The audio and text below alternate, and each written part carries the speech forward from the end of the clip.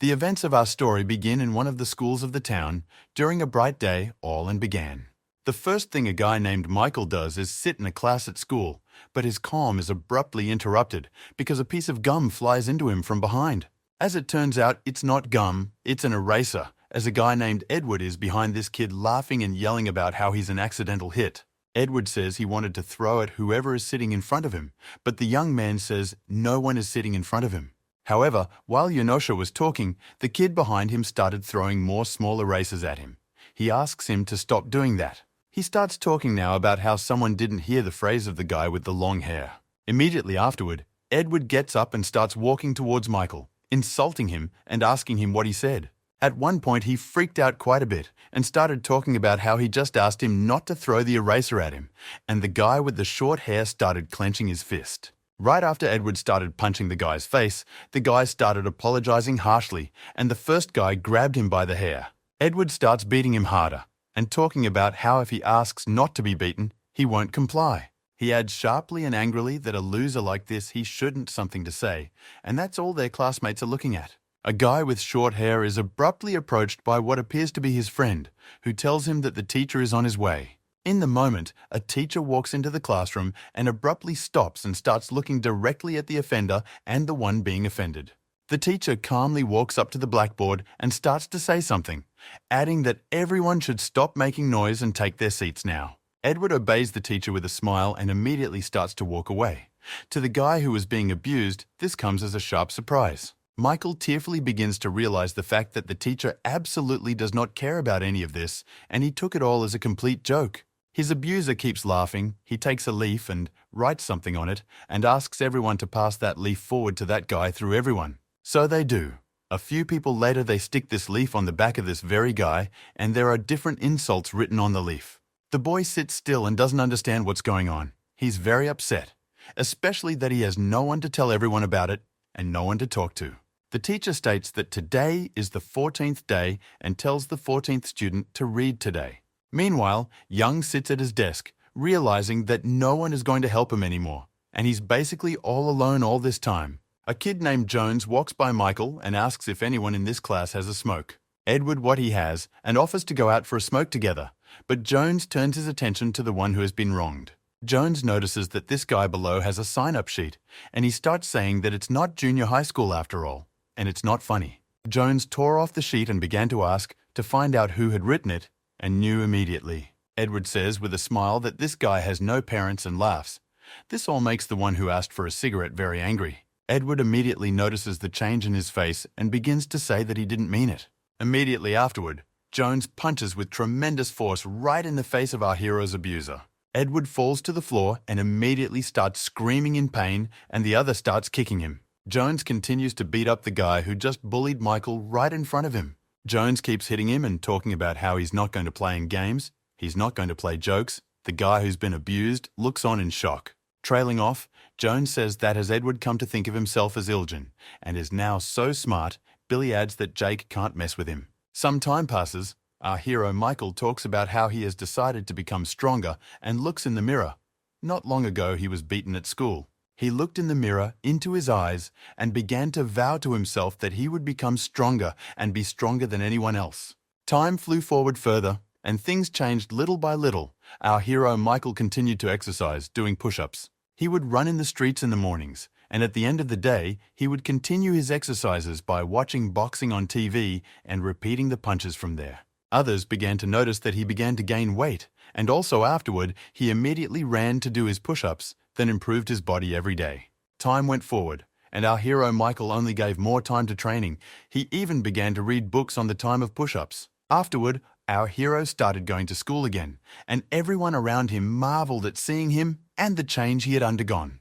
In addition to his strength, our hero Michael has also become many times stronger. It all began to notice people around him. They say how handsome he is. Our story begins to tell us about a new school problem. The Ilgens, who think they are stronger than the teachers and don't obey. However, even among them there are problems, because for every such Ilgen, there is another Ilgen who will be stronger. A certain girl is presenting to the people in the audience a project called Ilgen Manages Ilgen, and that's their main topic today. This girl says that the goal of their project is to find the strongest Ilgen of all, and eliminate him. Some men in the audience began to oppose such an idea. They said that controlling violence by other violence is a crazy idea. However, the chairman of the whole thing started saying that it was a fun project and very interesting, which caused some people to be perplexed. The events of our story take us to a kid with glasses who is reading a book, realizing he can't concentrate on it properly. His complaints are noticed by an older man nearby who says the new teenagers have no stamina at all and tells him how strong he was. Charlie, who works at the store, listens to this, but he realizes to himself that this is some kind of complete nonsense, and he's tired of it. The events of the story show us an interesting situation. Two strong men start taking money from the weaker one right on the street. This younger guy talks about telling his mom everything. The older guys laugh at him, telling him to cry some more. However, the oldest apparently of them asks to end it all and sends one of them to buy him cigarettes. The man grabs the salesman rather abruptly and roughly. He informs him that he is coming with them now. As it happens, she wraps her arm around his hand and starts walking right along with him down the street towards the store. The events of the story go back to the store. The elderly old man turns to the guy with glasses and says he'll step back into the stockroom. The guy says he understands. Meanwhile, the same couple with a guy and a girl hooligans approach the store and ask for 2 packs of cigarettes to give them. However, Ron, a store clerk with glasses, immediately realizes that they both look like high school students. Isn't it okay for them to sell?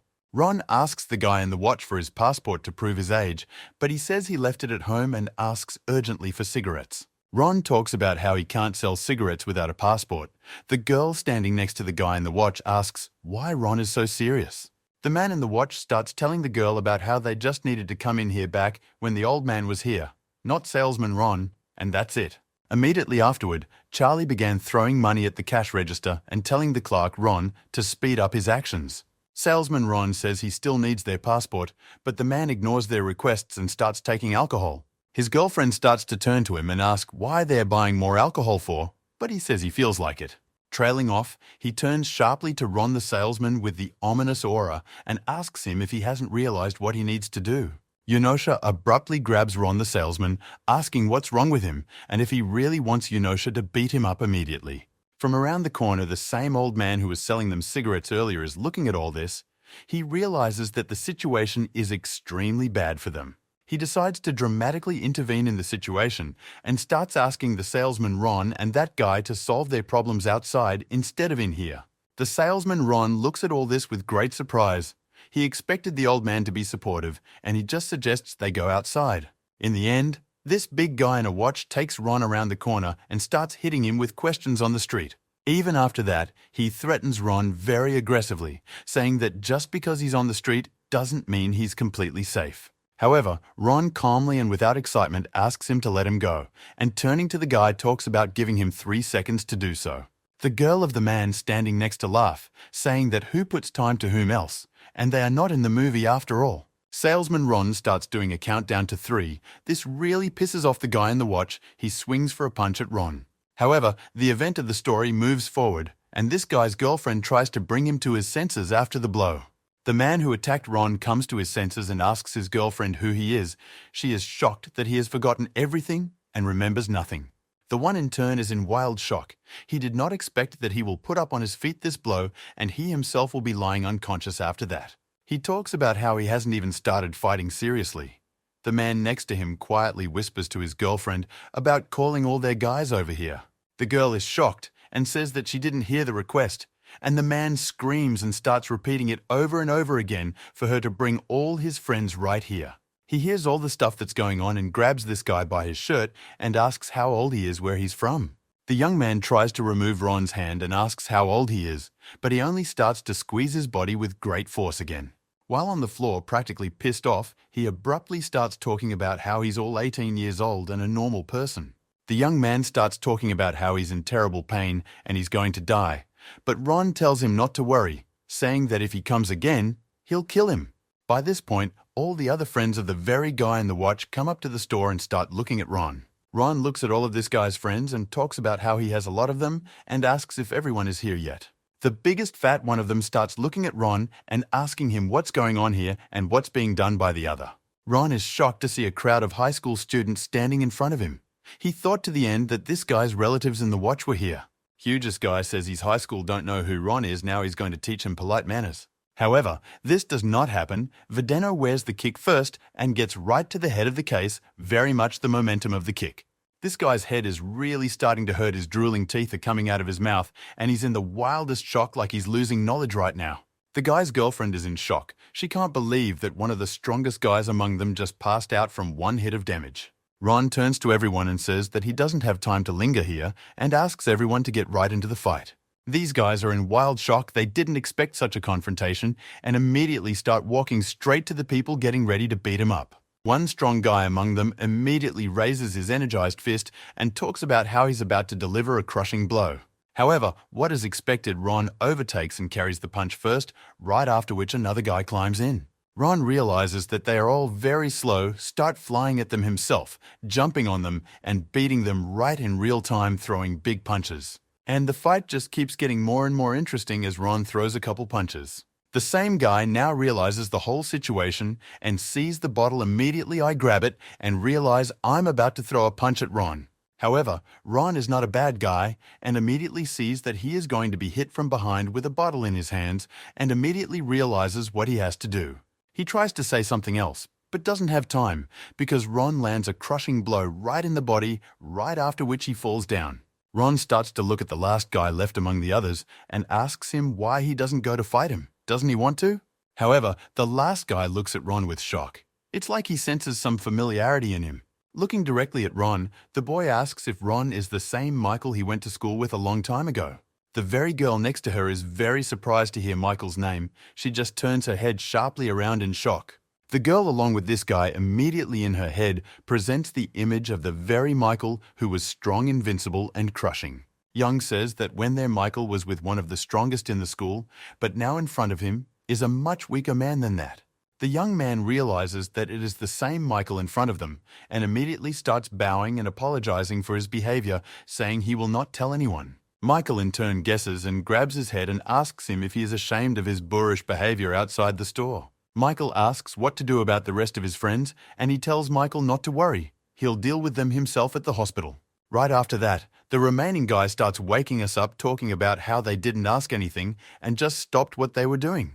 Michael gets the clock guy on all fours and sits on top of him, and his girlfriend raises her hands in front of Michael. Michael tells his adversary that if he ever comes to the store again, he'll just kill you next time. While Michael was having various conversations with them, as it appeared that someone from behind was watching them intently the whole time that was going on. Some time passes from then on, and Michael goes back to the store through the streets in the city. On his way, Michael meets some girl in glasses and a strict suit who looks at him but doesn't pay any attention to her and goes on his way. However, she all turn stops Michael and corrects her glasses, saying that they need to talk about something urgently. Michael talks about how they have nothing to talk about, however she disagrees with him. Michael sees her holding out a piece of paper to him. Michael starts looking at her business card, sees that it is the business card of the director of the Golden Dragon Educational Foundation. Meanwhile, the events of the story show us the chairman asking if Michael has already met and how he feels about the foundation's offer. The events of the story move forward, and Michael is standing right outside his school, saying that he can't believe he is here again. Michael adjusts his tie and talks about how he didn't even think about being here in his 20s. Michael recalls his conversation with the very woman who explained to him the idea of the main project system, Ilgen. She in turn talks about how Michael's abilities really appealed to her, and that means that her project could work out. However, Michael didn't like the idea much at the time. He didn't understand why the foundation was doing such silly things instead of real work. Then, this girl started threatening Michael and his past, knowing he was in a bad situation. Then she started pressuring him. The decision to press Michael proved to be the right one right after he accepted the job and asked what should he do. When Michael arrived at school, everyone was once again shocked at how handsome he was, and they discussed who he was and where he came from. The high school president accompanied Michael all the way around, dispersing all the other classmates in his driveway. Walk into their classroom, the president of the high school announced to all that a new exchange student, Michael, had already arrived at their door. One of the class bullies started asking the school president to leave and started talking about how he didn't care at all about who arrived there or why. Together with some girl in the class, they discuss where the guy they've been hurting all the time has gone and speculate on what might have happened. One of the teachers enters the classroom and introduces Michael, a new student in their class who has supposedly arrived as an exchange student. The girls in the class were immediately shocked when they saw him. They just could not believe their eyes and already imagined how they could meet. The girls in the class laughed at this because they had seen the girls in the class start to put on makeup at the mere sight of Michael. Well, not everyone was feeling kindly. One of them was already imagining how he could stuff Michael's face right now. Michael, meanwhile, sat down at his desk and immediately began to get to know that new classmate named George. George immediately began to explain to Michael that most likely his school was very different from the one he was in now, and the rules were different. George and Michael start discussing his eyesight, at which point the guy who wants to beat up Michael is standing behind him. The first thing the big guy does is throw a huge punch right at Michael's new friend George with tremendous force. Michael, of course, took notice immediately and watched this guy in spite of the rest of the action. The big guy starts looking at Michael and asking how they became friends and immediately asks him to go to the cafeteria to get him a hot dog. Michael realizes where this is going and how it could end up for him, so he has to strategize his actions. The thug is retained by Michael's deskmate and immediately talks about how he will now also be carrying hot dogs and bread. George starts talking about how he can't do that because he still has a lot of classes and tests to do. Hearing such words, George Grom began to pretend that they bothered him very much and now he didn't even know what to do. However, this turned out not to be true at all, because after a second, the bulky woman said to close her eyes and get ready. Immediately after everyone in the class closed their eyes, this bulky man was left to knock George down and hit him one time. Michael watched all this and did not understand how he should act in this situation. He just watched and analyzed. That girl then gave the Jersey a huge set of rules that he must not break. Then she explained that the operation was secret like the foundation itself, and Michael asked her if she was going to school herself now. She stared at Michael while he explained to her about how school was now a whole animal world where only one lion would win. Hearing such words from Michael, she turned to him and asked if he could be a lion for them who would win under these conditions. Returning to reality, Michael realizes that he should act by the rules and no other way. In the moment, the very same guy turns to him and asks him why he so new still hasn't closed his eyes. The same Gramilla continues to harass Georgie, and George suggests that Michael go with him to the cafeteria to get a hot dog for the Gramilla.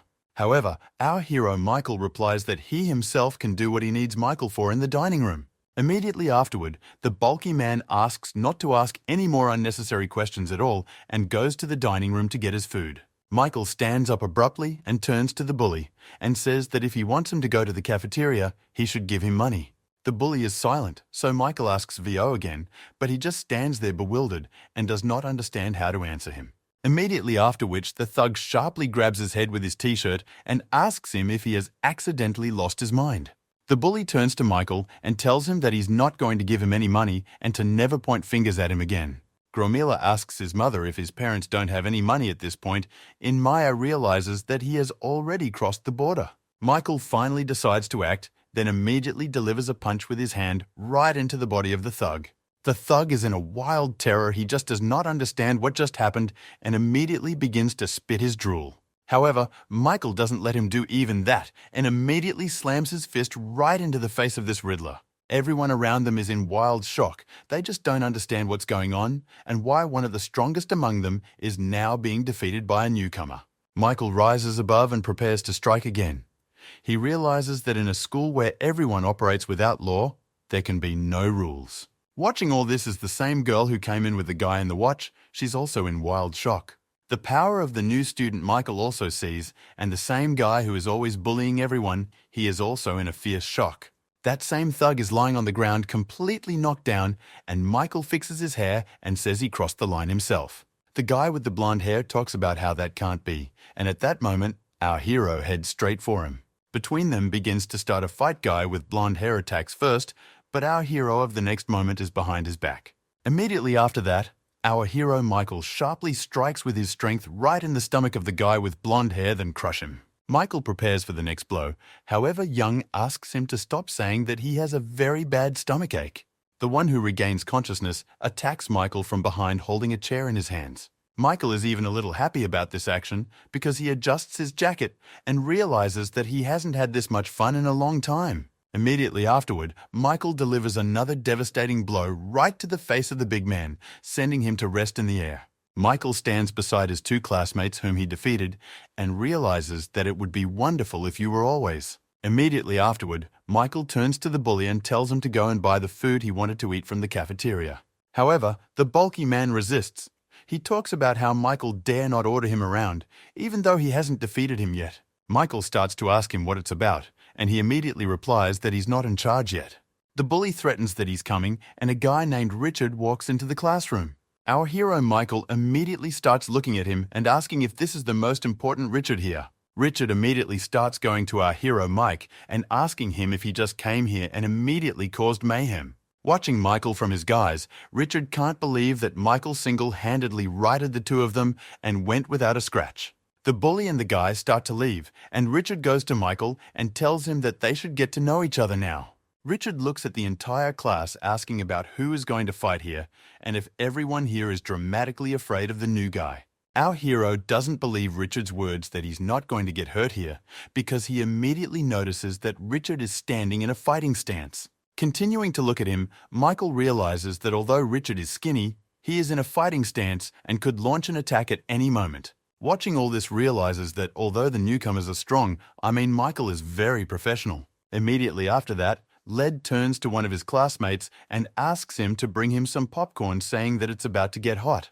However, his classmate refuses and rattled start making pathos, Navatel start threatening him. But in a moment, our hero Michael abruptly turns away and looks at the bully, causing him to worry and cancel his ideas. This whole situation is also noticed by Richard Ord, who is surprised that the children in this class are no longer afraid of the bully. Richard turned to Michael, noting that it was rude not to introduce himself, and, identifying himself as Richard, asked to know the name of his interlocutor. In the moment, Michael wants to say his name, but in the next second, he notices that Richard's attack is already heading in his direction. Our hero Michael sees perfectly well you realize that Richard's attack has almost come right to him and will touch him soon. But in the next instant, our hero notices that Richard's attack is coming from below straight up with his foot, into our hero. Immediately afterward, our hero remembers how in his school days he was beaten right on this point and it was eerily unpleasant. Realizing all this, our hero makes a strong decision. He puts both of his hands down in order to hold up Richard's leg. However, Richard shouts different insults, after which he attacks our hero Michael directly in the face. The bulky guy and the guy who always insults everyone immediately started shouting that Richard is very cool and will easily beat Michael now. The fight between Richard and Michael was still going on, and Michael realized that he had to do something because Richard was taunting him. In the moment, Michael does a little tripping for Richard, which distracts his attention and then immediately grabs him by the shirt. In the very next instant, without any punches, Michael simply picks up and tosses Richard aside like a pathetic toy. Even though Michael got hit, Richard's mutual punching showed that he's not as easy an opponent as those two guys. Richard is clearly surprised at the strength of the new kid in Michael's class, so he says he's pretty good here and stands up. Meanwhile, the guy who always hurts everyone and the bully are discussing the fact that Richard's technique didn't work the first time, which is very strange. Richard, meanwhile, gets to his feet and they start talking about how this was just a warning and now he's going to start fighting in earnest. However, the hero Michael makes the most indifferent appearance possible, saying that he is already waiting for this moment. In the moment, Richard opens a piece of iron locker standing next to him and launches it straight at Michael at tremendous speed. Michael manages to dodge such an attack, but he is still in shock at the fact that Richard has started to play far from the rules of martial arts. Richard in turn doesn't answer anything to Michael. He just starts pouncing on him again with punches in his fists. The locker trick didn't divert Michael's attention. Then he launched attack after attack. However, Michael wasn't so easy. He dodged everything. Richard is about to launch a huge attack, however. At that moment, someone's voice appears and distracts him by shouting that it is his opponent. Michael and Richard turn around and look at their classmate, who just shouted that phrase and got everyone's attention. However, this is all indicated to be a ploy by Richard, and immediately afterwards he starts launching attacks on Mike from the back. Michael manages to stop one of his attacks, and he immediately launches the next one, and at that moment Michael realizes that he is also strong. At this point, Michael finally raises his fist and says that since things are going this way, then he's going to finish this fight. Immediately afterward, Michaela is warned by a tremendous blow right in Richard's eyes and face, then causes a stream of blood to flow. Richard shockingly falls right down to Michael's feet, and he stands in a fighting stance over him from above, feeling like a winner. Looking down, Michael can't understand what's wrong with them all, because he doesn't want to fight them. But they are climbing up. Most of all shocked with this situation Thug and the guy with blonde hair, because they were not expecting this. Also shocked are their common classmates who are filming it on their phones and are frightened by everything that happens at that moment. Michael starts to leave, and while walking asks the bulky man to take Richard to the nurse's station to get him some help. At that moment, the bulky guy and the guy with blonde hair stand in shock. They don't know what to do, realizing that they have lost. Meanwhile, the teachers of this school happens to be a singer who for unknown reasons is very delayed. This is all being watched by the very girl who invited Michael. She realizes that she is waiting for the moment when he will prove himself. Michael's classmate observes this woman who belongs to the members of the foundation. She immediately notices something amiss. However, she is approached by her friend, who informs her that she has picked up all the things she needs and they can head to class. This girl along with her friend are about to leave, however she still doesn't realize something a woman is doing their school. Meanwhile, the events of our story show Michael standing up and teaching someone that school is about learning, not bullshit. And to be more precise, he teaches it to Richard, a guy with blonde hair, and the same bulky guy who are quietly standing there listening. Michael approaches each of them and talks about how he could be their friend, or he could be the devil, so he gives them a choice. In the moment, Michael turns to the Riddler and tells him about never sending anyone to get his food in the dining room again. Michael threatens him, saying that if he ever sees such a thing again, they will obviously have to be unhealthy. The Thug is shocked. Right after Michael addresses the entire class, saying that if these three tease them, they can tell Michael about it. With a very creepy aura of mind saying that if he finds out, he'll break their bodies apart and assemble new people. All of Michael's classmates listen intently to this, especially George, who is shocked at how good and evil Michael is at the same time. Meanwhile, it turns out that some of Michael's classmates recorded his fight with Richard on their phones and started watching. This video is being watched by people from high school. They're talking about how Michael was probably just lucky. Watching the video time after time, they're hilarious that Richard went back to kickboxing after this fight. They discuss how Richard makes a terrible boss, and their real leader is many times cooler and stronger than him. One of the guys gets up, throwing off his jacket and talking about how he needs to stretch, asking where his punching bag is. He follows immediately and walks quickly over to one of his guys and tells him that today that sack will be him. The guy is shocked. The young man doesn't even have time to say anything for or against before a massive punch from this guy's fist immediately flies into him. The young man is very strong, his name is Daniel, and he delivers a huge blow to one of his subordinates. He follows up after beating his man by turning to them and asking them to bring him someone to train before meeting the new guy. Meanwhile, our hero Michael has started the second day in this school. He sits at the desk in class and listens to the teacher. Sitting in class, Michael ponders whether he should have agreed to this whole project because it's a very strange proposal. Time moved inexorably forward, and the lesson came to an end. The teacher announced this by asking everyone to clean up before leaving. Our hero Michael asks his classmate for the opportunity to rewrite his outline from this class. Go into the dialogue hears the voice of a bulky man who says that he is very hungry and right now would eat something. These words hear our hero Michael and immediately pay attention to him, then greatly frightens him. The same guy with the blonde hair turned rattles and talks about going and getting it himself. Meanwhile, the blonde-haired guy himself uses one of his classmates to ride him around the classroom. Gromila starts complaining to the light guy, saying that with Michael's arrival, the school has turned into some kind of hell. The Thug, along with a blonde-haired guy, starts asking a sleeping Richard on the desk to deal with Michael.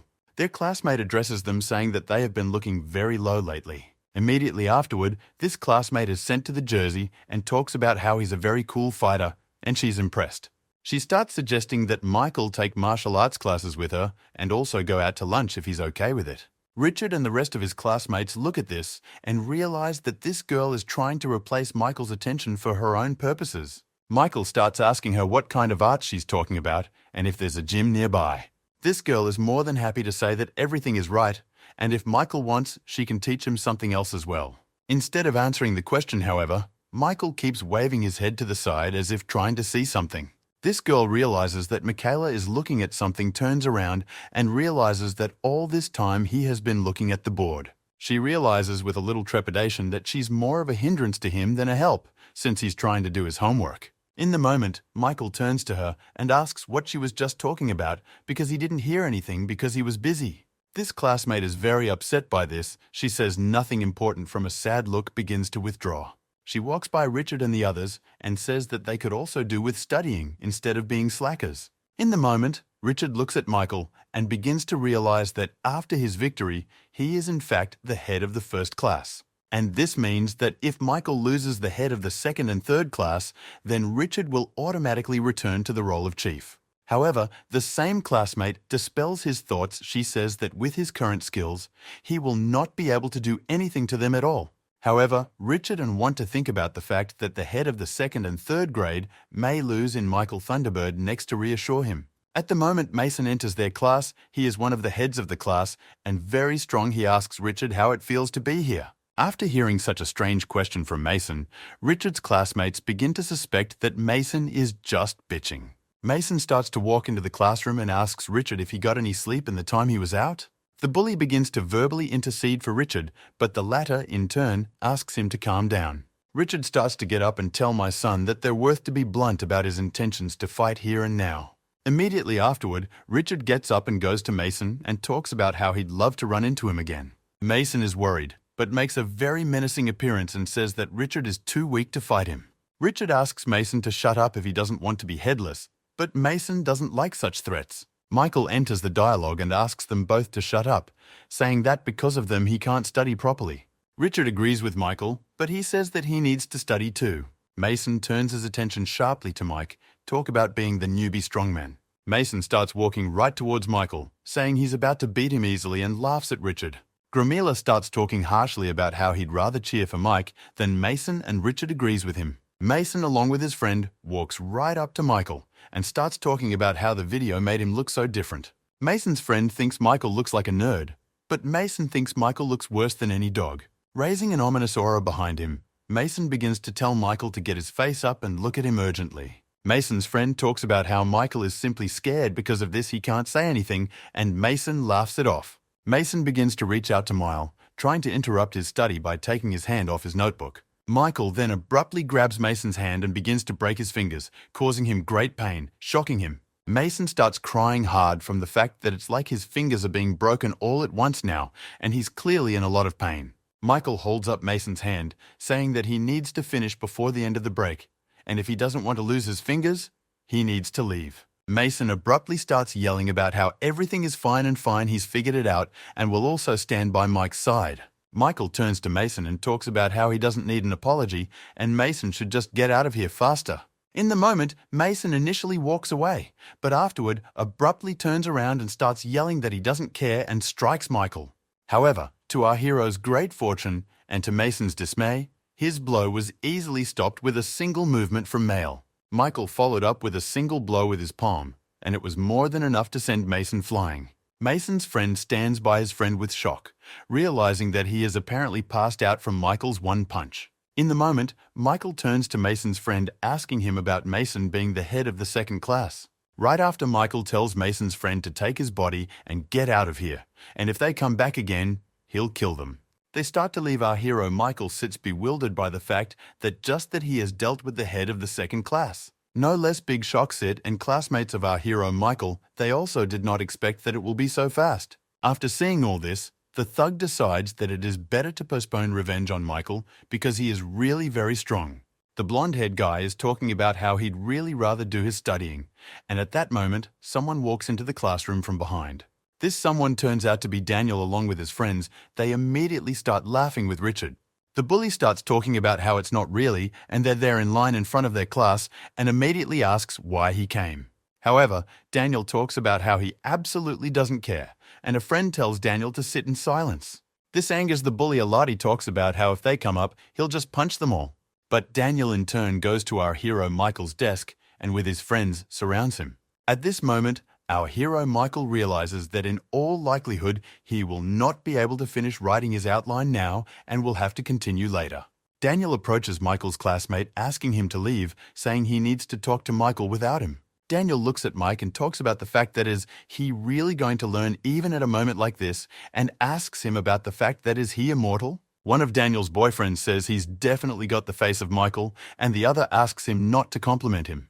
Daniel turns to our hero Michael, talk about being the head of the third grade, and notices Michael's strength. Michael sharply removes his glasses, turns to Daniel, and talks about how he would talk faster since he doesn't have a lot of time.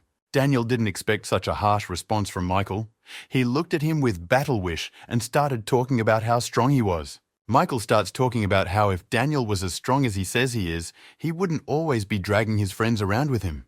Daniel talks about how this dialogue is fun for him and how Michael doesn't seem as dumb as he thought he was. Danielle gets up and starts to leave, talking about not seeing Michael after school. As they leave, Danielle talks about how Michael better warm up before their meeting because he's not as weak as Richard. Immediately after these words, Danielle, along with her friends, begin to leave. Michael watches and trails off and doesn't understand why they've all been so clingy since the first day of school. Michael's classmate says he's in trouble because Daniel is the strongest, but the blonde guy says Michael is stronger. The dialogue is heard by Richard, who stands up and says he won't let the new guy lose, meaning Michael. Richard starts to walk forward his classmates and is biased to ask about where he's headed so fast. The same classmate who has a crush on Michael talks about wanting to go to see him with Richard. Richard approaches Michael and asks for permission to sit next to him, but Michael refuses. However, Richard does not pay attention to his words at all and just silently sits down and starts talking about how cool Daniel is. Richard talks about Daniel practicing strong martial arts. However, our hero Michael replies to him that he doesn't care. However, Richard says that he is well-intentioned and wants to share the information he knows to help Michael. The guys in the class are shocked to hear such a phrase from Richard. They did not expect him to help our hero. Michael is surprised in the moment, and he turns to Richard and asks if he really wants to help him. Michael asks Richard what's on Richard's mind. Richard immediately replies that he'll tell Mike how to beat Daniel. However, this all doesn't make Michael feel the best, so he tells Richard that he shouldn't talk. Richard, of his turn, doesn't listen to Mike. He immediately starts talking about how Daniel has been boxing since high school. However, following this, Richard begins to bring up Daniel, saying that the true reasons why he is boxing are quite different. Richard explains that through boxing, Daniel simply finds his opponents and punching bags on a daily basis. Meanwhile, Daniel complains to his classmate that only 3 people showed up today, not 4 like he wanted. It is with shock and great excitement, and Daniel's classmates are talking about the fact that the 4th is now in the hospital. Daniel says he's not really there because of him, but classmates claim he just tripped on a rock.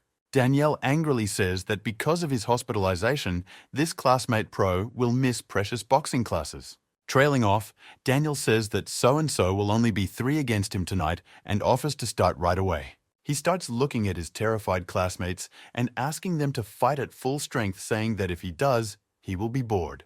He makes a stand and declares that if they don't fight at full strength, it will be worse for them. Followed by Daniel giving the start command, and his classmates frightened start trying to hit him with their fists. Seconds after it all started, the first classmate was knocked out with a single punch. Seeing this, the others feared Daniel more and more, but still did not retreat because of even more fear.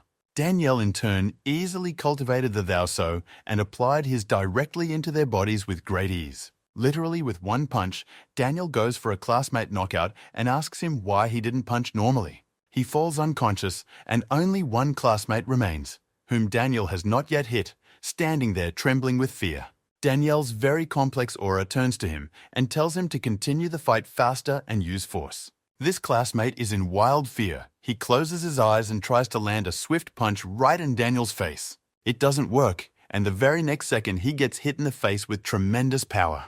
Daniel keeps beating him up and talking about how he needs to at least learn how to dodge punches and only then punch him. At the moment Daniel turns around, they notice the rest of the class watching their fight. He doesn't like that. Meanwhile, the first 2 classmates have already regained consciousness and are beginning to get back on their feet at Daniel's behest. Daniel starts talking about how he's tired of beating them with little power and now he wants to end things very quickly. He turns to them and talks about how they are sure to get to the hospital today. These 2 guys are wildly terrified. Meanwhile, the events of our story moves to our hero Michael, who is in the dining room, where and there he is not neglected. Our hero Michael gets his today's tray of food, which looks very appetizing to him. He starts eating, saying that he hasn't eaten school food for a long time and he misses it quite a lot because it's delicious. The girls in the cafeteria are discussing how handsome and attractive Michael is. They are shocked by this and the fact that he is new. They in turn also look at Michael. They are shocked that he was able to defeat the first and second class captains. They discuss the fact that Michael beat them with one punch. However, one of them says that there is still a fight with Daniel ahead. One of the heads of the lower classes says that time will still tell, because we have to wait for their fight. Michael is approached by his classmate with an offer to eat together, says that he eats all alone, although George is sitting next to him. Immediately afterward, the very same guys, Richard the blonde-haired, and Thug sit down on the other side of the table. Noticing the people who are sitting in the dining room, they are shocked to see Richard and his men sitting with Michael. One of the heads of the other classes, apparently 8th grade, says that if it's about Michael's attractiveness, he'll win easily. Richard asks Michael to eat more, reminding him that Daniel is a very difficult opponent, but Michael declares that he doesn't need advice. Michael tells Richard that he told him that he once defeated Daniele, so why he is worried now is unclear to Michael. Richard talks about how there is one problem their Daniel fight then would never have been finished. In his head, Richard begins to remember that day and everything as it was remembering Daniel beating him non-stop. Daniel looked him straight in the face and mocked him, saying that Richard was definitely feeling like a loser now. These words were a big hit to Richard every time. He tried to throw punches right under Daniel, but they were all missed. That day, Daniel easily dodged all of Richard's attacks, and immediately afterward, he struck his own with great power. That day, Richard realized that he had no chance of beating Daniel, so he used his trick and pinned him against the wall. Michael, in a huge shock, began to realize what Richard was getting at, and began to ask if he had done what Michael was thinking. Michael turned out to be right that day. Richard used a dirty friend and hit Daniel between the legs. Richard talks about Daniel then admitting defeat, and for him to stop, however, he now completely denies the incident. Eating rice. Michael asks Richard if he really hoped that everyone would recognize such a victory, a messy victory. To summarize, Richard tells Michael that Daniel is very good at dodging any attacks, equally good at inflicting his own. Richard talks about how he wants to get back at Daniel this way and using tonight's fight between Michael and Daniel. Meanwhile, Daniel's friends are walking straight through the dining room, discussing the fact that the place is angrier than usual today, probably because of the fight. One of Daniel's classmates walks right by Mike and accidentally throws him something in his food. Immediately afterwards, with a very snide face, he starts saying that he didn't mean to do that at all and starts apologizing. Adds that he did it by accident, and Michael talks about how it clearly doesn't look like an accident, and he says it with an angry face. Daniel's classmate says he just doesn't like squid, so he threw it to Michael. Michael's classmate is shocked. With a smile on his face, Daniel's classmate asks Michael not to wind up talking about how he's already apologized for that after all. They begin to walk further behind Michael's back in parallel, bantering with him and laughing from what just happened. In the moment, Michael gets up and grabs this guy's hand, talk about how it's not a squid at all, but just bell roots from the street. A conflict begins to brew between them, all of which is noticed by the other people in the dining room, and watch this shoop. The girls can't make up their minds, but still side though the guys are bullies. But many of them have very cute faces, they say. Two other older guys who are in the dining room notice this clash and realize that a fight is probably imminent. Raising a rather angry aura around me, Michael once again asks where is the dried squid that Young was talking about. The young man with a very frightened face says that this is a complete trifle. After all, he has already apologized several times. Why make a conflict? Michael starts squeezing his hand with great force and harder, saying that does that really sound like an apology? The rather wild and angry look Michael looks at him suggests that it is he, not the boy, who will be accepting the apology here. However, at one point, Michael gets a message on his phone, after which he asks this guy to wait for a while and decides to answer it himself.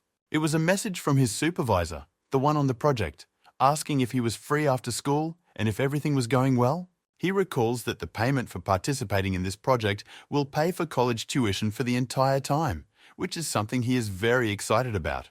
Then also, she familiarized him with many rules and restrictions, saying that leadership too has its limit of influence in school. She explained to him that if the existence of the project was jeopardized, then of course his prize itself would also be jeopardized. And the worst part is, if he does, he'll go back to his old life as a supermarket clerk. Reading her messages now, our hero Michaela is well aware that she is most likely hinting at him focusing on the building. So Michael lets go of this guy's hand and lets it go, realizing that he doesn't need the extra trouble right now. Send your hair. Michaela decides that it's not worth getting carried away with her rights, but rather following the rules of the project to get what she wants. Looking at his classmates, he has already fought. Michael realizes that he has done too much in the first day. The older ones immediately notice the change because they expected a fight and Michael didn't do it.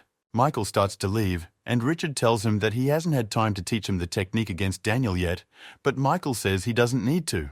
Michael walks around, and our guys notice that his mood has changed drastically after reading the message, and it's very strange. Walking through the schoolyard, Michael reflects on the fact that he caught a glimpse of himself on the first day he got here, which could reflect badly on him. He realizes that he should behave in a good way, however, at the moment he notices the very same guys from the canteen. Immediately grabs him, asks him where he goes, talking about how his only mistake in life was what he did in the cafeteria today. This kid starts talking about the fact that their vocal rules of their school, Michael can't touch members of other classes. The young man mentions that in order to touch him, you must first defeat Daniel. Our hero is shocked by such rules. He says that it's a very old tradition and it's best not to break it. And Michael suggests that they get out of here because there are so many people around. The young man doesn't agree very much and wants to go out with Michael, but Michael says he'll hit him right there if he doesn't. Immediately afterward, they go to a secluded spot where Michael starts beating the guy up. Michael declares that it's more pleasant to be in silence, and the guy threatens to make Michael regret his actions. In the moment, Michaela turns around and asks the guy to call his boss, and I mean Daniel, which gives the guy a shock. Michael talks about how he's going to beat Daniel in order to beat up his classmates whenever he feels like it according to their tradition. However, Young talks about how he doubts Daniel can come now because he's most likely with his punching bags right now. Michael turns to the guy and asks him what kind of pairs he's talking about. Is that what he calls the people he fights with? This kid talks about how everything is right and it's all happening right in the office. Michael is very surprised by this news. Michael begins to stretch his arms and talk about how he will not allow this Daniel to continue such acts by his classmates. Michael starts walking around the school looking for the door to third grade and apparently finds the very one he needs at that moment.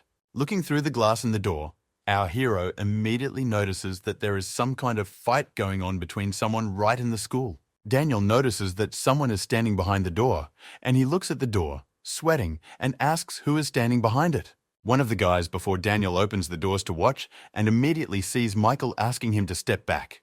Danielle sees our hero Michael and immediately approaches him, talking about how they promised to meet after school. Michael, however, is not looking at Daniel at all at his classmates, who he is beating up right now.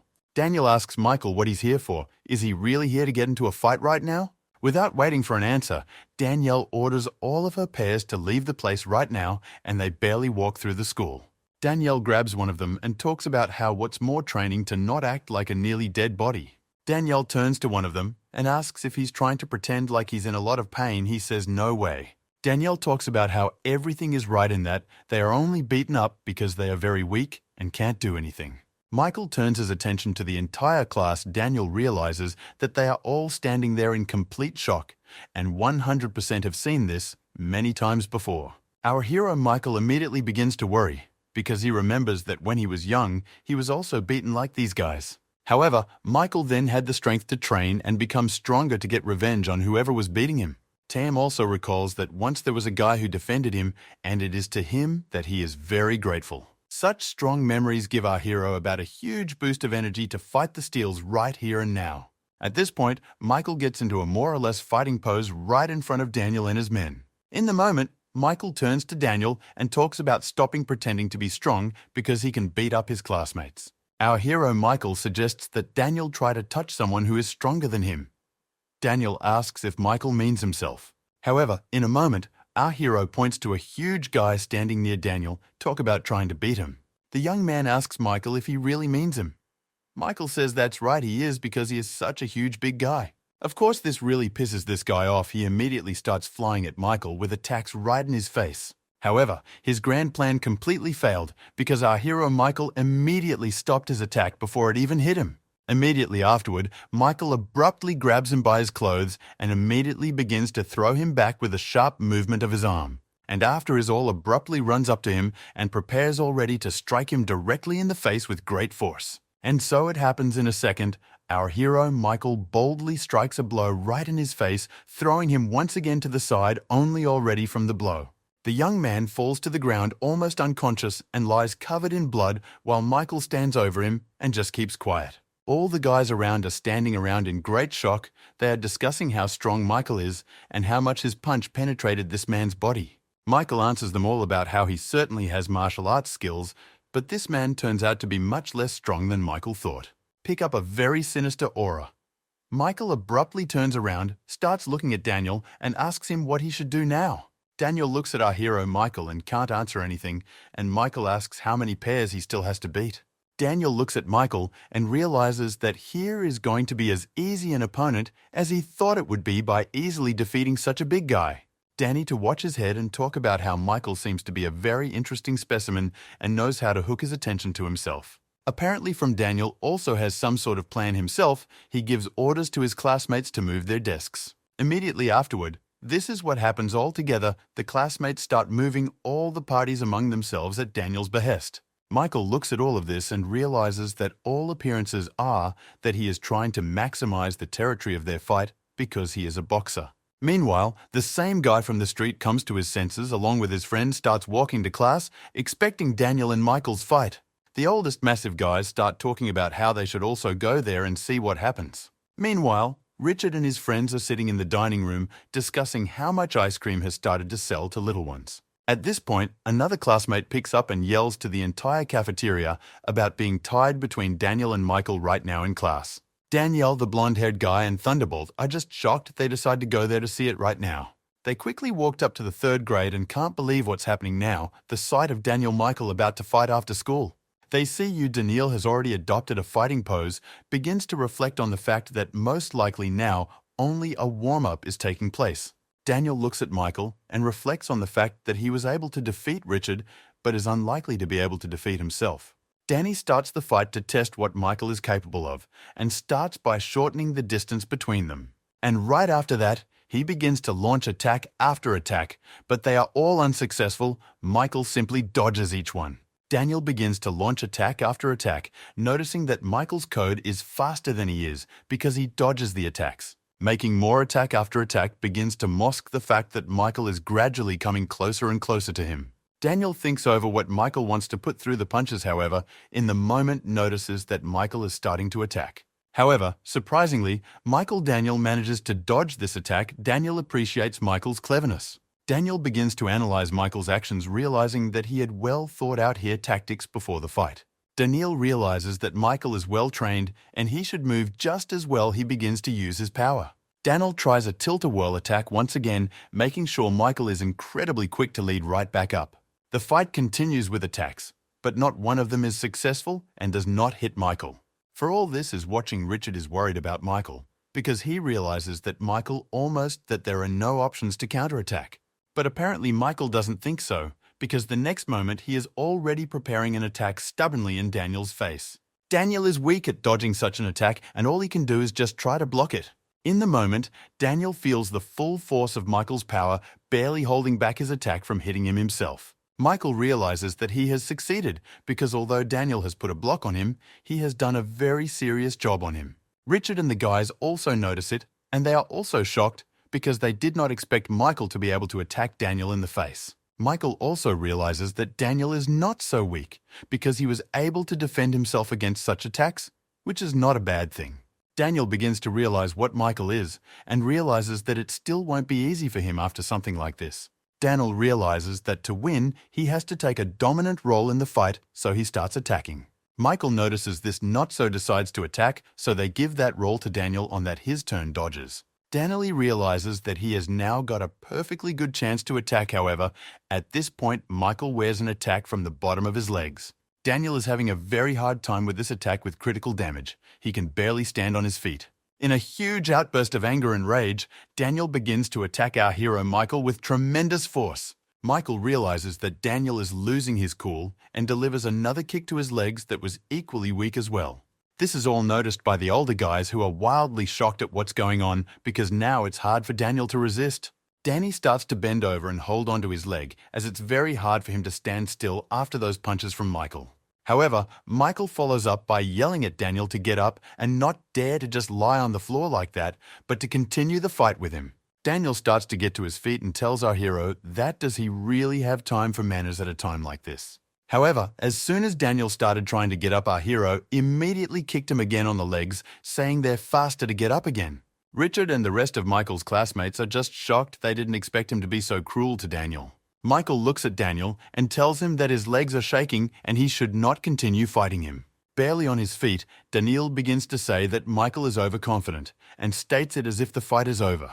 Our heroes take it as a compliment though, thanking Daniel for it and giving him another leg kick. Daniel is in a huge shock. He just can't understand why our hero keeps hitting the same spot. The next moment after that immediately put up a defense because Michael started throwing punches right to his face. However, it turned out to be a huge trap because the next moment a blow to Daniele's face came from the other side.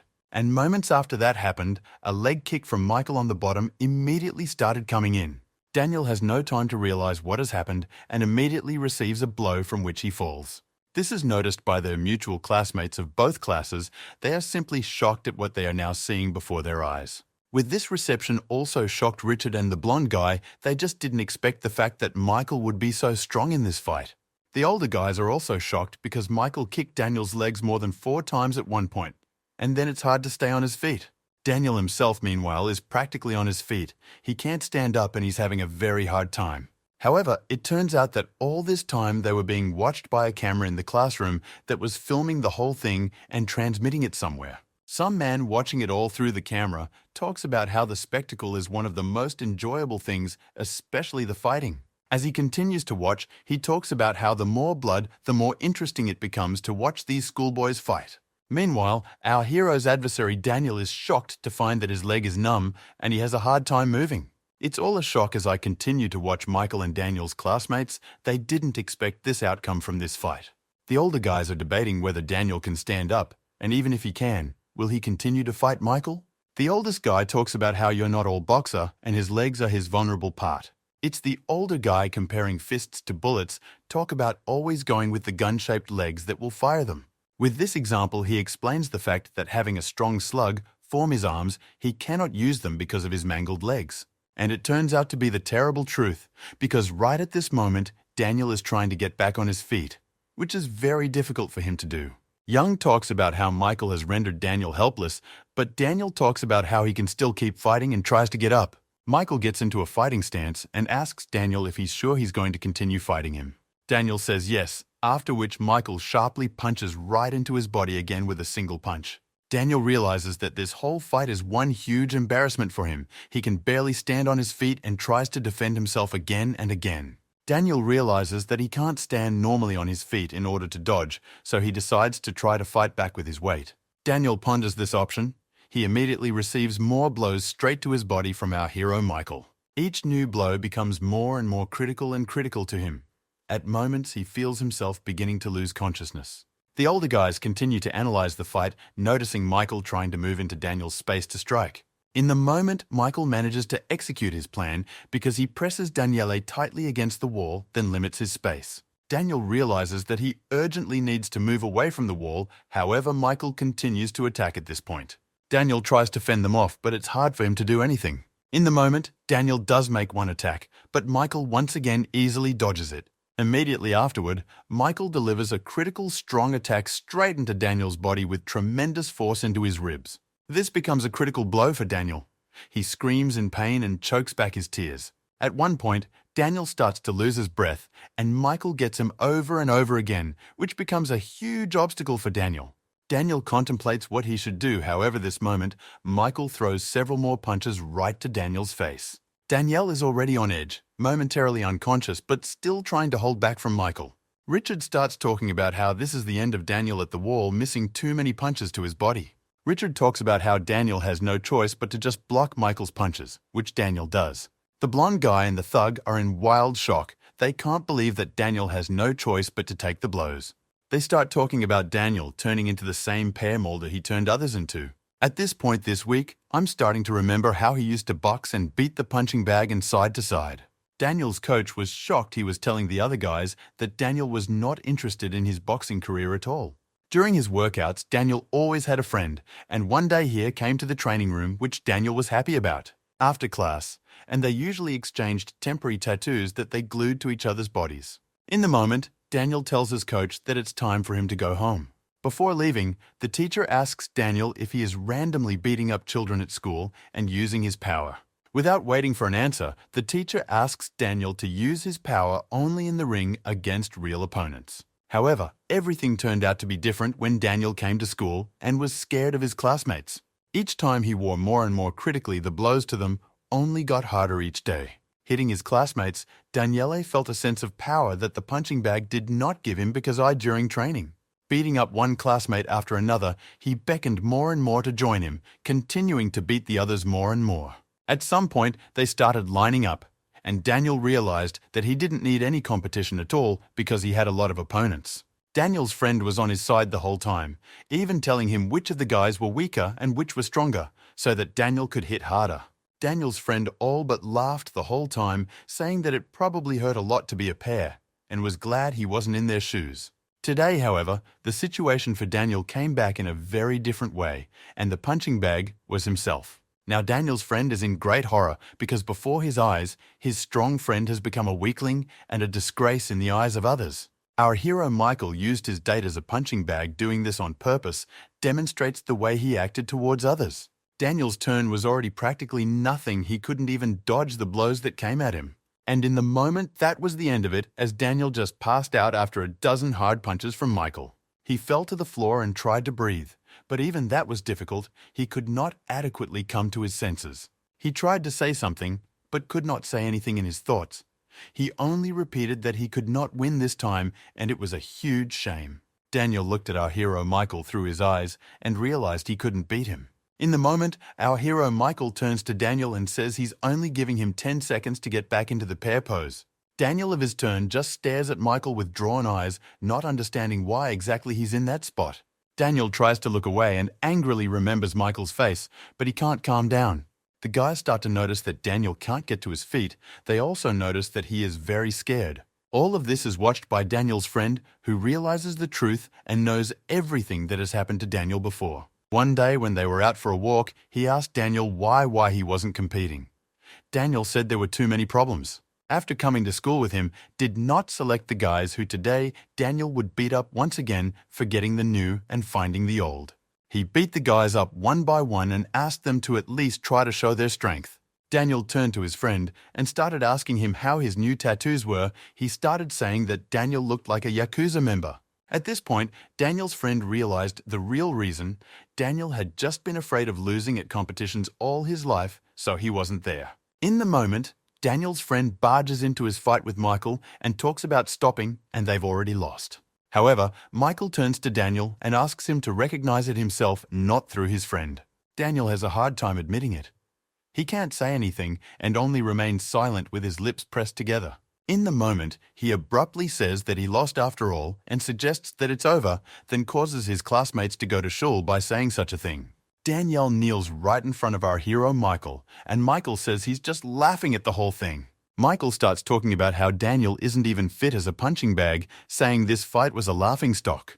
Daniel's classmates look at his loss and realize that Michael is now one of the school's strongest. Michael leaves alone. Daniel's classmates begin to contemplate whether or not they have been freed from their role as a punching bag.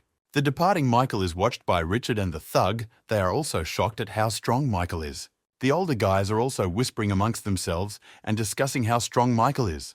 In a moment walking out of class, Michael meets some guy who sharply turns his attention to our hero.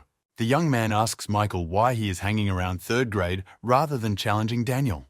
However, afterward, Young looks into the classroom and notices the fact that Daniel is lying beaten on the floor after Michael leaves. I don't believe what he just imagined. He runs closer to the classroom and just can't believe his eyes as he sees it. He starts looking at Michael, and Michael looks at him. Michael asks if he wants to tell him something. The young man is shocked to say that he didn't mean anything by it and immediately tries to get away from Michael, realize his power. The young man tries to enter the classroom, but from there, Michael's classmates come out and ask him to get out of the way. Daniel's classmates notice that Richard and the rest of Michael's classmates have become arrogant having such a friend. Daniel's classmates start running up to him and asking him forever if he needs help. Daniel in turn only very rudely looks at them all with a huge dark evil aura. One of Daniel's friends yells at his classmates and asks why they are all people just looking at all this. Daniel starts to tear up with anger. He says that he will never leave it all alone and will get revenge sooner or later. Meanwhile, members of the foundation responsible for the operation are watching the whole thing through cameras. The very chairman starts talking about how Michael is very good for the job since he's pretty cold-blooded. The chairman's words are noticed by the very girl who found Michael. She is glad that the chairman liked her idea. However, at a point, the chairman starts talking about getting rid of the rules, which really alarms her. The girl starts talking to the chairman about how there's no idea what Michael has done in the past. However, he only asks her not to be so noisy and tells him that it doesn't matter at all. She is shocked by this. She can't believe what she is hearing because she didn't expect this from the chairman. The chairman starts smoking a cigarette and explains the fact that if anything happens, they can just settle things. The chairman recalls Michael. He talks about how he is just a cat that catches nothing more. Looking at the manager, the chairman says that they still have plenty of rats and let him get on with his business. Meanwhile, the events of the story moves to school where everyone around them is discussing what Daniel has recently lost. The events of the story show us a guy named Alexander. He talks about taking everything right now. Together with his classmates from the network at his desk, playing some kind of money game right now, and seems to be winning.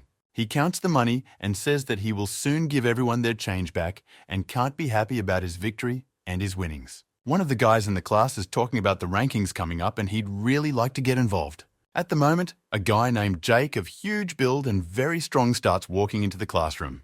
He talks about what she heard about what happened in 1st, 2nd and 3rd grade and the very head of 5th grade. Turns to the very guy in glasses who wants to be on the roster and talks about how he's going to take over the 6th grade. Next, he starts talking about how the new guy, Michael, is pretty strong, so they should make a plan. He is answered by a 6th grade queen named Fiona. She talks about getting fed up with the guy's ringleaders. She talks about telling everything above if suddenly these guys get caught, but Jake replies that they won't get caught. As they leave, Jake turns to another guy and tells him to think about the plan because they might need it. Meanwhile, outside the school, everyone is all but discussing how Michael defeated Daniel in a recent fight. Michael himself is walking there and notices that the bulky guy and the blonde guy are always walking behind him. Richard enters the dialogue and explains to Michael that that's circle fire between all the classes and now everyone is going to start acting out what they didn't do before. Richard explains to our hero Michael that whether you like it or not, he's already engaged in a class war. Looking straight into Michael's eyes, Richard says that he doesn't know how things work in other schools, but in this one, it's clearly not going to be easy. We are walking down the path from school, and they are also discussing the fact that they can now come to the internet cafe and play games. Michael notices a car leader ahead. The one from the foundation is quite alarmed. Michael starts talking about how he already has an appointment, and unfortunately he won't be able to make it to the internet cafe with them. However, before leaving, Michael also mentions that he wouldn't have gone to the meeting anyway because his classmates have a very low rank in the game. They are shocked. He starts to leave, and the guys discuss amongst themselves that they 100% need to get back at Michael for everything. Michaela turns out to be not the only one who noticed the supervisor's car parked outside the school. 2 girls walk by, and one of them at her attention, the other asks what's wrong. This girl stands in shock and thinks to herself that this is really the car of the head of the foundation. She doesn't understand what she is doing at school. However, in addition to the car, she also notices that newcomer Michael got in it and rode with the supervisor. This girl with brown hair is musing on the fact that this is all obviously for a reason and it's the supervisor who is up to something. Riding in the car, Michael and his supervisor discuss everything she says about him, making such a fuss already on the first day. Michael starts talking about how all he did was say hello to them, and they immediately come at him with fists. He's very worried. Michael starts scratching his underneck and talking about whether he's really going to get punished for this and asks how severe it will be. However, the supervisor says that there will be no punishment and overall Michael has done very well. She looks at him and talks about how due to the changes they are going to reduce the number of rules for Michael. Michael asks what this is all about. She tells him that Michael can continue as he is now. Michael smiles and says it's great because now he won't have to hold back anymore. In the moment Michael realizes something, he turns to the supervisor and asks how she even knows all that happened. However, she averts her gaze, correcting her glasses and talking about how she can't tell it now. Michael begins to ponder whether he is being followed or whether his deskmate is simply a spy. However, he thinks these thoughts are absurd and says that it's more likely that it's just a rumor that has spread around the school. Meanwhile, they pull up to some apartment complex and she tells Michael to get out. Michael asks where they are, but she just silently leads him upstairs and opens a door somewhere. divorces him to a very nice and expensive apartment, saying that now he will live here. He asks if this is true. Michael starts talking about how he just has a hard time believing that he now lives in a house with the coolest couch. However, Michael feels as if someone has used the couch and the rest of the house before him. At this point, the supervisor hears what Michael is saying and informs him that she used to live here. Michael starts talking about how absurd it is and how they can live together in this apartment. The supervisor comes to a shock when she hears Michael say that of course they won't be living together. Michael realizes what he is so completely delusional and begins to awkwardly apologize. The supervisor starts talking about how the school foundation was very pleased with what Michael did, so they decided to lift the restrictions. The head starts talking about how the power of the foundation extends only to the school, of course, but the teachers don't know about it. She looks at Michael and says that of course they will help him, but if he goes too far, there will be no help. The supervisor also leaves Michael a credit card, say that he can use it for everyday tasks. She starts to walk away and talks about how Michael is still worth adapting to and also wishes him luck. Michael is relatively disgruntled, saying that everyone understood on his thoughts, realized that he will stick to his tactics. Meanwhile, the supervisor goes just a couple floors below and walks into one of the rooms in this apartment complex. Michael, meanwhile, sits in his apartment in front of the TV on the couch and thinks about something. The very room that the supervisor went into is a fully equipped surveillance room with many televisions in it. Michael talks about how he slept on the floor his whole life, and now he's comfortable and it even makes his back hurt. He's already in school and almost fell asleep right as he was walking, but he was abruptly awakened by the teacher's voice in front of him. The teacher starts yelling about the fact that he's talking to Michael means he has to close his eyes right as he's talking. This teacher starts talking about how Michael has been beating up other kids since day one and his parents should along more time with him. Michaela won't fight anyone else. Michael talks about how of course he won't. The teacher says that Michael should obey him and his parents, but these words make Michael very angry. This dialogue is watched by some girl who listens attentively as the teacher scolds our hero. She goes to another teacher who starts to praise her, saying that she is the first in the school in terms of grades. Her name is Jessica. The teacher tells her that the school has high expectations of her and asks if she will fail. She says no. However, she has a hard time concentrating on her dialogue. She keeps getting distracted, looking up to Michael and the other teacher. Eventually, Michael and the teacher agree that Michael will try not to touch the other students, and she is still watching. Jessica begins to think about what could go next because newcomer Michael is quite dangerous to the class and the school as a whole. Meanwhile, Jake takes a photo of Fiona at her own request, asking why she is covering her face in the photo.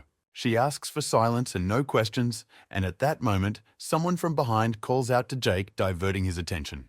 These guys start asking Jack if he knows why Danielle isn't coming to school. Jake tells them to just leave Danielle alone, but they wonder what Jake will do with Michael. Jack says he doesn't care much about it because I'm as childish as possible for him. The very same friend of Daniel's starts talking about how something else might happen in this case. Another high-powered guy enters the dialogue and talks about what exactly does Daniel's friend have in mind. Seeing the way Daniel's friend immediately starts saying that he didn't mean anything by it and is just trying to get away. The young man continues to sit on his phone or wide beckons his friend Daniel to come over very sharply. Daniel's friend immediately starts going up to this guy and talking about how he didn't mean what he thought at all, but he just listens silently. Alone at one point alone delivers a huge fist punch right in the face of Daniel's friend with tremendous force. Daniel's friend is in a wild shock. He starts bleeding and does not fully understand what is happening. Immediately afterward, the young powerful once again begins to beckon to his friend Daniel. And immediately after that, they hit his face 10 times with tremendous force, which turns his face into a crumple. He then stops doing so and asks his friend Daniel to watch his language in the future when he suggests and says something like that.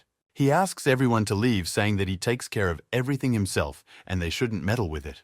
They immediately start walking away, sweating and eating. When the young man starts hitting them again, they just stare at his trail. When they leave the class, they discuss that they already want to drop out or leave this school because it's getting worse and worse every day. Jake turns to this strong guy and talks about how he's as charismatic as ever. He's just saying that it's all true and the kids are just entertaining with their fights they shouldn't pay attention to. However, Jake suggests that they can't ignore the situation and maybe they should act, but just slowly. However, this strong guy does not answer him, only tells him that now popular games are auto-transfer games. Jack talks about how he doesn't know what he's talking about, but agrees, saying he's playing games. The young man who tells Jake everything asks him if he knows why car battles are so popular. Without waiting for an answer from Jack, the guy talks about how there is simply nothing to do in them. Meanwhile, our hero Michaela is sitting in her class and abruptly pays attention to something and intently starts looking away. He abruptly turns his attention to his classmate George, who has abruptly started wearing glasses. This greatly embarrasses Michael. Michael abruptly turns away from his classmate and asks him if he happens to have a camera in his glasses, asking a direct question. George asks what kind of camera Michael is talking about. Michael says the hidden camera that is most often shown in movies. Michael realizes that George is too intimidated by the question and asks to skip it by asking why he started wearing glasses. However, George hesitantly replies to our hero Michael that he's actually been wearing them all his life and before. George recalled that he used to have a guy in his class who also wore glasses, and he used to get hung up on those glasses by a lock and bullied. This was something that the bigwig used to do, and George once brought it to his attention when he saw the bigwig laughing at the goggles. At that moment, George realized that in order to avoid getting rattled, and he should take off his glasses not to show them anymore. However, now he tells our hero Michael about what became the moment he appeared the thug is no longer so formidable. The hero Michael starts to look at the bulky guy and ask if he really did it, which scares the bulky guy pretty badly, who gobbles. Gramila realizes that now he can take a swipe at our hero and suggests that the bright guy go for a walk. He gets up and starts telling Caramel that he asked him not to eat bread in his presence because it reminds him of yesterday. Michael decided not to beat up the Fed to punish them with physical exercise, after which the thug took a lying down position. At this point, George just sat silently and corrected his glasses a few times, running his hand over them. Seeing this, Michael tensed up because he thought again about the fact that George's glasses contained a camera through which he was being watched. A little worried, Michael turns to George again and asks him why he's adjusting his glasses so strangely. George replies, however, that he just hasn't worn his glasses in a long time, which is why Michael looks at him so strangely. Meanwhile, some guy came to the door of the classroom where Michael is and looked through the glass. From the same side, the very girl Jessica came up and also started looking at our hero's new Michael. Along with this guy, Jessica stood and just watched our hero Michael while analyzing his behavior and thinking about who he was. However, at one point, Jessica accidentally grazes the guy standing in front of her and starts apologizing to the guy in front of her. He walks forward and looking at him, and Michael thinks about the fact that they are not just bandits, but unusual people. A moment, Michael abruptly turns away and looks at this guy, and the guy starts to walk away from the door, picks up that Michael is paying attention to him. In the moment, Jessica is walking through the school and her classmate approaches her, asking if she's just entering her first class. A classmate starts talking about how a lot of girls go there now to see the new Michael. Jessica realizes that I'm so self-suspicious of this. Even though she didn't do it, she's starting to get worried. It's a classmate talking about how it's okay, she understands, and doesn't discuss Jessica for it, but Jessica is still embarrassed. She starts to pretend like she was really looking at him like he's handsome, but she was really just watching him. Meanwhile, it's evening. Michael starts to leave the school from Jessica's back, watching the stream he's leaving. The same classmate comes up behind Jessica and starts telling her absolutely every piece of information about Michael, right down to where he lives. Jessica is startled by how much information her classmate has about Michael and doesn't understand why she has so much information.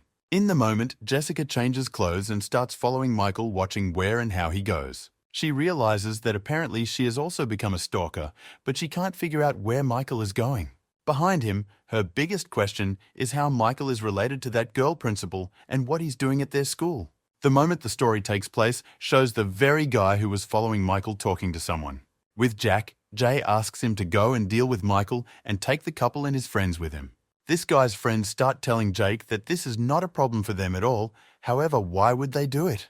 Jack starts talking about how these guys have been threatening since middle school to be the strongest, and now it's time to prove themselves. Jake starts talking about how if they don't all stand Canella in a situation with newcomer Michael, then one day he will beat them. Looking at them all and asking them to end it, all the nobles about, he would watch from the sidelines. To one of these guys and ask them to call him and tell him everything as soon as they're done with Michael. Petya guys start to judge what they will do because for them, it is a complete opportunity to raise their status. They notice that right next to them is Michael, the one they started hunting. In the moment, the oldest of them in the white t-shirt starts walking behind Michael and asking everyone to follow him. Michael notices all too well that a crowd has formed behind him and is following him. Michael abruptly changes the trajectory of his hike and rounds the first corner, preparing to put his plan into action.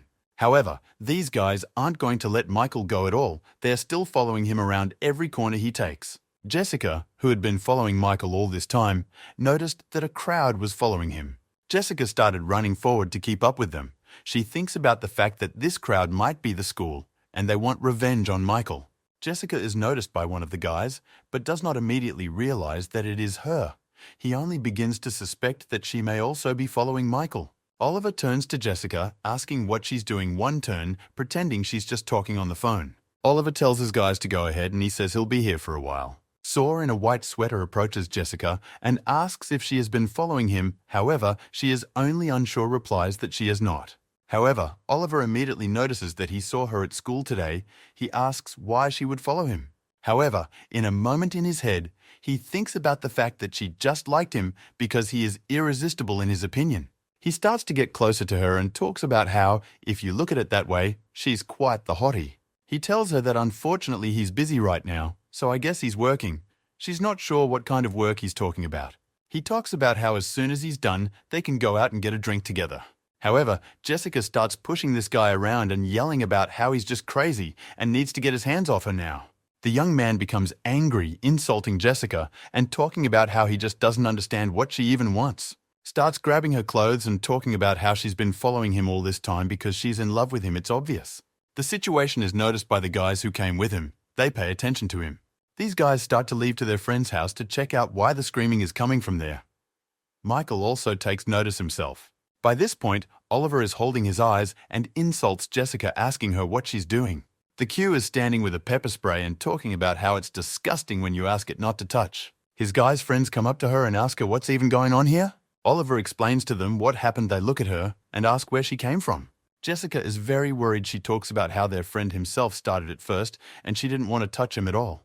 They start to come closer to her and talk about how they don't care if they have to. They can beat even a girl, which scares Jessica. Right behind him appears Michael, who is looking at this whole situation with a very angry look on these guys. Jessica starts to cry, but at one moment she notices Michael behind her and it makes her very happy. Michael asks them what they are doing, however they start talking about just ignoring him. Meanwhile, Oliver can't understand what's going on in his eyes. His friends start explaining to have Michael come up to him and talk to them first, which of course caused them to be surprised. Michael began to turn to them and talk about how he was aware of the fact that they had been watching him for some time. They were wondering. Michael says that he also has something he needs to do and offers to move somewhere else from here. The friends of the guy in the white sweatshirt and himself don't think long and agree to Michael's proposal. Jessica is in shock at this point. She can't understand if Michael decided to help her and save her in such a situation. Once there, Oliver and his friends notice two very strong guys ahead of them. One of them, cigarettes, looking at the guys he's on, resembles a member of the High School of Burke. The second cigarette guy turns to our guys and talks about how he hasn't seen members of this school on the street in a while. The first guy turns to them and says, "Get the fuck out of here. I'm not just a bunch of nerds. You're not just a bunch of nerds. This place is already taken." However, Oliver turns to them and talks about, do they know their leaders? At one point, he tells these guys that they're here at Jack's request, which gets the attention of not only these guys, but also our hero. Right after that, the two guys with cigarettes start walking away. The guy in the white sweatshirt doesn't understand why they're in such an unfortunate place to run into Michael. Leaving one of these guys with cigarettes asks about Jessica being with the guy in the white sweater. He wants to answer something, but he sees Michael's look and immediately says that no, of course she is not with him. Meanwhile, Jake and his friends are sitting in an internet cafe discussing the new guy and what's going on around him. Jack asks his friend if she's sure about the decision to send those guys against Michael, because Michael is pretty strong after all. However, Jake's friend responds that he has full confidence that if they don't succeed, they will benefit from it. He also mentions that if it does work out, it will be a big lesson in behavior for Michael at his new school. Meanwhile, the fight between Michael's boys is about to start. Jessica asks if she can get out of here already. However, Oliver turns abruptly and tells her to shut up and tells her to just watch. Michael doesn't know how he can best deal with Jessica also self-stalking him. He can't be sure she's on his side. However, Michael decides to stand up for Jessica and asks her to let her go, but Oliver disagrees with him. Oliver starts to take off his sweatshirt and talks about how he's going to save face and is about to show Michael his power. This huge guy starts telling Michael that he is only here to get beaten up. However, Michael sharply disagrees with him. Our hero looks at this guy and realizes that apparently the same Jake they're always talking about is the one who sent them here. In the moment the big guy starts smoking a cigarette, our hero says that if he exhales directly into him, he can consider himself dead. Immediately after that, the big guy starts to exhale in the face of our hero. He warns him once again that he just spoke. Immediately afterward, the hero Michael abruptly grabs the big guy right by the face, clutching his head. The big guy starts panting and tries to grab our hero's hands, but it comes out with difficulty. All this is watched by the friends of the big guy who are just shocked by what our hero Michael is doing. Immediately afterward, Michael kicks the big guy's legs, thereby sending him to the floor with tremendous speed. The big guy lifts his head up and notices what Michael is already carrying with great force right at him with a punch. And so it goes charging his power fist. Michael, with tremendous speed, hits the big guy right in the big guy his head. The big guy is in wild shock for a moment. He's lost in knowledge, choking back his tears and drool. Jessica is watching the whole spectacle. She just didn't expect such power from Michael that he showed. The big guy's friends are also shocked. They can't believe that Michael is so strong and defeated their friend by a countered blow. Michael looks at them and talks about how their friend didn't listen to him and asks if they want to be the next ones who won't listen to him. They don't realize that if they don't go up against Michael now, then Jake will take them down by force, so they gather their wits. They run right at Michael, deciding that they should attack all of them together, one at a time as originally planned. Approaching Michael, Michael immediately notices what's going on and realizes how he should act against guys like this. Michael sees that they are afraid and just surround him on all sides to attack at the same time, so he asks, can he strike first? Immediately after which, Michael abruptly turns around to one of the guys, however later turns around to the other and punches him right in the face. One of the guys notices this, thinking it's the perfect time to strike out at Michael, and tries to do so. However, Michael easily escapes from this blow and attacks the other guy with a speeding attack. The guy on whom one flies like is just in wild shock. He doesn't even know what to do. He is shaking standing place.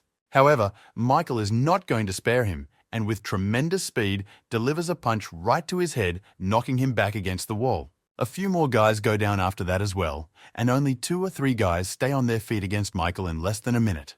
However, while they are contemplating what they should do next, Michael doesn't take a nap and delivers a leg kick right into one guy's neck. One of the guys looks at all this and talks about how Michael is just a wild nutcase and people like him can't exist. All these thoughts turn this guy on to launch an attack against Michael, and he gathers all the will in his fist trying to do it. He succeeds a little, but Michael intercepts his attack before it hits him.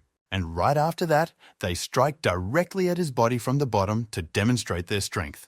It's just screaming in pain and tears, and there's absolutely nothing he can do against Michael. Trailing off, Michael grabs his arm and starts hitting him directly on his body from below, hitting him harder and harder each time. Explorer decides to completely blunt his punch with his knee right into his face with tremendous speed and power. Michael looks down at him and talks about how that punch was very dangerous because he once killed a guy with a kick to the knees like that. Meanwhile, Jackson and his strongman friend sit in a computer club and play games. Jack begins to explain to his strongman friend why he lost and how he can better correct such a mistake next round. However, in a moment, their dialogue is interrupted by VJ, someone ringing on the phone he decides to pick up. His strongman friend picks up the phone instead and asks how their mission is going. Apparently, he's getting a call from the phone of the guy in the white sweatshirt. However, in the moment, Jack's friend's face changes dramatically and he asks into the phone receiver, "Is it really all of them?" In the moment, the events of our story show a big guy running away from someone down a dark hallway in an obscure location. However, someone's huge long rubber arm from behind almost reaches him and already encompasses him right from behind, but not all the way. However, this guy saves himself by thinking that he can already see the light ahead, and now he will be able to save himself by this huge hand from behind. However, in a moment, this hand does encompass the importance of the hog from behind and begins to squeeze his body with the force. However, still trying to run forward, he tells himself that he has almost made it, and soon he will reach his goal in the form of light at the end. In the moment he manages to do so, he makes it to the light and jumps out from where he falls straight down, but with a huge grin that he rips off his hand. However, in a moment right above him appears our hero Michael with red devil eyes who wants to kill this guy.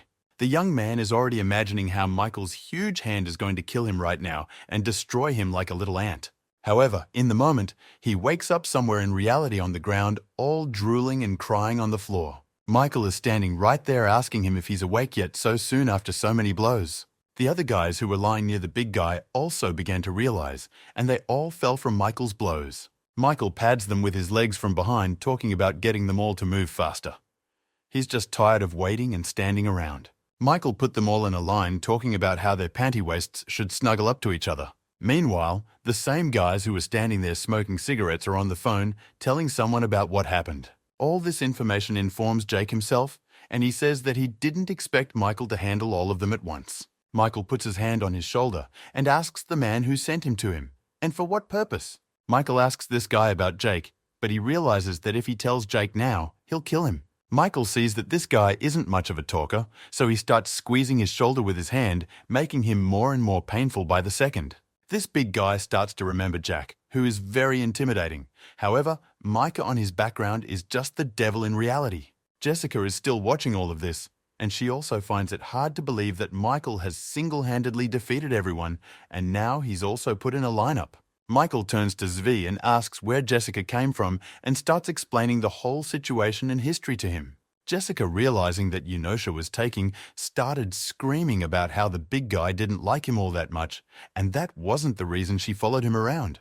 Jessica starts looking at him and yelling about how she just hates the big guy, adding that he looks like a regular gorilla. She compares this guy to weeks of unwashed socks. He is very ashamed of himself and his appearance. He starts apologizing to her. All this situation is closely watched by Michael, and he is surprised by Jessica's case and how brave she is acting. Jessica starts explaining this line about how he's not a movie at all and no pretty boy, and she didn't want to follow him at all. The slicer turns her face around and says that no matter what happened in this showdown, she had no desire to get involved. Then Jessica starts to walk away silently.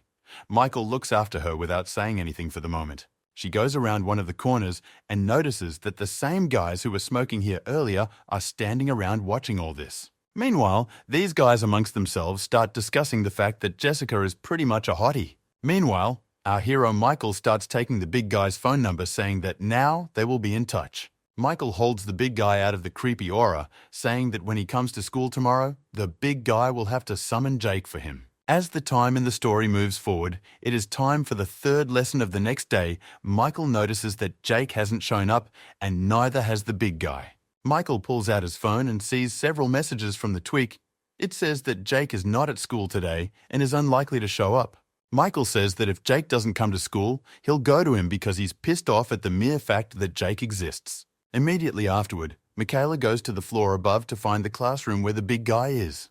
The big man immediately turns his attention to the fact that Michael has come in and realizes that he's going to have to act pretty decisively now. Michael immediately grabs the big guy by the shoulder and starts asking him where Jake is now. Starts yelling and trying to get out of Michael's scrum, saying that he has no idea where Jake is at the moment. All the guys in the class are paying attention to what's going on between Michael and this big guy. This is noticed also by Fiona, who approaches Michael from behind from the back and starts looking at him. The rifleman turns to our hero Michael and asks what has him so ticked off and why is he making so much noise in their classroom. Trailing off, she also turns to the big guy, telling him about why he's just putting up with this and asking him to get rid of Michael. In the moment, Phil grabs Michael by his clothes and talks about how he's not the same student who last time transferred and is causing trouble. In the moment, Michaela turns to her and asks her what she needs and asks her not to worry about something. However, in the moment he interrupts. But, interrupted by a sharp blow received in the face from the same Fiona, came to our hero very hard. Fiona turns to him and tells him that Michael should be nicer to her because he has no idea who she is in this class. Michael looks for candles on the floor and asks Fiona what she will do in case the glasses break now. Fiona tells Michael that he doesn't know anything about this school fixing his hair, and Mike notices that I'm wearing glasses, not the same as before. At one point, she starts asking him if Mike doesn't know any chapters of the school. Michael starts to answer her. However, in the moment she sees Michael without his glasses and pay attention to the fact that he's insanely handsome without them, she has a hard time containing her emotions. In the moment, Michael looks at Fiona's classmates and asks what she even has to do with him and all this history. And in the moment Michaela turns her head sharply, I notice her classmates start fighting amongst themselves. Jake's friend walks up to the big guy and starts beating him up by grabbing his hair and pulling his face. Immediately after that, the big guy starts flying into the big guy and a few more hard punches from Jake's friend with tremendous power speed. Jack's friend non-stop continues to beat the big guy non-stop on his punches nice second by second time after time. Well, it all draws attention to the hero Michael. He cannot understand why suddenly between them there was an outburst and started a fight. In the moment, the big guy mentions the name of the man who beats him. It turns out to be Jake, which our heroes pay attention to. In the moment, Jake turns to Michael, looks at him and says he heard about him looking for him. Michael starts to face him and talks about how yes, he has been looking for him for some time now and is very glad he found him just now. All this is noticed by their classmates who are shocked at this situation. I'm afraid to imagine what could happen now. Meanwhile, our heroes recall their dialogues with the fund manager who talked about them relaxing the rules. Jake starts telling our hero that he's only recently transferred and what possible reason could he have for looking for Jake.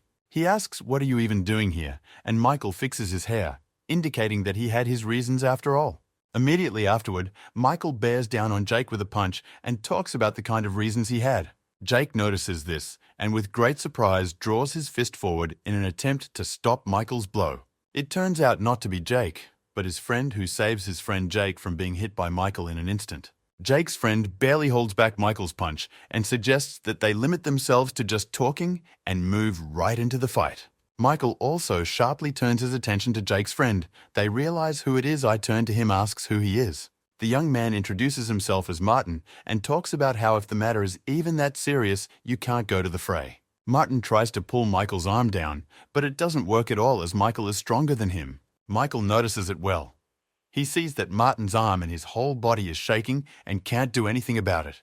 Martin notices with great shock and surprise that no matter what efforts he makes, he can't move Michael not an inch. Mars walks over to Mike talking about having a seated body, and he asks why he's trying to put him down now. Michael is surprised by Martin's action, and Martin is surprised at how indifferent Michael is to it. Martin starts talking about how what's important now is not this about how much mayhem Michael has become at school. Meanwhile, Jake puts his arm around the big guy's neck, saying that maybe Michael is so angry about last night's incident. Jake starts to address the big guy holding him by the hair and talking about how he should explain himself for what he was doing. The big guy, in turn, does not have time to say anything as he gets a sharp elbow strike from Jake right in the face with tremendous force. This is all noticed by Michael's classmates. They are wildly surprised at what is happening and do not understand why the big guy suddenly began to be beaten. Meanwhile, Jake continued to beat up the big guy, talk about how very uncomfortable he now feels. He keeps bashing the big guy, talk about how the little brat shouldn't act like he's the boss around here.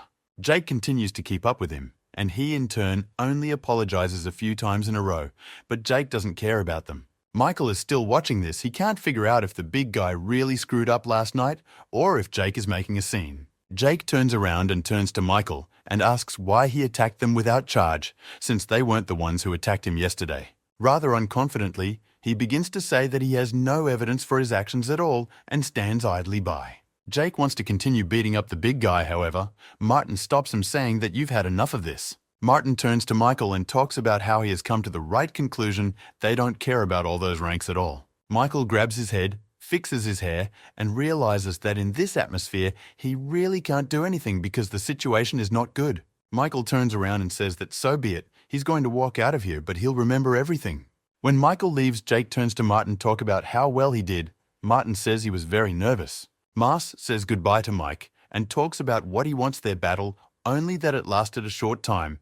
However, he immediately realized that Michael is very strong. In the moment, Jake pulls out his phone, opens his contacts, and talks about how they should do it right this time. Meanwhile, the events of the story takes a dangerous lesson in Michael's class, who sits in class and writes something off the blackboard. He reflects on the fact that the situation is absurd because he is 100% sure that Jake is as guilty as Martin. Michael is well aware, sitting in class, that if he beats a man who didn't even try to touch him, it's a terrible thing for his reputation. Meanwhile, the teacher in history class tells us that in all wars, a pretext was always needed, even when one side was wrong. Michael begins to realize that his battle at school just needs an excuse to organize. The teacher says to break down the topic of how certain events were used to start the war.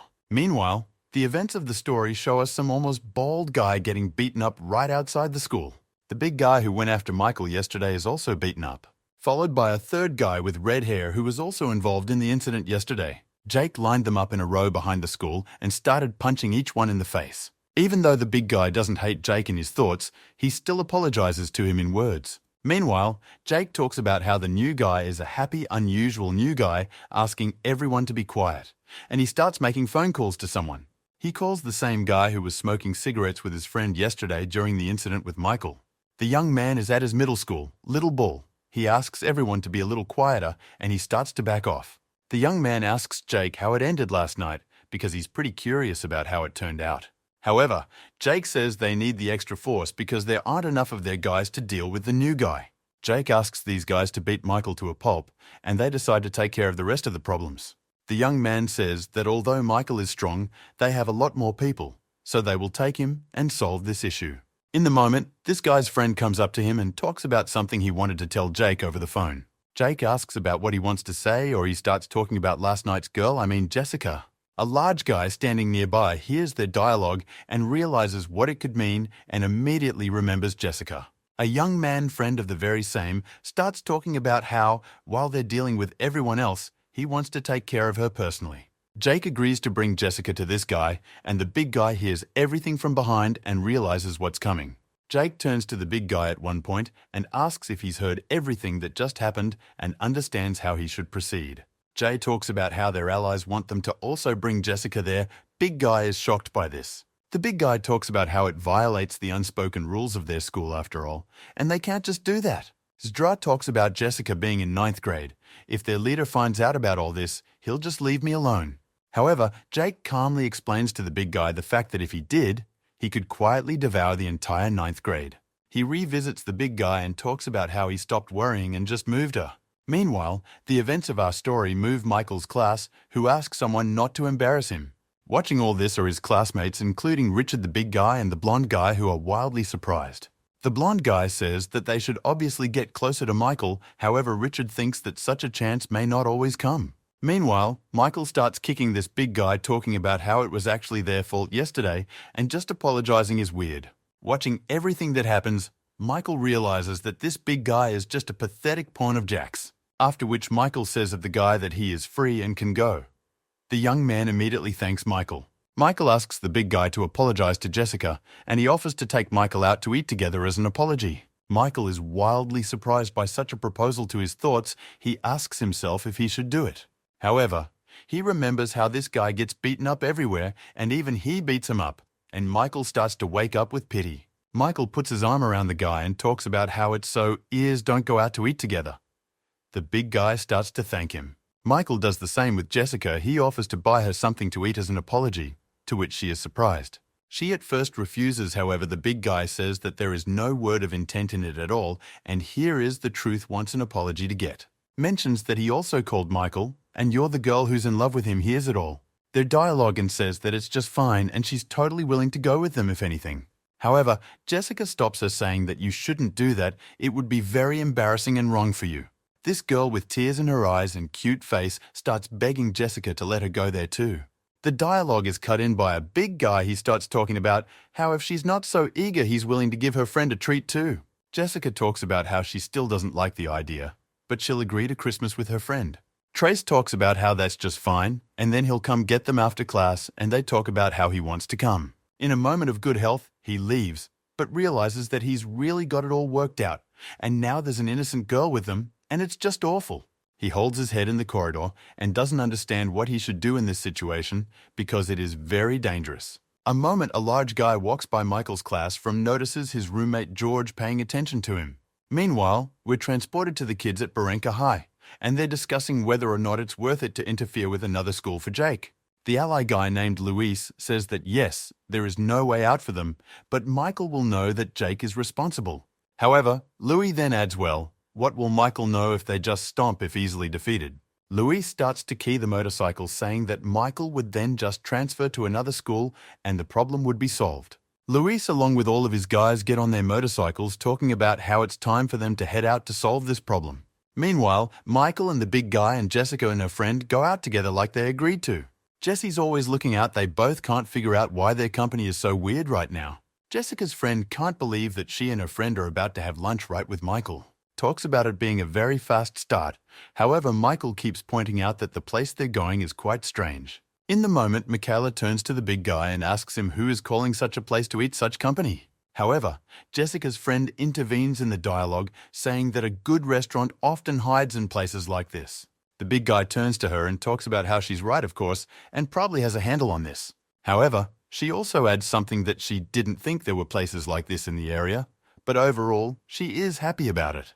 In the moment, Michaela turns to the big guy and asks him what the name of that restaurant is, but he can't answer the question. Michael looks at him and asks why he's so worried since he was just asked for the title. In the moment, Michael turns his head away and notices the sheer number of guys and the school of bourbon right in front of him. In the moment, Michael, with a rather angry face, he turns to look at the big guy and realizes what's up. The big guy falls at Michael's feet and starts apologizing, saying that he didn't really mean it at all. The big guy starts asking our hero Michael to kill him after it's all over because he really can't do anything. Jessica notices this whole scene. She starts to realize where this is going, and it's just hard to believe that the big guy would do such a thing again. Michael starts to talk about how the big guy is really scum, however he only puts his head down and talks about how sorry he is. Jessica starts talking about how this is just an indescribable situation and why he should have dragged her friend, who doesn't even know anything, into it. The very guy who liked Jessica starts talking about how it's all very cute because she's so beautifully pissed off. The same guy, Luis, is also standing and laughing with the whole situation, talk about the big guy even kneeling down. Michael starts looking at the big guy and talking about how whatever happened here, eventually he's definitely going to kill him for this act. The very same guys in schools of borrows start looking at Michael and talking about how this is really the guy who felled the four. The guys at the school of Burens start discussing amongst themselves that this situation is dragging them down, however they should still act. They also begin to look at our hero Michael and talk about how they're really most likely very strong, however not stronger than them. The dark-skinned guy puts his hands together and talks about how they can't learn about the Force until they attack first, which they're going to do. They look at Michael and talk about how is one of the leaders of their school really that strong, and now they're going to test it. The dark-skinned guy turns out to be squinting. He says that Michael can't see what's looking back at him, but he does. Michael says that he doesn't care where the young man looks, but if he's going to fight, he can start. The dark-skinned guy says he sat his eyes this way with the help of a secret workout that allowed him to expand his field of vision. He starts going right at Michael and talking about how no one has ever survived after seeing his eye technique. Luis watches it all. He realizes that the dark-skinned guy is overconfident in his powers, however, and Michael is invincible. Luis starts to remember the first time he fought a dark-skinned guy, and it was indeed a bit rough. Luis says something he won with his wrestling skills, however. Perhaps now things would have changed. However, while not talking about it, our hero Michael had already grabbed the dark-skinned guy by the neck and started to hold him down. Luis sees this and is in shock. He doesn't realize at what point Michael managed to grab his partner as well. Luis immediately sees that our hero Michael has begun to extinguish their human with a backstabbing approach, which makes things very difficult. The dark-skinned guy started drooling. Luis can't be completely sure that he hasn't passed out yet. About how his eye technique is very infuriating and makes it impossible to realize their partner's consciousness because of it. Luis starts yelling at his dark-skinned partner to give up because he's in an advantageous position.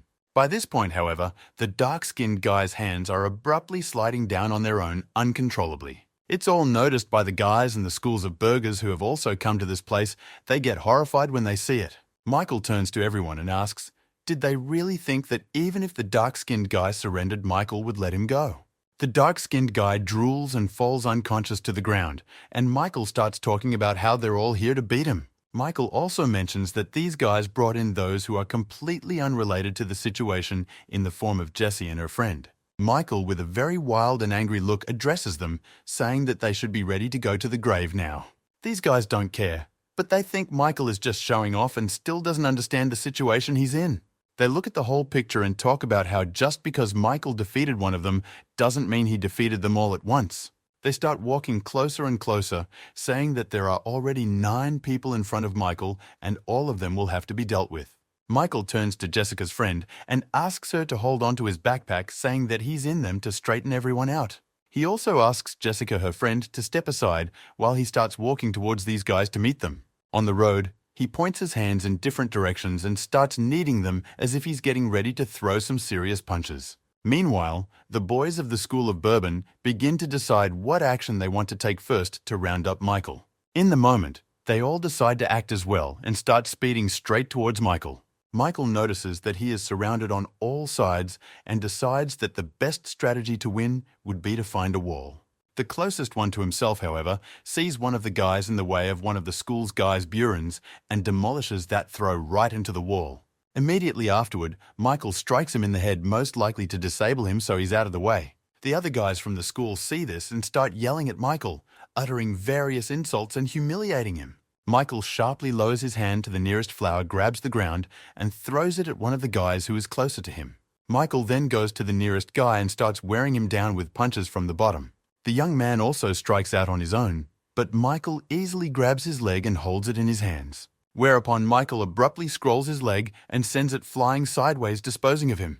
Another guy enters the fight and wants to attack Michael, but he fails. Michael easily dodges. And right after he comes back, he delivers a sharp blow right to this guy's head with tremendous force. Immediately afterward, Michael jumps up and the blonde guy runs at him and immediately gets hit in the face by a nagi.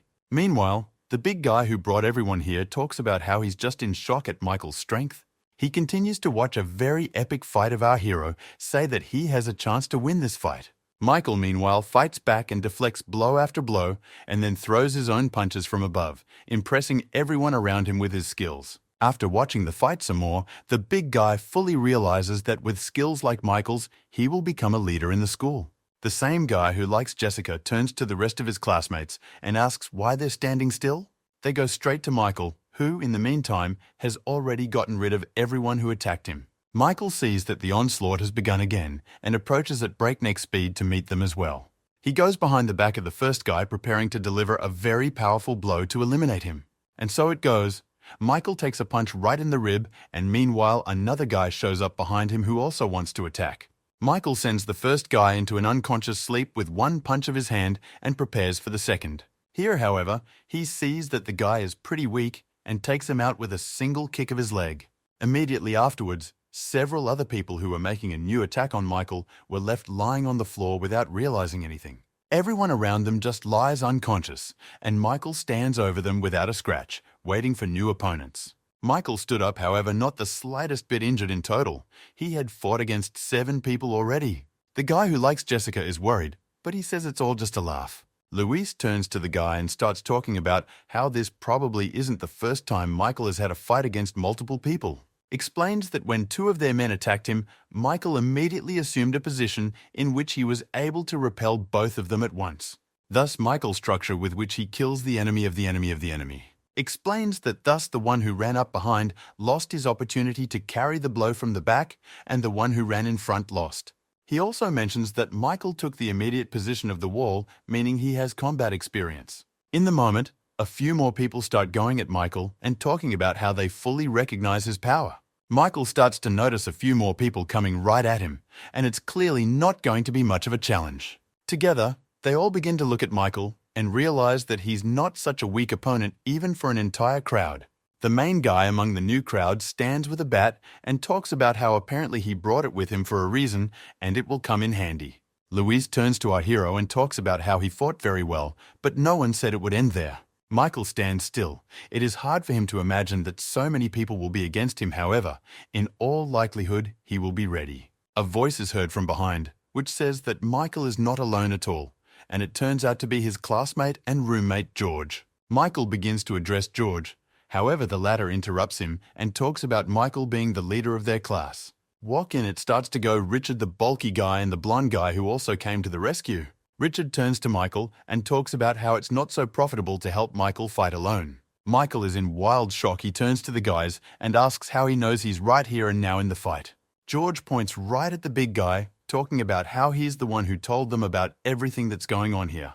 Luis looks on, shocked, because he didn't expect Michael to get reinforcements.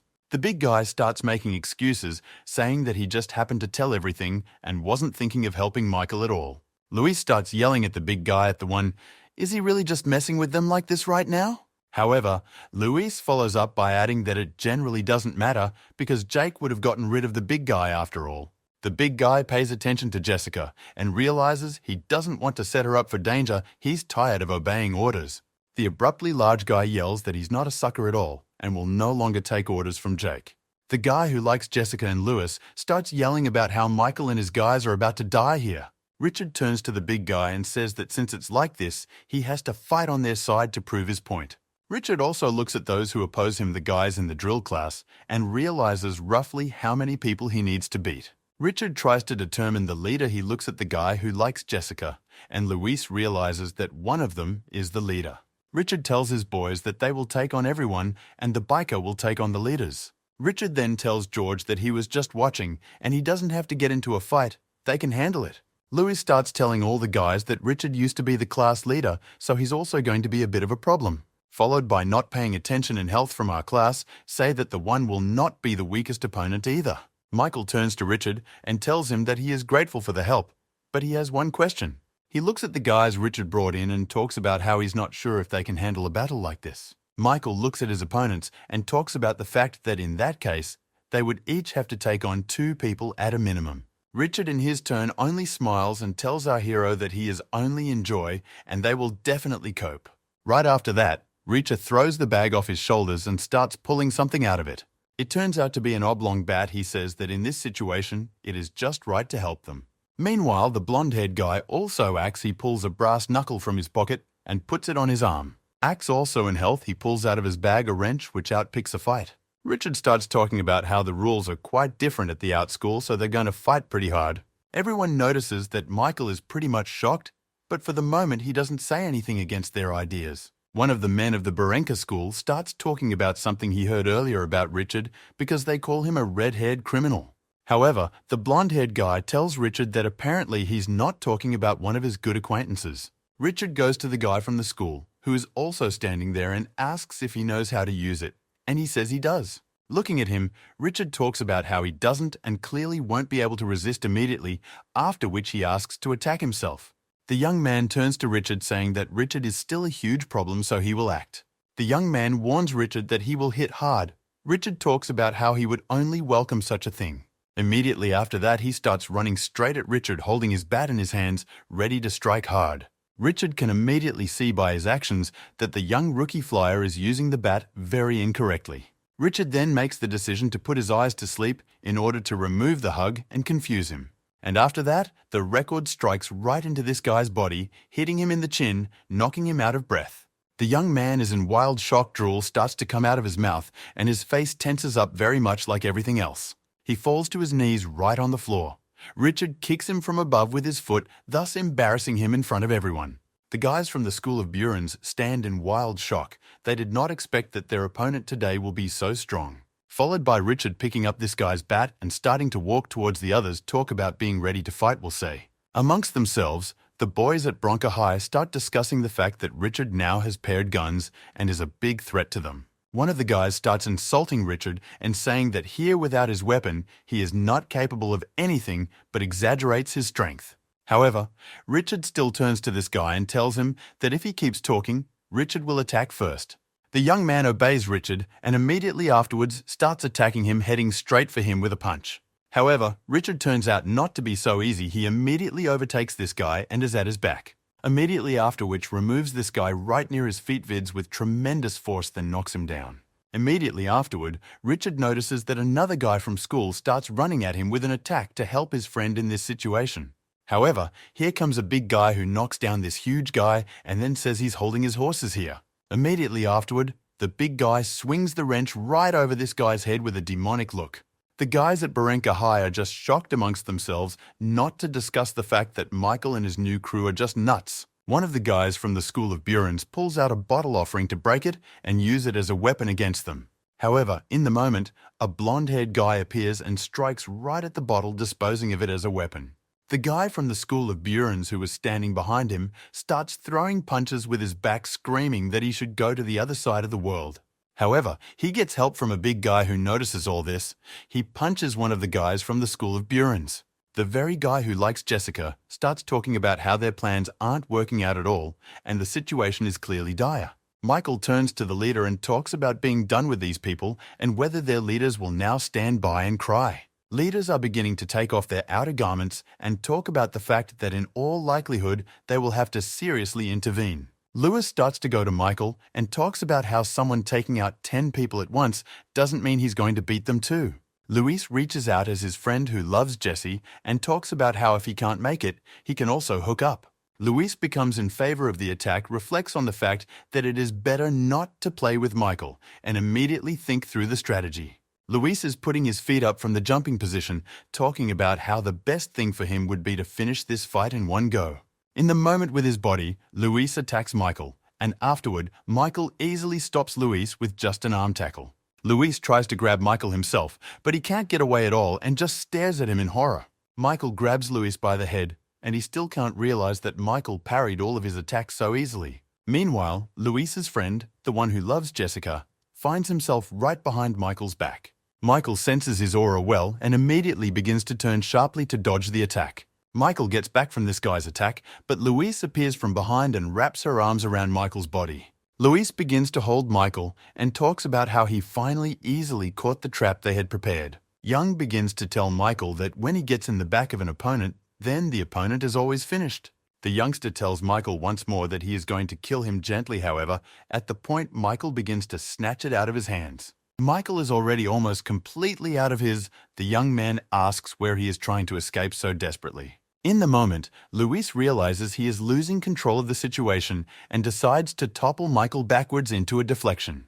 Our hero Michael is well aware that this is one of the most trivial moves in wrestling against an opponent, grabbing and throwing him backwards over his back. Michael realizes that he needs to act urgently and repel this attack, so he grabs the wall he's near. In the moment, Louis begins to realize that there is no way he has the strength to throw our hero Michael over his back. In the moment, Louise notices that Michael has grabbed his back, however, by this point the hero is already landing on the ground over the side, breaking free of the hold. However, in the moment, Louise is pushing his strength and won't let our hero get away, so simply he feels it and thinks about what better action to take. Immediately afterward, along with Louise, they start rolling around on the floor and trying to get away from each other. In the moment, Louise notices that Michael makes a move so that Louise has given up the bottom and it will be a loss for him. Michael gets on top and starts swinging, and that's when the guy who loves Jessica comes from behind. He tries to hit Michael, but apparently our hero once again manages to dodge such an attack.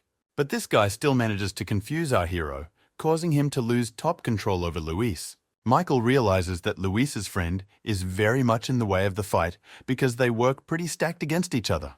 Meanwhile, Louise's friend turns to Louise himself and asks if he's okay. He starts to get up and thanks his friend for helping and says he was pretty dangerous in there and they couldn't get out. Louise's friend gets into a pose and starts talking about how they'd be better off using the Bye-Bye style. Louise's friend talks about how he will attack from behind and Louise himself will have to help him with his attacks. Immediately afterwards, another Louisa attacks with a leg kick straight at Michael's head, but misses.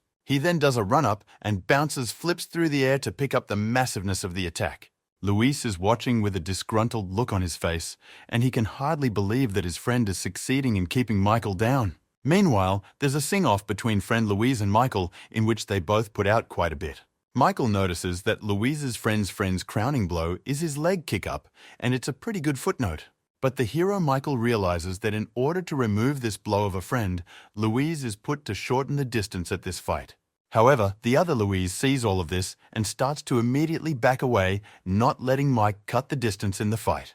Michael is watching him closely. His actions realize that Louise's friend is most likely actively practicing Taekwondo.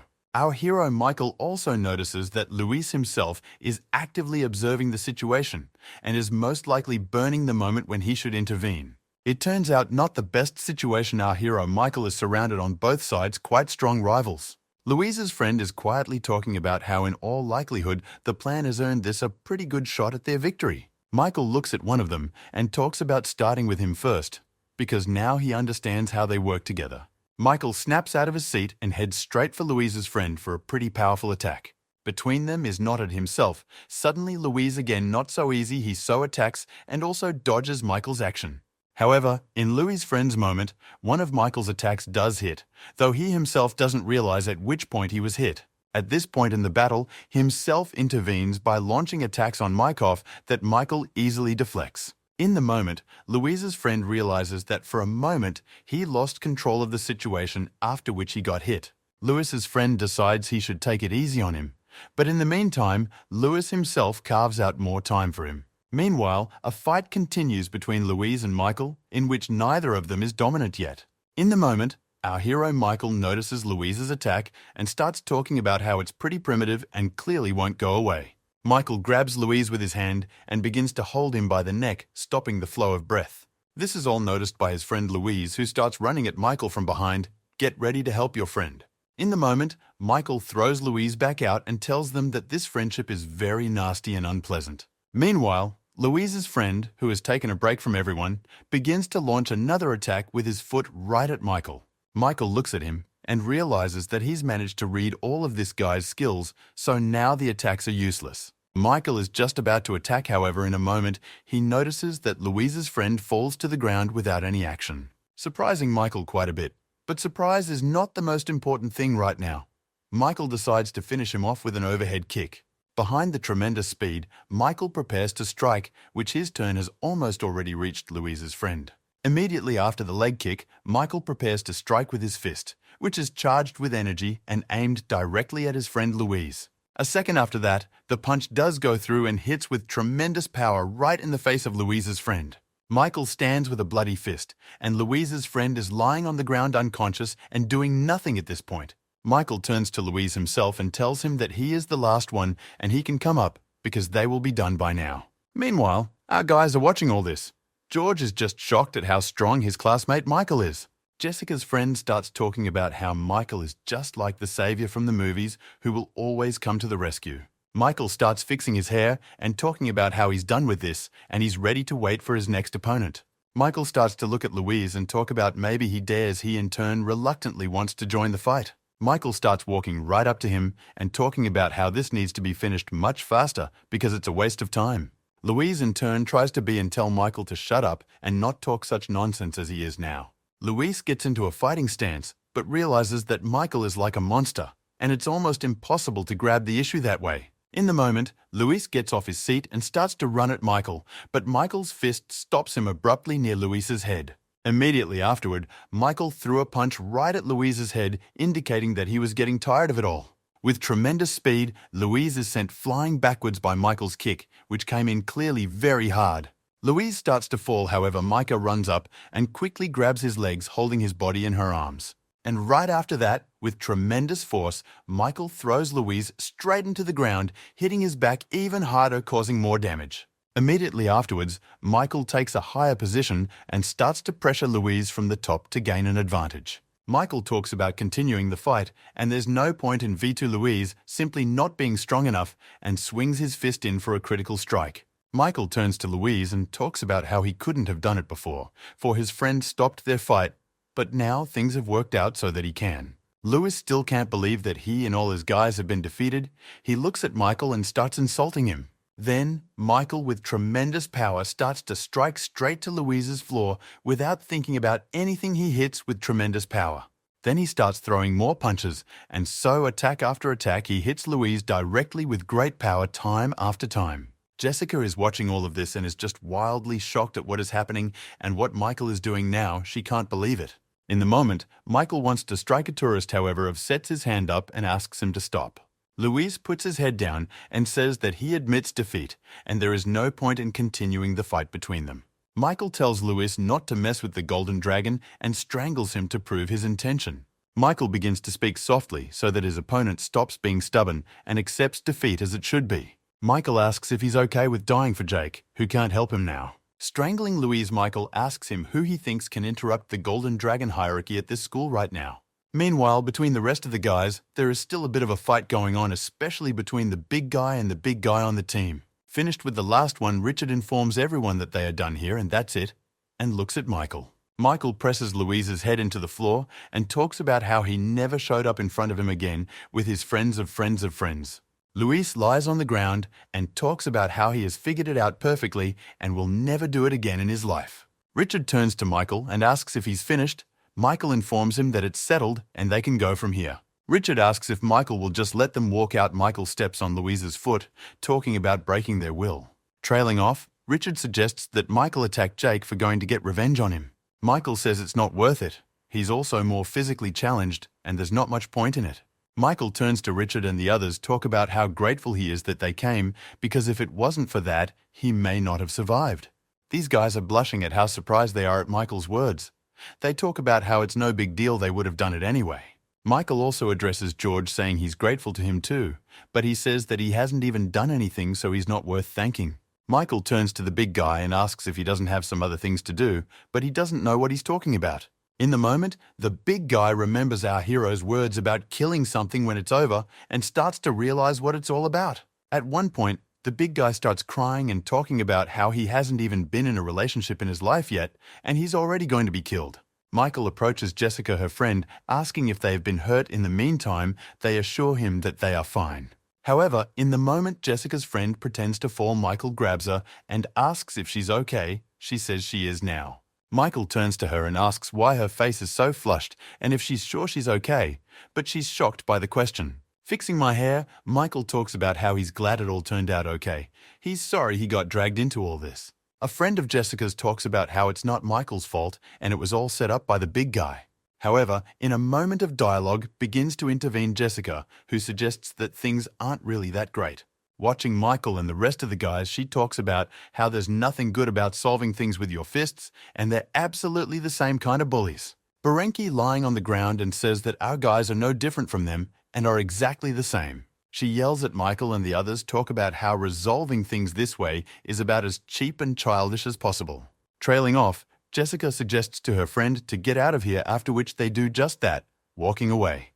Gromila talks about how part of it is still true, however he is a little hurt. This, her words, blonde-haired guy is also surprised. Michael puts on his backpack and stands thinking about Jessica's words, and what they could mean. These said were most likely for a reason. Their words also hurt, and the big guy, who did not expect that at the end of everything she would say just such a forward move. Meanwhile, Jessica turns to her friend and talks about how she feels sorry for her words. Maybe she just spoke too harshly. Her mind is full of thoughts. Jessica can't finally decide if Michael is important or if she doesn't care about him. Jessica turns to her friend and talks about how it's probably time for her to leave, so she suggests and walk across the street. Jessica excitedly talks about how she has to see someone today, so she'll go early. Jessica starts to leave, and her friend Masha follows, saying that she wishes her the best of luck today. Watching Jessica's friend reflect on Jessica's brother and how much excitement she has become about him. Jessica's friend also went home and began to reflect on the fact that although she had not had lunch today as expected, she had seen a lot of new things. Meanwhile, Michael and the guys are walking home. On the way, he laughs with the big guy, talking about how he hasn't picked his death spot yet. The big guy, meanwhile, takes everything seriously, saying that even though he messed up, he should apologize. Michael turns to him and talks about what he wants. He is also a bad guy. However, there are people much worse than him, so don't get so worked up. Michael tells him about how those people are more responsible for those actions than the big guy himself. Meanwhile, the events take us to a hospital. Some girl sits next to a guy in a ward who breathes through a special machine. This girl turns out to be Jessica. She reflects on the fact that I absolutely don't care how awful a lot or little is in a person. She starts lying down beside this guy's bed in the hospital and talks about how her head is a mess right now. Jessica starts to remember Michael's battle with the others, talking about how are they all just taking this as a game. Meanwhile, Jake's friend is playing his game on his phone and talking about how it's just pissing him off already. At one point, he talks about already deleting this game. However, in the front, he notices the big guy and the others. He turns to them and asks where the others have gone and why they have come alone here now. In the moment, the big guy only looks at him and is very angry. He remembers Jessica's words that tear him up inside. The big guy comes closer and closer to Jack's friend, starting to get right up to his body tightly. Immediately afterwards, the big guy makes a sharp attack, but Jake's friend easily dodges it. But it was clearly unexpected.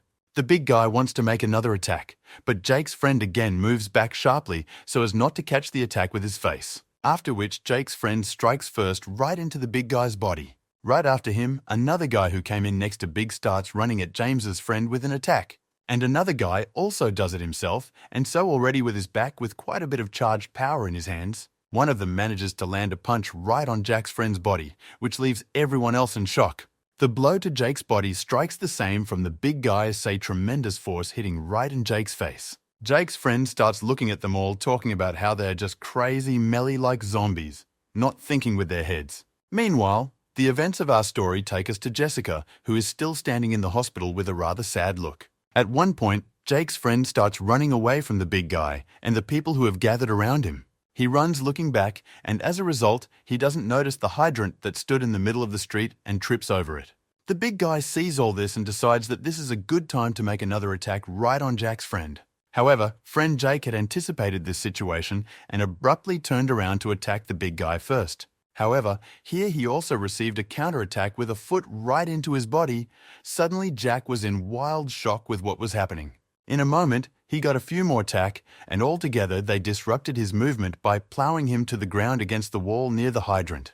The big guy, along with his allies, start talking about how they'll beat easy and ask Jack's friend why he's running away.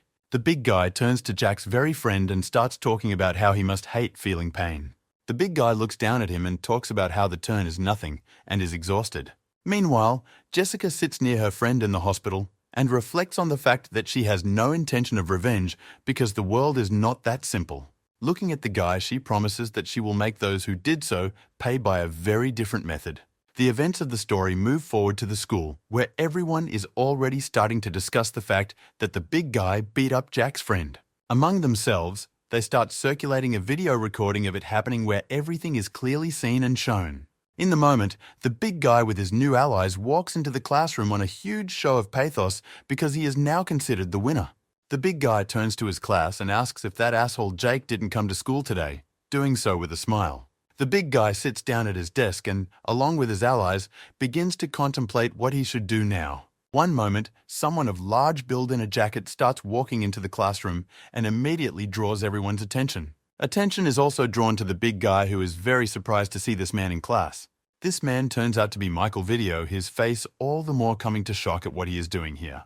The big guy turns to him and asks him what brings him here at this hour and this early.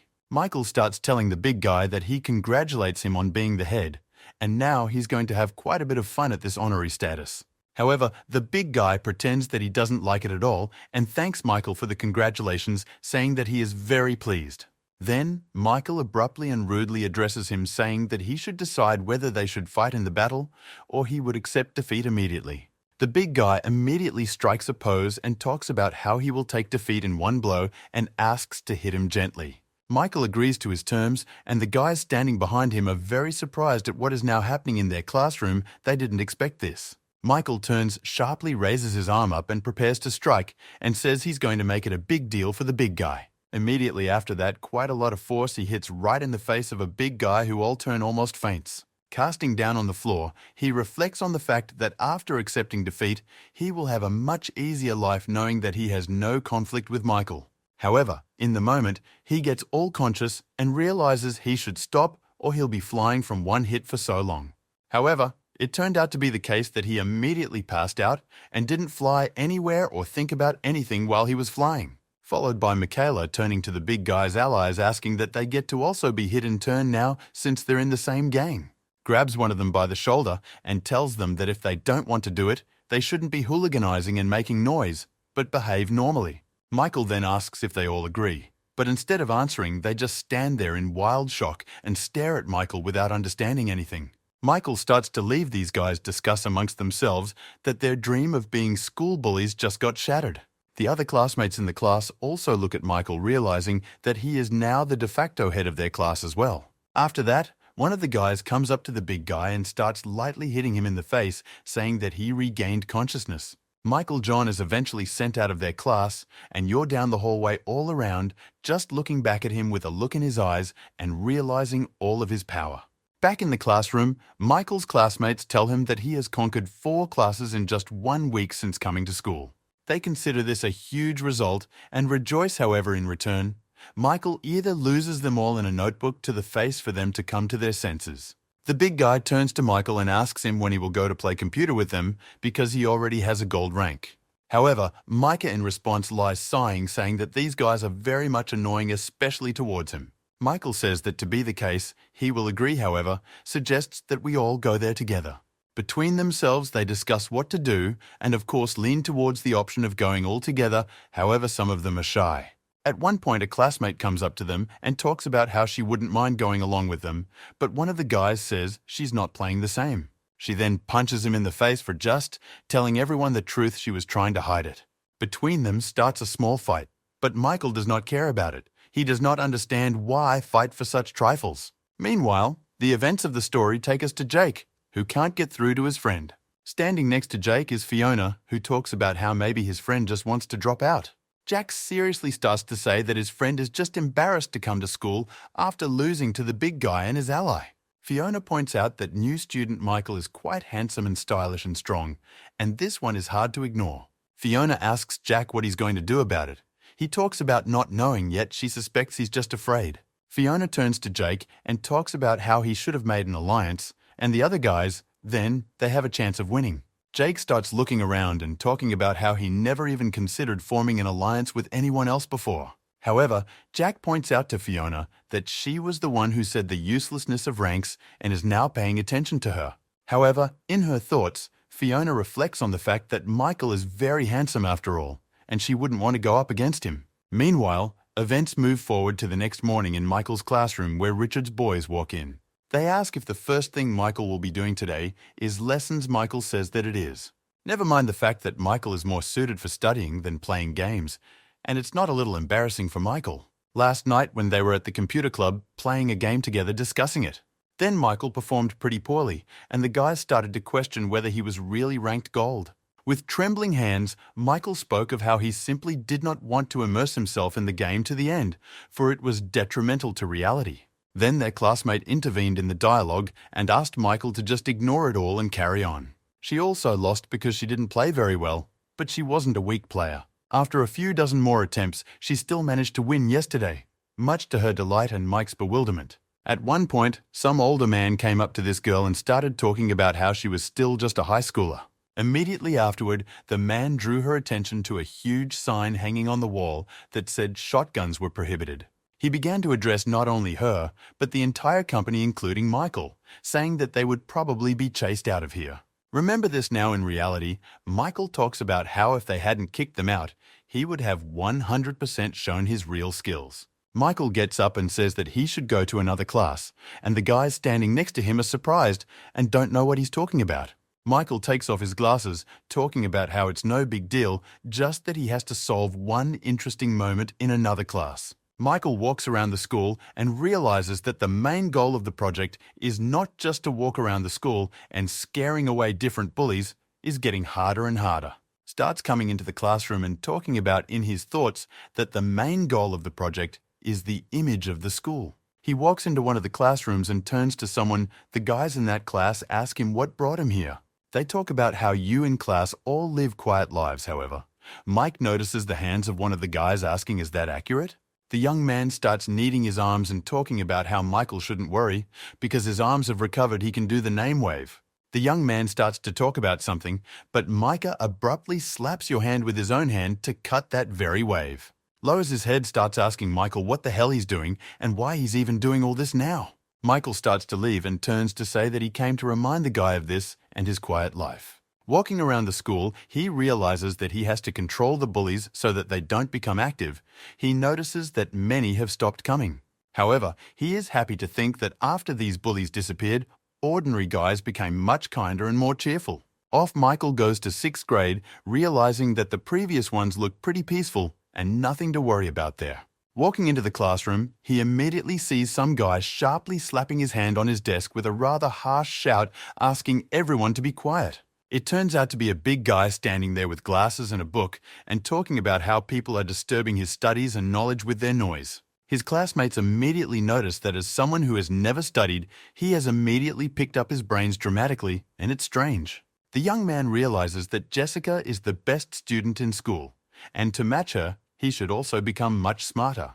However, in a moment, he is approached by Fiona, who is sitting in the classroom. This rather abruptly turns his attention to her. I fix my hair, and she says that just because he's going to learn doesn't mean he has to boss others around in class. Her words calm him down quite a bit. He says that he apologizes and will try to be as quiet as he asked. However, she's only a turn fixing her hair about something, still worried, saying that she's been very nervous lately. She tries to think of an excuse for her actions when she saw Michael, because she can't accept the fact that he is very handsome. Immediately afterward, she dramatically extends her hand towards the big guy and starts fingering him, which gets his attention. He pays attention to her very abruptly and starts walking in her direction, saying that, of course, he's coming over now. She starts to turn to him and ask him if he remembers that time. However, the big guy doesn't understand at all what she is talking about and asks what she is talking about. She reminds him about the time Michael came to class and tells the big guy that she was acting normal that day.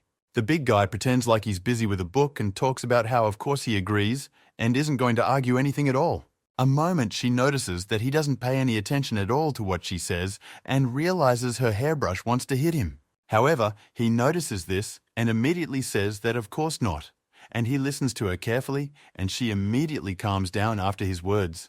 However, the moment Michael walks into the classroom and the big guy immediately sees this and starts running away, forgetting about her. She in turn also forgets about the big guy, because at the sight of Michael, violently begins to blush and come to shock. Michael starts explaining that it's to the big guy and asking him something, which is definitely the right thing to do.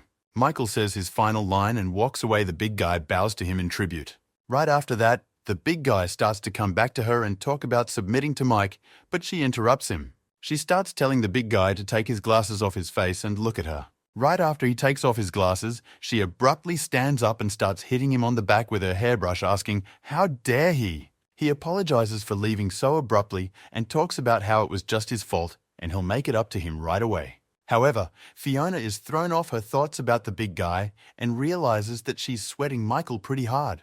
However, she starts blaming it on the big guy, saying that he caused her to sweat and her makeup to float quite a bit. Slicing then raises her hand and twitches her fingers again, and 3 more classmates from her class appear beside her, followed by her level-headed stare at the big guy and asking them all to step on him right here and now. Then they throw the big guy on the floor and start taking turns stepping on him and her, or shine at the desk and makeup. While she's putting on her makeup, she considers the fact that she needs to take action against Michael because he's acting like a boss. Trailing off, she turns to her classmates and tells them she's had enough of being the big guy and sends them off to 5th grade to get someone. It turns out to be Jake. He comes to Fiona's house, and immediately I notice a large guy lying on the floor beaten up. She turns to Jake and asks him if he remembers what she said last time. He asks what it was, she asks him to think about it. Jake stares at her for a while, not sure what she's talking about, and then asks if she means the union. Jake turns to her and asks what she's doing all this for, and she says something about wanting to scare Michael. In the moment, Jake turns to her and tells her that if she has such intentions, she can tell her significant other. However, she makes a very innocent and cute appearance, saying that if she does this, she might die. She starts imagining in her head what she would like to have now and see herself on the throne as an empress, with her feet, and she sees Michael thanking her for letting him use her footrest. Fiona begins to fully imagine how she will control him and ask him to call her mistress the way she wants. Meanwhile, in reality, Fiona starts yanking Jake back and forth and talking about how she just wants to see Michael come crawling back to her. Jake starts to remember fighters from other classes and realizes that he has a pretty good relationship with them, and this could help him a lot. At this point, Jake pulls out his phone and starts talking about how he should make sure the union by others is a good idea. Meanwhile, the events of the story take us to some sports complex where some men are playing a special game and discussing something. One of them chains a gold chain around his neck, saying that this is the result he expected from the CEO. The guy to whom he says this replies that he is just flattering him with his compliments. In this game, they continue to stand and discuss something. In a moment, some guy appears near them, very reminiscent of Michael. One of the men introduces him as a newcomer to the game. Another man asks, looking at Michael, why the Foundation decided to make him a gangster when he looks more like a model. Moment comes the very girl head of the Foundation. She turns to the CEO he is quite happy to see. She informs the director that she has brought a status report on the project so far and says it will only take a minute. She hands the tablet to the CEO, and the CEO begins to examine it, saying that it is very interesting. Continues to watch the report and talk about how Michael is just something, and he is very surprised at the result they achieved. Followed by the CEO talking about wanting to pay for drinks to the principal of this school, the head asks about the venue. The principal speaks sharply about the place as always with a relatively grim look. The supervisor says that she has understood everything. Immediately afterward, the CEO asks the supervisor to give the task to work harder. He will pay for all the efforts. She starts to leave, and the guy standing near the CEO talks about how everything is visible and he's been having a lot of fun lately. The supervisor leaves and listens to their dialogues in parallel. The one replies that lately he would like to do something radically new. In what time we are taken to Jake, who says goodbye to everyone and asks if everyone is already gathered. Turns to the heads of the other classes, who say that there are only 5 of them and there is no one to count. One of the chapters is quite worried. He says that the reason is unknown to him, of course, but he feels very uncomfortable. Another head of another class watches a video clip on his phone and talks about beating this guy up pretty badly. Another Charlie, very reminiscent of George, says that he can guess why the meeting happened. It was because of Michael. At this point, Jake approaches him saying that everything is right and he would like to get the others' opinions on Michael. Trailing off, Jake adds that he would also like to discuss the union. The bald guy immediately says he doesn't like it. Jake immediately asks why so bald guy answers that, although he is not interested in ranks, he does not want any problems. The other guy hears this and emphatically says that apparently they are not on such good terms to make a union. Jake starts talking about how they were just scared of the new guy. However, they emphasize that it was Michael who beat up Jake's friend. Jake replies to him that it's just this one time, so it's not worth continuing, but the guy just laughs sarcastically. The bald guy suggests that Jake and that third guy have a showdown right here once, and they're so eager to work it all out. Another guy gets dragged into this discussion and talks about being willing to place bets in such a case. Jake fixes his hair and talks about how he's not going to fight. He just wants to talk to everyone about it, that's all. At this point, a guy very similar to George starts talking about how he agrees to go to the union if anything happens. However, the very guy who opposed it is talking about what he is going to do in the event of a union. However, the young man looks at Jake and suggests that before he responds, he would like to hear from Jack himself, who gathered them. Jack, meanwhile, in his thoughts, analyzes everything and comes to the conclusion that they expected Young to agree to the union. Jake looks at him and realizes that he is considered the main cog in the school, so the union is important to him in terms of strength most likely. In the moment, one of the guys he turns to Jake asking why he's standing there silent, and he starts talking about rank. Trailing off, Jake starts talking about how the pomelo of immense power the newcomer also gained, and immense influence and power very quickly. Jake starts talking about how the system that they didn't build was very shaky, and now it's all collapsed, so they should change something, and urgently. However, the very bald man who is worried says that standing on top is normal for a man and not worth worrying about. The bald guy starts to get up and leave, saying that he doesn't care if they organize an alliance or not, he's not going to join. Trailing off, one of the guys pulls out his phone with an open exchange and starts asking what about the money if they merge. Another big guy starts talking about how he's not willing to share the money, so he also refuses the union. The same guy who was originally against green hair says he'd rather go train than talk about it. Walking away, the green-haired guy says that if Jack has a brain, he should think about everything again and his strategy is wrong. Jake reiterates to this guy that he will only hold back once, and he has no intention of tolerating anything, especially now. The young man holds out his finger and tells Jake to come over, and he will kill him, and it will be a very good workout for him tonight. However, the very toothy one gets into the dialogue and says that today is clearly not the best occasion to fight, and especially not now. However, the guy with green hair is quite determined. He talks about how he does not intend to tolerate anything either. The young man fixes his glasses and suggests that we put this argument aside for the moment and listen to his point of view on the whole situation. Meanwhile, the events of the story take us to one of the guys who didn't agree to the union because of the cost of money. The other guy turns to him and asks what they were talking about at the meeting, but all they reply is that there was some nonsense about Michael. Immediately after the game, a young man in a black suit counts the money he just lost on his opponent. Some time passes and they play the game again, and Young again loses money, realizing that today he can't win.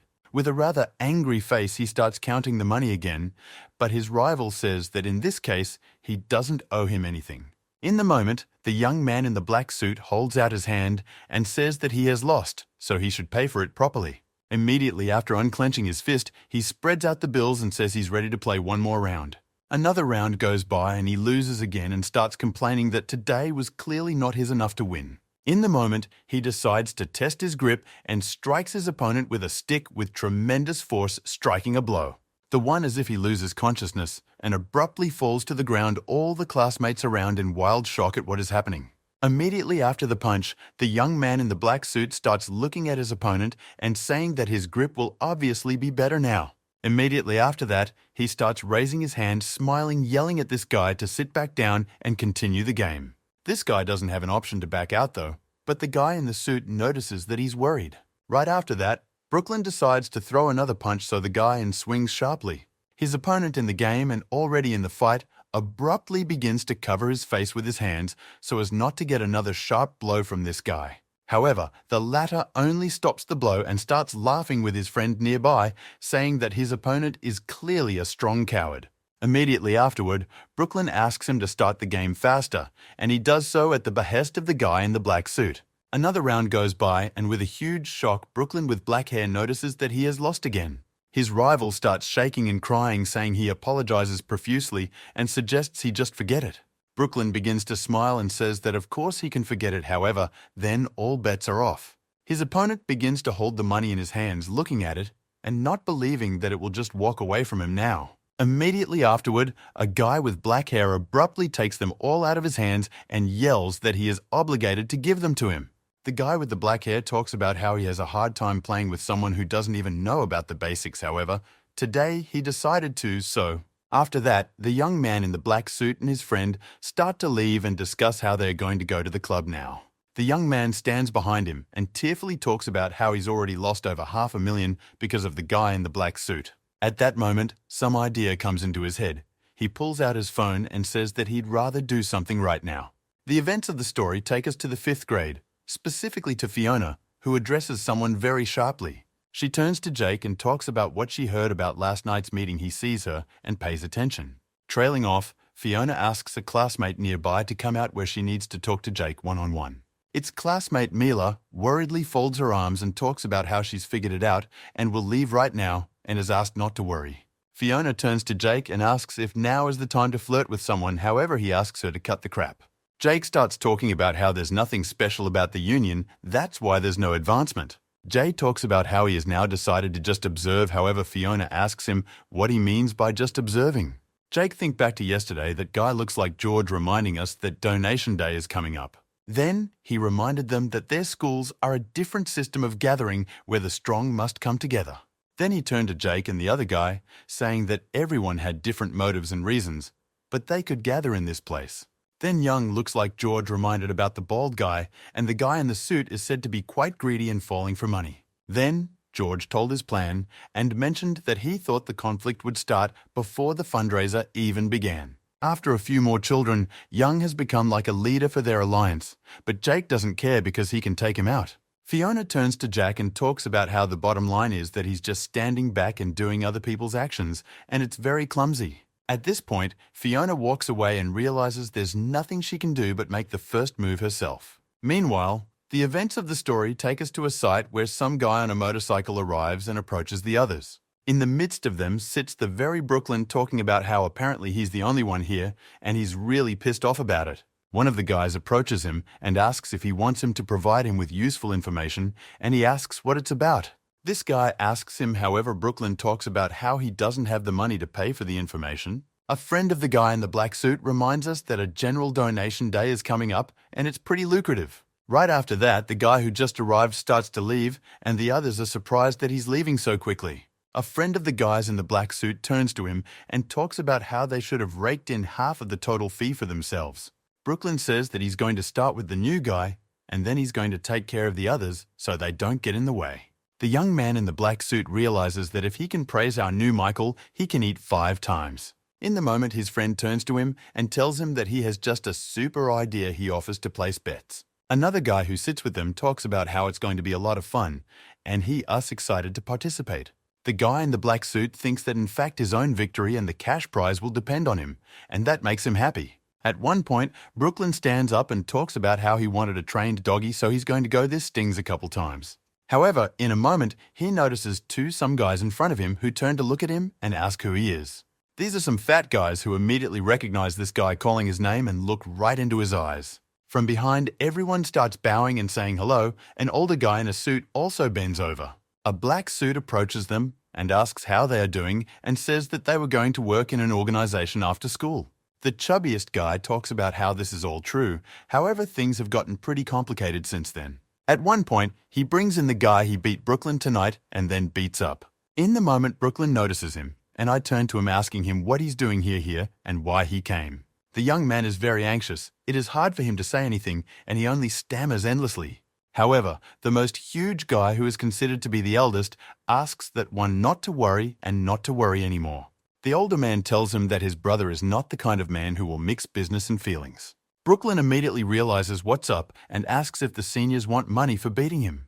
The older guy talks about how it's just business and no big deal, and you shouldn't tell him how to do things because, again, it's just business. However, at one point, Brooklyn starts laughing really hard, which leaves absolutely everyone standing there in shock. He starts looking at the oldest laughing and talking about how the cake has become a regular hired hand after everything, and it's ridiculous. A friend of the guy in the black suit turns to him and asks if he's crazy and why he's saying all this. It's the older guy who starts talking about how it's all very cute and approaching the guy in the black suit. Right off the bat, the older guy starts reminding the cron suit guy that he's one of the bosses of the black 6'6". Right after that, this black six-pack boss grabs the guy in the black suit by the head and talks about being upset with him. Afterward, the older guy talks about how he's going to teach the guy in the black suit a little lesson and prepares to strike. Brooklyn tries to dodge, but he doesn't manage it at all, and the punch goes straight to his face. However, in the moment, the older guy notices that Brooklyn didn't even try to move his head away, but just put it up for a punch. The black-suited couple then removes one of the elders and asks him who is training someone else. The blow to one of the boss's black sixes came very hard here, just in wild shock at their anger at what was going on. Brooklyn keeps laughing and talking about how his fist doesn't hit as far because the older guy has gotten really fat. Immediately after that, Brooklyn begins to launch attack after attack, punching his body more and more. The Q can barely hold back tears, and drool comes out of his mouth once after each attack by the guys in the black suit. Immediately after that, Brooklyn grabs one of the older men and says that it is not pleasant to hit him because he has become very weak. However, despite his words after them, he immediately throws another punch straight at his face with tremendous force. There are two other older guys looking at all of this, as well as the guys who came in with the offense. In the moment, the older guy, the biggest major, falls to the floor, and the guy he brought with him is shocked at what's going on. Brooklyn starts yelling about how the landing turned out soft because he was saved by a huge layer of fat. Friends of the guys in the black suit say it's better not to continue because suddenly he's already completely crossed the line that he could. However, the bet in the black suit suggests that he was only going to be killed for some money, so he did the right thing. Next, a guy in a black suit looks at the guy who won today and talks about how he can do better with the money. The two big guys who are standing behind him realize that Brooklyn risked his life for a few pennies. Immediately after which the one shouts that of course they are right and begins to inflict new attacks one at a time. Two other big guys are just in wild shock. They didn't expect the blows of the guy in the black suit to be so powerful. He keeps beating them up and yelling about how he'll be perfectly fine as long as he has money, and that's all it takes. However, in a moment, one of the big guys crouches down sharply and delivers a blow with his body right to the side of the guy in the black suit. Comes at him pretty hard, when so much so that he falls off his feet right to the ground.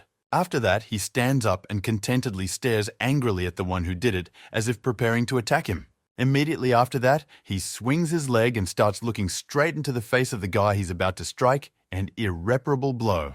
And so it goes. He jumps high and then stabs the guy who did it right in the head with his track. In his case, the blow is very severe, for he is thrown back and his face has significant wounds. In the moment, another big guy appears who easily wraps his arms around the guy in the black suit.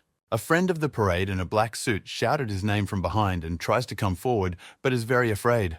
Meanwhile, a param in a black suit tries to flip our assailant out of living his body with his hands. The guy in the black suit manages to break free of the fat man's grip, and he starts to pull himself out. Right after that, he delivers a back elbow right to the head of the guy who just attacked him. Right after that, we get another crushing blow right to the head of whoever grabbed him the other day. After that, and his opponent falls to the ground without any strength, he just lies there and can't do anything after two crushing blows. This is all being looked at by the very guy who was originally brought in by the fat guys with him. He's just in wild shock at what's happening today. A guy in a black suit gets up out of a wild, angry aura and tells him about giving all the money if he doesn't want to die right there. Hearing this, the guy who lost today, he starts running away at a tremendous speed to avoid being touched as well. Brooklyn sees this all as nothing more than a game and starts running right behind him. At that moment, that main health, one of the 6 black bosses appears from behind with a bat in hand. The black suit notices him, but only manages to put up a little defense, and he doesn't have time to hit back hard. You have to really hard, and Young starts swinging the bat once again, screaming about how Brooklyn is just nothing. And at that moment, another fat man, low team black boss, appears from behind and strikes straight from the back into the body. The black suit notices this and is pretty excited, ready to deliver another blow to one of the black bosses. Immediately after so-and-so, a very powerful blow is thrown into the head of one of the fat men at wild speed. There's just falling to the ground and in a black suit or what have you and looking down on it all. However, in a moment, he realizes that he has lost track of the very guy who played with him at school today and tries to find him with his eyes.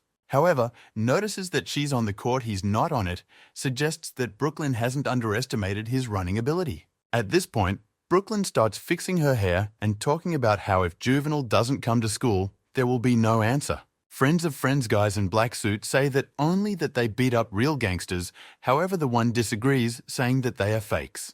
The events of our story take us to school the next day. George is walking down the hallway from the cafeteria with Michael. They are greeted by this hairy-haired guy and told that Michael has arrived at school very much on time. They offer to talk, but without George, Michael approaches them, asking what happened to them already. In the moment, Richard turns to Michael and says he has some things to discuss and mentions Mike's words about not caring about rank. Richard mentions the fact that Michael has similarly decided to take on other classes. This greatly surprises Mike. He asks where such a question comes from. It starts to say that not only they think so, but everyone thinks so, because it is quite possible for the scenario. Michael walks over to the big guy, takes him by the shoulders, and reminds him that he asked him not to ramble on about all sorts of boundless things. However, Richard grabs Michael by the arm and tells him that this is no joke, and for a second, he's already the head of 4 whole classes. In the moment, Richard turns to Michael and says that he came to the school to earn money because the payments are coming soon. Richard and the rest of the guys start explaining to Michael about the system for getting money in case he's the head of the class and glare at him. Some blonde-haired guy appears in the back of the moment talking about how Michael has a good side. The young man begins to explain to Michael on the system of getting money in case he is the head of the class and talks about operating expenses. However, he adds that at its most basic, it is simply a tribute that students pay for the protection of the class to the chapter. The young man says that Michael is new and doesn't know this system, however it has been in place for a long time and was created so that fewer people would be offended.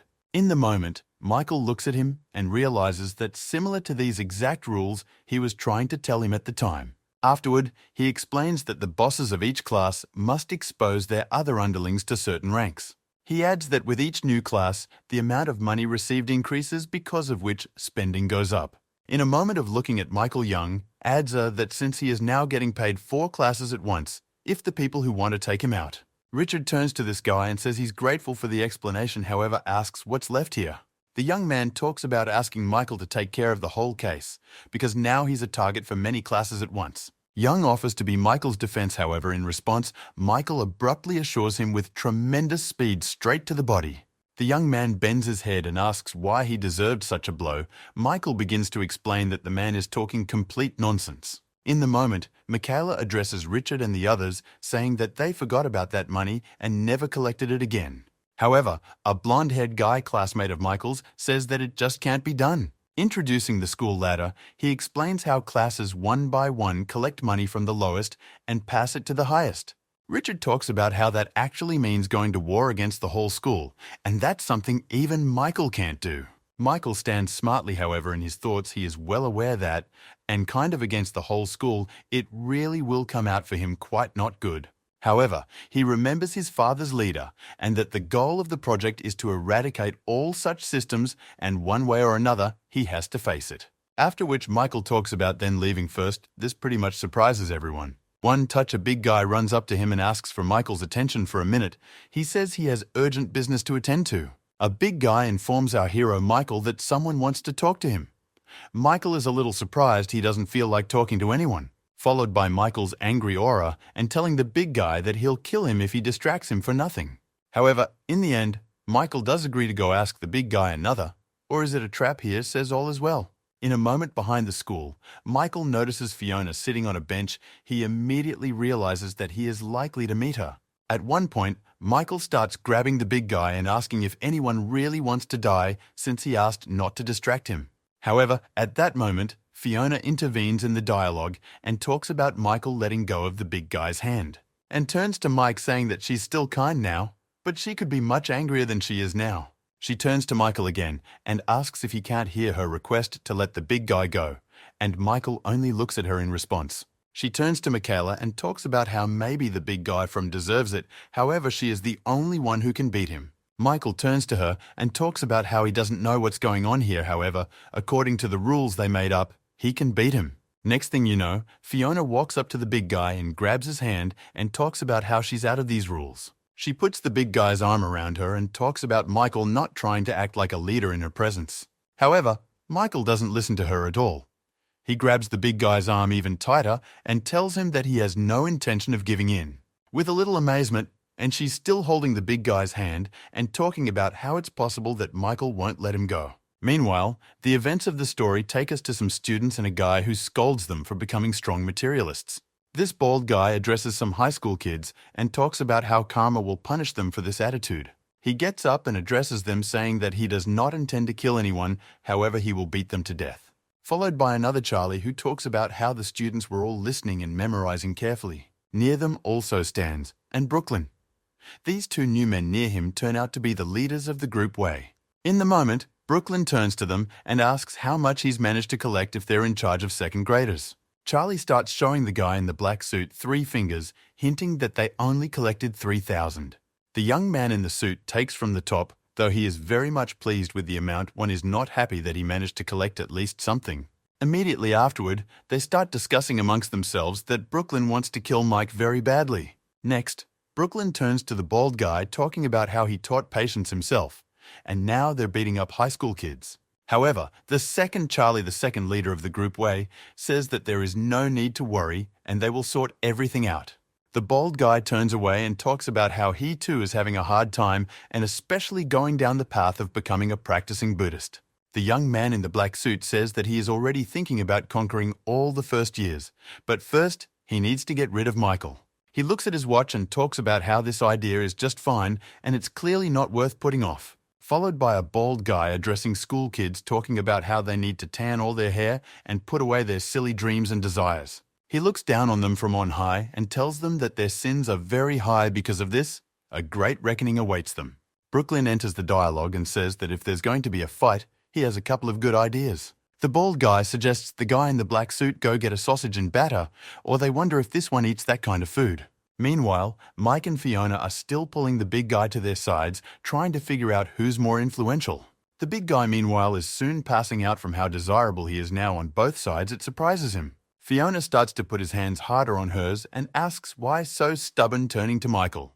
The big guy, meanwhile, is enjoying it all, talk about the fact that for such a thing he is ready to die already. At this point, Michael turns his attention to the big guy's face, asking what's wrong with him and what good he sees here now. At this point, Fiona turns her attention to the fact that she has already become too attracted to the big guy. In a moment, she began to have thoughts that it was quite disgusting to her, and see next to her she didn't want him at all. Immediately after, she strikes sharply right at his neck, screaming for him to get the hell out of here as soon as possible. After which she looks down at him, talk about how he has 3 seconds to get out of here and not come back. Hearing this, he first asks her to stop, but realizes her intentions and immediately starts running away. Running away, he is content with what he had now and feels as if he is under the ecstasy of all that has happened. In the moment, Fiona cuts in and gets close to Mike and talks about how she doesn't care about the big guy, her goals are different.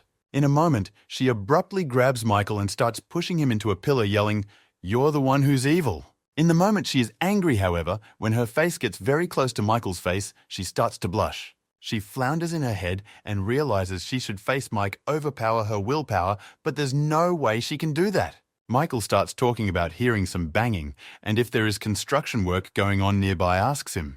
At a point in Michael starts to take her hands away and talk about how he's pretty busy, and if she needs to say anything, it's worth speeding up.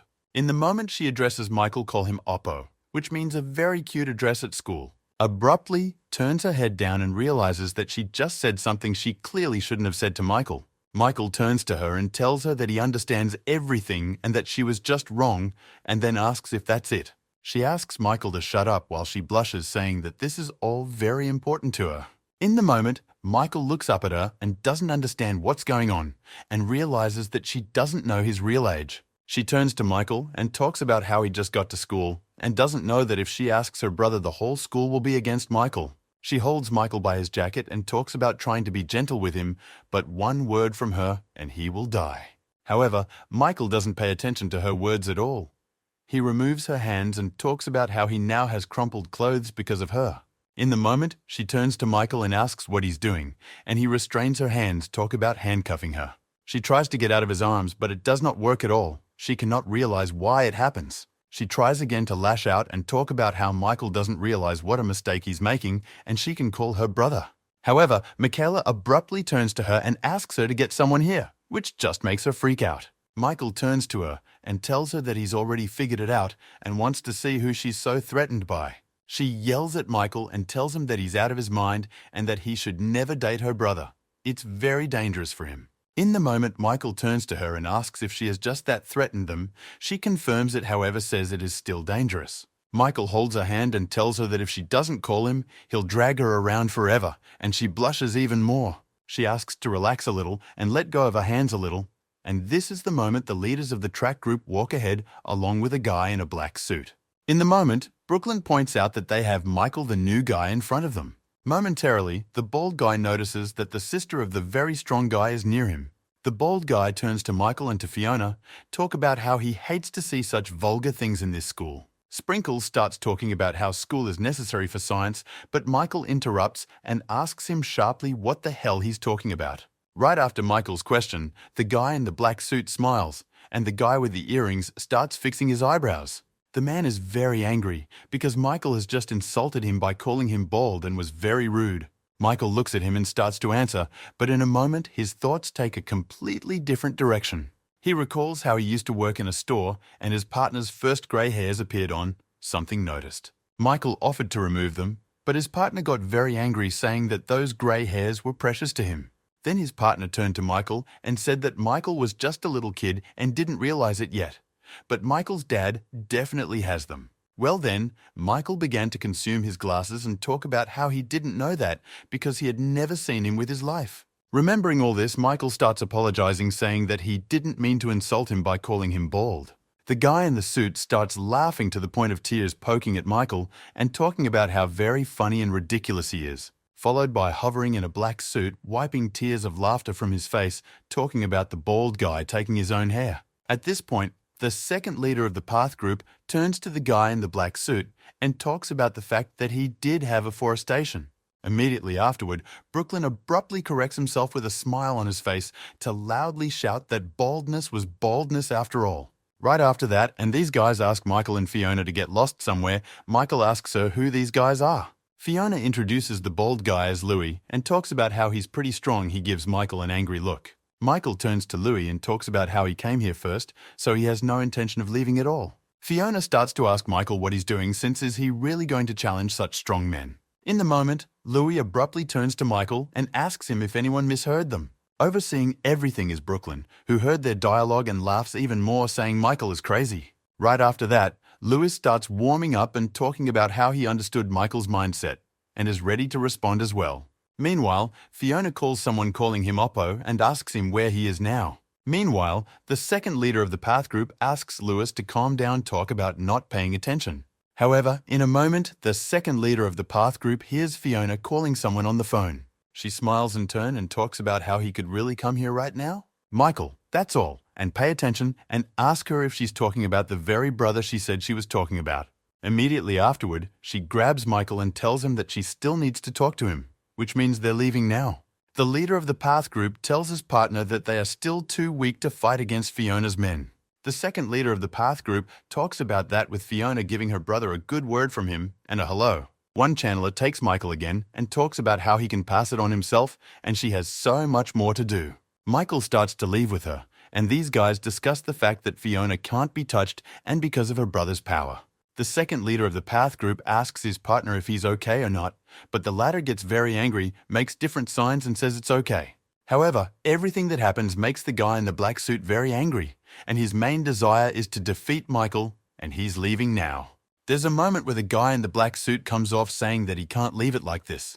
The second leader of the Path group tries to stop him and talks about asking him to leave those guys alone. In an instant, Brooklyn snaps out of his seat. He starts running straight at Michael and Fiona nearby, attacking them.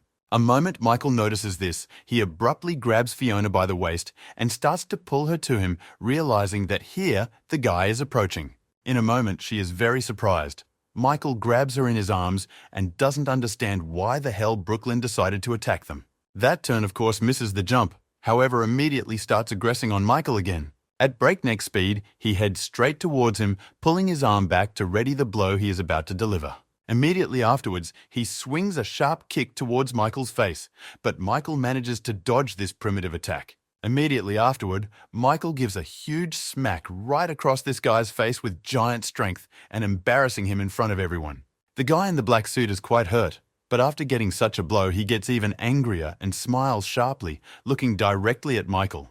Michael is still very surprised. He looks at the guy in the black suit, who can't understand why he didn't faint after the blow. Michael glances back a little, realizing that Fiona is right behind him. He should obviously increase the distance. The second leader of the path group starts running towards the battle site. He is worried for the fact that Fiona might get hurt, and then her brother will intervene. Meanwhile, Michael and the guy in the black suit have a fight. Michael fights him off one by one. For a while, and he is given to repel each other's attacks, but in the moment, Brooklyn strikes a crushing blow.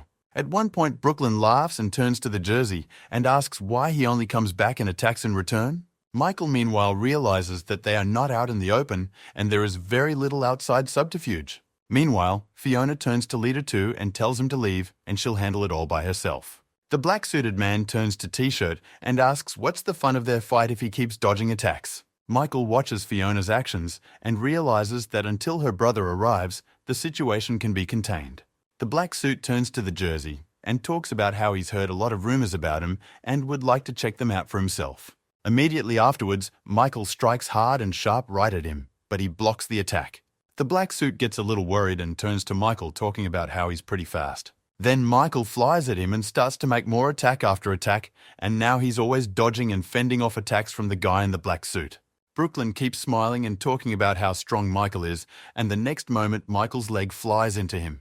This blow was very crushing for him, and he fell to the ground backwards with great speed. It doesn't bother him at all that he is now down. He immediately gets up and starts getting up to launch more attacks. He scratches his beard and talks about how it's damn strong, and Michael is very good at his attacks. Michael turns to the guy in the black suit, asking if he and his arm are okay after he threw the punch. The young man begins to look at his hand and talk about how it's generally not a big deal, so he's obviously not going to worry about it.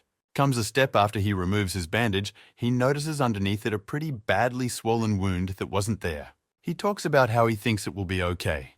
Michael smiles and talks about how at this point it can and will be. Michael starts taking off his jacket and his side and talking about how he's about to get more so and more power.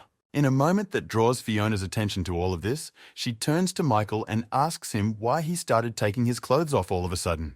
Looking at her and talking about going to take off the watch jacket, she looks at him shocked, saying she is very surprised. She turns to Michael and says that he takes off his jacket in a fairly public place, but Michael is surprised by her words. Turning away, Michael notices a crowd of schoolchildren watching him and filming the whole event on their phones. The girls are just in awe of Michael. They talk about how he's quite cute and his body is very athletic and strong. Michael realizes that he has kind of left a better way out of this situation, however, and through too much attention hinders him. In the moment, the param in the black suit addresses Michael, talk about how she has tasted his power and is going to stop at her. He turns to Michael and talks about how the next time they meet, they will obviously not be bored. But Michael does not understand his words at all. A guy in a black suit walks briskly through a crowd of schoolgirls and asks them all to step back, so they don't stand in his way. They look at him. One of the girls says he's quite energetic, and the other says she doesn't understand why he's pushing. The second leader of the path group turns to Michael and says that the next time they will see each other will be soon, and he cannot worry. Michael turns to him and talks about how he talks a lot, and he should see if he can even make it next time. Michael looks at him and talks about how hitting them individually tires him out quite a bit. He'd rather have them all at once. The leader of the second begins to lash out at Michael and talk about how he has no right to say those words to him here. However, the first leader of the group, a bald guy, stops him, saying that the anger is not worth it to this guy. The second group leader turns around and walks away with the first, thanking him for helping to keep his emotions in check. The bald guy walks forward and reflects on what happened, realizing that he also overreacted by not containing his emotions. Michael looks after them and can't figure out what's wrong with them. Fiona, standing behind him, abruptly turns to Michael to beckon him over. She starts holding Michael's jacket and talking about how these were second-grade leaders and they are very dangerous, especially to Michael. Notices something holding his jacket and says that he's not afraid for them at all and shouldn't be worried. Fiona blushes again, turning to Michael, says that second and third graders, their leaders are especially dangerous because they are very strong. However, she follows up by also thanking Michael for saving the day and telling him that he should be gentler, grabbing her waist. Michael apologizes, saying that he thought it would hurt her if he hugged her abruptly, however she doesn't consider it a hug. Michael reminds her that she called her brother, but she admits that she lied about it. She yells at Michael again and asks what the hell she's here for anyway, looking to meet her brother and prying at everyone. Michael is quite surprised by her words and starts to tell her something, but at one point she interrupts him abruptly. She tells Mike that if anyone meets her brother, she will die. She asks him not to make her worry, but mentions that she's not worried about Michael at all. Turning my head and looking at Michael, she talks about how, besides her brother, there is an alliance and other guys who are also dangerous. She starts to walk away and talks about how they saved each other, and now no one owes anyone anything, and asks Michael not to go after her. Michael is surprised by her behavior. He doesn't understand why she went from threatening him to saving him and even worrying. As she leaves, she also blushes a lot and worries about him, suggests that Michael is quite annoying and makes her worry about him. Meanwhile, a guy in a black suit comes in somewhere and turns to someone asking if someone or someone else is here. This turns out to be the class of the guy in the black suit. His friend is asking what's wrong with his arm, followed by a guy in a black suit telling his friend that he likes the new guy and he's not as strong as everyone says he is. A young man in a black suit fixes his hair and says that he needs money, but he doesn't have any at the moment. He then turns to the president of his class and asks him to run up to him quickly. Surprised, and starts running straight towards the guy in the black suit like he's an errand dog. Turns to him and asks about the address of a guy he knows and their class and asks him to send him his address. Immediately afterward, he asks the class president to raise money this week, but he is very surprised to hear the phrase about the fundraiser.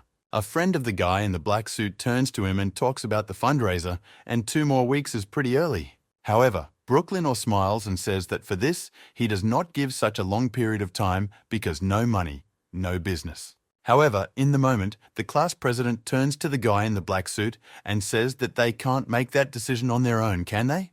The class president talks about having a general meeting, but the guy in the black suit just offers to play him rock, paper, scissors instead. In the moment, Brooklyn talks about how he lost and offers to play another round of rock, paper, scissors. After which, Brooklyn is on fire about finally winning, and the class president is that it's not a good idea to make a decision this way. Right after that phrase, a couple in a black suit bring their hands up to this guy's face, ready to do a flick and threaten him.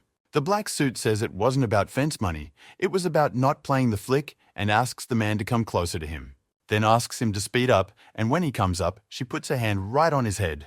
In the moment, a friend of a guy in a black suit talks about how his fingers are bending pretty badly, and it's disgusting in his opinion. Immediately afterward, Param Charam suit does a report to 3, and then yells fire and hits his classmate hard with a flick. With all the classmates around watching this and the discussion of the fundraiser, they are just shocked to the core about what is going on in the classroom. That guy of his turn starts clutching his forehead and like crying out in pain, and it's just some kind of snap. Meanwhile, the guy in the black suit is talking about throwing scissors into the game and demanding another round. Meanwhile, our hero Michael reacts to everything that happened to realize that with Fiona's brother, he did not meet but saw important guys. The hero Michael also remembers that the guy in the black suit withstood him in a punch. Maybe that guy is strong, or maybe Michael loses his grip. Michael realizes that he's been resting heavily for a while. He should clearly be working on his form to maintain it. Michael puts his hands between them and talks about how no matter how much young man endures, Michael will easily smash him against the wall. Meanwhile, the events of the story take us to the guy who's always losing to the guy in the black suit, who's always calling somewhere. He remembers that he was promised to be brought to his knees by that guy in the black suit, but now they simply don't pick up the phone. He's very surprised by this whole situation, talk about how he just can't even go to school because of it, so he doesn't embarrass himself.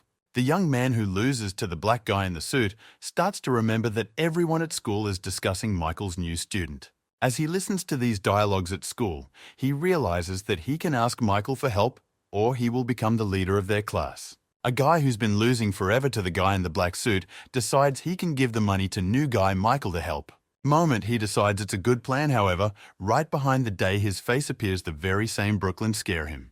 The guy who was always losing doesn't manage to ask one question, right after which the guy in the black suit grabs him by the face and squeezes him. Right after that, Brooklyn starts lowering this guy down, holding him by the head and pressing down harder and harder.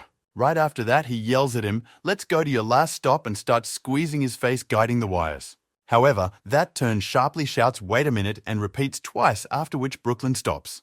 The young man in the black suit asks him to thank God for stopping here, and he starts talking about how he made a big mistake. Brooklyn is still clutching his face and asks if it's funny because it feels like he's on a ride.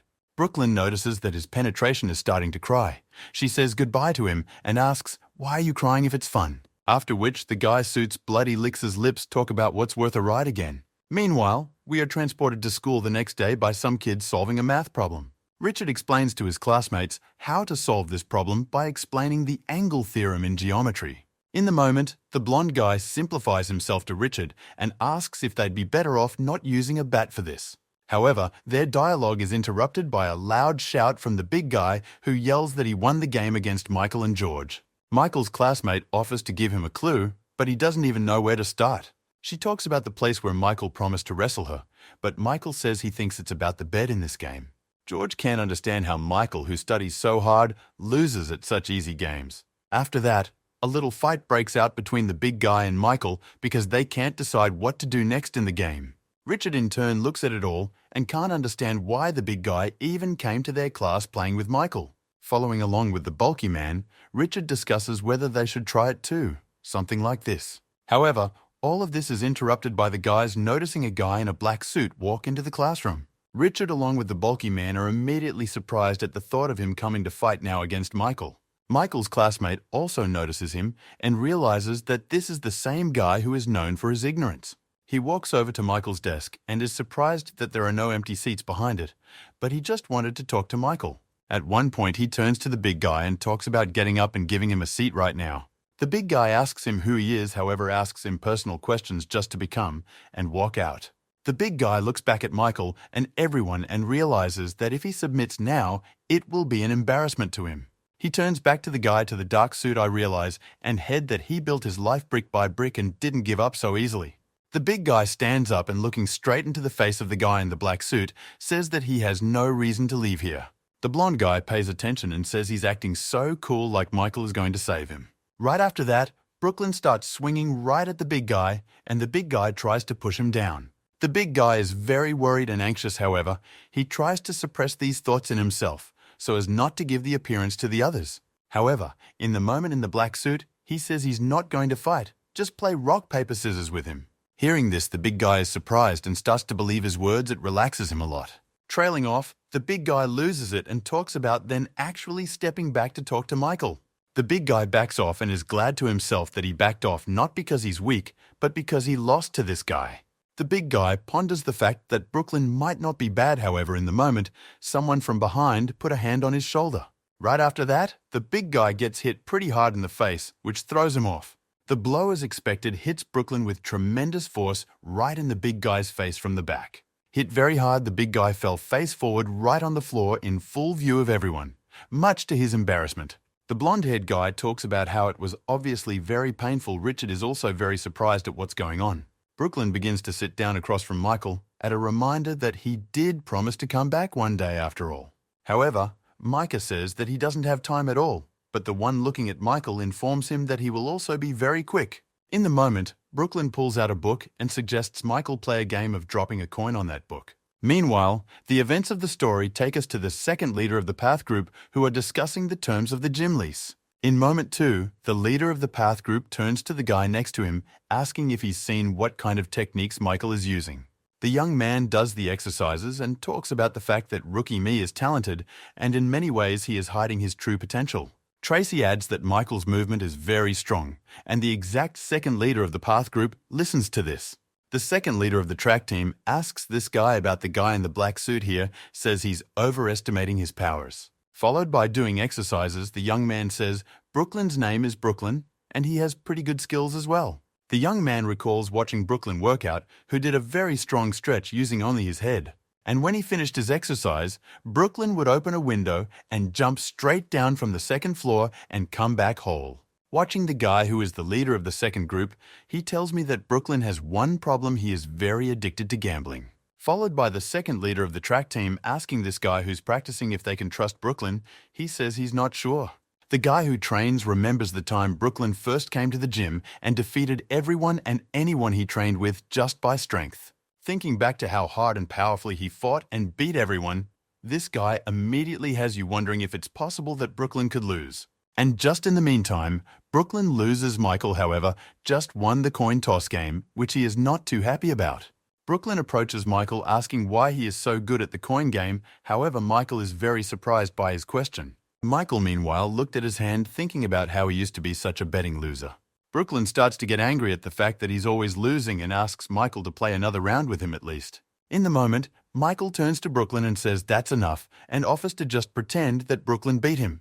Brooklyn starts to get mad at Michael because of this, saying that you can't win like this, it's not a win at all. However, afterward, Rylan abruptly agrees and tells Michael he to remember to show up at the appointed place on Friday. Michael in return asks Brooklyn to take care of his arm talk about not liking to look at someone else's pain. However, in a moment behind Michael, Richard gets up behind him and turns to Brooklyn and asks him to stop for a moment.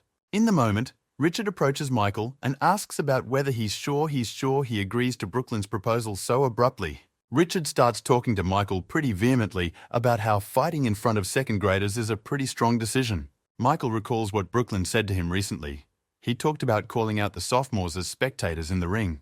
Then Richard heard it, and the blonde guy. They were greatly surprised at what Brooklyn was saying and Michael's nonchalance. Then Michael told Brooklyn that he didn't really understand what it was all for.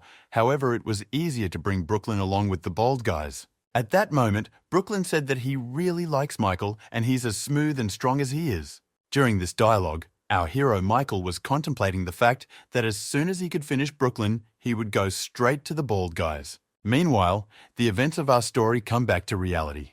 Michael turns to the big guy lying on the floor after being punched.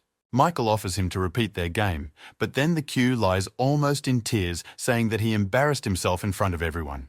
Meanwhile, the loser guy was watching all of this. He watches Brooklyn walk in Michael's class and decides to go in himself. A young man walks right into Michael's classroom and addresses him. Michael asks him who he is. A young man introduces himself as Ronald and talks about how he would like Michael to beat up Brooklyn for all his deeds. Michael doesn't understand at all what this is about or where the request is coming from and asks Ronaldo what he's talking about.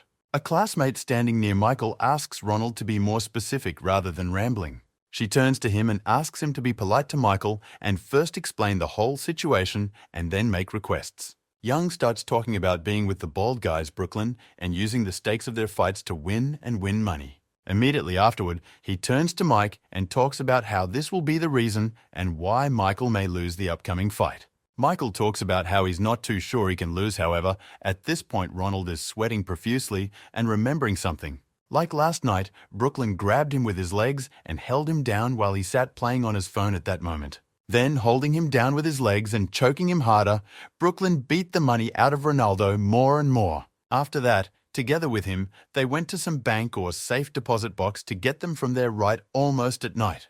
While Brooklyn was thinking about how to get them, Ronald was very angry. They found it hard to believe that his money was about to leave him. Immediately afterward, Brooklyn took Ronaldo's documents and decided to loan extra money on them still, which surprised Ronaldo. Brooklyn then put his arm around Ronald and started talking about how after beating the rookie, he would win a huge betting prize and give the money away. Brooklyn said goodbye to Ronald and Gavril, that everyone knows he's going to win, so he can 100% get the money back. Immediately afterward, Ronald explains this whole situation to Michael and talks about how he is just awful and he could lose all the money. Michael's classmate at this point call attention to the fact that according to Ronaldo, he wants Michael to beat Brooklyn. Immediately afterward, the classmate smiles sweetly and talks about how let's say he won, but can she then wring Ronaldo's neck? She gets angry and tries to beat Ronaldo, talk about how you have to think about your words when talking to the great Michael. Michael turns his attention to Ronaldo and asks what will he give him in return for beating Brooklyn. Together with Michael, Ronald decides that in return he will help him with his English, and Michael asks Ron and find him after class. Michael's classmate reappears and suggests to him that she should help him with his English instead of Young, but he says he shouldn't. Some time passes as our hero Michael ponders how he can best engage in battle against Brooklyn, especially outside of school. Time marches on. School lessons are over. Michael and Ronald walk down the road and learn English. Ronald suggests that Michael place bets on his own victory, but Michael talks about how he has no money at all. Afterward, Ronald brings Michael instead of where, along with Brooklyn, they borrowed money for his bets yesterday. Michael asks Ronald if they always study while walking here, and he says that sometimes they do it for good brain function. Michael asks if Ronald is so eager for Michael to borrow who money and bet on the winnings. Ronald says that would be great. Our hero Michael picks up the business card of these people and immediately notices that their name is more like a group of gangsters. Michael talks about how he's going to go up to that building first and generally wants to do it alone so Ronald can leave. The events of our story are transferred to a guy in a black suit, namely Brooklyn, who is working out on a tourniquet and discusses with someone the issue of money. Along with the two fat guys and their friend, they chat about whether everything will be okay and how the money fight will go. Pull yourself up on the bar. Brooklyn says the more risk, the more money he'll make, and he's confident. Meanwhile, Michael goes up to the very building, walks around it, and realizes that there's practically no one inside. However, at one point, some guy comes out to meet Michael and asks Michael if he's come to borrow money. Michael says that's right, and Young starts to open the door with his key, wishing someone would always lock it wrong. In the moment, Young points out that Michael looks like a schoolboy because of his uniform. He talks about how weird that is, tells that school children have been frequenting him lately, and asks Michael to come into the office, opens the door. At one point he sits in a chair and Michael sits across from him. First he asks how much money Michael needs, but then he says there is a question. He turns to Michael and asks how old he is, and this question leaves Michael perplexed, for his real age is different from what the right now. At first Michael says he is 20, but then corrects himself to say he is 17. But after he corrects himself again, he realizes he is confused. The guy who gives him the money starts complaining, saying that this is no place for fun and he needs to know the exact age. At one point, Michael gets up and talks about how he forgot to turn off the iron at home, so he should go home, but the man stops him. The young man in the watch talks about how the weather is nice now and nothing will happen at Michael's house and asks why he is in a hurry. The young man once again turns to Mike and talks about how he is very suspicious of who he is. Michael tells him about coming back another time and starts to walk away. However, Michael doesn't succeed for long, because in the next moment, the young man grabs Michael's arm with his hand. He asks Michael where he's going and why he's so impatient since they haven't finished talking yet. The young man starts asking Michael what gang he's from and talks about not being fooled like that. He asks why Michael came here, but Michael responds by squeezing his hand hard, and he screams in pain.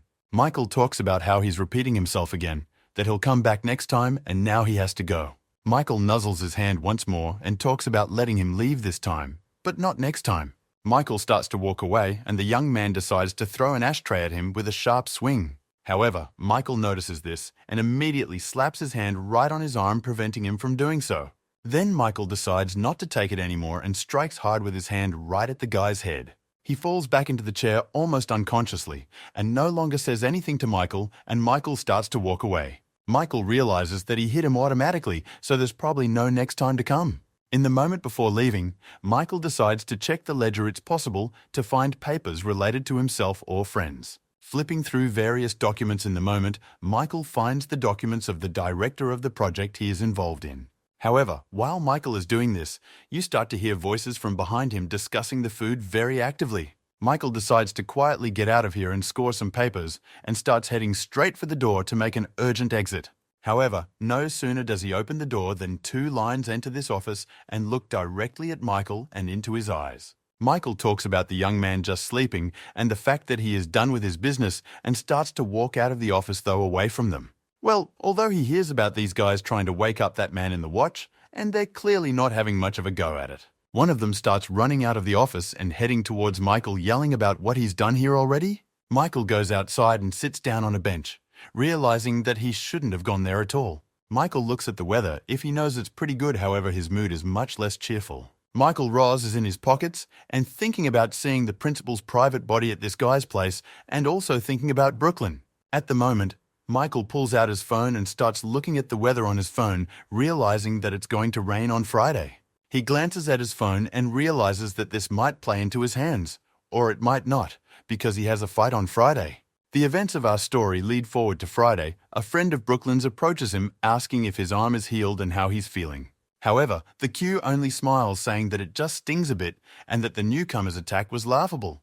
Brooklyn, along with Ronald and some other guys, head into the closed area of the school in the evening to prepare for something. They enter the gymnasium there. They see a few more guys in uniform who between them are setting things up for a fight. Brooklyn approaches Ronaldo, asking if he wants to have a fight here before his battle with Michael instead of a coin toss, but Ronaldo refuses. Brooklyn starts warming up and talking about how it was a joke, and it wouldn't be much fun if that one died so early. From the moment a team of second-grade bullies start going to the gym, their gang is called the Road Gang.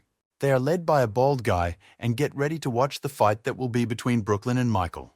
When a group of these guys start walking in, some others become leaning over to them and saluting their greats. The bald guy is paying attention to the guy who has long hair and talking about how his hair is full of misery. Afterward, he walks up to a practically bald guy, our Ronald, and talks about how he's almost probably on his way. At one point, the bald guy turns to everyone and asks if the new Michael is still here. Meanwhile, the events of our story move forward, taking us to a group of some people walking forward under black umbrellas. It turns out to be Michael and his classmates. He talks about how they don't have to go along with him, but they want to support him. In the moment, Richard addresses Michael about them having his back in a difficult moment, but Michael asks what's behind his back. Richard starts talking about how Michael's opponent could be very serious, so it's best to get a gun just in case. The blonde guy starts telling Michael about Brooklyn's fighting style. However, Michael says he remembers everything himself. In the moment, Michael turns his attention to his phone and talks about how the guy has to not go without it first. However, they talk about how they can go, and there without Michael, he talks about needing time. The events of the story go forward. Richard and all the others come to the scene of the battle, but our newcomer Michael is not with them. The guy looks at them. He listens to their story about Michael's words. However, all do not believe it to be true. Brooklyn intervenes and says that the new guy was scared of his punches last time, and now he's not going to fight. The leader of the second path group recognizes Richard and talks about what it is to be, and they believe him and wait a while. The blonde-haired guy talks about how they could have been antagonists to the Road Gang. In a moment, some people open the doors, and the blonde guy stares forward in shock and disbelief of his eyes. At that moment, the men from the Sacred faction enters the hall with their leader, who greets everyone here. A member of the Sacred group asks what they all came this far for because of one fight. The dialogue is interrupted by that smart guy from the Union. He talks about how it's hard to call Michael a regular guy. George and the big guy notice that this smart guy is also here, although he doesn't have much strength. The bald guy greets the group of holy men and then tells them to take a seat somewhere on the mats and wait for the battle to begin. However, from the traveling group says that there are no empty seats left on the chairs, so the Sacred group needs to sit on the mats. Their leader says that they do not mind, because for them, there is not much difference where to sit, especially together. The leader of the Sacred group turns to everyone and asks where is the newcomer? Who is the reason for all the fuss? Hasn't he come? This is watched by Richard and the blonde guy. They can't think of a good answer and just wait for Michael. Meanwhile, Brooklyn is busy playing betting on his phone and apparently he's losing. It irritates him quite a lot. He is very bad at containing his emotions and controlling himself at times like this. All the other guys in quietly closed eyes sit waiting for Michael to arrive to start the battle. At this point, Brooklyn snaps. He throws the phone to the floor and yells, asking when Michael will be here already. Starts yelling obsessively about how he's about to just die of boredom if Michael doesn't arrive and the battle doesn't start right away. He tries to call the fight already, at least someone, but his friends try to hold him in his influx of emotions. The bald guy from the Path group talks about how he agrees with Brooklyn. They can't just waste time, they need some entertainment. In the moment, Brooklyn turns to Richard and asks him to come out to fight him instead of Michael, so they won't be so bored in the gym right now. Meanwhile, our hero Michael is already approaching the place. He looks at his watch and realizes he is late and under the umbrella. Richard turns to him and interjects a non-committal sentence, and the blonde-haired guy is shocked. Richard gets up and talks about how he is willing to take responsibility for his classmate Michael because of his tardiness and starts walking. However, the bald form guy says that you can't start such a fight because then Brooklyn might get tired before fighting Michael. He yells at the young man, talking about staying out of it, and they'll sort it all out themselves. However, the bald form guy turns out to be very correct, and he doesn't back down from his stance, saying that this is not the way to go time after time. This is all intervened by the second leader of the Path group. He talks about how a loser battle in the form of Richard doesn't sound so bad. At that moment, the door opens, and Michael walks in and asks everyone if he's a little late to their battle. The first to notice him are Richard and the blonde-haired guy, who are terribly happy to see him at such an important moment for everyone. He's immediately noticed by Brooklyn, who looks at Michael with a bloodthirsty look and is morally ready for a fight. However, instead of Michael, it turns out to be another blonde-haired guy of sturdy build who walks happily down the hall. Brooklyn gets really upset that it's not Michael, but some leftist guy who's walking around talking nonsense. The man stops near Richard and the blonde guy, asking them where their candidate Michael is. The young man begins to address everyone and offer them his services. Brooklyn recognizes this guy and talks to him about how he's the one who was in charge of the second grade not too long ago, right? He's pretty nice about getting it right and calls Brooklyn a big bug at the end. A guy named Brooklyn doesn't dare to stand for all this. He strikes sharply and knocks this guy down in an instant. He goes into a wild shock, drooling out of his mouth, and he seems to lose consciousness for a moment from the force of such a blow. Meanwhile, Brooklyn abruptly turns around, grabs him by the head, and sends him flying forward, throwing his head sharply to the side. Then Brooklyn runs forward, turns around, and starts running again right at this guy. Brooklyn's friends try and stop him.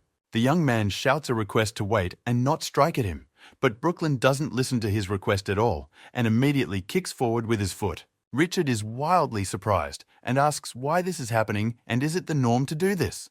The smart guy sitting next to him responds about the bosses being fine with it, and meanwhile, the bold guy is keeping an eye on things. With bloody hands and wild anger, Brooklyn continues to attack this blonde-haired guy, needing to hit harder and harder.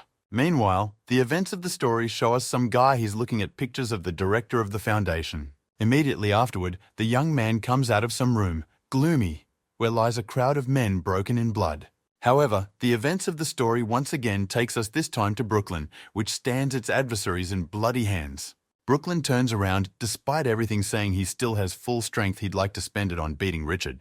However, the moment taken in comes a guy who yells all about how they should have fought him. The bald guy pays attention. Turns out it's Michael.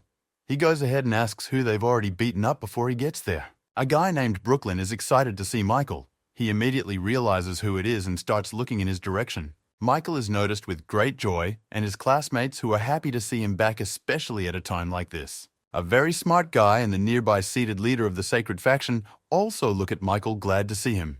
Michael begins to walk forward and apologize to everyone for his delay. However, they say he took too long. In the moment, Brooklyn looks at Michael's friends and says he's willing to have fun with them in exchange for him being late on such and such an occasion. To Michael, he talks about how if he had been a little more late, all of his friends would have ended up in the grave after all today.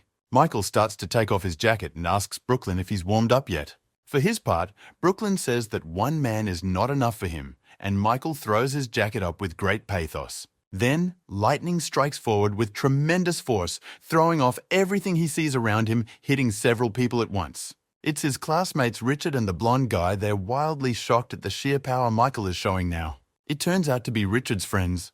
Michael talks about how he decided to have fun with them, just like Brooklyn did with his friends. Michael starts rolling up his sleeves and talking about how he, unlike Brooklyn, doesn't intend to stop there and is going forward.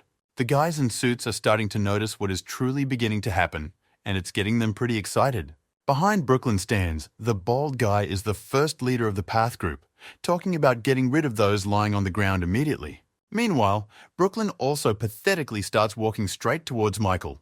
Talk about how this was pretty expectedly fun. Immediately after that, hiding a greedy smile, Brooklyn begins to threaten Mike, saying that he will definitely not come out alive. Looking at Michael and turning to him, he talks about how none of his childhood toys are left intact, and so will Michael's bones. He gets into a wild stance and, looking at Michael, talks about the pleasure it gives him to tear someone apart. Immediately afterward, he goes berserk, throwing back a few more guys around him, saying he's going to destroy Michael. Michael's turn, or standing still and looking sternly at him, ponders what he should do now in such and such a situation.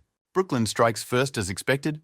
However, Michael easily dodges it without any effort. Immediately after that, Brooklyn continues to attack. However, Michael dodges again and dodges all attacks with great ease. Brooklyn can't understand anything because he expects Michael to do this, and the shoe turns to stand behind him. At one point, Brooklyn snaps even more and yells at Michael to stop running away from him already and face this fight fairly. Brooklyn continues to launch attack after attack and time after time and yells at Michael to attack him as well. Gramila and the blonde guy are watching this situation and discussing it, not understanding what Brooklyn's tactics are in this fight.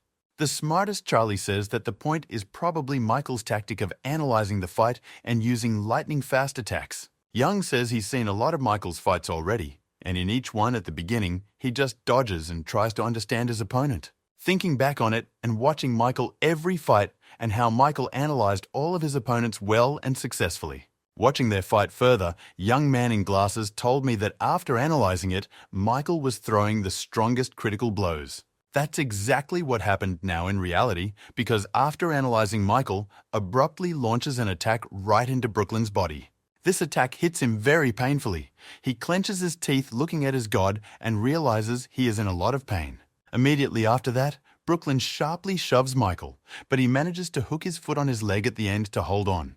This saves the situation because in the next moment, Michaela is right in the face of her opponent Brooklyn. And right after that, Michael unleashes a huge attack right in his face with gigantic force.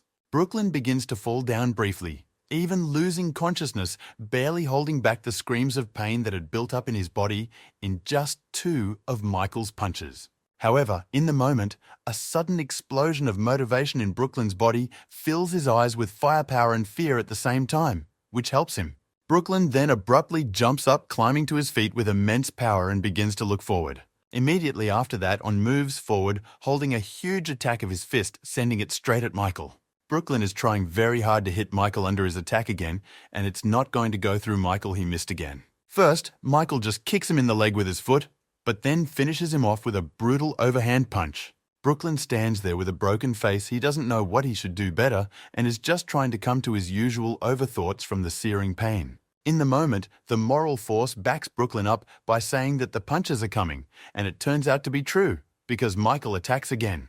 Brooklyn dodges one of the attacks, but he has to lift his body as Michael strikes from above. It really hurts Brooklyn. He stands with big black pupils and tries to regain his senses. Michael at this time is not slumbering at all. He continues to kick straight at Brooklyn's body with tremendous power at times. In the moment, Brooklyn is thrown to the floor, but at the end, and we're still tired, manages to stay on his feet and he's held up by his arms. Brooklyn begins to watch the floor. He reflects on how pathetic he looks now, and he lacks the strength to overpower Michael. The second leader of the Path group watch everything. He has a hard time believing that Michael is human at all, since he is very easy to handle Brooklyn. The guys in blue uniforms discuss the fact that they don't even want to start talking for kicks because Brooklyn doesn't even have the strength to push Michael. In the moment, Brooklyn gets up covered in blood and wipes his mouth and talks about how he is in quite a bit of pain. However, he speaks with a smile on his face. The guys in Michael's class realize that Brooklyn is also pretty strong, yet Michael is still not even injured. Michael starts warming up and talking about how Brooklyn is very good at endurance, and he appreciates that in a fight. Brooklyn at this point looks at Michael, seeing someone warming up, and asks if he's still warming up. Immediately afterward, Brooklyn yells that he also hasn't warmed up and starts running at Michael with another strong attack. Michael notices how Brooklyn is already closing in on him, preparing a pretty massive his forces right into Michael. That act, Brooklyn carries a punch, and Michael easily dodges it and starts to go behind his back. Brooklyn stares into Mike's face, wondering if he's trying to stupefy him by going behind his back and tricking him.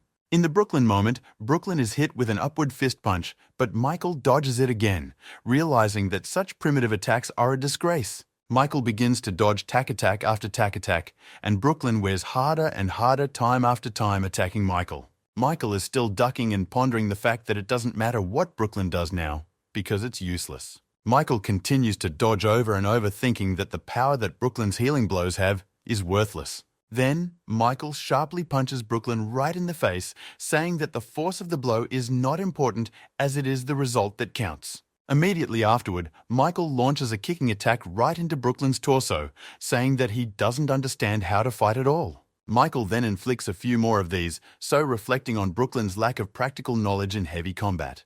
Meanwhile, Ronald is watching all this. He is very happy because his main offender is now being beaten in front of everyone. The guys in blue suits are discussing amongst themselves that they saw something different in this fight and got a solid loss to Brooklyn. The smartest Charlie reflects on the fact that he assumed Michael's strength, however, then even he was able to surprise him. Richard reminds the blonde guy that Michael has met Brooklyn before, and now Richard has realized the nature of the meeting. Meanwhile, their fight continued, Michael sometimes dodging and sometimes counterattacking right to Brooklyn's body. Each time Michael rolled over immediately after he threw a harder punch than he had originally prepared for. Watched Brooklyn's body movements and began to talk about how he apparently began to understand his fighting style. Meanwhile, Michael delivers another leg kick right into Brooklyn's body with tremendous force, knocking him off his feet with just a punch. At the same time, Richard was telling the blonde-haired guy about what he could understand, and Brooklyn and Michael's failures. Richard explains to the blonde-haired guy that the coin-operated game of Cargo Brooklyn used the same strategy and style as in real combat. He wore a very hard kick right on the book on which the coins lay, tossing them higher and higher that way. That's why all of his notebooks have little air hills on them that formed because of this. Into the dialogue comes a very smart guy who in a way supports Richard's theory, saying it's a lot likely. Richard continues to watch the fight, saying that although in the coins to some extent this helped him, but in real combat, no. I remember the way Brooklyn played the coin toss. He just used power instead of precision calculation and understanding of strategy. It's always been his mistake that he makes, and now I'm asking Richard about it. Continuing to watch the fight, Richard says that throughout the entire time, Brooklyn hasn't even tried to analyze Michael's movement, just brainlessly punching. Previously, he was just always lucky because his physical strength was superior to that of his opponents. But with Michael, the situation is quite different. To his head, Richard also illustrates a situation in which huge Michael stands over poor little Brooklyn. At this point, Michael begins to remember his past and the very guy who once saved him. It was then that the young man explained to little Michael that not only strength, but also intelligence, precision, and calculation in battle have an impact. When Michael was still a schoolboy, Michael began to explain to him how to choose the position of his hand and the strength of the blow. Using the example of the coin toss game, he explained to Mike how to avoid nasty targets and strike accurately, saying that he avoided hitting the coins. Must try to aim, he told Michael, and land more accurate and harder blows in a shorter period of time. Michael and the concentration for something was shifting all his attention directly to the coins he needed to avoid hitting. Fighting now against Brooklyn, Michael remembers all the things that Guy taught him and also uses those skills in actual combat. Brooklyn, meanwhile, is pretty pissed off because he can't stand up to Michael and he hasn't thrown a single meaningful punch. In the moment, Brooklyn runs at Michael again, but at that moment, Michael again hits him with his fist right in the head, knocking him off his feet. Michael remembers it all despite Brooklyn realizing that he's very easy as an opponent because he doesn't think with his head at all during the fight. The people of the Holy Group discuss amongst themselves how weak Brooklyn is against Michael, and yet everyone's expectations were different. A very smart Charlie also watches the fight and realizes that it only continues because of Brooklyn's tremendous stamina. This very smart guy also realizes that the cases and conclusions about Michael are also wounded because Brooklyn is just a toy to him. Meanwhile, Brooklyn is finally starting to think about the fact that more than one of the bellies never hit the target. It even scares him. Michael this moment turns to him and asks him to try harder to see he is getting very bored with this fight. Michael, turning to him, says he sees all his hate. He pours out his stamina to prolong this fight and some more. Meanwhile, the events of the story take us to Fiona, who is talking to someone and is very much surprised by the words she hears. She talks to Jake, who doesn't understand her surprise. He tells her that he has already heard a lot of what is going on. In the moment, Fiona shoves him, saying they were going fast, but Jake can't understand why she wants to meet new Michael so badly. This all takes place in an internet cafe. The guy sitting there talks about how he can assume that Michael likes Fiona. Because of this, she is in such a hurry. Meanwhile, the events of the story shows us another girl sitting in an internet cafe who is playing a game Losers. Pay attention to your rival friend, and he loses his memory altogether and falls over his head on the keyboard, smash his head. Pay attention, Jake. He reports that Fiona has left. This is noticed by the guys who were with them. Jake stares after Fiona and can't understand why she started acting like this and where she goes all the time abruptly. Fiona, meanwhile, is walking down the street with her finger in the air, and he's pondering the fact that Michael is just crazy because he decided to go into battle with Brooklyn. At the point she starts to get really worried about Michael and what might happen there, throw the umbrella, she runs forward, breaking her head. Meanwhile, the events of the story move us right to the scene of the fight where Brooklyn once again gets punched in the face by a strong punch from Michael. Then he gets hit in the face again, only from the other side and with a stronger blow, which just confuses him. In the moment, Brooklyn realizes that things are going very badly. He stops holding his head and thinks what better to do. Brooklyn is slapping himself on the cheeks trying to regain sober consciousness as the guys above watch the whole thing. One of the guys asks Ronaldo why Brooklyn is the way it is, and Michael is so strong. What's wrong with them all? Ronald begins to explain that when Brooklyn punches himself in the face himself, it means that he's trying out his power on himself. However, I note that Brooklyn has done this before on other people. However, when Michael is against him, he doesn't choose to touch him. Ronaldo says he's not sure of the reason for Brooklyn's action. Michael at this point looks at Brooklyn and asks if he's done playing. However, despite all this in his thoughts, Ronald is very happy for Brooklyn finally getting punched in the face with a lot of force. Meanwhile, Brooklyn himself is very angry at having never lost so badly before. He genuinely can't understand what the problem is. Momentarily, Brooklyn snaps in a fit of anger once again and starts running at Michael at breakneck speed. In just a couple moments, he is already approaching Michael and scrambles his fist backwards for her to carry the attack. Michael easily sees it right as it is being applied and immediately begins to dodge it with ease doing so. Immediately after he dodges the attack, Michael points his foot right at Brooklyn's body, starting to kick him like a dog. In an instant, Michael strikes right at Brooklyn, knocking him aside with great speed. Brooklyn falls, however, rolls over and immediately gets back on his feet, hands it all really pissed him off. Once again, he gets out of his seat and starts running at Michael, his eyes full of anger and anguish mixed with pain. Once again, approaching Michael, and this time using a spinning technique, starting to turn on the spot in an impulse to strike. However, this time it's bye-bye as Michael easily passes through his attack, beating him to the ground with his leg with his foot. At this point, Brooklyn turns around sharply to strike with his fist. However, Michael does the same and easily dodges once again. Immediately afterward, he threw a punch he had been preparing for a long time straight at Brooklyn's head at breakneck speed. However, Brooklyn's physical strength saves him once again. He does not faint, but decides to strike Michael back, who walks past him. Michael dodges it and immediately turns around sharply and in a flurry of punches begins to do more damage to Brooklyn. Several Michaels go directly to Brooklyn and he can't hold his ground any longer, clenching his teeth. He starts to fall down with a bloody nose. Brooklyn begins to tumble down and reflect on how insignificant he now looks in the eyes of everyone else. Michael, meanwhile, looks on and realizes that he's probably only a couple of accurate punches away from total victory. Immediately after this thought, Michaela launches a direct attack into Brooklyn's head at a tremendous speed, creating a lot of pressure for him. Brooklyn clutches his face and head in order to soften the resulting damage. However, it helps just a little. When Brooklyn realizes that now is the best time to strike because Michael is completely open, he decides to do so. His fist is almost close to Michael's face, and at that moment, Michael sees this attack and looks right at it. He easily faces away from his fist and strikes his own in return, thus not just repelling the attack, but making a counterstrike. In the moment, Michael's fist to blood smashing Brooklyn's face, he can't understand why his punch didn't reach Michael.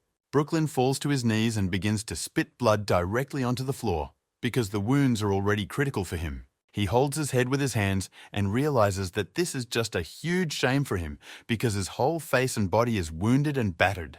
In the moment Brooklyn goes into his mind, I imagine the way he's about to play the game with a book and a coin. As it happens, he strikes down with his hand in his mind, however, does not hit the book at all. He gets pissed off and removes it again, but once again he misses the book with the coins. Once again, it's him realizing that he just can't hit the book he's hitting no matter how much power he hits with. He's pissed off. He keeps punching without realizing what the main problem is with all his punches. He gets wildly angry, calling himself a lowlife who can't even hit a book in front of everyone, and gets wildly angry. However, at the moment of his next punch, someone's hand stops him holding his hand in the air, preventing it from hitting. It turns out to be Michael, who turns to Brooklyn and tells him that his punch is all wrong and can't be hit like that. Immediately afterward in his mind, Brooklyn notices someone's hand that holds his head, gently cradling him. Turns out it's not just in Brooklyn's mind, but in reality, and it turns out to be Michael who stabs Brooklyn in the head. The blow is not easy, as Michael simply drives Brooklyn's head straight into the ground with his forehead at great speed, smashing it to blood. Michael stands over Brooklyn's body and talks about how thanks to him, he's warmed up quite nicely for this fight.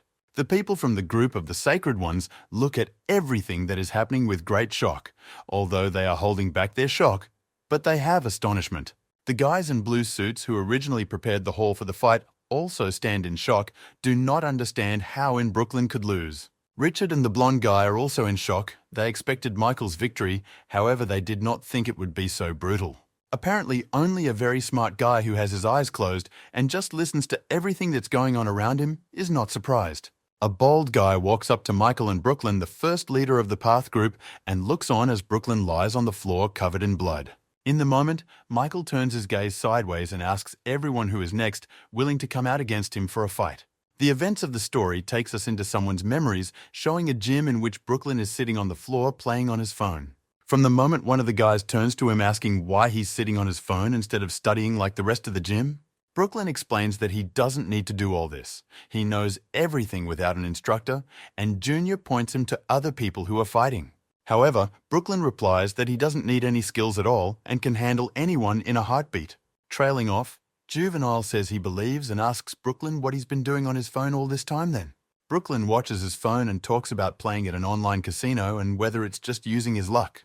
The young man tells Brooklyn that because he relies only on his luck, his skills are falling by the day. Looking at Brooklyn, he also says the lineup is all the same. However, Brooklyn interrupts him saying he doesn't understand anything about them. In the moment Brooklyn says goodbye to him, the young man turns out to be his coach and Brooklyn gets right in front of him. Brooklyn turned to Coach talks about how he is king among rookies and can offer to Coach to fight alongside him. Coach looks up at Brooklyn and can't believe who is making such a strong offer to his own coach right now. Some time passes and Brooklyn is standing near the coach's body which is lying on the floor and he is standing on top where the gloves are. This is all being watched by guys who have also been training. They are shocked that Brooklyn was able to beat even a coach without training. Brooklyn licks his lips, saying that only weaklings would rely on their techniques, mentioning that only strength matters. In a moment, suddenly not recalled to his consciousness the way he was playing coin, and when he stopped hitting the notebook, he decided to hit with both hands. With two hands, he didn't just hit the coins, he destroyed the whole desk and the book and everything else that was around it. Returning to reality, he abruptly gets to his feet and turns to Michael talking about how the next one will still be him. His face is all bloody. He looks at Michael with a smile and talks about how he has just started and will now continue his fight. Richard shockingly remarks that he can't believe Brooklyn is conscious after so many blows.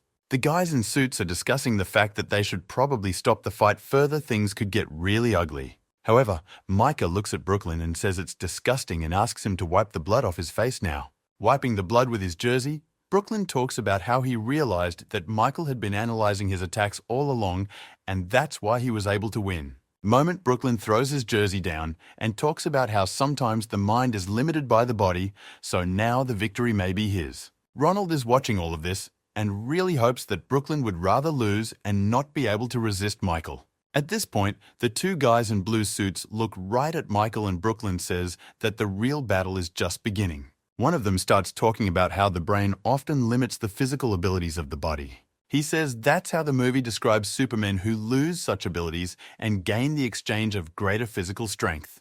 The guy in the blue suit begins to explain that if Brooklyn loses both control of his emotions and his head, his power will become even greater. In the meantime, the situation comes to this, as Brooklyn begins to lose reality or look at Michael like a beast. And in the moment it does, Brooklyn takes off at breakneck speed and heads straight for Michael with another attack. However, Michael strikes first, realizing that Brooklyn is likely at the peak of his powers and abilities right now. After Michael's blow, Brooklyn starts to suffer even more pain, and he tries not to scream, but it is hard to hold back such pain. Michael turns to him and talks about how he's already notified him that he's finished warming up, and now he's going to hit even harder. Brooklyn is lying on the floor in blood. Michael stands on the bottom and says that he is not interested as an opponent because the fight is over for Michael. Richard and the blonde guy are watching all this and they can't believe what's happening because they didn't expect this kind of power from Brooklyn either. Meanwhile, the guy in the blue suit ponders what Brooklyn will do next after such embarrassment and such blows from Michael. Moment Michaela addresses the rest of the guys, saying that he once heard about not collecting money for the defense of classmates. Michael turns and looking at them asks, what are they really raising this money for? The leader of one of the gangs looks at Michael rather worriedly, and Michael asks them, are they still high schoolers, right? Michael publicly announces that there will be no more dues at the school, and whoever is going to hold them seems to be in Brooklyn's shoes. He is interrupted by the first leader of the Path group. He explains that money is just a form of protection for ordinary people who have no power. However, Micah only turns to him and tells him that he came up and said that to him directly in return for losing his head. The bald guy stands up and talks about how he can do it, and he's not afraid to cross over because those are his ideals. The second leader of the Path group yells at Michael, saying that he has no right to make such powerful statements without even being in a leadership position. The leader of the sacred group sits in shock. He talks about how modern schoolboys have no manners at all. Then he turns to Mike and says that he is only a new student and is already going to change the rules of the whole system, which is absurd. The young man with glasses talks about how you can't change the system that easily, and he doesn't like explaining that to regular kids like Michael. The young man in glasses starts to smile, suggesting that maybe he should explain it to the t-shirt in a tongue-in-cheek way since he's so confident. Charlie, the leader of the sacred group, orders his men to explain to Michael how everything is going. Deliver Michael the holy truth, and right after that several people get up and start heading towards Michael with attacks. Richard stands up abruptly and starts yelling about how this is a very cowardly action on the part of the leader of the sacred group. Richard talks about helping Mike, however, this is the moment Michael and himself begins to act immediately. Backlash on Michael, immediately several people from the group priest in just a couple punches and says he doesn't need any help. They claim that they can generally handle ordinary people like these themselves because they are unremarkable. Some guys start moving towards him right away and realize he's going to be a good opponent and worth surrounding him. In the moment, Michaela notices that one of his new opponents is going behind his back and preparing to launch a strong attack. In one fell swoop, Michael flips off the first and immediately prepares to receive the second talk about being annoyed by such small bugs. Right after something, and happens using only a palm strike, Michael easily knocks out one of them, showing his strength. Michael looks straight up, throws back not a few more guys, and talks about how he's finished his warm-up and can fight very well. Immediately afterward, several guys fly at Michael ready to attack him, and he scatters them to the sides. He grabs one of them by the neck and starts to squeeze, and the other one swings his arms aside so he's out of the way. Right after Michael strangles one of them a bit, he throws him into the wall, showing everyone his skills and abilities. The leader of the group of holy shocks watching it all, he finds it hard to believe that Michaela gets rid of everyone so easily. The second leader of the Path group is also in shock. He can't believe that Michael is single-handedly massacring a whole bunch of strong guys. Meanwhile, things are going on like this. Time after time, Michaela flips off all the new guys in the group of the sacred ones, scattering them across the floor like toys. One of those who attacked Michael decides to use a weapon and grabs a nearby chair to attack Michael with it. Richard and the blonde guy notice this attack from behind and yell to Michael that a chair attack is coming at him from behind. Michael turns away and notices this. He immediately grabs the guy who wants to attack him with his hand and squeezes his face. Michael then sharply pushes him aside. The push alone was enough to send the young man flying to the floor at a tremendous speed. Richard and the blonde guy are in wild shock. They haven't even had time to fully explain the situation before Michael is rid of him in an instant. However, in a moment, something abruptly catches Michael's attention. He turns his head away from these guys and looks away. This turns out to be Brooklyn, who is back on his feet, showing that he is capable of fighting and defeating Michael. One local gang leader notices what Brooklyn is doing and realizes that he can't go out to fight in that condition. He yells at him, asking what he decided to do, and decides to attack him from the back to prevent Brooklyn from being crippled. However, he doesn't even have time to strike, because Brooklyn strikes much faster and hits him in the face with great force. The young man falls to the floor almost unconscious and just lies there. He is very surprised at how hard Brooklyn's punch was at this point. The leader of the group of the sacred draws attention to this. He is very much concerned about what is happening now. He cannot stop thinking about it. The blue suit guys are also in shock. They can't believe that Brooklyn knocked a guy who was considered stronger than him out with a punch. With a wild, bloody face, Brooklyn stands up and, turning to Michael, starts talking about how this isn't the end at all. The second leader of the Path group starts yelling at Brooklyn, asking him what he's doing here since you can't attack and assault now. The first leader of the Path group is the same bald guy, also in shock, because now the monster in front of him is not the Brooklyn he used to know. Michael's turn to smile says something that usually doesn't grab anyone for long about Brooklyn surprises him once again with his immersion. In the moment, Michael's cover looks directly at Brooklyn and talks about how he's probably going to stop being as gentle as he was. Guy watches all this also with great amazement. He doesn't understand what is going on with Brooklyn and what Michael means. Michael turns to Brooklyn and talks about how he won't be able to hold back anytime soon, and this may be Brooklyn's last time. Michael momentarily abruptly changes his stance and tells Brooklyn that he's about to show what he's capable of at his best. The blue-suited guys immediately notice the change. They are eerily surprised that Michael has changed his strut in the moment. Richard also looks at Michael with shock, and it's hard for him to accept that it was just a warm-up, but he doesn't know what kind of fight awaits them. However, Brooklyn in turn just holds his head up and talks about how he doesn't understand what Michael is saying at all, and he doesn't care at all. Turns to Michael looking at him and talks about how his body is straight as a feather right now and he's going to act strong. Immediately afterward, Brooklyn starts running straight at Michael, yelling to him that as long as he is able to fight, he will fight to the last man. Michael all turned to stand in his new stance and just calmly stare directly at Brooklyn, waiting for action on his part. In the moment, Brooklyn is approaching Michael, but from below, it looks as if some kind of gun is visible preparing to fire. There is a small sound of a gunshot, and the aura of impact hits Brooklyn right in the head, with his chin knocking him upwards with tremendous force. Michael all line up standing in his trademark stance in one place, just watching it all after delivering such a blow. Brooklyn, meanwhile, falls to the ground covered in blood, his body completely knocked down, but Samu doesn't regain consciousness and just lies there. At this point, Spillout with shock is observed by their fight and says that apparently this is the moment he felt the difference between their ability. The leader of the group of Sacred Silks watches what is happening and asks, very surprised about what just happened. A very smart guy is also watching all this with his eyes squeezed shut and also can't understand what happened in an instant with such wild speed. On this fight also looks, and Ronald, who cannot understand whether to be happy because he does not realize until the end, or lost Brooklyn. Together, they all look at Michael watching as in just one punch or shot he disposed of his opponent. Meanwhile, the events of the story take us to some garage where many people are standing around discussing and considering something. One of them turns to the other asking if they are done. He replies that soon they will totally figure it out and understand everything.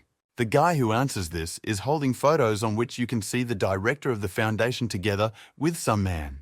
Then he throws those pictures away, saying that he doesn't need them at all anymore. It's all become obvious to him. Immediately afterwards, he picks up a picture of Michael saying that it came out a very fine piece of work. Also talks about not working hard and thanking someone for it by stuffing pictures of Michael in his jacket and going somewhere. The big guy, along with the blonde guy, watch in shock as Michael defeats his strong opponent in one fell swoop. The two guys in the blue suit also take notice of this. All they look at Michael and can't realize if the fight is finally over. Michael looks back at Brooklyn's body lying on the ground and starts to walk off somewhere to the side. Right after that, he turns away and tells everyone that this is probably the end of it for Brooklyn in this fight.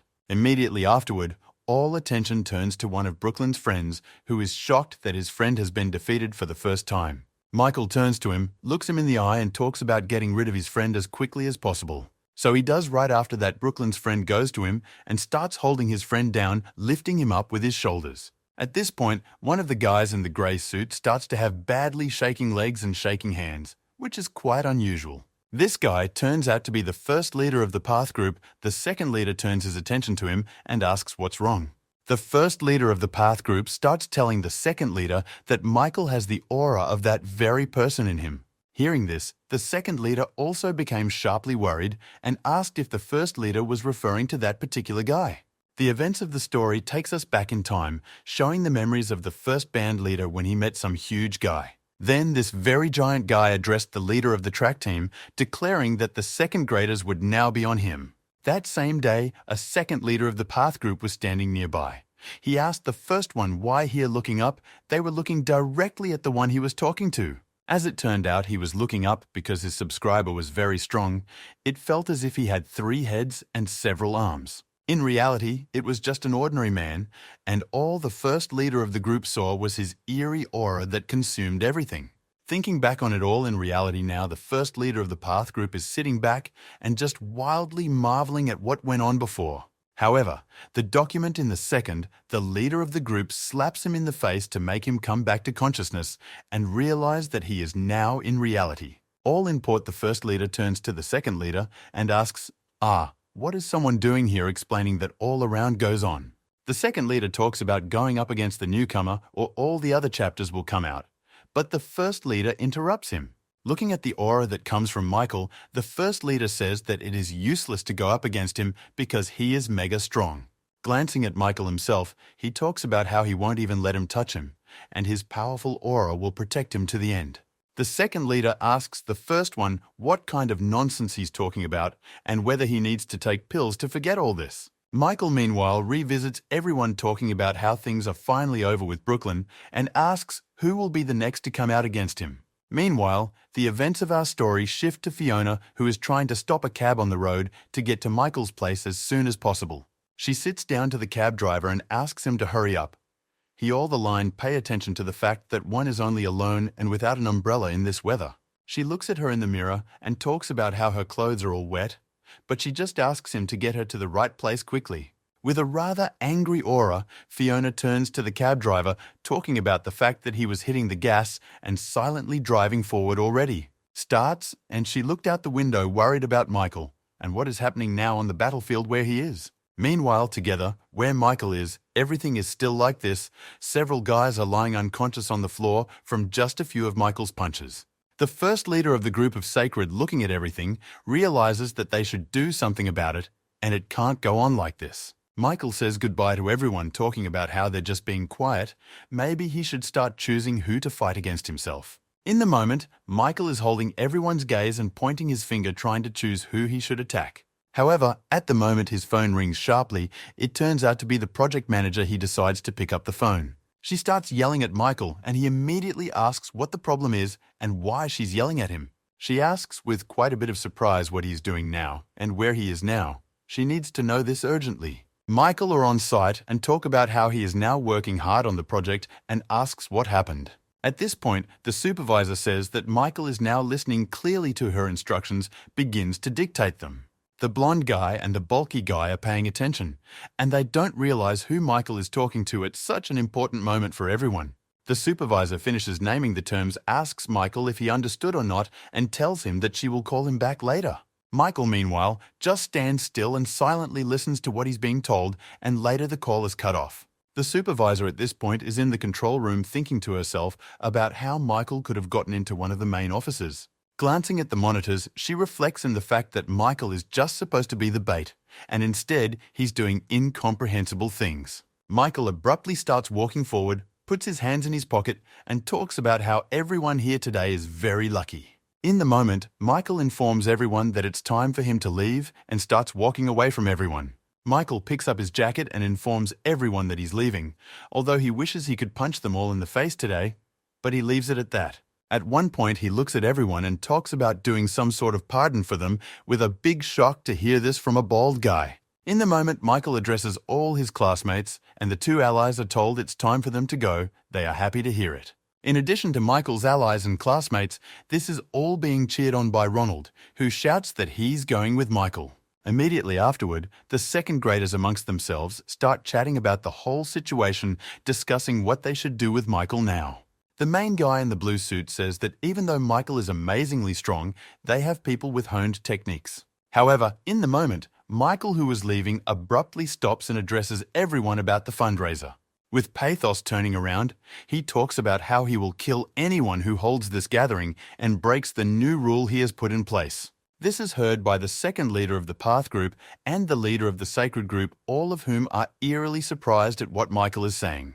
Michael starts to open the door to get out, however, is met by Fiona, who bumps bodies with him at the entrance. Michael immediately looks at her, and with great phenomenon, not realizing what she is doing here at this hour. Blushing and in wet clothes, she turns to T-shirt, asking how he is feeling and why he stayed normal. Michael, hourly his neck, asks her what is wrong. Did she really want him to get hurt, he asks her. In the moment, Fiona starts to look across the hall and behind Michael's back talk about how she was sure the place was full of people from second grade. However, starting to look more carefully behind him, Michael notices that many of them are indeed here, however, lying on the ground. With a surprised face, she asks Michael what's going on here and why they're all just lying around unconscious. Fiona turns to Michael and asks if he did it all, but he replies that if he's not the reason she's here, he'll go. However, she in turn only stands still and cannot realize the fact that Michael is so strong that he has defeated many of the second graders. Michael turns to her and gives her his jacket, asking her to put it on, but even though it has fallen to the ground, she'd better put it on. Fiona looks at the jacket in shock and doesn't realize that Michael is suggesting that she wear something that someone has already worn for her, but she doesn't really like it. Michael just puts his jacket on her, at which point she feels immense ecstasy at what he is doing. Instead of what is happening in reality, she begins to imagine Michael putting her wedding dress on her. Also imagines Michael inviting her to celebrate their honeymoon together and naming different options. She snaps back to reality and notices a large guy addressing her, asking if she'll be going out because everyone is leaving. In a moment, she comes back to reality and notices that everyone is really leaving, starting to run after them. This is all brought to the attention of the leader of the group of the sacred.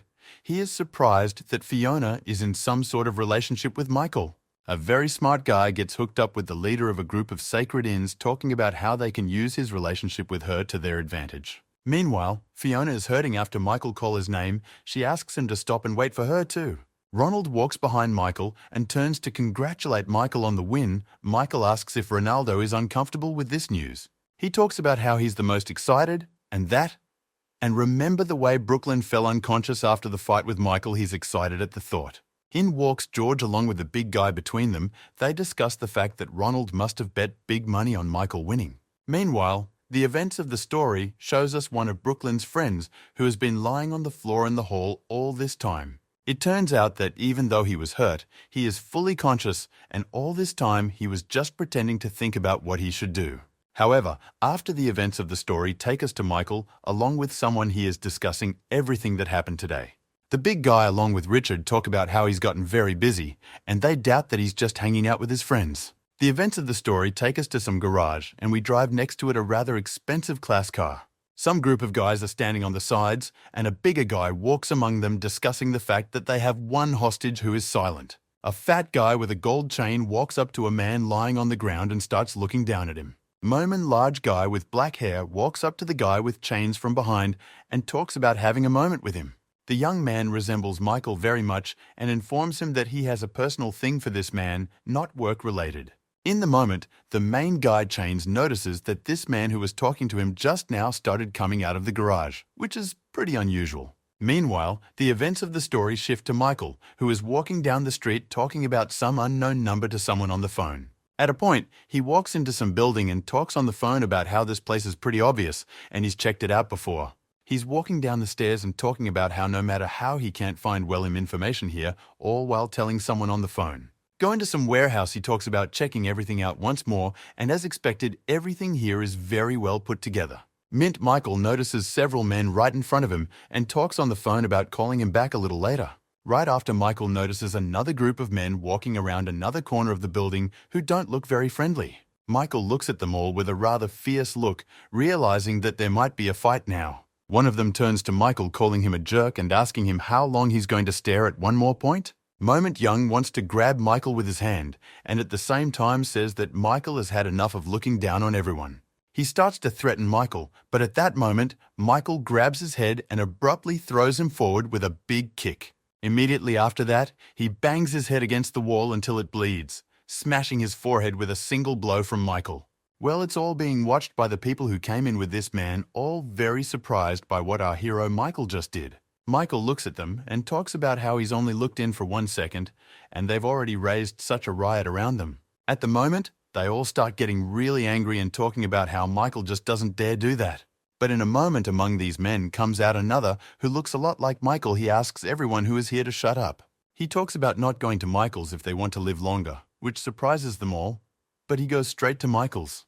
Putting his hand on the shoulder of one and his men and talking about the real danger, he's not joking at all now and recommends they keep their distance. At the moment, Young moves closer to Michael and begins to tell him that it's been a long time since they've seen each other.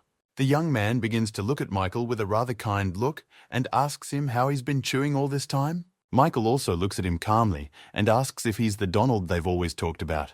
After a while, they go up to the roof and where Donald starts smoking a cigarette and talking to Michael about how he didn't expect to see him here.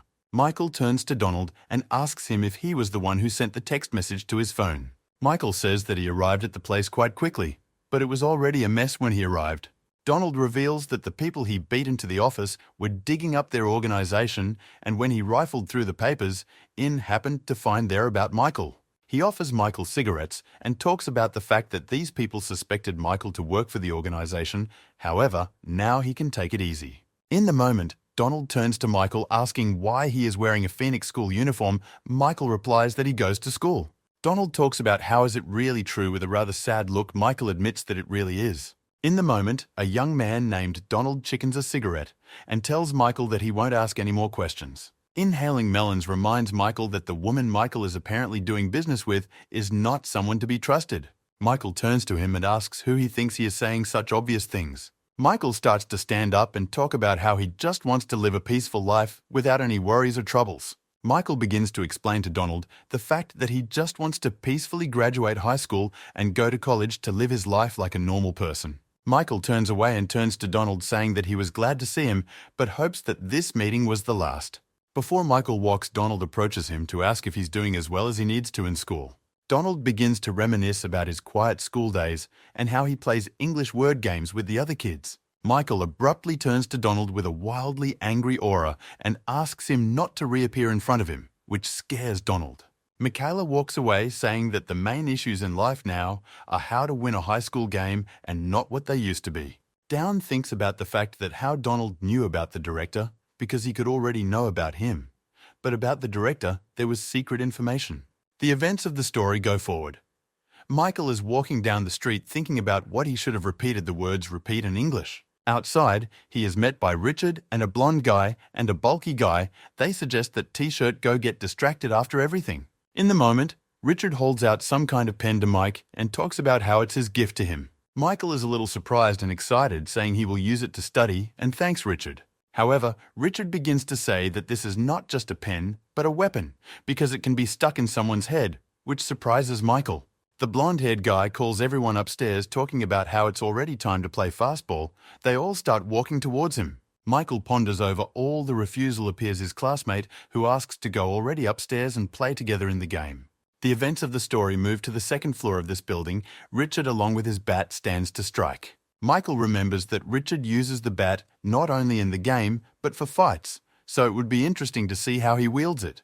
Richard is starting to act up in the game, but the guys aren't surprised at all, not saying he's playing pretty badly. However, says that he wants to try a new bat, so that's what he's going to try now. In the moment, Richard, with a very defiant and joyful look, looks forward, swinging the bat backwards for punches. Richard takes a hard hit and sends the ball straight ahead somewhere in the air with the force. Michael talks about Richard being able to hit the ball unexpectedly well and asks why that was the case. Richard talks about how his newly acquired skills have helped him a lot and asks Michael if he wants to hear more about them. Michael says he doesn't really want to, but Richard interrupts him, saying he's going to tell him about one important feature anyway. Richard starts doing a very stoned look and talking about how he's the one needed to win this game. He looks at him in disbelief and asks why the look, but asks Michael to just try it out for himself. Richard begins to explain to Michael that with special strabismus, the focus of vision shifts to the side. So you can see two things at once, and it works very well playing with the ball because it helps a lot.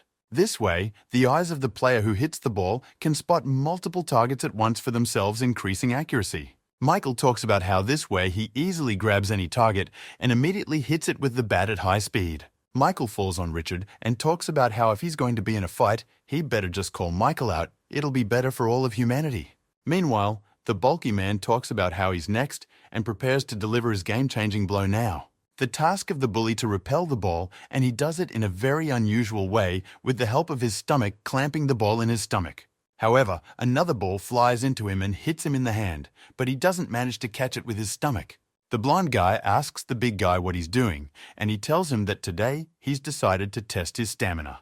Thug remembers the very day Michael hit him and talks about how he's the man who was able to survive Michael's punch. However, he also recalls the fact that Brooklyn was held up in the fight by Michael far more than he was, and it hurt him morally. Michael appears next to him and says that he can easily help the big guy in this situation and starts to take the bat. Michael talks about how it's now his turn to kick balls, and it surprises everyone quite a bit. However, Michael's classmate is most surprised by the rest of the class. She heard someone else's conversation and started listening to it. It was random girls in the audience amongst themselves, and they were discussing how handsome and athletic Michael is. In a moment, ignore Michael's classmate from a rather wry look, start discussing her. In the moment, Michael's classmate also notices some three guys walking to the side and discussing amongst themselves, something very unhappy. Michael's classmate Richard and the others start to look at them and ask what is wrong with them right now. At one point, one of these guys turns to Michael and the others asking what school they're from and calling them juveniles. However, in a moment, one of these guys starts looking at Richard and abruptly stops talking without saying anything else. Imagine being told right at the genetic level by his inner cell that he should save himself. Starts shaking and trembling with fear, and the guys next to him don't understand what's going on and why he's having such a weird reaction. Richard turns to them and asks if they want to tell him anything and mentions if they've met before. One of these guys starts to respond rudely to Richard, but the one in charge stops him saying they better get out of here. Well, that doesn't stop the guy's green t-shirt. He starts yelling anyway and talking about Richard staring at his girlfriend. However, this friend of his is blocking his path, saying that this is clearly not worth doing and it is best to stop. His friend reminds him of his dream, to raise his children with his girlfriend. But if he's messing with Richard now, it's not going to happen. All three of these guys between them start to figure things out. Richard and the blonde guy are just watching from the sidelines. However, the guy's girl with blonde hair runs up to him and talks about Michael staring at her and points right at him. Michael notices this and looks up sharply and asks them what the matter is. After which he starts looking at them with a horribly intimidating stare, and this main guy gets scared again. Immediately afterward, this main guy starts leading his entire company out the door, saying that it's time for them to leave. The blonde-haired guy notices that these guys look a lot like the ones at the neighboring school that Michael beat up. Meanwhile, the events of the story take us to some guy he's very actively running away from someone. A few more guys completely in cast suits run after him, yelling for him to stop urgently right now. This guy turns out to be Brooklyn. He's running down an alleyway right away from a whole bunch of people somewhere. In a moment, he notices with his gaze that there is a dead end ahead of him, and there is nowhere to run forward. Brooklyn turns away and starts yelling about why they're chasing him, and what do they want with him this late. In response, they just look at him and say that he is just wasting his energy and will not achieve anything. Brooklyn starts yelling about how he promised he would pay the money back, and he will, however, he just needs a little time. One of the guys starts to run straight towards him, but the other stops him abruptly saying, "You shouldn't do that." But the man disobeyed and ran straight at Brooklyn. Then Brooklyn knocked him to the ground with one punch. The other guys are very surprised by this because they were told that Brooklyn is a normal schoolboy, and he easily fell one of them. Among these guys is Donald, who tells everyone that he's going to deal with him himself right now. Brooklyn yells at him asking who he is, however. Donald replies that the significance of that doesn't matter at all now. Donald gets into the rack and turns to Brooklyn saying that if he decides to fight back, it doesn't matter. Brooklyn begins to look at Donald with a huge silk, and by all appearances he recognizes him, or rather more accurately his rack. Some time passes and Brooklyn sits on the ground, leaning on the trash and putting his head down. Looking down on Brooklyn and talking about how if he doesn't have the money, he'll have to pay for it all with his body. Meanwhile, the events of the story take us back to school right to Ronald, who is dramatically paying attention to something at school. He walks into his classroom and sees that Brooklyn is not at his desk, which is very unusual for his class and it pleases him. On this day, Ronald is very happy because his whole school day usually goes by without any problems. However, in the moment, he and his friend are approached by his friend Brooklyn, who starts asking them all to empty their pockets and pull out money. And in the moment Ronald is very angry because his peaceful day has been interrupted again, he starts looking at his friend Brooklyn with a rather angry face. At one point, Ronald starts threatening this guy about complaining to Michael, and the guy immediately gets really worried. Right after Ronald remembers that Michael once asked him to find out about all the bullies that plagued his class. Now he's decided to give his classmates a little interrogation, learning more and more about the local bullies. Ronald even held small gatherings between classmates where they discussed the bullies and what would have to be done about them. At one point, one of Ronaldo's classmates mispronounced Michael's name which made him angry at him. In a moment of summarizing the papers together, Ronald talks about them finishing up, although it's a shame that 2 classes didn't show up for the meeting. Ronald goes to his house, and on the way, he thinks that he should hold many more meetings and gatherings to find out about all the bullies. Bed, and even at this moment, contemplates the fact that he has a big job to do tomorrow in catching the bullies. In the moment, with a smile on her face, begins to fall asleep because she realizes that tomorrow he won't have to fear the bullies at school. The moment Ronald Crack wakes up, he dreamed about Brooklyn and how they thought it was a scary dream for him. Time moves forward, taking us back to school, where the most ordinary lesson among children is going on. However, one of the guys breaks the rules. He starts throwing his eraser right at the person sitting across from him. The young man turns away and asks him to stop doing it in return because it's not ethical or wrong. The guy who threw the eraser is called this guy stupid, and they talk about him learning even during recess, which is really weird. It's pay attention, Jessica. She's saying that Young is acting like a child is completely wrong. In response, Young asks Jessica to just keep looking into her books so replies that she can't concentrate and over the noise. Jessica starts yelling back at him that if he's bored, he can leave the classroom and have fun in the hallway. Jessica's friend is very surprised. Jessica further continues to criticize this guy, but in response, he just stands up and gets angry but can't answer her practically. This guy is approached by one of the smartest guys in school who was at the fight and asks for a moment. The young man starts beating the one who threw the eraser and says that he is disturbing everyone with his yelling and that it is not necessary to do so. Starts kicking him and saying that if he is stupid, he can continue to live his stupid life, but others should not interfere. Immediately afterward, Charlie spits directly at the man and talks about how he shouldn't pretend to be a bully anymore. The glasses start to leave with him, and on the way, he talks about how he lived a peaceful life at school and didn't dare do anything like that. He approached this guy about leaving class early today, and his face looks really disgusted. Then, the young man with glasses calls someone and talks to a certain meeting of the three of us. See, there is something to discuss. The events of the story shows us some guys amongst themselves, and they are discussing Michael's recent fight that they were banned from training camp. Among the people discussing this is Jake. Along with another guy, he talks about how he couldn't have imagined this situation before. Among them is also the smartest guy. He says that although Michael is strong, he crossed the line when he banned them from the training camp. Jake supports this opinion and says that they need the money as urgently as possible and that they should sort it all out. The silver-haired guy turns to Jake and asks him what he's going to do in a situation like this. However, Charlie corrects his glasses and says that there is no cause for concern and he has already solved the whole situation. Clap your hands and say that everything will be settled with the new guy before training camp even starts, so everything will be brought as usual. Meanwhile, the events of the story take us Michael along with Ronaldo. They discuss 8th and 9th graders as well as their behavior. One of Ronaldo's classmates talks about how it's like he's memorized Michael's name. Ronald agrees, saying it's important to him. They keep discussing things among themselves. Ronald says that after Michael showed up, the students even believed that the school could do some good. In the moment, Ronaldo's site is approached by Fiona, who asks him to leave now because she has urgent business. At this moment, Fiona also notices Ronaldo's classmate who is standing with him and Michael here. Fiona approaches Michael and gives him his jacket, saying that she washed it because it was stained with her makeup. Michael's classmate enters the conversation and says that how could Fiona's makeup be on Michael's jacket if you weren't wearing it? Fiona begins to remember the time at home when she sniffed Michael's jacket for an eerily long time. Fiona shockingly replies that she did nothing of the sort and marvels at the savvy of Michael's classmate. In a moment with Fiona, Michael's classmate starts discussing martial arts classes. In the moment, Michael is approached by Richard, who talks about the fundraiser being a 3rd year and Michael should be 5 careful. Listening to Richard's words in his head, Micah realizes that this is even better because he has a lot to do before he can live a normal life. Michael recalls the project manager and his head promises to do what they want in the best way possible. The events of the story take us forward to the day of the money dispute, when some guy looking at his phone is already choosing where he's going to spend it. Using filters on his phone, he broadcasts because one of his dreams is to become a popular idol. In the moment, appear 2 girls and his classmates who also record a video because they also want to become popular for everyone.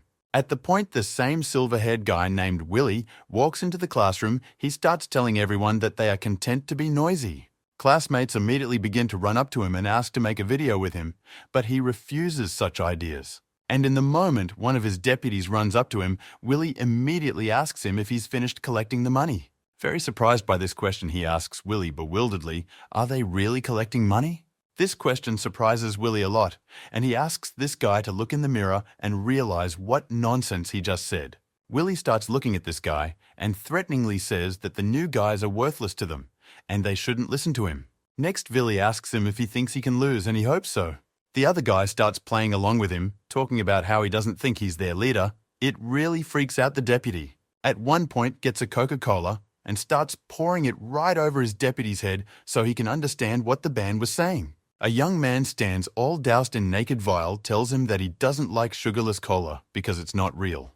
Classmates in the class only look at this and take pictures on their phones talking about the very poor guy behind the class. Willie turns around, starts to leave, and talks about having the deputy clean up after himself and make the pickup on time. Exit the class villa come a message asking for a deposit, much to his surprise. He starts swearing at the sender of the message and talking about how he's been wanting a lot lately. Jack sits somewhere in the classroom and reflects on the fact that although many people are afraid of Michael, none of them have ever tried to beat him.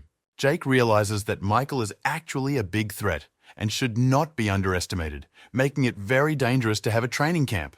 In the moment Jake is approached by his classmate, she shows the jacket in the picture and talks about how it would really suit him. Jake about her being totally right and asks, "What brand is it, and is it too expensive?" Channel that phenomenon tells him that he soon sees a delusion does not make a difference in such a case. He says that everything is right. Jack sends him the article of this product, and his thoughts reflect on the fact that it is still worth collecting.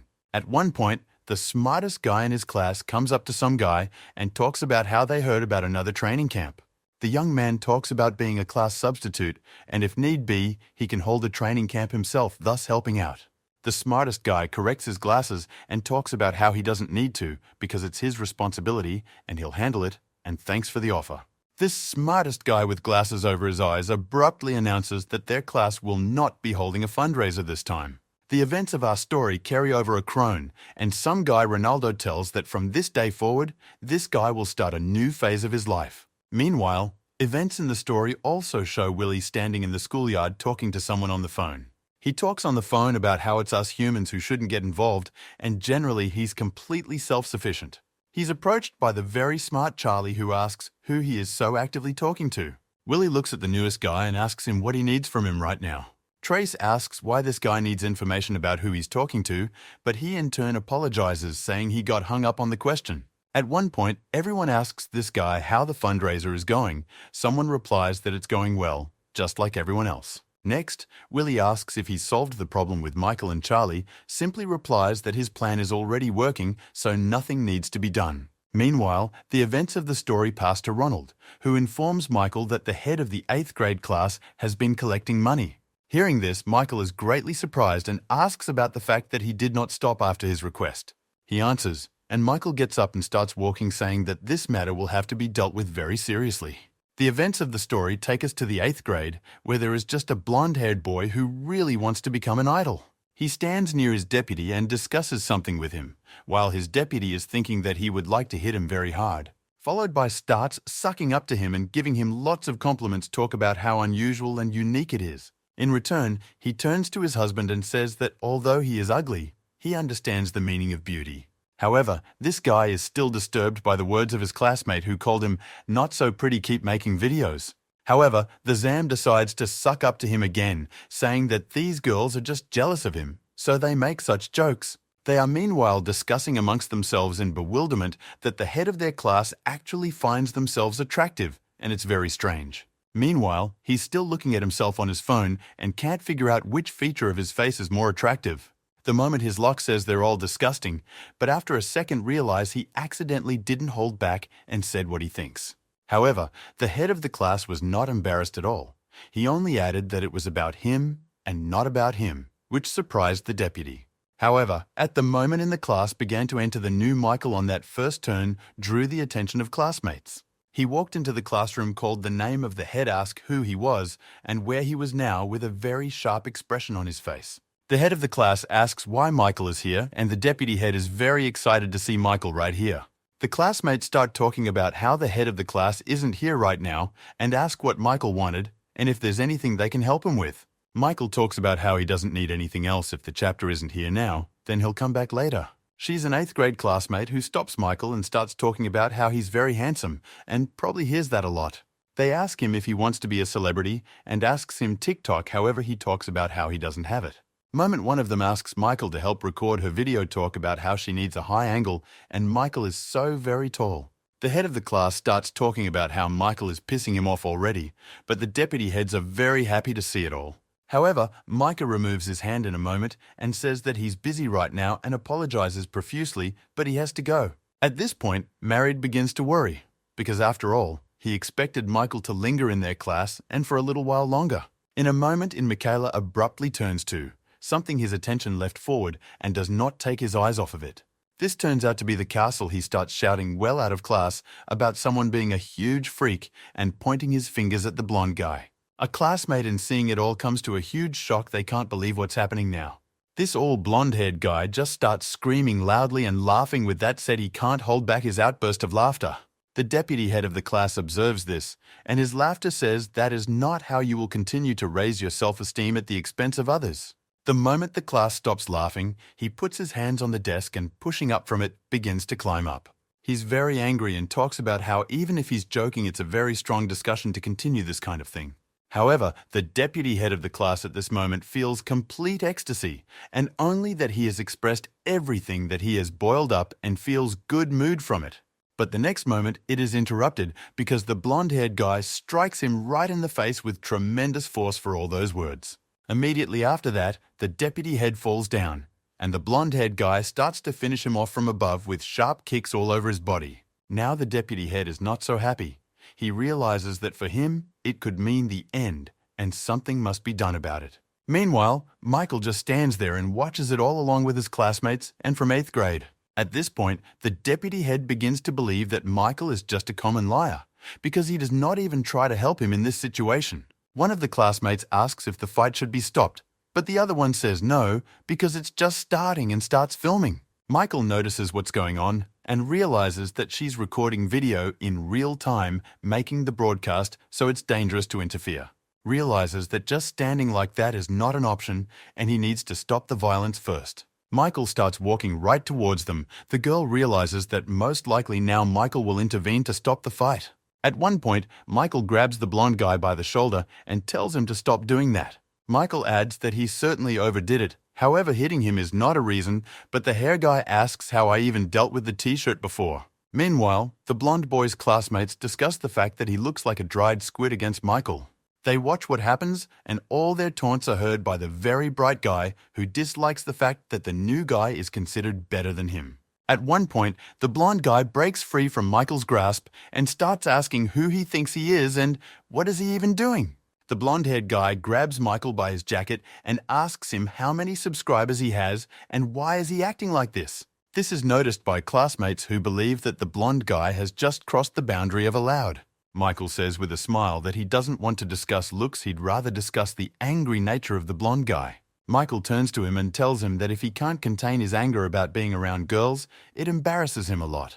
However, in response to all of this, Michael immediately grabs hold, and with one of his hands squeezes two of his hands at once, holding them together. Michael quietly tells him about giving him a chance to explain himself and asks him to sit silently at his desk and prepare for class.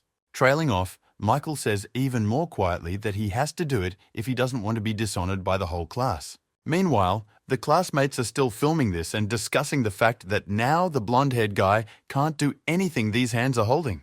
They look straight in the eyes and discuss the fact that it's just awesome because Michael's power easily overpowered him in an instant. Momentarily, he decides that if he can't use his hands, there are still options, and is going to spit right in Michael's face. Michael Stables easily notices this because it's not the first time he's been in this situation and grabs him by the head with tremendous force. However, as he pushed his head away, the whole spit flew right into a classmate who dropped her phone on the floor because of it. Michael notices this immediately and realizes that the path of action is now open and sharply kokooms this guy in the face. The blow alone was enough for the unconscious man to fall to the floor and just lay on the ground as if he were a corpse. The guy who had been hurt by the blonde stands in shock and can't believe that with such a light stroke, Michael has put him on the floor. Classmates among themselves discussing something they didn't even get to see the shot, much less film it like they wanted to. At that moment, Willie enters the classroom and immediately asks everyone what's going on here right before class. Michael turns to him and asks if he in the truth is the head of the class who wasn't at school last week. In response, it's a guy asking Michael if he just got played by a blonde guy in their class. Michael, with a little funny face, talks about how, well, let's say he did it and, well, so what now? Willie's classmates immediately started coming up to him and talking about how the blonde-haired boy had himself to blame for what had happened. Willie talks about how he generally doesn't care about that guy, but is interested in the question of what Michael is doing here. Michael talks about how he has a thing for Willie and suggests he come out and chat over this one-on-one class. At this point, Willie starts to think that the smartest guy could have lied to him because he promised to deal with Michael and Michael is here. Meanwhile, the events of the story take us to Ronald being approached by some guy and greeting him. It turns out that the smart guy recognizes him immediately and asks him what brought him to him at such a time. This smart guy talks about how he's heard that Michael's followers are gathering here and he'd like to join them. Ronald answers him that he is the head of the 9th grade and he doesn't know what they could be interested in such a person. However, the young man only smirked in response and asked about the features he was talking about, because he was usually a student like the others. With a huge one on his face, Ronald starts talking about how he meant to mean something completely different and not what he said. The events of our story moves to Mike and Willie. Michael ask him to return the money to everyone from whom he took it in return for forgiveness. Michael talks about how he doesn't want to beat up Wheeler at all, so he's letting things be resolved peacefully this time. Willie starts talking about how he is very upset with the way Mike is looking at this whole situation at school. Immediately afterward, looking directly into Michael's eyes, Willie says that even if he wanted to, he couldn't pay Michael back. This is heard by the blonde-haired guy and his deputy, who are very surprised that their head has already managed to spend all the money. Willie starts talking about how everything is right, and right now he doesn't have the money to pay it back even if he wanted to. Willie asks Michael to just leave. Michael says, "Oh, well, today he will," and smiles. Michael starts to walk away and talks about how Willie only has until tomorrow, so he better think about this all very carefully. Michael also talks about how it would be hard for him to stand up as a celebrity if he had a disfigured face from being punched. Michael walks around and Willie's classmates turn to him saying they've been waiting for them to fight. However, Willie ignores their words, only turning towards Michael, starting to sneer at his words. In the moment, the valley turns sharply on the spot, or starts to make a kick right at tremendous speed. Michael, of course, in the moment notices this and abruptly turns around on the spot using a one-legged set-down hold. William continues to strike, but Micah manages to make a special block to get the punch away before it goes through. In the moment, Willie turns to Michaela and asks him why he's somehow so sure he's losing. Michael talks about how it's called a gut feeling and it's not failing him at all right now in the slightest. The blonde-haired guy talks about how this could be a very interesting fight because the head of Willie won't allow his face to be touched at all. Meanwhile, Willie's classmates are happy. They feel bad that such handsome guys are fighting, however not happy that they will have new content for TikTok. Meanwhile, Willie gets off his seat and starts attacking Michael, who of course easily dodges his blows. Yes, in the moment they decided to attack strongly with the foot, it already turns out to be much faster and stronger blow, however Michael also dodges it. Analyzing his attacks, Michael immediately sees that he acts accurately and quite fast, but unfortunately aimlessly. Michael begins to move around him, asking him to go behind his back as he throws punches. However, while Michael is ducking out, he also notices that classmate Willie is filming everything on camera, and it's pretty terrible news for him. As a consequence, in addition to dodging rather fast attacks, he also has to make sure that he doesn't fall directly into the cameras. Willie's classmate notices that there's no way I can grab a shot of Michael and starts moving around the hallway too. However, her attempts are futile, because each time she only manages to get her back down with Michael's punch. Meanwhile, quite surprised at how easily Michael turns around, but continues to launch attack after attack. The blonde-haired guy starts yelling Willie's name, thus pitching him, and asks his deputy to do the same. Michael notices this and it really pisses him off, so he moves in and grabs the blonde guy by the head. Waddy throws it forward, and one classmate, Willie, is all the while filming on her phone all the things that turn out. The moment the blonde guy flew forward with his feet, he hit her, knocking her down and the phone flying down. The blonde-haired guy in such a fast breakthrough, even I realized that now he was facing his classmate, not Michael, because of what almost hit him. Willie is offended that Michael isn't focused on her with him, and he decides to attack from behind with a question rather than Michael having time to look around. Michael abruptly moves again and grabs right over his body and starts talking about not touching his face. Immediately, Michael gets behind him and lands a huge punch right to Willie's back that really hurts him. This blow proves to be too much. The great gritted his teeth, holding back more so as not to scream all over the hallway from how bad he feels. Michael at this moment decides to act further and hits Willie from the other side directly in the stomach, throwing him aside again. Decides to strike again and hits Willie with the same force at the same point already entered. Can't just hold back. Willie falls to all fours, barely standing even on two arms and legs, and Michael just stands on top of him and looks at everything. This is also watched by Willie's classmate and a blonde guy who didn't expect this outcome at all in just a couple of strokes. Michael turns to Willie and says that he should return the money by tomorrow and there are no other outcomes. I turn to Willie, who is already on the edge. Michael repeats that the money tomorrow will not be there tomorrow. He will hit Willie in the face. This all began to observe, and the rest of the classmates who are wildly shocked by the power that Michael is now showing. The same guy who hurt the blonde looks at Michael, think about how beautiful he is. The events of the story take us to the 5th grade to Jake, who is communicating with his classmate. He's wearing a new jacket that she showed him, and he decided to buy it with the dues money. It is a classmate and says that her eyes did not deceive her, and when everyone else sees and his new jacket, they will be wildly excited. Jake begins to fix his hair and continues to chat with his classmate about various mundane topics. In the moment, and in classmates talking about school chats about Michael battling the 8th grade head and winning. In the moment also says that it is reported that he is off to 5th grade. A classmate begins to suspect that he is going after Jake. Jake starts to get wildly angry he can't find his place and immediately realizes that the smartest guy here has tricked him too. Meanwhile, this very smart guy sits with Ronald discussing what Michael's fans and their club are all about. Talks about how he and Michael are on good terms, but the guy with the glasses still has a few questions about it. In the moment, the bad guy talks about wanting to lead Michael's fan group, much to Ronald's surprise. Charlie asks him if he can't take a direct hint, but he doesn't understand. At this point, Ronaldo realizes that this guy better not be messed with and talks about being the chairman of their club from now on. The youngster claps Ronaldo on the shoulder and talks about how such official titles are not needed, will do anything to support the club. Meshka talks about how he just wants Michael to get rid of all the bullies because he too is against bullying thriving. Meanwhile, the events of the story take us to Jake, who tells us that he'll probably have to leave school early today. Jack's classmate asks if they'll see each other later, but they realize in their minds that the colors are thickening a lot. Jack starts to walk out of the classroom, however.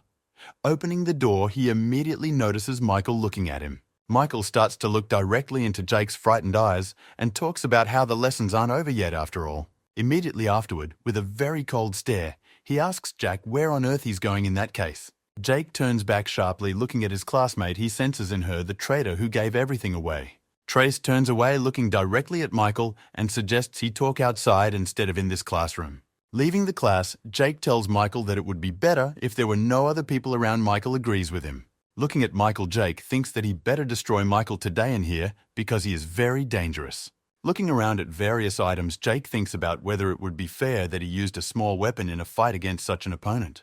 However, if you think about it soberly, Jack realizes very well that Michael is too great an opponent for him. In the moment, Jake turns to Michael, asks him if he really called because of the fundraiser he assumes. In the moment, Jake starts squeezing his hand and talking about how he hasn't had time to think things through yet in a way that he really wanted to. However, at one point, Jake relaxes and tells Michael that he will do as he says if he says anything, of course. From that moment on, the events of the story move forward, taking us to a school night where Michael packs his bags to go home thinking about everything. Pack up to go home. Michael thinks about the fact that with all these gatherings it is very difficult for him to walk, not easy to identify among all the main culprit. Michael realizes that if he asks any of the guys if they're going to money, and you're told yes, he can strike and change that.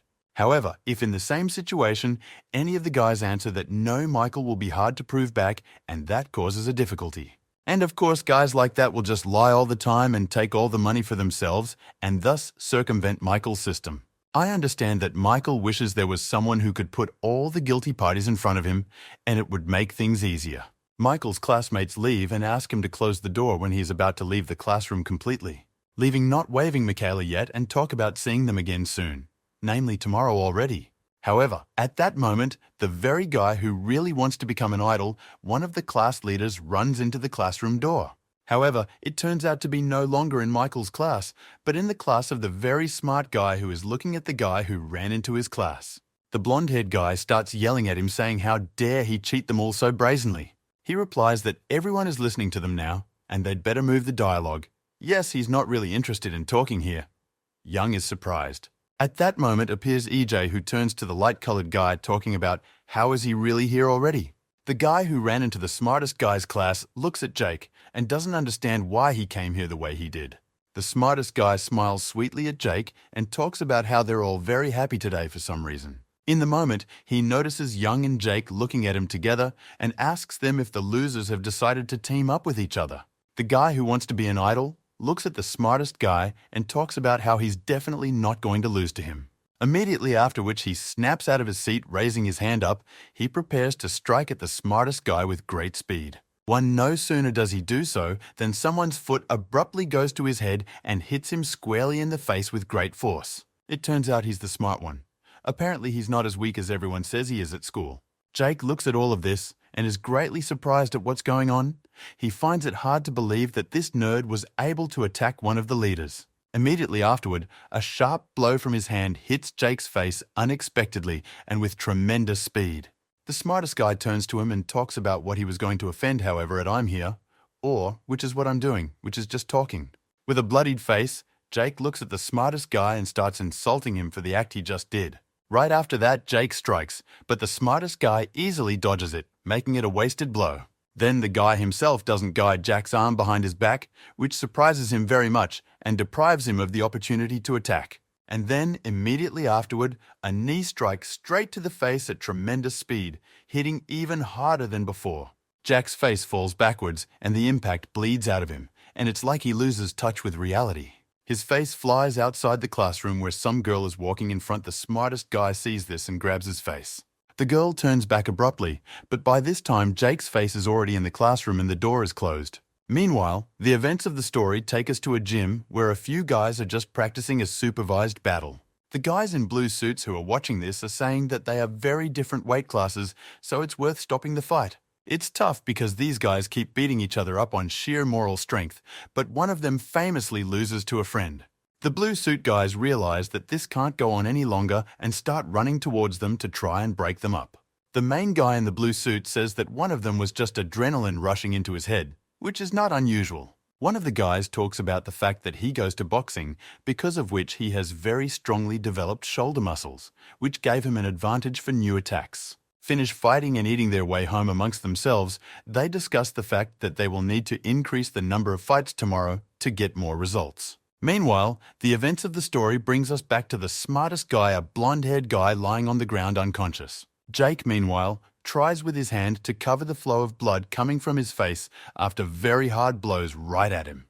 The guy comes to him and over the top, looking, talks about how they need to understand and where their levels are and where they are not. The very young boyfriend talks about how his goal is to make Michael the strongest and most influential in the school, and he will continue to do so. Looking right into Jake's face, he says who he is, that people like that pissed off will never change anything, Jack himself. Meanwhile, our hero Michael goes to his home, and behind him comes someone in an obscure grey suit clearly chasing him. Michael, of course, notices this and begins to think about who it might be this time, because they do not always dare to follow him. Michael begins to cross the road and look for the most appropriate building around the neighborhood to see who is following him there. After a while, Michael finds the right one and finds a very narrow and small wraparound behind it, starting to go in there. Abruptly jogs over to stand around the corner of this turn, and the man who's following him just walks behind him. The guy who is watching starts to look around the corner, however Michael goes up and jumps this small fence. Immediately after that, he is right behind his enemy in 1 second, which gives him a huge advantage in this situation. Michael is abruptly at his back and I turn to him and ask him what brought him here and what he is doing. Turns out one of his classmates, he looks right into her frightened eyes and she doesn't even know what to say to him. Michael relaxes and clarifies anal this and why she's been following him all this time, but she only looks at him apprehensively. She says that someone else was following Michael and she decided to follow him again. But then he disappeared and she moved on. Michael listens and asks about the fact that even after this stranger disappeared, she decided to keep going after him. She starts talking about how she had no bad intentions and just wanted to say thanks for saving her once, but was shy. Michael offers to give her his number so that in case of danger she will call him. She is very surprised, but of course agrees. Michael talks about it not being dark yet and asks if she can walk home by herself. She says of course she can. However, Micah still walks her out and then comes home and starts to change after a hard day. Changing clothes at home, Michael thinks about how many times he's been harassed lately and is surprised by the amount of attention. He realizes that one moment they could cross the line and use private investigators already, which would create a huge problem for him. Going to take a shower, Michael realizes that one day he didn't even notice his picture being taken, and this could all be a big problem in the future. Michael recalls a recent encounter with an old acquaintance and the fact that he knows the supervisor. Michael thinks about the fact that this is no coincidence. Meanwhile, the next day is upon us, and the events in the story move right into the school. The first thing we see is Ronald once again reflecting on the bullies and what's been going on at school lately. In the moment he goes to a certain class, however, opened the door very abruptly, is surprised at what he now sees in front of him. It turns out to be Michael and the smartest guy, who have a nice chat with each other and talk about different topics. Michael informs Ronaldo that he and this guy have already discussed everything, but Ronaldo is obviously not happy about it because he does not trust the smart guy. Meanwhile, Michael begins to remember walking his classmate home last night. They were discussing a lot amongst themselves, however. In a moment, he saw a strange white car that slowly drove by them. She was also noticed by this girl while they chatted about what had been going on all this time. She thanked Michael for sleeping in last time. However, he talked about how no thanks were needed since he wasn't having a hard time. She talks about the time someone said something rude to Michael, and she asks if it hurt him. Michael says that of course not, and that Jessica's words didn't hurt him at all. Michael's classmate starts talking about not knowing everything until the end, however. After this situation, Jessica was very shocked. Michael's classmate talks about Michael's pain points. Michael talks about how that's all true and they are very different for everyone. Michael's classmate talks about walking Jessica is very busy right now. However, she is sure that afterwards she will come to Michael and apologize for everything. Michael's classmate asks him to forgive Jessica, but he says he has no intention of resenting her. However, Michael says that he has one question, which surprises his classmate very much. Michael asks about if the bullies in 9th grade or in this particular class are the most prestigious students at the moment. Michael's classmate begins to remember that she and other classmates tried to socialize with 9th graders, but it didn't always succeed. She talks about how there's this guy named Rocker and he has quite a bit of influence among them. She explains about how rockers have a high influence in the classroom and many listen to it. Michael thanks her for the information. Sitting in class the next day, Michael remembers all of this, thinking about where this rocker might be now and what is the best thing to do. Michael realizes that this rocker most likely already knows about the new fundraising rules and will do something about it himself. However, in a moment, Michael is distracted.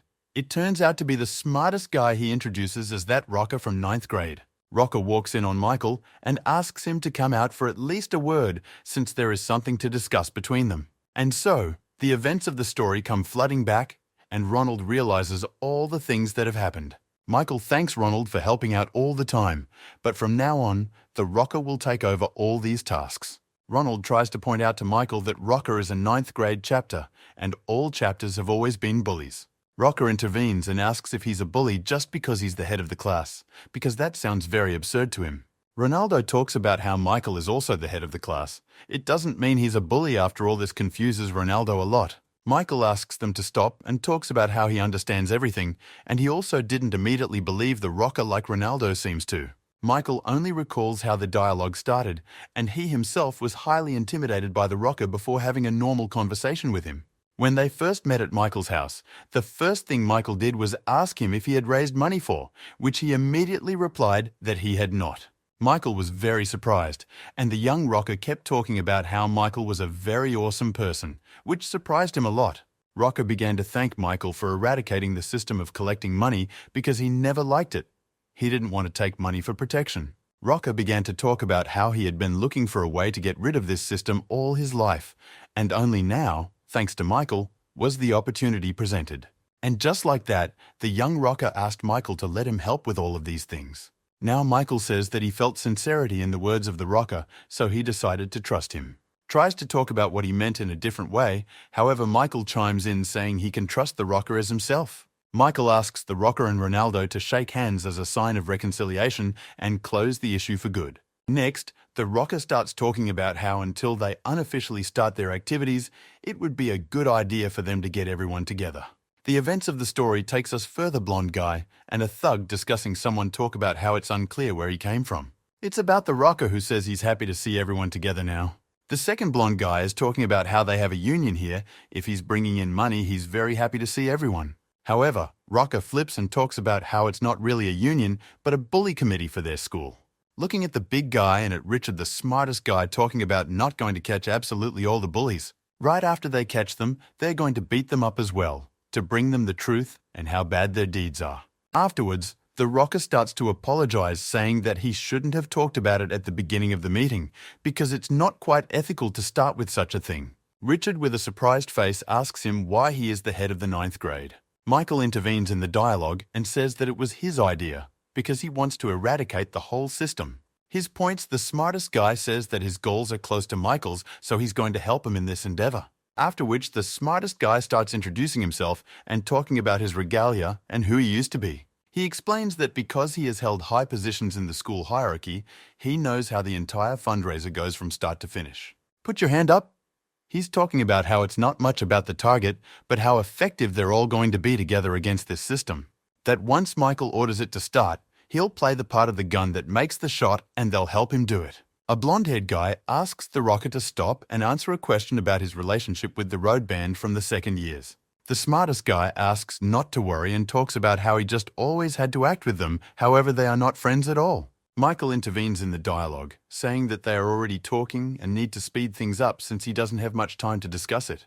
The smartest guy starts talking about how if Michael wants to eradicate the system quickly and immediately, then they only have one goal. And that target is the great Thomas, who is the head of the 3rd years and the most influential of all. However, Rocker follows up by saying that the 3rd years haven't shown up at the school in a long time, so they need to find those who directly report to them.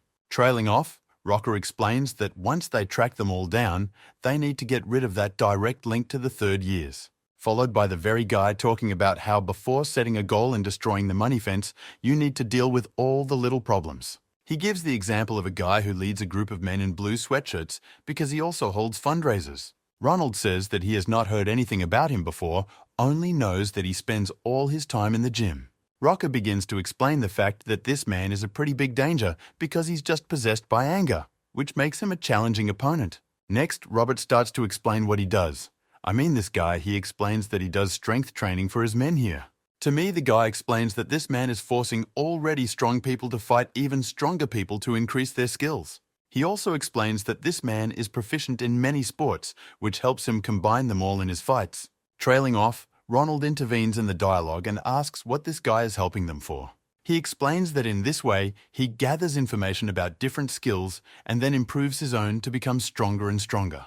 Watching some pretty intense and bloody fights, he records all the information, later sits and analyzes it. Followed by the smartest guy talking about how maybe this person isn't the first to find Michael, which surprises Michael himself. Rocker talks about how it's very obvious because this man has seen Michael's skills in battle and understands everything perfectly. He was one of the people in the audience last time who watched all of Michael's actions and analyzed them very well then, noting that he saw Michael's previously unknown techniques that he liked a lot during his fight with Brooklyn. Also, a feature of this guy is that he's pretty tough. He can often stop a fight right during a lot of activity, and right after that take the strongest opponent from it and start fighting right with him with different techniques. In this way, he makes many people fight to the best of their ability to find out their maximum potential.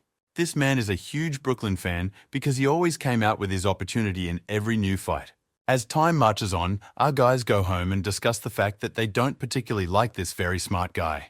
The blonde guy talks about how he doesn't like the fact that he's in charge, but Richard notes that he says the right things about this rocker. But then the blonde guy says that if Michael has made that decision, he doesn't want to argue.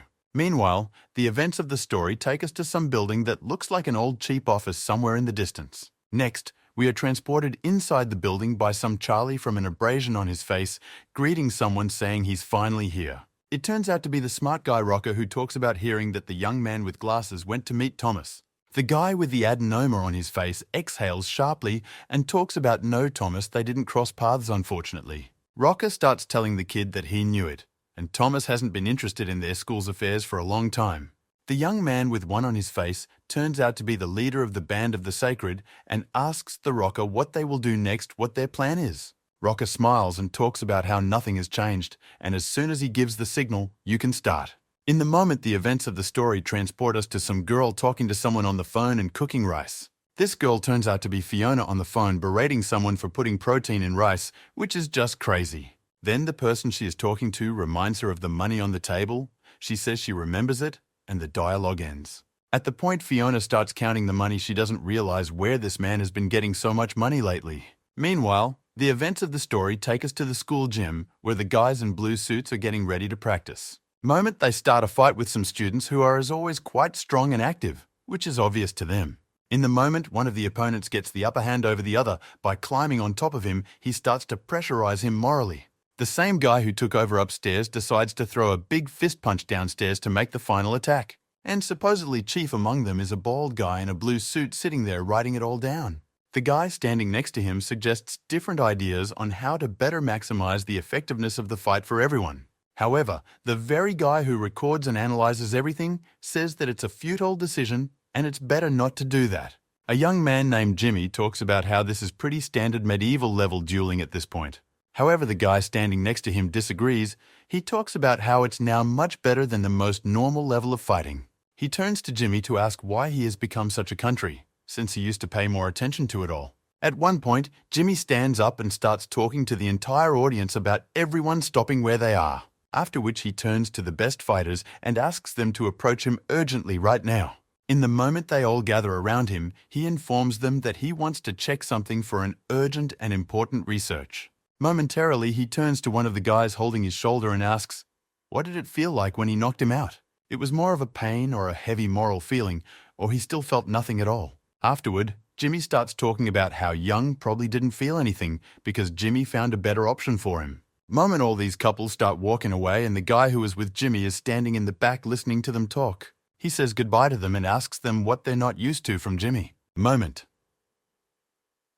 The young man walks up to that classmate who was asked today and talks about playing a key role in the event of something happening. One of the guys who is in this crowd pulls out his phone and starts texting the rocker and letting him know that he has information to Michael. The same guy who was with the mode asks everyone if they are ready and informs them that it should start soon. The guy who has been asked a lot today is very surprised. He stands in bewilderment and asks if they are confident in these actions. Everyone around them started talking about how they were also doing things out of their own free will, so they meant nothing personal. Right after that, a huge hard blow comes right at this guy's face with tremendous speed from those standing nearby. In the meantime, we are taken back to that small office where several other people and second years are sitting there and discussing the whole situation amongst themselves. However, in the moment, Rocker interrupts their dialogue with his great surprise after he reads a message on his phone. Rocker informs everyone that he urgently needs to move away. They are a little surprised, but do not try to stop him much. Rocker talks about how everything worked out well and very splendidly and informs them that he would like to see them next time. Rocker leaves the room pretty quickly and walking down the hall, he pulls out his phone and starts calling someone. The events of our story carry over to Michael, who is standing near Ronald and picks up the phone. Now he has received a call from a rocker. Ronald is standing next to him. He understands everything and is angry because he wants to get back the place that the rocker recently took from him in Michael's eyes. Rocker meanwhile tells Michael about what was written to him in a letter on his phone. Michael informs him that he will be arriving soon. Meanwhile, a rocker on his phone via video watches the guys' blue suits and beats up one guy altogether. In the moment, Rocker tries to understand what is going on because he knows that Jimmy is not that heartless and uses his mind in life. Rocker assumes only one thing, however, does not want to think about it because now the main task is to be useful for Michael. Meanwhile, Michael leaves and Ronald starts calling someone to tell them that Michael has gone somewhere with a very serious face. He tries to hide his bewilderment and lack of understanding, but he has a hard time doing so. Turns out he's in contact with Richard and tells him everything Richard says about contacting him. Immediately afterward, Richard turns to the light-colored guy and thunders on that he's been informed that Michael has gone to some kind of battle. The blonde guy talks about how it's very suspicious that the rocker told them all this directly because why would he do that? Immediately after that, the blonde guy gets up and asks the bully to stop eating and together with them to head to the scene. Blonde guy pay attention to the fact that the construction site where the fight is taking place is pretty close and it's very advantageous. Meanwhile, our hero Michael heads to the place looking on his phone to see if he's sure he's not mistaking it for something else. Around the same place is the smartest guy who has no desire to go there alone and decides to wait for Michael. In a moment to me, the guy starts looking around the place and notices that across from the addition from which it is very convenient to look at the setting. The smartest guy looks over there and starts to suspect that there might be a rat in there who is leaking all the data and keeping tabs on everything. Meanwhile, at the construction site itself, there is a battle as expected, with guys in blue suits beating up one schoolboy. He can't fight back and blow after blow rather than over and over again deal critical damage to him. One of the guys asks how much longer you have to beat him. The others reply that they don't think about it and just beat him. They discuss among themselves when the leader Jimmy will come, but as it turns out, someone is following them. It turns out to be Jimmy himself. While they are just discussing it, he is through kicking or watching everything that happens. A friend of Jimmy's friend approaches him and asks if he was able to find what he was looking for through his binoculars. Jimmy's friend informs him that he has done everything right and how long before the rocker should show up. Jimmy's friend says that he is waiting for him here any minute, but at the moment, something catches his attention. He looks down and notices Michael walking and talking on the phone with someone. He reports the same to Jimmy. Michael reports that he's already in place, and the man he's talking to says he'll be there soon, but he's in trouble. Michael says that he may not come, then he is busy. However, he says that he will try to show up. The man Michael is talking to turns out to be a rocker, and he takes his turn climbing on some roof, saying that it's very beautiful here. However, he opens his eye and says it's not a big deal and tries to figure out where he is. He looked down and realizes it's pretty weak for an office. However, not that the offices here are too prestigious. Right off the bat, Rocker easily determines which side of Michael, Jimmy, and everyone else is looking at Michael from. Rocker is well aware that he sees everyone with this position and also sees the very fight that was originally discussed. Meanwhile, right up to this spot, someone is climbing the stairs very quietly, taking step after step higher. As he walks, these guys continue to beat up one man, hitting him on the back harder and harder. The man who comes up turns out to be Michael. He looks right at what is happening from the outside and starts heading over there. Michael walks up and speaks sharply about how he likes these types of locations too, then gets the attention of the entire crowd. Michael starts to straighten his tie and talks about how if they kill them here, no one will even know about it. They all stand together in shock and in great amazement and look at Michael, not understanding how he was able to get here. They continue to look at Michael and ponder where Jimmy and his partner are now. Michael asks them the same thing, but follows up by saying that he generally doesn't even expect an answer from them. Michael looks at them all and talks about how if he beats them here now, Jimmy will probably show up right away. Meanwhile, Jimmy's friend asks him what's going on and why he's doing such a dangerous test. Jim explains that from the crowd, he wants to select a select few who can pass the test now and resist with Michael's style. However, friend Jim talks about the fact that they are only 7th graders and are not asked to fight back against a strong man like Michael. Jimmy talks about how he generally doesn't care about them and is in fact not just a victim for Michael and nothing more.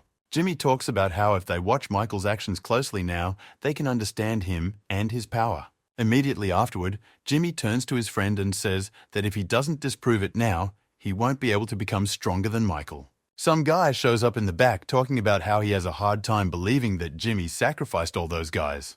Turns out to be a guy named Bruce, who asks if he's late for the whole show now, for he was in a big hurry. Jimmy starts to reply that everything is fine and there's no reason for Bruce to worry about what's going on right now. Meanwhile, at the transfer, Michaela, who addresses the entire crowd, says that they can already attack and not hold back their forces.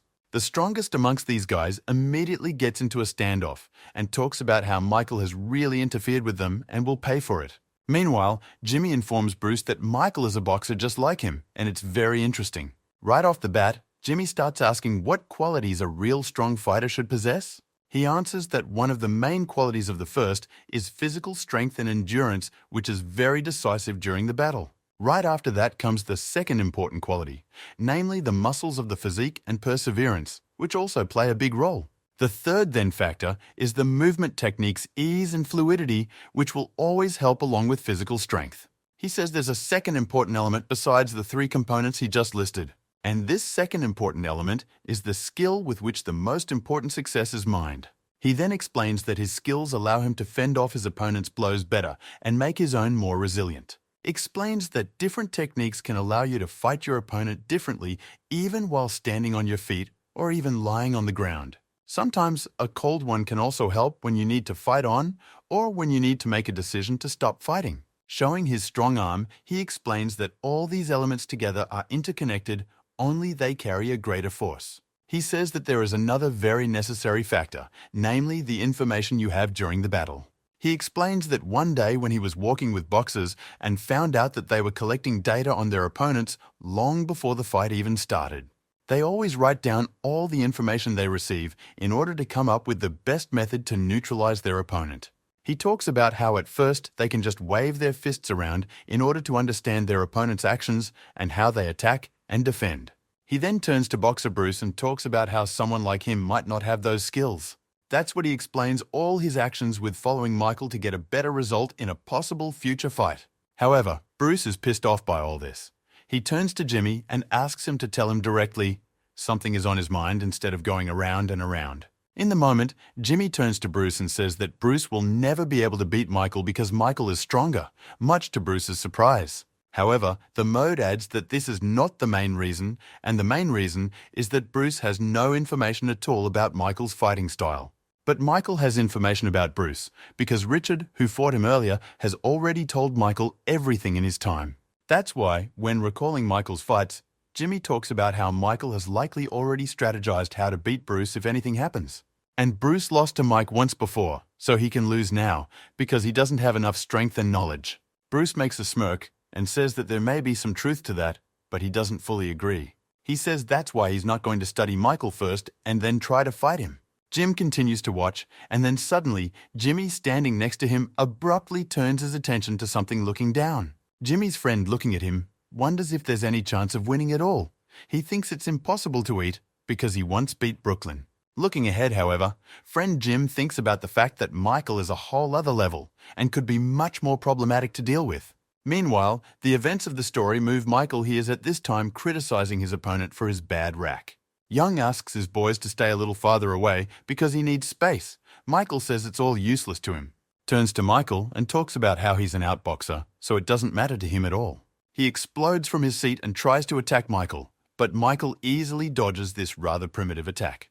The same cue launches another attack, but Michael also easily dodges it. Immediately after, the young man begins to launch another volley of attacks, but Michael easily dodges them. Michael begins to analyze his actions, realize that he is indeed a boxer, and his actions remind Michael of something. At this point, Michael takes one little stab forward to see what this guy's movements are like and how smooth she is. Right after that, Young starts ducking, and Michael adds another one to catch him in a certain spot. A few Michael passes fairly easily and straight to his stomach, causing him to shift and hold back the pain. Michael doesn't stop there. He raises the degrees and attacks him directly in the face with force. The guy who was recently beaten up by a mob is watching, looking surprised at Michael's fight. Michael starts to take off his jacket and talks about how apparently this is the class that has a PE major at the school. Taking off his jacket, he looks at them and talks about how apparently they play different sports. However, Michael follows up by shrinking into his jacket and saying that overall it doesn't change anything because he's not that interested. Trailing off, Michael tosses his stuff aside and talks about how he's now going to end this whole thing much faster than previously thought. Immediately afterward, Michael snaps out of his seat and begins to charge straight at them, attacking each of them sharply. It's all the guys who decide they'd better all pile on him together, thus creating a huge thrust to the enemy. However, until they think about it, Michael continues at a tremendous speed, but flying at everyone and hitting them harder and harder. Punch after punch, Michael hits harder and harder, creating a very unpleasant environment for the fight that follows. With tremendous force, Michael takes out one by one the infestation right at them, demolishing one by one to the floor. Michael's blows are very strong, scattering 3 guys from the birch to the 4th in just a couple of swings, demolishing him with a single attack. Moment one of the guys, Michael just grabs his head and is about to hit it with a straight fist. However, she is paying attention to something. He sees ahead and instead of punching, just throws this guy at the other man by that and really whipping them both. Immediately afterwards, he swooped down on another one who was standing nearby and demolished him as well with just one punch to the face. Immediately after that huge hard hit, Michael notices with his side vision that another enemy is approaching. Michael attacks, and he abruptly punches him right in the face, thereby creating a tremendous amount of pressure for him. One of the guys still manages to attack Michael, but he easily dodges the attack in an instant. Michael continues to fight blow after blow. He crushes his enemies harder and harder, locking his advantage. After each of his blows, another new one gets stronger and stronger with Michael's great strength to finish each of them off. Michael still has plenty of opponents though. Another new guy runs at him with an attack. Only he wants to strike. Michael, of course, intercepts his arm and strikes out himself, which is pretty obvious to our hero. Michael then delivers another elbow strike to the guy's head, knocking him to the ground. With one following him, Michael scatters them by tossing them aside or throwing them right suddenly to a friend, just like bowling. One of them is the most active Michael, and it all decide to carry a kick right in the face on the huge force. This is all being watched by one of the strongest of them all, along with that guy who was mobbed earlier. The guy who was beaten by the mob stands in huge shock. He can't believe that Michael came in and dealt with all of his abusers. The strongest guy among them says that as he calculated, Michael's style is perfectly honed by his actions. Looks back at his men lying behind him and starts talking about how, of course, that doesn't make Michael the strongest in the world. Michael turns to him and talks about how he has been waiting for this fight. However, all these guys around have turned out to be very weak. Meanwhile, Bruce, who is standing near Jimmy, is watching everyone, also watching in amazement as Michael overpowers everyone. Jimmy turns to Bruce and talks about watching carefully now because there is one opponent left and he knows who it is. Bruce talks about how he is, of course, from a different PE class. However, he has heard rumors about everything. Jimmy starts talking about how the guy who's out now is second to Jimmy in the class. Meanwhile, we're just shown this guy turning to Mike and talking about how he's tested his strength since he wants to. At the moment, Young takes off Michael, immediately draws attention to the fact that his style and speed are quite unusual. However, that doesn't stop Michael at all.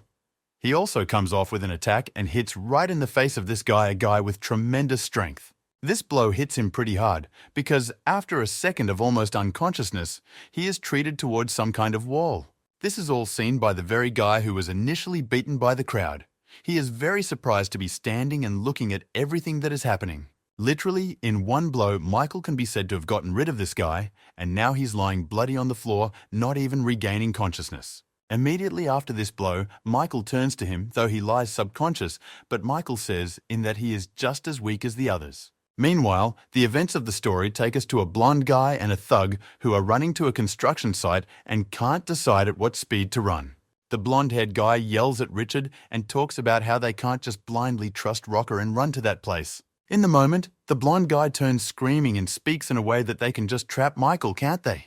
The big guy stops to point out the setting and says that apparently they are in place. In the moment, a blonde-haired guy in one of the windows of the construction site notices someone's silhouette and points right at him with a huge shock. Richard is in a serious mood looking over there and talking about how they should go and check out who it is in there now. Meanwhile, Bruce starts telling Jimmy not to worry and to handle Michael on his own and starts to leave.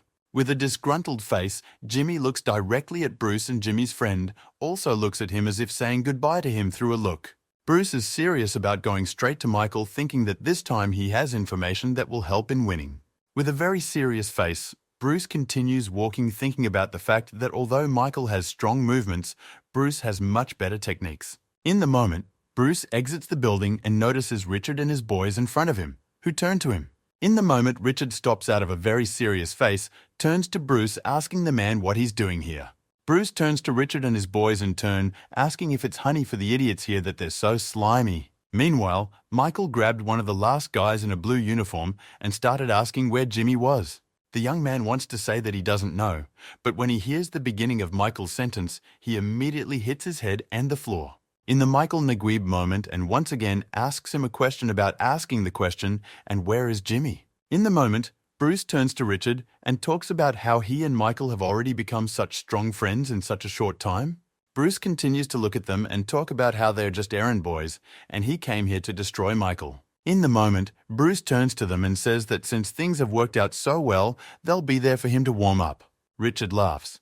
He looks at Bruce and talks about how he used to lose even to him, and now he's up to Michael. Richard starts reminding Bruce of his earlier fights, and it makes him very angry, and he doesn't want to remember his losses. In the moment, Richard turns sideways and talks about how his school and his behind the school are very different from each other. Bruce starts talking about something he's heard before, since Richard always carries a gun around like the last fool he is. Bruce throws off his jacket and tells Richard that they can fight before he goes to beat up Michael. The green-faced blonde guy talks about Richard not having his weapons with him as he is about to fight. Richard picks up that very pen and talks about how they have a one-on-one fight and no one will interfere. Richard turns to the big guy and the blonde guy tells them to go ahead and he'll deal with Bruce in the meantime. Meanwhile, as it turns out, all this is also being watched by a rocker who is standing on top of the roof of the building and just silently watching. Meanwhile, Bruce swoops down on Richard at breakneck speed. He talks about how he has no desire to lose and starts attacking. Richard is immediately surprised to notice how much faster Bruce has become and prepares to attack and defend himself as well. Richard immediately tries to launch an attack, but apparently it doesn't hit, and Bruce is quicker at it. This turns out to be true, right after which Bruce strikes right into Richard's torso with quite a tremendous amount of force. Right after that, Bruce decides to strike with his other hand directly at Richard's head. But this blow he already manages to counterattack. However, despite this, Bruce begins to make several attacks right into the block with which Richard is defending himself. But this time, Richard manages to get out of the duck shaft, and he also begins to counterattack Bruce. But he doesn't succeed for long, because soon, Bruce makes a rather strong attack right in the face of Richard's speech. Luckily, Richard manages to withstand it, and after it, he begins to launch his attacks. It doesn't take long for Bruce to get right into Richard's body from the side, almost knocking him down. Immediately after that, Bruce starts hitting more attack by attack and talking about how Richard is just like a toy to him. Bruce laughs and looks at Richard talk about how he can't hit him even when he tries his best. Richard is also well aware of this and puts up defense after defense, not knowing what he should do best in this situation. This is all being watched by the very guy who is surprised at Richard's stamina very much. The smartest guy notices that the pen that Richard is attacking in trajectory can't possibly hit Bruce's hand where he's aiming so hard. Analyze them. He realizes that Richard just lacks speed because he can't hit the pen during Bruce's attack. Meanwhile, Richard's mind defends itself against attacks that hurt more and more each time. Richard realizes that he needs to stop being afraid and decides to attack right into Bruce's legs, which he successfully does. Bruce gets pretty pissed off at Richard and looks right at him with a wild, ferocious stare with a clear desire to kill. In the moment, Bruce turns to Richard and talks about how he's an interesting opponent, but his punches are much weaker than Michael's. However, he next turns to Richard again and corrects himself by saying that he generally thinks his attacks do no damage at all. However, at one point, Bruce abruptly starts paying attention to his hands and asking what's wrong with them because he feels something. In the moment, Richard retracts his sleeves and shows dozens of watches suggest he is very time-sensitive. Starts yelling at Richard, insulting him, and heading straight for him with some pretty strong attacks. Here, Richard also decides to act drastically and jumps up for a leg kick right under Bruce. Bruce realizes that this is a successful moment for him.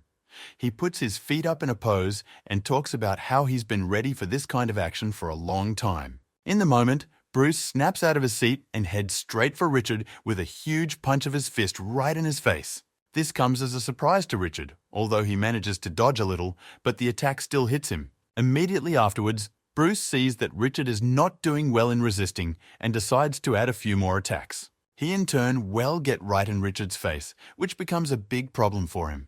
Bruce decides to attack and insult Richard, saying that he is a rather weak opponent.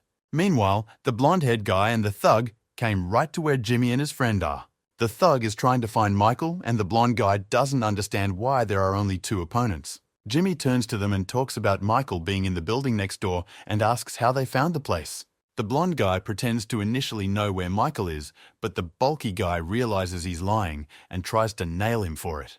They decide not to take Jimmy's word for it and just call Michael and ask where he is and tell him everything. Jimmy's friend notices this, however, and he immediately snaps out of his seat and starts running straight at the blonde guy and the thug next to him. In the moment, he is literally a couple seconds near the bulky man and grabs the man by the shoulder with his hand from behind. Immediately after that, jumps up leaning on him and with her feet directing an attack right in the blonde-haired guy's face. This turns out to be successful. The phone immediately flies out of his hands and a huge leg kick lands right in the face of the blonde-haired guy. Right after that, Jimmy's friend lands and the blonde guy flies into the wall at breakneck speed. At this point, friend Jim starts attacking the thug too, but increasingly hard blows right into him with his foot. In the moment, Jimmy's friend turns to them and tells them that there's no reason to call Michael because their work is done today. The thug starts yelling insults at them and asking what they've decided to plot against Michael here. Jimmy's friend starts running at the bulky guy and asking him why all of a sudden he has to explain everything to someone here. In the moment, the thug decides to cast the first, but it is difficult to call it a successful attack because he can't hit Jimmy's friend.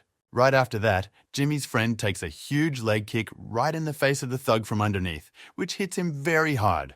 Jimmy asks the thug what the hell he's talking about and continues to attack him harder and harder with his foot in his face. Jimmy turns to his friend and asks him to finish quickly because it's not long before trouble may come to them. However, the friend responds by telling his wife that there are no problems and he is totally fine with defeating them. Immediately afterward, he abruptly turns around and strikes directly at the thug's face with tremendous speed of force. Meanwhile, the events of the story take us to the clash between Richard and Bruce, which is still going on between them quite actively. In a moment already tired and weakened, Richard turns to Bruce, saying that it is time for them to finish further. This cannot last. However, Brew only raises his fists out of a wild look, asks Richard who authorized the ending since he wants to offer. Immediately afterward, at breakneck speed, Bruce starts heading straight towards Richard for more attacks on him. Richard realizes this and uses his pen to turn the damage that can now get under him at high speed. However, Bruce is not at all intimidated by this. He prepares to attack again and looks straight at Richard, raising his fist upwards, showing his strength. However, right at that moment, Richard strikes right at Bruce's body with his foot hitting his body sideways near his ribs. Bruce's reply only laughs and says that Richard's kind are still not doing damage to him, and he prepares to attack himself with great power. However, at that moment, Bruce abruptly falls to the floor, grabbing the fence, and begins to gasp from the pain that abruptly gripped him in that area. It starts to flow right down Bruce's face. He can't realize what's happening to him since Richard's punch was never that strong ever to break. Richard starts talking about how this attack is different from the previous ones because he didn't hit it the way White usually does. Bruce looks at Richard's legs, and then all the cue starts to talk about how instead of a normal attack, he took a jab right at Bruce. Trailing off, Richard goes ahead and talks about how overall it doesn't matter since he once again defeated Bruce in such a strong fight. Bruce starts to say that it's not over yet, but Richard interrupts him, saying that he is still a long way from Michael in everything. However, at the point Richard turns around and wants to start hitting Bruce, he starts yelling requests not to. However, she doesn't obey him at all and starts kicking her legs straight at his body with great force, and this time it's already very painful even for Bruce. After a while, Richard sits down next to and leans on one of the containers and starts sitting in thought about something. Bruce was quite a strong opponent, and Richard is very tired. He can't even move normally now. Looking up, he ponders whether the bulky blonde-haired guy is all right now and where Michael is now. However, in the moment someone's force and detachment appears near Richard, asking what he is doing, it really surprises him. It turns out to be Michael. He asks Richard what's going on, and is he okay, or the one, and this gives Richard a huge shock. Richard starts making a tearful face and talking about something very bad happening here, especially for Michael. This is all being watched from above by Jimmy, who talks about how Richard has unexpectedly won, and that could affect a lot of things quite a bit. Immediately after which, Jimmy turns to his friend, say that they have learned quite a bit of information and in general can leave already from here. In a moment of turning around, Jimmy notices that his friend is still continuing to fight the big guy in a duel. Jimmy's friend is puzzled by the time he hits him, but he can't understand why he doesn't fall down or get tired. Jimmy's friend continues to attack the Ostek at this point, trying to text Michael on the phone to tell him directly. Jimmy starts walking right towards them, asking if it's so hard to finish off a regular guy in such an easy fight.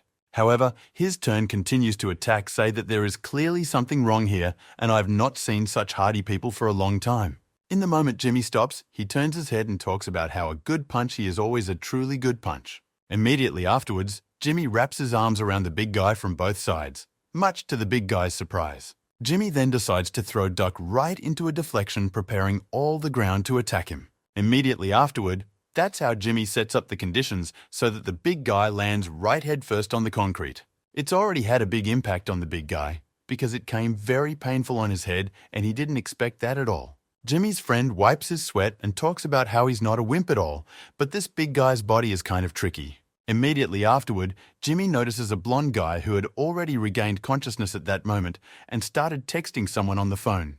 Jimmy's friend is surprised that he wakes up so quickly and starts running straight towards him at high speed. This greatly surprises the blonde-haired guy, who obviously didn't expect to be attacked right away.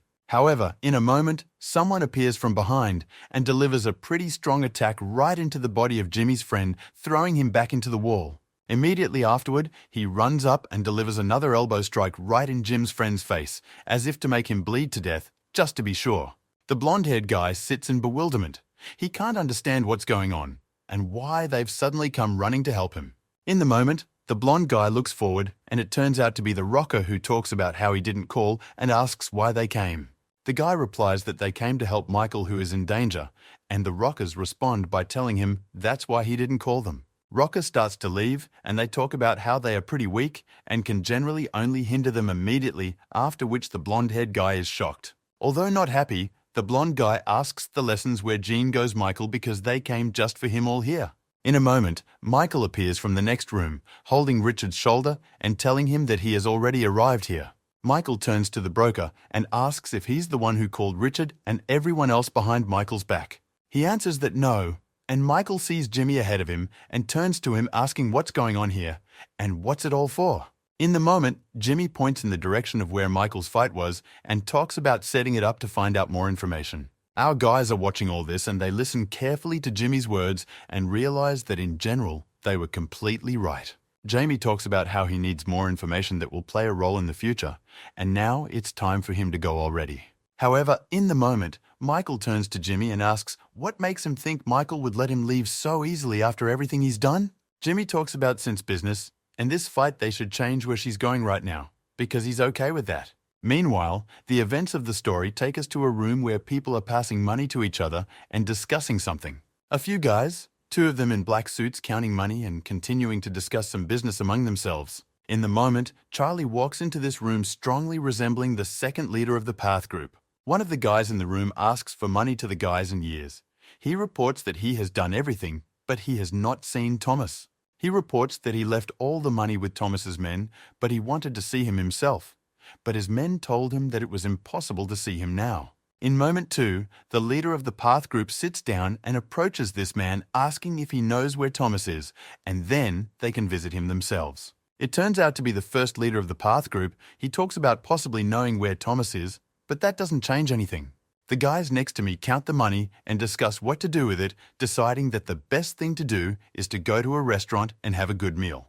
Between them, they are already imagining what kind of food they will order with very tasty meat steaks. However, the second leader of the Path group interrupts their dialogue, informing them that now is not the best time to carelessly spend money. One of the guys turns to the second leader of the band, being asked, "Is it really because of new guy Michael that there is such a change?" One of the guys looks at the two leaders of the Path group and says that maybe they overestimate Michael since no one among them has fought yet.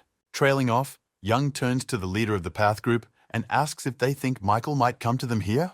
The guy sitting next to him addresses him, saying that this is a very likely outcome that could very well be. At the moment, there is a knock on the door. One of the guys gets up and heads over there to open it.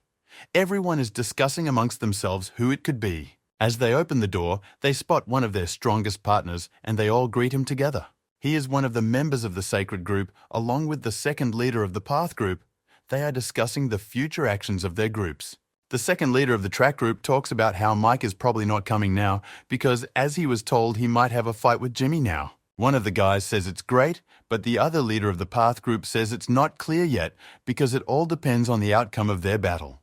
The guy with the earrings next to him indicates that he also doesn't have much confidence in Jimmy winning, however, and Michael is only a first year. Meanwhile, one of the leaders of the Sacred Group counts out the money, and the other turns to him saying they have different ideas. The second leader of the Path Group turns to the first and asks him his opinion about the fight between Michael and Jimmy that may take place. The first leader of the track team continues to do the workout and talk about how he's not sure either, but Jimmy's a pretty strong guy. The events of the story, and back to Jimmy and Michael, Jimmy tells Mike the downside of the territory they are now in. However, at the moment someone's slipper flies into Jimmy, he of course intercepts it, however asks, "What are they doing now?" It turns out to be Michael. Jimmy is talking about how it's pointless to just throw flip-flops in a situation like this. It's stupid. Jimmy starts talking about how it's hard to provoke an opponent this way, and right at that moment, another slipper flies into Jim. Michael smiles and talks about how Jimmy is very talkative, and Michael himself is already very eager to fight and only wants to fight at the moment. At the point this is all getting really pissed off Jimmy, he gets into a fighting stance and talks about how he's about to start attacking. The smart guy himself watches this and immediately sees that Jimmy's stance is more reminiscent of Western martial arts than boxing. Michael, meanwhile, suspects that the provocation worked by pushing back turns to him, saying that he hopes to see his full strength in this fight. Michael says he'll only do it after Jimmy, and he starts running at Michael, trying to grab his arm. Richard sees this and pores over the fact that Jimmy will try to hold Michael down from the start of the fight in order to reduce the space. Michael sees Jimmy throwing the first punch and it's most likely just a distraction in this situation. Michael notices that Jimmy is very eager to try to grab him with his hands and is forever setting up behind him or on either side of him. Michael then observes that another likely distraction is flying right at him and so decides to fight it off. Michael is very surprised because already a completely different attack is coming at him that he didn't expect to see. That is quite surprising. Michael had to retreat a few steps back, for in this way, Jimmy had gained a small advantage in space. My boy himself notices that Jimmy is pretending like he wants to go for a takedown from the bottom while he's throwing punches from the top. Meanwhile, things continue at about the same pace with Jimmy trying to land punches from the top, but Michael easily dodges. Jimmy decides to throw punches from both sides in order to try and catch Michael at one point. Michael begins to notice that Jimmy has promised to attack with a takedown, but at the moment is only attacking with his legs and arms from above. Immediately after that, Jim starts doing lunges just like in boxing, although recently he was doing karate kicks. Richard is watching all this and immediately notices that Jimmy is quite tall, which makes it easier for him to make lunges from above. Richard also realized Jim's advantages in the weight class that add power to his attacks, while speed and vast experience allows for evasion. However, in a moment in the back, the voice of Jimmy's friend is heard saying that a man who is good at grappling can also be just as bad at punching. Richard is surprised that the young man has come to his senses so quickly, and he begins to talk about Jimmy again. Jimmy's friend starts bragging his friend talk about how he is very good at mixed arts and combines them perfectly. Followed by a friend, Jim begin to get up, say that the battle is first and foremost a battle only then already marched for everyone else. Trace, straightening his neck, suddenly says that Michael uses 2 typical punches and can't compare to Jimmy in that regard.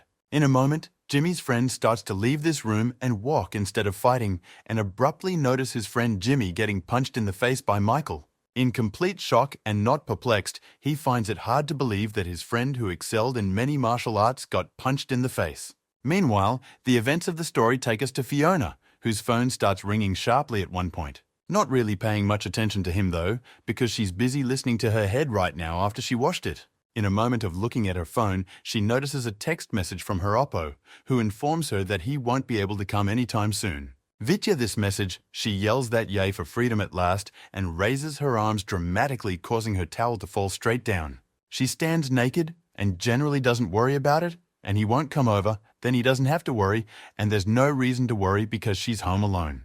At the point, she starts taking clothes and dressing, deciding on who she can invite to play online games. Going through her phone contacts, she thinks about calling her friends in middle school, but decides in a moment that it's not really an idea. However, in a moment of looking at her phone, she remembers Michael and wonders what is she doing here at this hour. Meanwhile, the events of the story take us back to the fight. A life friend asks his friend, "Is he okay?" Or the one after Michael's punch. Jimmy gets up to address Michael's tattoo that he finally got to personally feel the force with which Michael was hitting. Jimmy turns to him again. They say that he is really strong, however, that doesn't mean anything yet. Jimmy's friend wipes his face and talks about how it's all a little stressful for him because it looks pretty bad. Turning to Michael, Jimmy talks about how he's figured it out and will use a special technique now against Michael. Jimmy begins to tell about his methodology. But then, the moment the smartest guy notices that the words are a lot of lies. Jimmy says later that as a young boy, he was sent abroad where he gained a lot of pretty strong experiences. Richard and the blonde guy are surprised to hear this because they realize that Jimmy is a year older then. Gromila talks about how he does look older, and that's a huge difference for their physicality at this point. James hears all this and turns to them and asks if they're going to justify their loss. Looking at Michael, Jimmy says that this may be true, but Michael's physical development also exceeds their age. Between themselves, the guys start discussing the fact that Michael does look older, and the smartest guy is good at keeping track of it. Michael is a little surprised by this dialogue and talks about just eating a lot of porridge and playing sports since he was a kid. Michaela's momentum starts to go right on pushback and talk about her tasking his skills. Michael decides to get even closer to him, saying that when they were as close as possible, the one was drinking his strength, so Michael will cut back. Jimmy is rather surprised, but looks at Michael and asks the one in his head what he's up to right now. Michael talks about what it looks like because he just wants to make a more level playing field for both of them. Jimmy talks about how it won't help Michael's survival if he just shortens the distance. Jimmy throws his hands up and says that he envies Michael's optimism, but he clearly has no intention of giving up. In the moment, Jimmy looks directly at Michael and decides that she skills that will help him fight. It will be judo. Jimmy wants to use his skill, however, in the moment, Michael's fist flies sharply into his face with very tremendous force. He tries to grab Michael with his hands, but it turns out to be very weak because Michael has calculated such an action. At this point, Michael apparently starts to get sick of the fight and starts squeezing Jimmy's head harder and harder. Immediately afterward, Michael abruptly adds even more force and topples Jimmy off his feet, sending him to the ground. Jimmy flies down under the influence of Michael's hand and realizes that Michael will be the one who first knocked him to the floor. At this point, however, Jim decides that even now this is an opportunity for him and tries to wrap his arms around Michael from the other side. He squeezes with his legs and with his own hands makes a cross over his grip, thereby restraining Michael's arm along with himself. Michael realizes that it's going to be very dangerous now and immediately starts to remove his head, and turns out to be right there, followed Jimmy's punch. At this point, Michael decides with his last free hand to throw a punch right in Jimmy's face and do it right away. It hurts so much underneath he's like unconscious in the moment and his face is very swollen. Immediately afterwards, Jimmy lands him on the floor as his grip on the one-armed man loosens slightly. In the moment, Jimmy realizes that now about to attack with his knees and it will be dangerous and dramatically lifts his legs up in order to counterattack. He fails to attack, but manages to escape Michael's grasp and move a short distance away from him. In a moment of watching Michael, Jimmy realizes that he has very huge reactions and a pretty strong developed skill set for fighting in attacks. Jimmy decides that in order to win, he should check Michael's ground fighting skills and then decide what to do next. In the moment, Jimmy begins to put his hands up again and contemplates using his secret martial arts ways. Immediately afterward, Billy snaps out of his seat and starts running straight at Michael rather quickly and sharply. Our hero Michael, of course, notices this well-surprised look forward and realizes what is about to happen. In the moment, Jimmy starts to attack Michael and the turn immediately dodges that he doesn't get punched in the face. Druim immediately sees what's going on. He realizes that Jimmy is fully engaged in the fight and is about to show his strength. Immediately after the blow, Jim drops down and intercepts Michael's legs with his feet clamping him on both sides. In the moment it is noticed, and Michael himself he begins to realize what Jimmy has come up with and what they use against him. In the moment, Michaela decides to act, and immediately afterward he starts twisting his leg, which comes as a surprise to Jimmy. It turns out to be Michael's secret friend. He turns Jimmy's body around and immediately sends him kicking into the wall. Jimmy's friend is in a huge shock. He can't believe that his friend who weighs under 100 pounds was kicked so easily. Michael turns sharply to ask Jilly if he really wanted to get the win so easily. The blonde-haired guy is shocked and talks about how he didn't expect this turn. Richard is also looking at everything himself in shock. In me, the guy immediately realizes that even though Michael didn't manage to block the attack, he still managed to repel it. Jimmy starts to get to his feet and talks about how he's very surprised and didn't expect this level from Michael. With an angry look, Ginny glares at Michael and tells him that, as expected, he instinctively fended off the attack. In the moment, Jimmy turns to Michaela and talks about how this is a serious fight and just showing off skills. Jimmy starts looking at Michael and talking about how he doesn't have the skills to outrun him after all. Michael talks about how none of that matters and abruptly slams right into Jimmy's body at tremendous speed. At this point, Jimmy gathers his strength and starts running straight at the Jersey jump and try to sidestep the attack. The moment Michael notices this, he realizes that most likely Jimmy will now want to use in a recapture. It's Michael who decides to dig him right into his side as he jumps in to set up a critical strike. Immediately afterwards, Michael begins to attack his opponent with new attacks hitting time after time. Jimmy tries to use his takedown again, but Michael fends him off this time with great speed. Immediately afterward, Michael and himself attacked him with a rather massive attack right in his face. The blonde guy can't understand what Jimmy is counting on and why she's attacking with her fists when she knows so many martial arts. The most me guy says it's to try to get Michael to the ground and then finish him off. Meanwhile, the fight continues as Jimmy tries again and again to get a takedown for Michael, but it doesn't work out.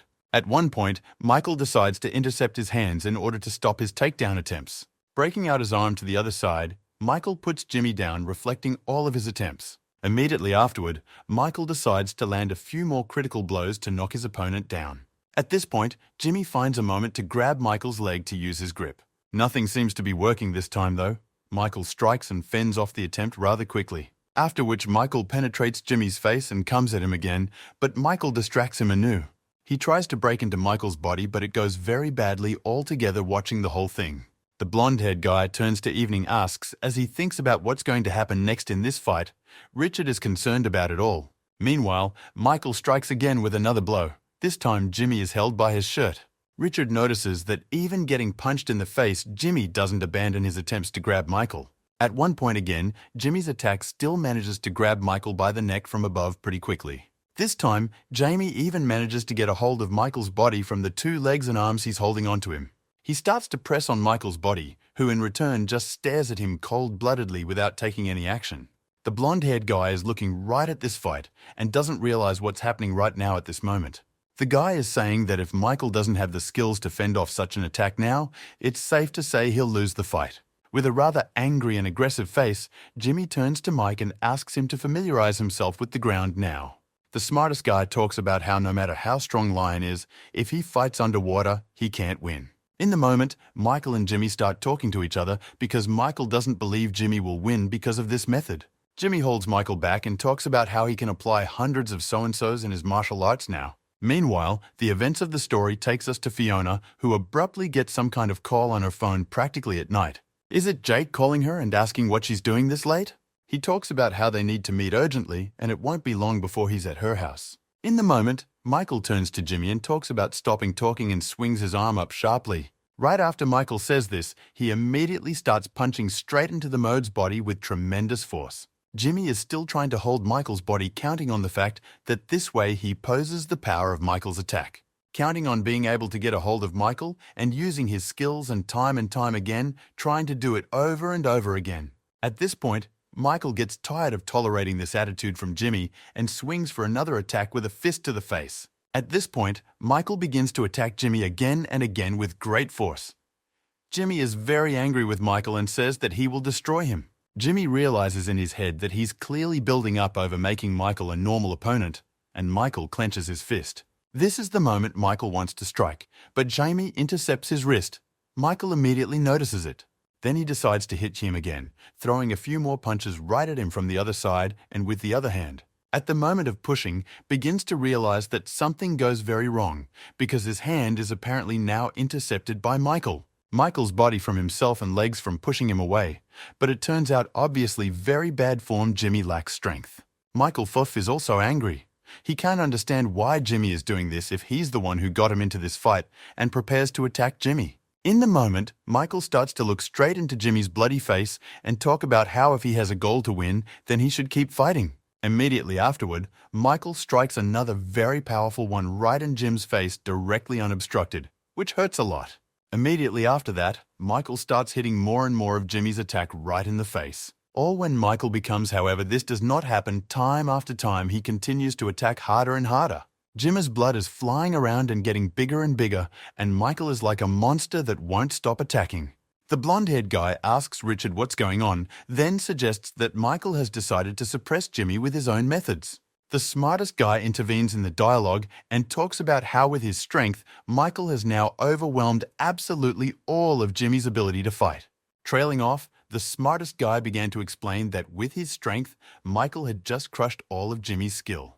The fight continued with the rocker explaining that despite all of Jimmy's skills and abilities, Michael simply used trivial brute force to win. Rocker talks about the fact that Michael has a very strong instinct, and it is thanks to him that he is able to achieve such strength. After which, the rocker-on starts explaining Michael's cat and toy example to everyone, but not everyone gets it. Rocker starts talking about how this in all likelihood was a bad example, and it's better to explain it to him in a different way. And then he begins to translate the example of the cat and the very guided missile that follows the cat, however nimble he was. Meanwhile, while the smartest guy Rocker explains it all with examples in reality, Michael goes on and beats up Jimmy. Michael continues to face his opponent and talk about how this is far from over, and he can still fight for a very long time. At this point, Jimmy just looks at Michael with a horrified look. He is confused and depressed, not sure what to do. Jimmy begins to remember his past. All the kids at school always teased him and called him a monster and a monster.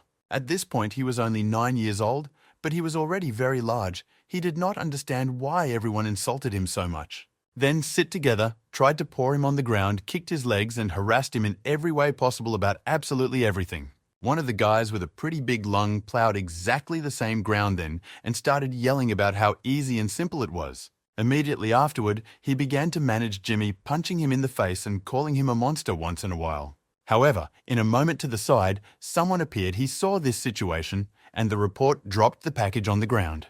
This man started yelling at the guys and calling them names, which they were quite surprised at the time. When they saw the one who was scolding them, they started running away in different directions and shouting not to be touched. It turns out some girl who was coming from the store she was able to protect at the time was 9-year-old Jimmy. This girl turned out to be Jimmy's sister, who stands with bread in her hands, began to scold the altitude that here does not give back at all. Jimmy says this to say that he just doesn't feel like hitting them. However, Jimmy's sister blames him for it, saying that it's wrong. She started stroking Jimmy and asking if he was in any pain, feeling sorry for him every time. Jimmy began to explain to his little one why the kick was so weak and did nothing for Jimmy. However, he then told his version of why they were weak, explaining it with physical fitness, much to his sister's surprise. From that day on, Jimmy went to the same gym where his sister used to work out, never missing a single workout. Jimmy often liked to watch fights, and we always liked to understand what the advantage was and who had the advantage by analyzing everything around him. After that, he put all his knowledge into practice, and it turned out to be quite successful, which he was very happy about. Then the coach began to praise little Jimmy and asked his sisters if such a gift for martial arts was hereditary. Sometimes his sister would train Jimmy herself, telling him that he still had a long way to go to fully learn the martial arts. As time went on, Jimmy grew and moved on to stronger and stronger opponents, and his sister Lee led many of the training sessions. Jimmy began to fight people who had very different ways of attacking and more, thus developing his skills. In a moment he was doing even better, so he quenched his thirst for power when he reached quite high heights. Jimmy imagined he was building a huge wall of little bricks, and each of those bricks a new workout and a new goal. And already Jimmy feels that he is facing a huge wall and his skills that he has been building all this time. These bricks of his head, he feels his strength, realize that these are his skills and this is his huge and strong tower. However, it is now that this entire tower and his immense power is crumbling because he has started to lose, something that has not happened in a long time. This whole tower started to crumble from the top and increasingly reaching the bottom, turning what he had been doing for years into nothing. The bathhouse collapses not by itself. Your head, Jimmy shows himself to Michael, who is destroying his tower with each new blow. Shocked, Jimmy, even in his head, is afraid to imagine such a situation because it hurts him to see the destruction of hundreds of his training. He asks Michael to stop, but he stops and destroys more and more, turning his merits into dust. Immediately after the tower, Michael destroys Jimmy's own stomping grounds as well, him in front of everyone, just into the ground like a bug. Meanwhile, in reality, Jimmy's friend and yells out to him and asks his friend to treat her and trust his feelings. And at that moment, Jimmy gets something to do. He puts his hand up and grabs Michael, surprising him quite a bit. With a closed and very angry face, Jimmy tentatively looks at Michael and talks about how his skills won't lose to some Mike. However, Michael rises to the occasion once again and talks about how Jimmy will have to perfect it in order to beat someone someday. Immediately afterward, Michael delivers a lightning-fast punch right to Jimmy's head with very tremendous force, breaking everything around him. The friend is in wild shock. He could not have expected that out of the fight would be so deplorable, especially for his friend. From this situation, also watch the speech and the blonde guy. They are also in wild shock from how much Michael is fighting now. Not surprised only by the blonde-haired guy, he smiles a little and realizes that he fully expected this outcome from this battle. Some time passes and Jimmy is just lying on the floor, apparently even unconscious after Michael's punches. Eyes ajar, he begins to think about the fact that his tower turned out to be very flimsy and tries to come to his senses. To him runs up immediately his friend. He begins with great surprise to ask Push-Up, how does it feel here? Talks about well, and it's all unimportant, not what information he got today after the fight with Michael. Jimmy's friend talks about how he finds it hard to believe that in this situation, his friend still cares about data collection and not his own health. Meanwhile, our guys all go home together and discuss how Jim is a weakling and a hero in words only. However, the smartest guy does not agree with this in his head. He realizes that the same is very strong, just his opponent Michael, who is even more powerful. The blonde-haired guy even jokes about what was worth betting on this fight. The entrance was very clear to everyone. In the moment, Richard with a smile turns to Michael, say that congratulates him because today she ended with the first years. Richard talks about the fact that from this point on, you can call Michael the leader among the first years for what he has defeated absolutely everyone. Moment the smartest guy turns to Michael and talks about how leading the first years is just the first step on the journey. Smiling, in fact, and talking about the fact that the next opponents are the path group and the road group, which are pretty strong. Meanwhile, the events of our story take us to the chairman's office where some guy is walking around. A guard notices him and starts shining his flashlight asking what he's doing here at this hour. This guy turns out to be George, and he says he's just lost, that's all. Meanwhile, the events of the story take us to someone's private home near the cafe, someone is sitting, and something is discussed. These people turn out to be classmates from the first years who are discussing what to do in the evening. In the moment, they chat about who they can meet, but in the moment, something really catches their attention. Turns out by Jake's appearance, they immediately take notice of him not realizing what he's doing in the area. Jake goes somewhere thinking about whether or not Fiona is alone at the moment. Recalls his dialogue timeline Kerem, who asked about his relationship with Fiona. Then Jake said they were very close friends. That's when the smartest guy asked Jack to find out where Thomas had disappeared to and why he hadn't been around lately. In the same dialogue, the brokers asked Jake to tell him everything he knows about Fiona, her preferences. When Jake asked about why to know this, the rocker just asked him to keep quiet and not ask too many questions. The smartest guy turned to Jake again, telling him that if he followed them, he wouldn't feel bad. Looking ahead, he began to grieve that he, Jake, Fiona, Michael, and everyone else get their share of happiness if everything went well. In the present day, Jake just consists of and ponders this dialogue, pondering if this could be a danger to Fiona. In a moment, the same two girls from school announce themselves from behind and turn to Jake asking what he's doing here. One of them turns to Jake and starts complimenting him and telling him that her friend really likes him.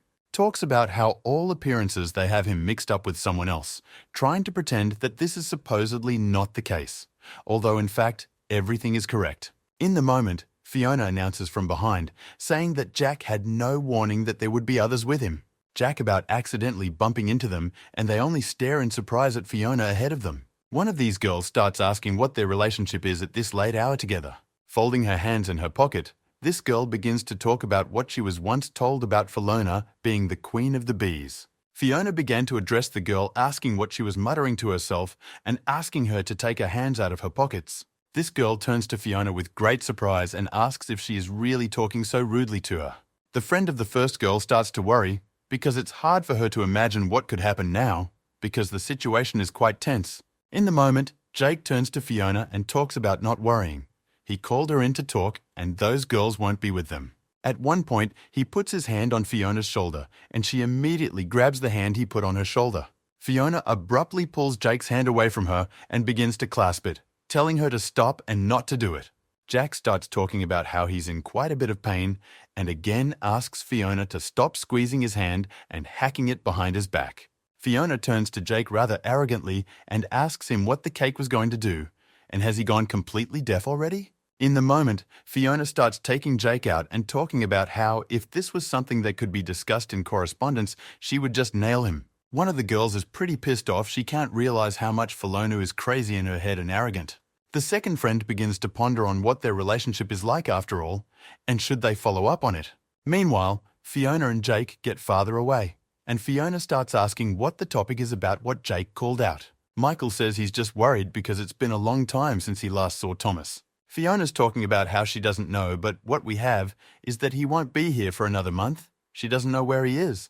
Jack starts to talk about how a month is a long time if he's willing to do something to help, but at this point, Fiona interrupts him rather abruptly. A blushing Fiona turns to Jake and tells him that if anything, he dare not touch Michael, or she will be angry. Then she turns to him again, saying that he will not, after all, interfere with a third of the affairs of the second years as he himself had once promised. In the moment, Jake turns to her and asks her if she really likes Michael since she said she didn't like him. She says she doesn't like him and starts hitting Jake, asking him what the hell he's talking about. In the moment, Jack addresses her, asking her not to worry, and tells her that not recently he learned something. Jack informs Fiona that Michael has become the leader among the first years. Hearing this, she blushes quite a bit. Meanwhile, the events of the story take us to George, who says goodbye to the man who caught him in the chairman's office. George starts to leave, but on the way, he calls someone abruptly as if he's about to tell them something very important. In the moment, some girl at the gym picks up the phone and talks about listening intently. This girl turns out to be the head of the foundation, who says she's ready to write down everything she's about to report here. Immediately afterward, she turns to the voice assistant and asks it to add the pace of the treadmill. Then on the phone she says something to George. He at first argues, saying he has another job, however promises to do what he can. Immediately after that, sometime they talk once more. However, then they inform to call each other later. The events in the story take us to the next day at school, where everyone is already aware that Michael has become a leader among the first years. The students discuss among themselves that Michael is very bad at studying and can't think with his brain at all, but only with his muscles. Some guys are very excited because what happened on their blackboard in their classrooms, they write about congratulating Michael. They also choose the slogan with which we will welcome him because we need to choose the best one. Michael, he asks to erase it from the board and not announce it to everyone because he doesn't think it's a big deal. Ronald starts to say that he congratulates Michael and will continue to support him, but Michael only asks where Rocker is. Ronald talks about how of course he doesn't know that, but promises to find it as soon as possible to help Mike. Meanwhile, the events of our story take us to another school. Apparently it's the Boar School, the school Michael once fought with. Between themselves at school, they discuss the fact that Michael's power is very surprising, and it was expected that he would take over at some point. The guy Michael fought against says that after his punches he forgot that day, and it's probably for the best for him. Meanwhile, a big guy runs into Michael's class, he calls him leader, and yells about how excited he is about what happened. Michael Oshpa turns around and shows the big guy a sign for being quieter and not yelling so hard now. It turns out that Michael, at this time talking to his classmates, also discussed the fact that Richard broke up today to rest at home. Michael talks about how last night's incident was largely his own problem and let Richard and the guys rest better because they helped him a lot. In a moment in class, Fiona shows up asking the big guy to get out of the way, calling him a pig. In the moment Fiona turns to Michael, she talks about being told everything and she congratulates you on your position, however says it's ridiculous. Fiona talks about how it's just an entry-level position, but in her mind she realizes that she's very happy for him, but she needs to hide that joy. However, Michael doesn't pay any attention to this at all. He turns back to the person he was talking to and continues. In the moment, Fiona grabs Michael by the shirt and asks him if he listens to her at all and why he's ignoring her. He pulls the one by the shirt pretty hard so it opens up and one of the chicks comes off. She immediately starts talking about how she didn't do it on purpose and didn't mean to do it at all and blushes a lot about it. Michael that he generally doesn't care, however he can't get caught up now. In his thoughts, Fiona is glad that her mother can't do it. Moment Fiona turns to Michaela and starts talking about how she doesn't have much free time since Michael must know she's the queen. She says goodbye to Michael and says he should have come to her first and greeted her as the leader of the first years actually. A rocker intervenes in the dialogue, saying that such a tradition did exist in the past when leaders changed frequently. Fiona turns to Michael and talks about how he's now a king among the first years after all, and she's actually the queen of the first years. The guys standing around start discussing the fact that if this is the way things are going, Michael should be in a relationship with Fiona. She's the one who starts hitting them and yelling about how they're just crazy for saying such nonsense. She beats them, however, in her thoughts, realizes that they say everything right and blushes a lot when she hears it all. In the moment, she holds out her phone to Michael and asks him to give her his number because it will make it easier to give him orders. She blushes again. She sees that Michael is taking his time and starts hoeing the phone near his face to get his attention. He's only talking about how fast she is. Fiona explains to Michael that she needs manpower in case something happens that Michael can't understand why him. Michael writes down his number to her immediately, after which she abruptly starts walking away, pushing everyone past her. Rocker tells Michael that they really should have been there to greet their older comrades, but Michael says that there is no time. In the moment itself, the very unboyfriend Rocker turns to Michaela and talks about trying to treat them with respect. Michaela is not playing with him, however Michael doesn't really understand the phrase, says he'll be back soon. People in the hallways in the second years are discussing amongst themselves that Michael recently passed through here and it's unclear why he came here. They're walking down the hallway and everyone around them is thinking that he's probably here to greet the leaders of the second years. Meanwhile, we're being moved to one of the classrooms on this hallway where someone is being bullied. One of the local leaders is standing nearby with someone. He is mocking one of the guys and talking about how he will soon know Nirvana. They almost kill him, but in the end, they decide that they will let him live so that there will be no problems in case of anything. Momentarily, one of the guys stops Michael and talks about how he's from the first years and he doesn't belong here.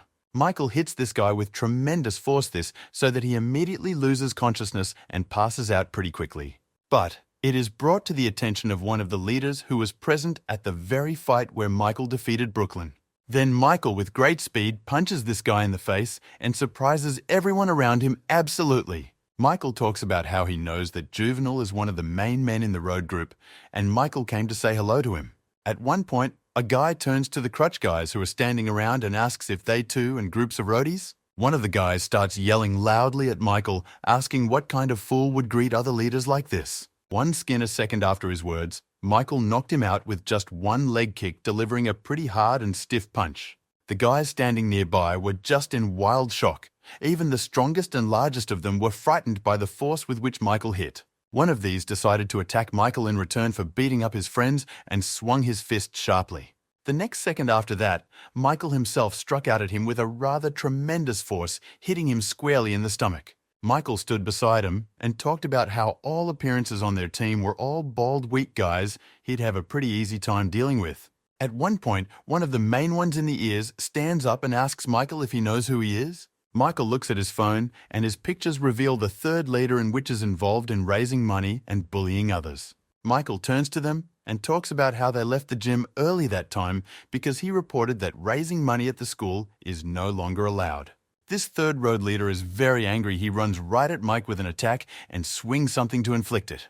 However, Michael strikes much earlier. Right as this guy jumps, Michael hits him in the legs from below, knocking him down. Whereupon Michael grabs his head and smacks it right against the nearest wall with tremendous force, asking if he can't obey. This is all being looked at by this kid's classmates, and Michael asks them why they are cocky and so when so weak. Immediately let Moore McKellar address them without using any cultural words, which amazes everyone around them. The guys around them can't figure out if they're supposed to be excited to see Michael, or if this is all some kind of regular riot. The moment opens up, and some huge fat guy with an amulet around his neck walks into the classroom. Michael immediately turns away and looks straight at him with great surprise, as if they've seen each other somewhere before. The young man also sees Michael. He looks at him rather angrily and abruptly pulls out a stationary knife with his hands. Immediately after which he starts running straight away with that knife talk about how he should have warned him that he was coming. He adds that he has sharpened the knife, and Michael at this point grabs a chair that is standing beside him. Immediately afterward, that chair strikes this guy right in the face, knocking the knife out of his hands and putting it in his hands with the chair. Michael turns to this guy and asks him if it makes any difference if his gun is sharper since he can't use it. The young man is already a little battered and starts to get up, and from that gets really mad at Michael for what he's doing. Michael removes it with tremendous force to his stomach, talking about how he was over that knife-cutting paper and just waffled. Immediately afterwards, he deprives Michael of one punch, and the young man flies out of the classroom and into the hallway, crashing his body into the wall. The guys around them began to cluster around Michael and the fat kid, realizing that a battle had already begun even between the two of them. Meanwhile, Michael, right in front of their eyes, starts beating the guy beside him time after time with his foot, delivering increasingly hard blows. The guys around them gather and start looking right at it, not understanding what's happening now and why the fighting between them has started. Michael starts to look directly at his new enemies, saying that if they're from the road group, they can attack. The smartest guy starts to look at all of this and think about how the fact that they're older than him doesn't make them stronger. Walking down the hallway, the smartest guy realizes that these guys easily lose to Michael, which makes them vulnerable. The smartest guy looks on from the sidelines and thinks about how Michael is finally going to show everyone the power around him. In the moment Michael looks directly at his enemies, they start yelling at him and insulting him, saying they will destroy him. They threaten Michael with punches and tell him that he is still very young to fight them. Michael is momentarily taken aback. He shifts abruptly and begins to look directly in the direction of his enemies. Michael at one point grabs this guy's head and starts squeezing it and banging it against the wall, asking which one of them is still petty. Michael just flips his opponent off in the moment, and a new one comes at him from behind with attacks already underway. Michael easily dodges and immediately strikes his opponent with tremendous force, knocking him off his feet rather quickly. Scattering a few more guys, Michael just silently starts walking forward and looking around, walking into some classroom. Some guy tries to block Michael's path pretty hard, and then Michael punches him in the face and throws him out of the classroom. Then he starts beating up the other guys who are in the classroom, and there are huge noises and strong noises coming from there. Immediately after these actions of his, some guys started flying out of the classroom again with some pretty loud noises. Michael walks out of the classroom, looks at his phone, and talks about how that was second grade, and now it's worth moving on to third grade. At one point, in one of the classes, Michael's opponent starts abruptly grabbing a chair and starts threatening Michael with it. However, Michael abruptly stabs this guy right in the stomach with tremendous force, knocking him out of breath and preventing him from passing, causing him a lot of pain. In the moment, Michael strikes him in return with a few more punches right in the face with tremendous force and starts hitting him even harder. With great ease, Michael scatters everyone around him, fending them all off and their attacks. One of the guys picks up a gun. Michael notices this and in a second is right in his face with his attack, putting it right in the guy's face. This turns out to be very painful and hard for this guy. Almost unconsciously, he flies sideways from the impact. Another guy appears from the side and grabs a chair, starting to threaten Michael that he's going to kill him. But of course, Michael sees it all at once. The young man sharply hits Michael with a chair from above, but the latter in turn easily dodges such an attack. Michael sharply attacks this guy right in the head and asks him where their head is now. Michael asks further about the head of the third grade class with long hair, but someone appears behind him with an attack. However, Michael of course notices this and immediately dodges his attack, preventing him from hitting himself. Immediately afterward, Michael grabs his head and smashes it against the wall with tremendous force, telling him it's not him. Michael starts walking around the classroom and talking about how this is all really annoying him, but a moment ahead, notices something. It turns out to be some guy, apparently hiding from Michael, talking to himself about how crazy he is. In the moment, Young pulls out his phone and starts texting someone, letting them know that Michaela is in their class trying to beat everyone. Michael starts to turn to this guy with sweat running down his face and talk about what he's doing here and why is he hiding. He talks about how he's not doing anything much here, but Michael notices that he's on the phone to someone, saying something. Michael starts to revisit him and talk about how he's very interesting and doing the right thing. Michael hugs him and talks about letting all his friends know to come here and talk to Michael. In the moment the events of the story return to George, he is quietly talking on the phone to someone about being at school right now and having a hard time talking. It turns out that George is talking to the main head of the project. She starts asking him about Michael, but there is nothing to tell him. In the moment, a bulky guy and a blonde guy walk by and ask George if he's talking to his new girlfriend. About no, and the guys start to leave for class talking about how it smells good and asking where Michael is now. Meanwhile, George starts answering the phone saying that it's more likely second years will take Michael longer than first years. Next, George begins to describe the leader of his classmates' behavior after Michael changed the system. Afterward, George starts to remember the second one and talks about how all of them together now act as a common group. George talks about how they've all banded together and it's going to be pretty hard for Michael alone. We learn that the leader of one of the groups is already here. This leader starts looking at the class and the fact that the guys from his faction are lying on the ground, beaten most likely after Michael's arrival.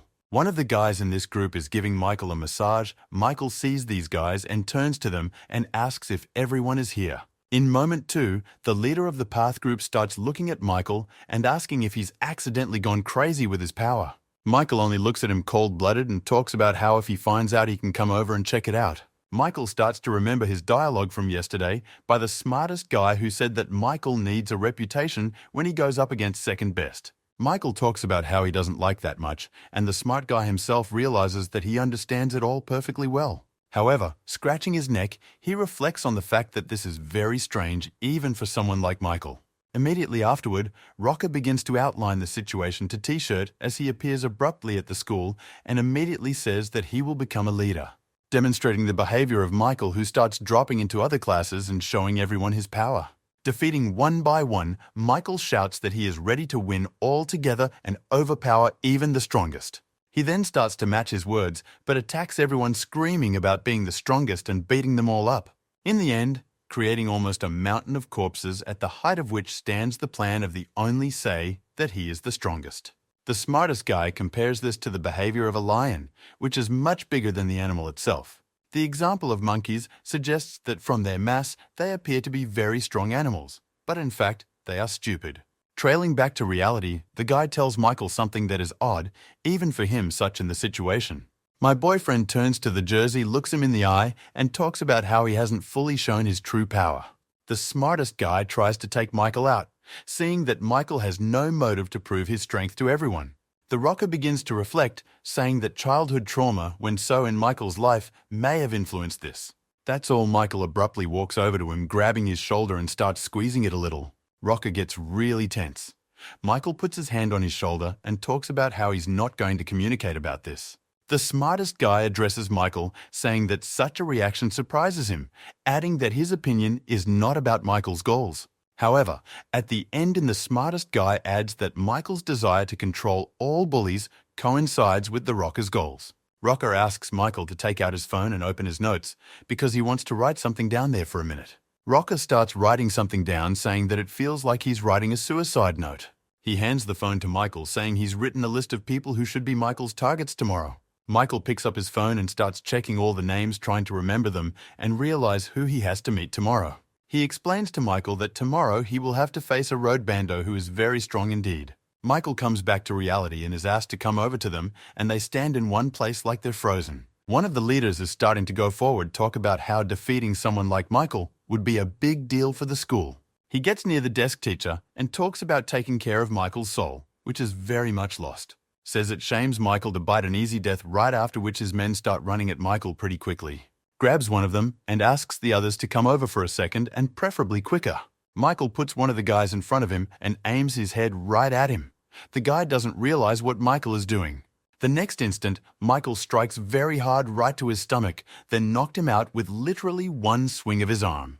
The guys around him stand in shock, and the young man stares at the ground, trying to get some air. Another guy nearby starts yelling at Michael and talking about how he doesn't realize at all what he's doing right now. One of the guys starts yelling at Michael, saying that he was leaving here, but then he only gets a huge punch right in his face. Michael then easily throws him off in the park, and the man standing next to him is very much surprised to see Michael so strong.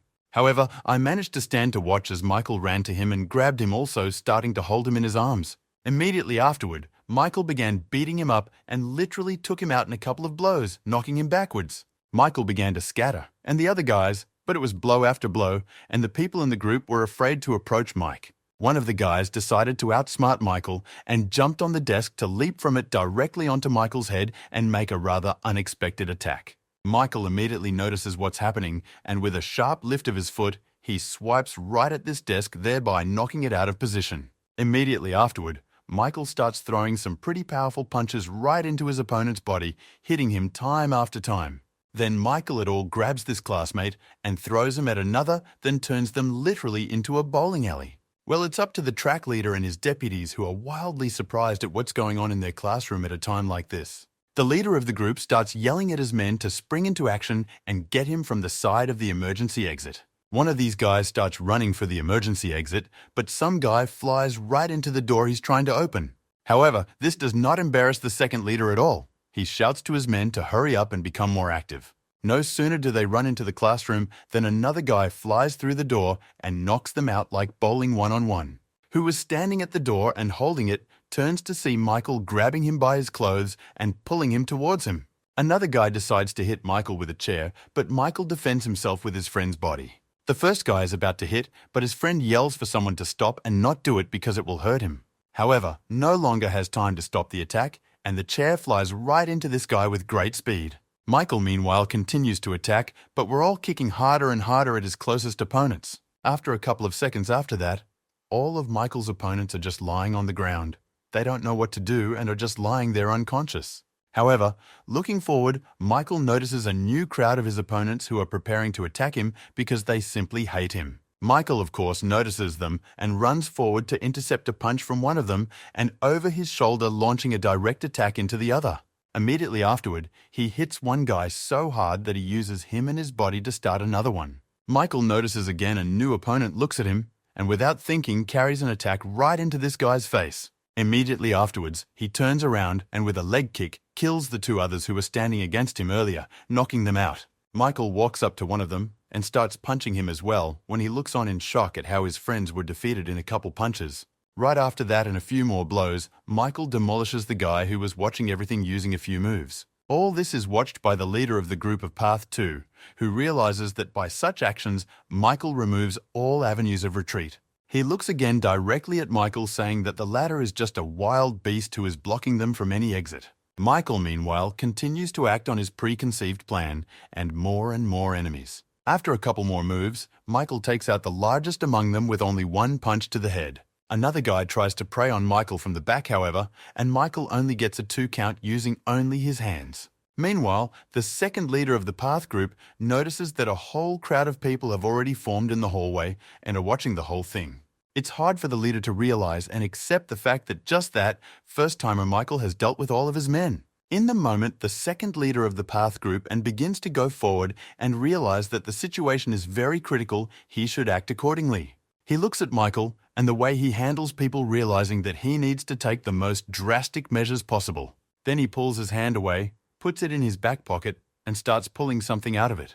He pulls out a knife and starts running straight at Michael. Ferry looks at him and decides to act just as repulsed as Michael does. Meanwhile, information about what is happening reaches Michael's classmates, who are in wild shock with such harsh news. George doesn't understand what's going on. He talks about how second graders are very powerful and Michael is clearly not worth prying into people like that. George notices that Richard and his men have already run to the second floor to help Michael. Meanwhile, the events of the story take us to Fiona. She approaches the big guy asking why he's sitting here learning English. Fiona starts proofreading it, saying that those should have either helped Michael or stopped him. However, the big guy doesn't think about it. Immediately afterward, she starts pointing his head to the side and creating about him to show her the way now instead of where Michael is.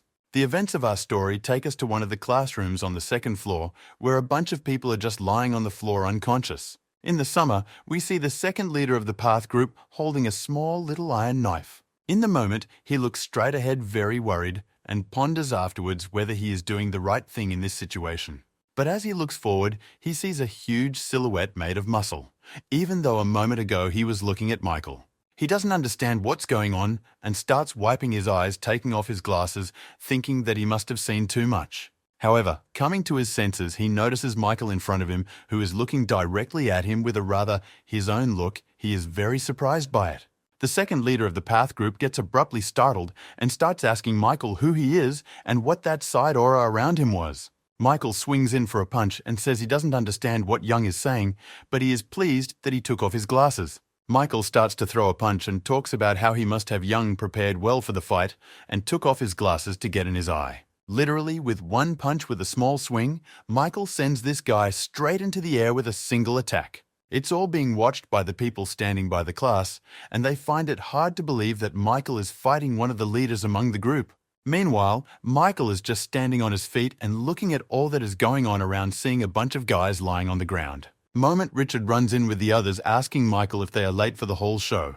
Richard starts to look at Michael and asks him if he has single-handedly taken down everyone around him, and even the leader. Michael gets the phone and silently starts flipping through the list of names, realizing that all he has left is the main leader of the group. Michael talks about finding out where the first leader is hiding, but the second leader is unlikely to be able to say anything now after such blows. Meanwhile, the second leader of the Path group is going somewhere, and Michael is contemplating what would have been nice if he had come himself. Meanwhile, the smartest guy shows up next to Michael, talking about how happy he is to see everyone. He's been watching everything the whole time. Momentarily, Fiona appears nearby, and she shoves Richard sharply and tells them all to get out of the way. In the moment itself, the couple notices her sharply paying attention to her because she doesn't understand what she's doing here. She abruptly runs into the very classroom where Michael was fighting and starts asking about what's going on here and who did this. Meanwhile, Richard and his guys are discussing amongst themselves that the smartest guy has very abruptly shown up here.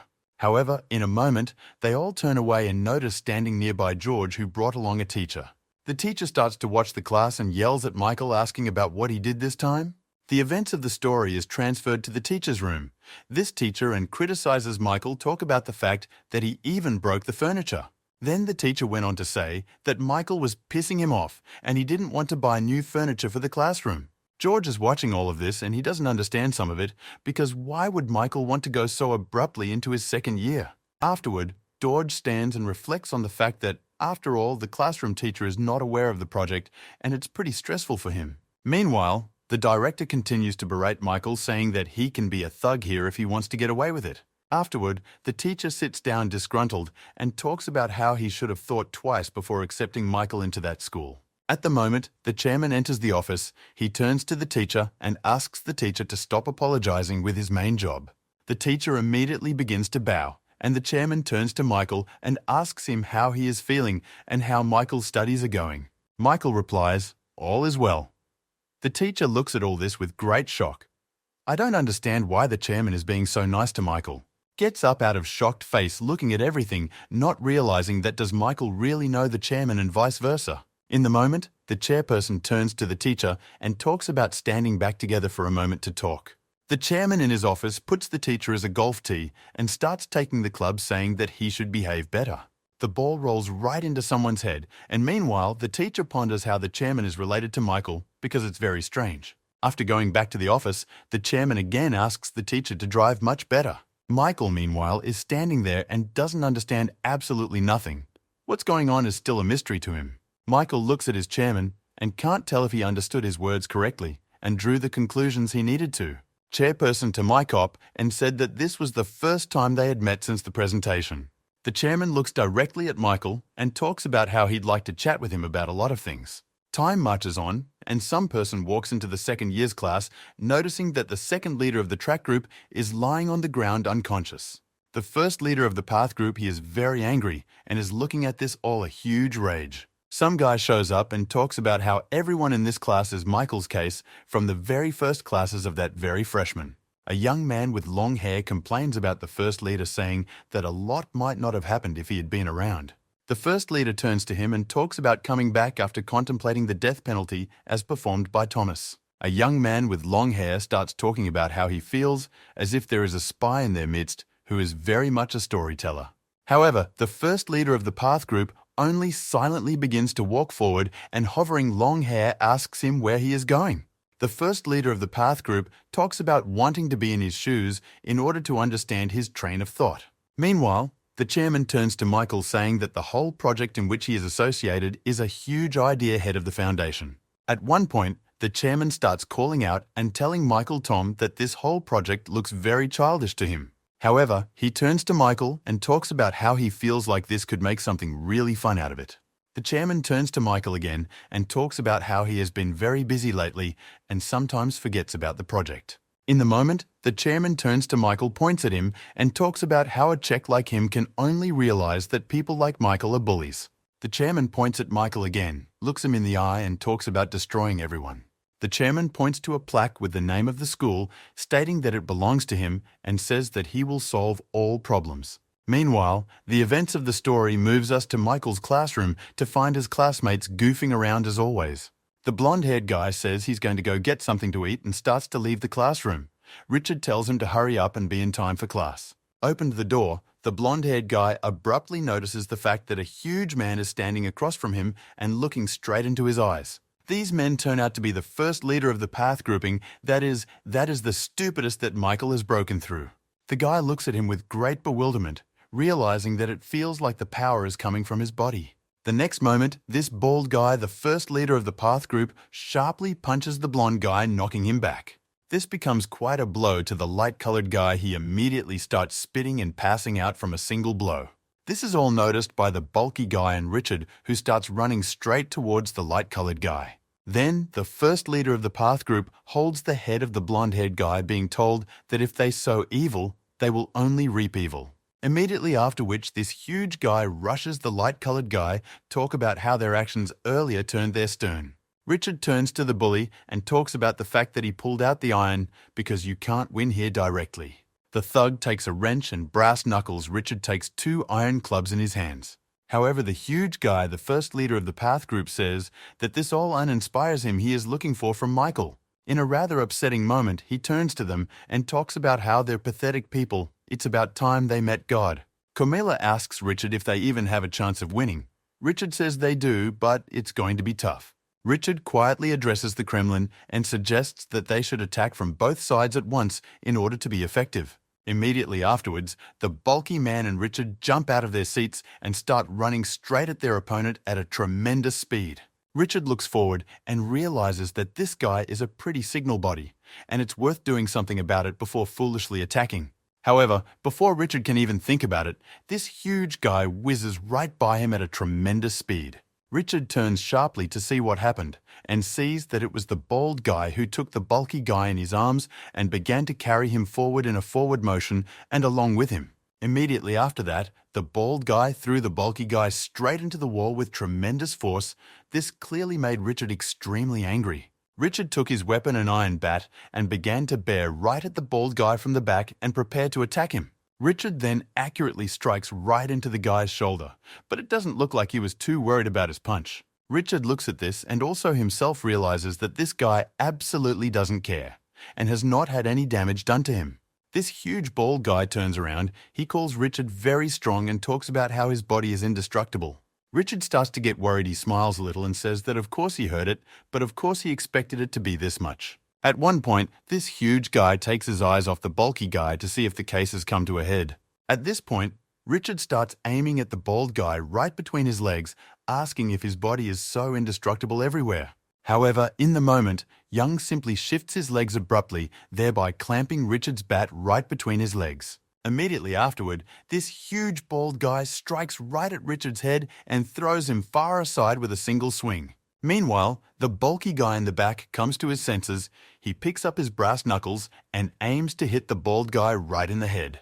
Immediately, he stands up abruptly and starts bearing down on that one with a rather fast and strong attack. However, the bald guy notices her. In his hands, his bracelet, and talks about never forgetting the progress of the battle, so such a blow was predictable for him. Immediately after that, his hands and the hands of the thug collide in a battle. They both hit each other with the same attacks, but with different weapons. The bald guy knocks the weapon out of the hands of the thug, say his hands, even the bracelet becomes stronger. Sprinkle then delivers a punch right to Rattle's stomach, lifting him up with just one swing of his own. Gremmy is in a lot of pain. He screams in pain and drools out from behind his mouth. He is slowly passing out from so much pain. The bald guy knocks him over and gets right beside him, raising his arms up and preparing to finish the bulky guy off with a single attack. Immediately after which it does so by compressing a tremendous amount of force, it carries a punch right into the back of the thug from above. Richard starts to get up, listening to some ramblings told by a bald guy concurrently beating up his friends. The bald guy starts walking forward straight. Richard is told that he will kill everyone who is in any way connected to Michael because he is disgusted by them. Richard looks at him and immediately realizes that the young man is simply not human, and it is impossible to defeat him in a fair fight. Looking at his silhouette, realizes that if even for a second answers from the fight, he will lose and forever this fight. Realizing all this, Richard closes his eyes and for a moment, as if saying goodbye to life, deciding that he will not survive. However, in a moment, a classmate of Richard's, her others, appear nearby. She turns to them and asks what they are doing and what is going on. The bald guy turns to her and asks if she is also from Michael's group, but she doesn't know what he's talking about. Richard, seeing all this situation, starts shouting the name of his classmate and asks her to run away, but one only looks forward in huge shock. She doesn't have time to think about what's going on, and the body sharply as if it were tearing away at breakneck speed. This moment, the bald guy hits right where she was standing. However, due to the fact that she is missing, he, of course, does not hit. And she was saved by Michael, who grabbed her sharply and flies away from where the bald guy was striking so the blow wouldn't hit her. Michael wildly stares straight at his new adversary, the bald guy, and begins to greet him, saying he's finally here. Michael approaches a classmate to ask if she's okay, but she just asks Michael to hold her in his arms some more. Meanwhile, the bald guy starts going t-shirt, talking about how that one messed up his people, so he did just that too. Looking at Michael with a wild stare, he talks about holding back no longer at all. His only desire is to send Michael straight to hell. Meanwhile, rumors were already starting to spread around the school, and Ronald and a couple other people were already running to Michael's classroom. Michael starts to smile at the bald guy, talking about how they all got beat up and for a reason, so there's nothing wrong with that. A voice is heard coming from the classroom. Looking in, Michael sees Richard, who is telling Michael all about Ivan's rival. Michael turns to Richard asking why he is lying down. He says that his legs are a little hurt, but Michael can trust him. Richard looks at Michael and says that the young man will be much stronger than anyone Michael has fought before. Michael, looking at him, also notices that his aura is completely different and is in a state of total immersion, which does show strength. The young man apologized to God that he was about to beat up every living thing he saw. Looking at Michael through a dark aura and talking about how he was going to punish him with the words of God and his power. Clenching his jaw very hard, he tenses and speaks in that Michael was ruthless to his men, so he will be the same today. However, Michael becomes a stand-in as if who escapes and talks about how he will now check what kind of dive he has. Then Michael abruptly jumps out of his seat and some kind of invisible gun, as if created from an aura, appears right in front of the bald guy's face. Right after that comes a shot of pretty tremendous force. Michael throws this guy aside in a single count. Richard is watching all this. Seeing all this, he just cannot believe that such a thing is possible in life. Michael's classmate says that if you were to get hit by such a blow, you could die at all, because it was very strong. Meanwhile, rumors of the battle it's rumored to Fiona, and the big guy, she starts asking him who the battle is with this time. The big guy doesn't understand why she's worried. He talks about how Michael will obviously beat even this man. However, Fiona gets upset, but she says that she is not sure about it because the first leader is quite a complicated and strong person. Fiona talks about how the first leader once single-handedly tackled a whole gang of guys from another school. Looking back at his huge silhouette and aura, Fiona says that this man is really just a monster. Fiona decides that she needs to interfere somehow with their fight. A big guy sets her up, say, to get her to climb on top of him, and he'll drive her. And she jumps on him, and he starts running towards this class, say she's pretty heavy, but she tells him to shut up. Meanwhile, the bald guy starts to get up, causing everyone to be shocked that he was able to resist after such a sharp blow. The bald guy starts talking about how this is really the punch that Michael used against Brooklyn in that fight. Michael sets up his fist, and the bald guy starts talking about how this punch is good, but clearly not against him. The bald guy starts talking about how he was chosen by God himself, and he got the blessing of God's power, so he will definitely win. Everyone is watching Ronald, and he realizes that this confrontation is very epic because there are some really strong people clashing. However, all of Ronald's musings are interrupted by a sharp little fist punch right in his face. Turns out Fiona, she asks him to leave and talks about letting them go to Mike up front. Fiona walks over and immediately notices that Michael and this guy have already started his battle, and stopping them may be too late. Meanwhile, a blonde guy appears from behind, picking up brass knuckles and attacking the bald guy from behind. However, at that moment, it's like the bald guy is covered in an aura and starts yelling about how the blonde guy is a stupid person. Then the line stops abruptly, and the bald guy starts to talk about how he could kill him at any moment, but he's just a little creep. Whereupon he starts stomping his foot and talking about dealing with him right after their leader Michaela decides. Immediately afterward, the bald guy uses his approach technique and starts running straight at Michael with tremendous force. Michael notices that he is indeed quite fast, but still Michael manages to dodge such a primitive attack. This is seen by a classmate of mine, Michaela. She stands in wild shock from nerveux at what she is now seeing with her own eyes. Michael, meanwhile, decides to use his pistol technique again. He pulls his arm back and begins to energize for another strike. However, now he uses an improved version of what he calls a machine gun and starts hitting a lot of so-so right at the bald guy. The bald guy is holding back. He's in quite a bit of pain. He presses himself against the wall and realizes that this is so very strong even for him. Michael, meanwhile, looks at his head, but sees it only as a syringe for his next attack. Michael decides to use the sniper's power technique to knock him off his feet in an instant. This blow hits very hard to the point where the window they were fighting near shatters dramatically. And in the moment, the bald guy almost falls out of the window, but manages to hold himself back and not pass out after such a charge of energy from Michael. He shouts that it's his turn to attack and launches several attacks, but they don't reach Michael. Michael notices what's happening and immediately runs sharply beside him, making such an attack to knock him down again. Michael then begins to confuse him by whipping his attention and then launching attacks right into the body. The young man successfully dodges, but more of them go straight at him with tremendous force. Trailing off, Michael gathers the strongest attack among these and strikes it right again into the large bald guy's torso. Ronald tries to think of a new name for Michael's technique that he just saw, but he can't even figure out what it is. In the moment a guy appears, he puts his hand on Ronaldo's shoulder and says he has a good name for the techniques. However, watching their fight, the smartest guy talking about how he would compare Michael's techniques differently than Ronald does. Michael, meanwhile, continues to attack with another critical attack right into the body of his opponent, the bald guy, and then presses down on the attack force, throws that one up, and the smart guy himself calls this attack a huge jackhammer. Meanwhile, the bald guy, and even more pissed off, he can't realize he's missing attacks from the way Michael is. While he is thinking about it, Michael launches another attack, although the bald guy manages to come back a little, but it still hits him in the head. Immediately after that, the bald guy loses his coordination, and Michael decides to deliver another hard punch right to his stomach with great power. This attack comes very hard. Michael carries him aside with just an aura of his energy and knocks his body right into the wall. The smartest guy ponders the fact that this attack could be the end, and meanwhile, the bald guy can't even stand on his feet. He falls to his knees, and Michael starts asking where his God help is that he talked about in the beginning. Barely lifting his head and clenching his teeth, the first leader of the Path group talks about Michael not daring to insult their God. The bald guy uses one technique from the group called Buddha's palm, which he also uses to avoid hitting Michael. Michael says that he is tired of watching this and abruptly grabs his opponent's hand and starts squeezing his hand harder and harder. Michael talks about how he's going to beat him further so he can ask his God for a little more strength to hold out. Meanwhile, the events of the story take us to some office where someone is discussing the fact that he doesn't want to go to school because it's boring.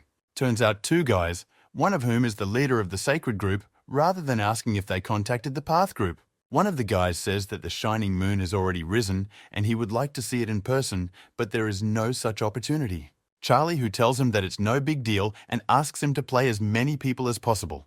He asks to bring some kind of weapon from the person he says this to sits on his phone and asks him not to worry so much. Meanwhile, the events of our story carry over to Michael's fight against the first leader of the Path group, and the latter's turn to be very angry. He continues to fight Michael Ronald along with the smartest guy watching the fight and continues to analyze it. Fiona also watches the fight. Oh, she is shocked to see the first leader of the Path group can't even move. Michael continues to beat him up, and the man motivates himself by saying that he has a big dream and he can fall here. He has yet to recall his past when he was still younger and was introduced as the third son. You talk to him about the fact that he should live life to the fullest and not deny himself anything, because if you have the opportunity, it is worth doing. Previously, all his life he had gotten everything he wanted, the most expensive things, and for him, it was a regular routine. One day, he began to notice that his hair was very actively starting to fall out, and it wasn't the first time the cleaning lady had complained about it. His hair was falling out even when he was dry, and it was very strange and frustrating for him. Seems like every day coming into the bathroom in the morning brushing my hair, I noticed that there was more and more hair left in my hands. In the moment, he went to his father and decided to approach him with his problem of telling him that his hair was falling out. However, as he looked at his father, he noticed that he had a huge bald spot on his head and immediately realized what was wrong. Realized this thought on beginning to realize that he could promote completely, it hurt him a lot. He began to realize that despite the vast wealth he had and the many things he had, it would not solve his health problems should anything happen. In the evenings, he would kick his chair and could not fathom the thought that very soon he might not have any hair, and he was hurt by the mere fact of it. He looked at the other men who were doing well and realized that he was like the white crow among them who stood out. Listened to different advice from many people on how to restore my hair, and one day ran to my father. However, once in the room, he noticed that a lot of people started taking his father's property, thereby taking his money. In that moment, he young felt a sense of having lost everything in the moment that he had lived for before. He needed at least some support to stand on his feet, and this support for him became religion and belief in God. It was at that moment that he came to believe in Buddhism and began to draw strength from it, realizing that he would be much better off in life that way. As time went on, his strength and faith in Buddhism also grew and became more and more each day. But by now he didn't care completely. He was calm and had gone completely bald. However, the thought that he was no longer rich and had no money still pissed him off and made him angry. He realized that now he had almost nothing, but still things he wanted to give up. Time went on. He and one day, one form entered the school, becoming quite a strong man in it. At that point, he conquered his class and became involved in fundraisers and donations. Every time he did this, he realized that if he did more and got stronger and stronger, he would raise more money. And when he's taken enough money, he can restore his hair, and then he'll come to complete peace of mind. Now, however, all his dreams, wishes, and hopes are simply shattered on the shelf in an instant.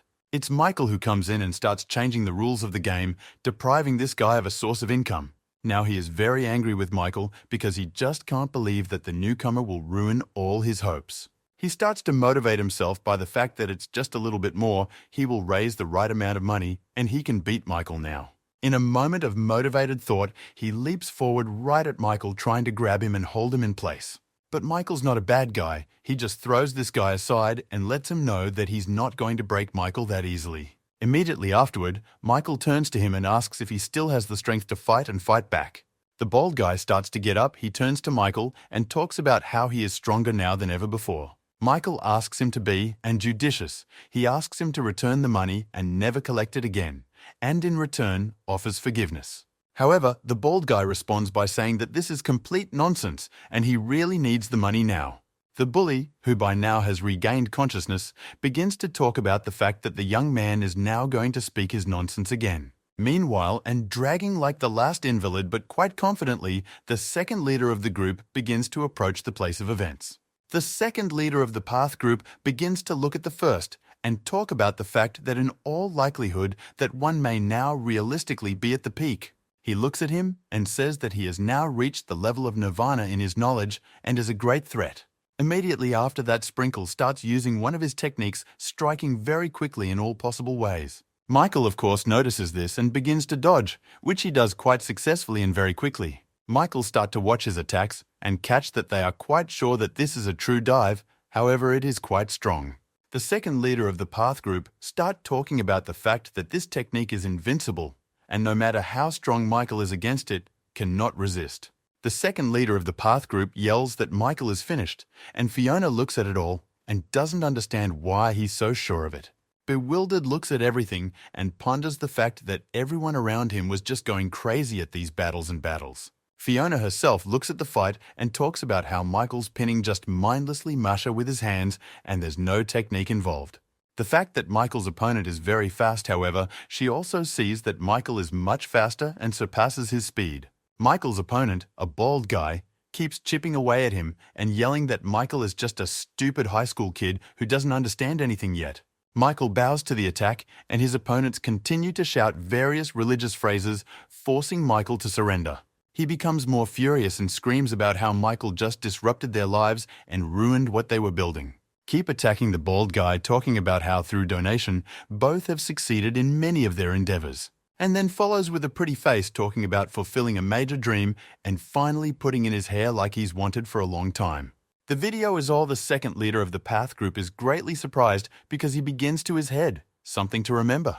He recalls how the first leader of the group taught everyone to cut off their hair, saying that a true spiritual person does not need it. Michael fends off his attacks and says that everyone has already learned his true desire and realized what his whole group's point really is. Michael turns to him and says that his greed has made him bald and that he is very angry and bombastic. Imagining the techniques of his god, he starts attacking Michael and yelling about how he doesn't know anything yet to say so. About the moment he uses the Golden Buddha Fist, one of his signature techniques that he invented himself. Michael wipes his hands with it and talks about how it's just a shell, and in reality an attack, and he himself is worthless. He talks about the complete emptiness in the middle of that belief and destroys this guy's attack with one punch. The bald guy doesn't give up. He yells about how he has 999 more of those hands and can beat Michael when he's only destroyed one. However, Michael intercepts his hand and talks about how humans originally only have 2 hands and nothing more. Holding this guy's arm back, Michael strikes right at his face with tremendous speed, demolishing everything he sees in his path. This attack comes in very hard. Michael put enough power into it and in one fell swoop threw this guy aside. The bald guy talks about how there's no way it can end like this, and Michael continues to hold his hand.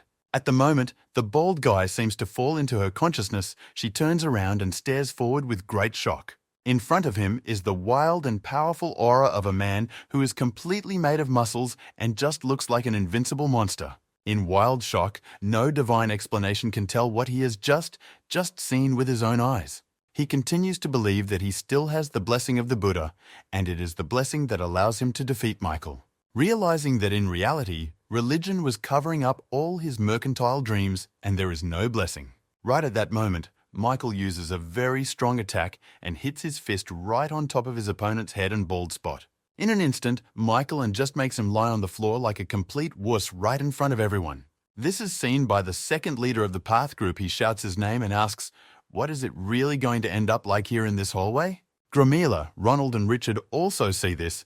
They come to a wild shock and can't believe what Michael hit him so easily. Meanwhile, The bald guy is just lying on the ground with his head steaming from the impact and apparently unconscious. Meanwhile, one of the guys pulls out his phone and starts texting the other, informing him that the path grouping no longer exists. This chat turns out to be the smartest guy he talks to about how even second years turned out to be a pretty big nothing for Michael. Some man with long hair takes this message and with a disgruntled face realizes that it is quite possibly true. Third years are now out, which means there's no one left in the school who's stronger than Michael. At this point, the smartest guy decides he should use Fiona to summon Thomas to school. Meanwhile, Fiona stands in wild shock.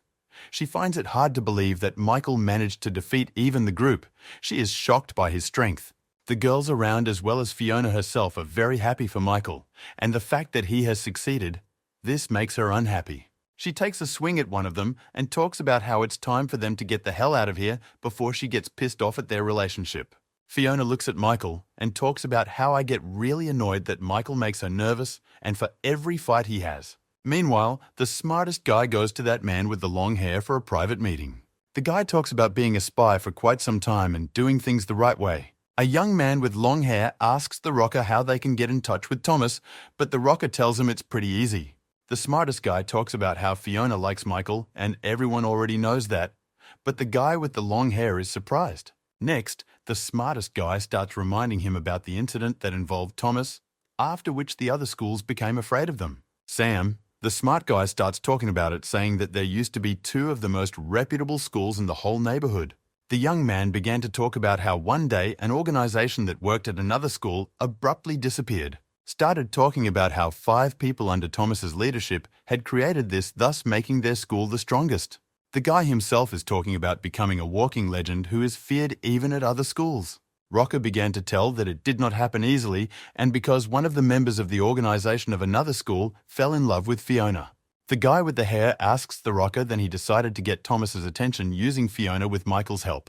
Samu, not the guy, talks about how the bouquet scene would be very cute, however it will turn out to be quite boring according to his plan. The smartest guy talks about how the best hook in this situation would be for Michael to get home to Fiona. The guy with the hair talks about how it will work, however interrupts him saying that no, it won't happen that easily. The personal plan would be for Michael to go into her room, not just show up at her house. Meanwhile, the events of the story move forward and the school has begun to shift power after Michael's beaten down second years took over. The guys in Michael's class coming to the cafeteria began to notice that there were no longer lines there for them. All around past them talk about how they are the strongest and most powerful and can go ahead of everyone else. The events of our story also tell us that this incident with Michael has spread beyond the school. Meanwhile, the other schools began to discuss among themselves what was going on and how newcomer Michael was able to defeat several years at once. Meanwhile, the events of the story return to Richard. He asks the bully why he's in class if he was going to go to the store. The thug, along with the blonde-haired guy, happily recounting what happened in the dining room, I row about how they are all overlooked and respected everywhere. However, at one point, Michaela rolls over and stares very fiercely at the thug, causing him to start going under the stick. Michael grabs everything and asks why the man is so excited and happy about all this news. The bulky man starts apologizing to Michael. The guy turns to Michael and then says that there are several other groups among the second years, but they have not been seen for a long time. Grommela gets into the conversation and talks about how they're probably just scared of Michael's power, and that's why they're afraid to come to school. Michael talks about how with all the events he doesn't even have time left to study, so it's a good thing they didn't disappear themselves. Michael is approached by Richard and asked if Michael's goal is to defeat Thomas by any chance. The blonde-haired guy talks about how no one but Fiona can know where she is absent. He has been for a long time. The blonde guy offers to threaten Fiona to find out where something is. The bulky guy says it won't work. At this point, the smartest guy around shows up. He sweetly turns to Michael and asks, "What are they chatting about at this hour?" Rocker turns to Michael and sweetly says that he doesn't see the problem because he can just turn to Fiona and find out. The blonde-haired guy talks about how it's not easy to approach this most proclaimed queen of the school. The blonde guy asks if she is close to any of her classmates, but they immediately get angry saying they don't want to know her. The blonde-haired guy starts clapping his hands and creating about the wonderful idea that just popped into his head. Starts offering to have a bacon barbecue on the roof of the school. This news makes our boys very happy. Richard says that it does sound like a lot of fun, and he would like to do some training at the same time. Michael starts fixing his glasses and talking about how it's going to put quite a strain on their employment, and he'd rather not, but he's interrupted. The guys immediately began discussing a plan of what they would buy at the store and what they liked best. It all reminds Michael of the money when he worked days on end at the store time after time. Then, almost every day he drank alcohol, saying that it was the only thing he had right now and something that made him very happy and motivated. Thinking back on all this and the recent proposal, Michael is already finding it difficult to restrain himself from such a great idea. At the very the guy talks about how since they are students, alcohol is forbidden, but still it doesn't stop them much in their way of celebrating. Michael talks about then hoping everyone will come, but now he should get something to eat since he's pretty tired. Michael's classmate talks about how she will also go with them even though she always has practice, but this time she's cancelling it. After that, the blonde guy suggests to call Fiona as well, and this idea surprises the bulky guy very much. Charlie talks about not worrying about it and he'll call her as soon as he can. Time marches forward, taking us to this party where all the guys are already sitting at a table on the rooftop in a nice place.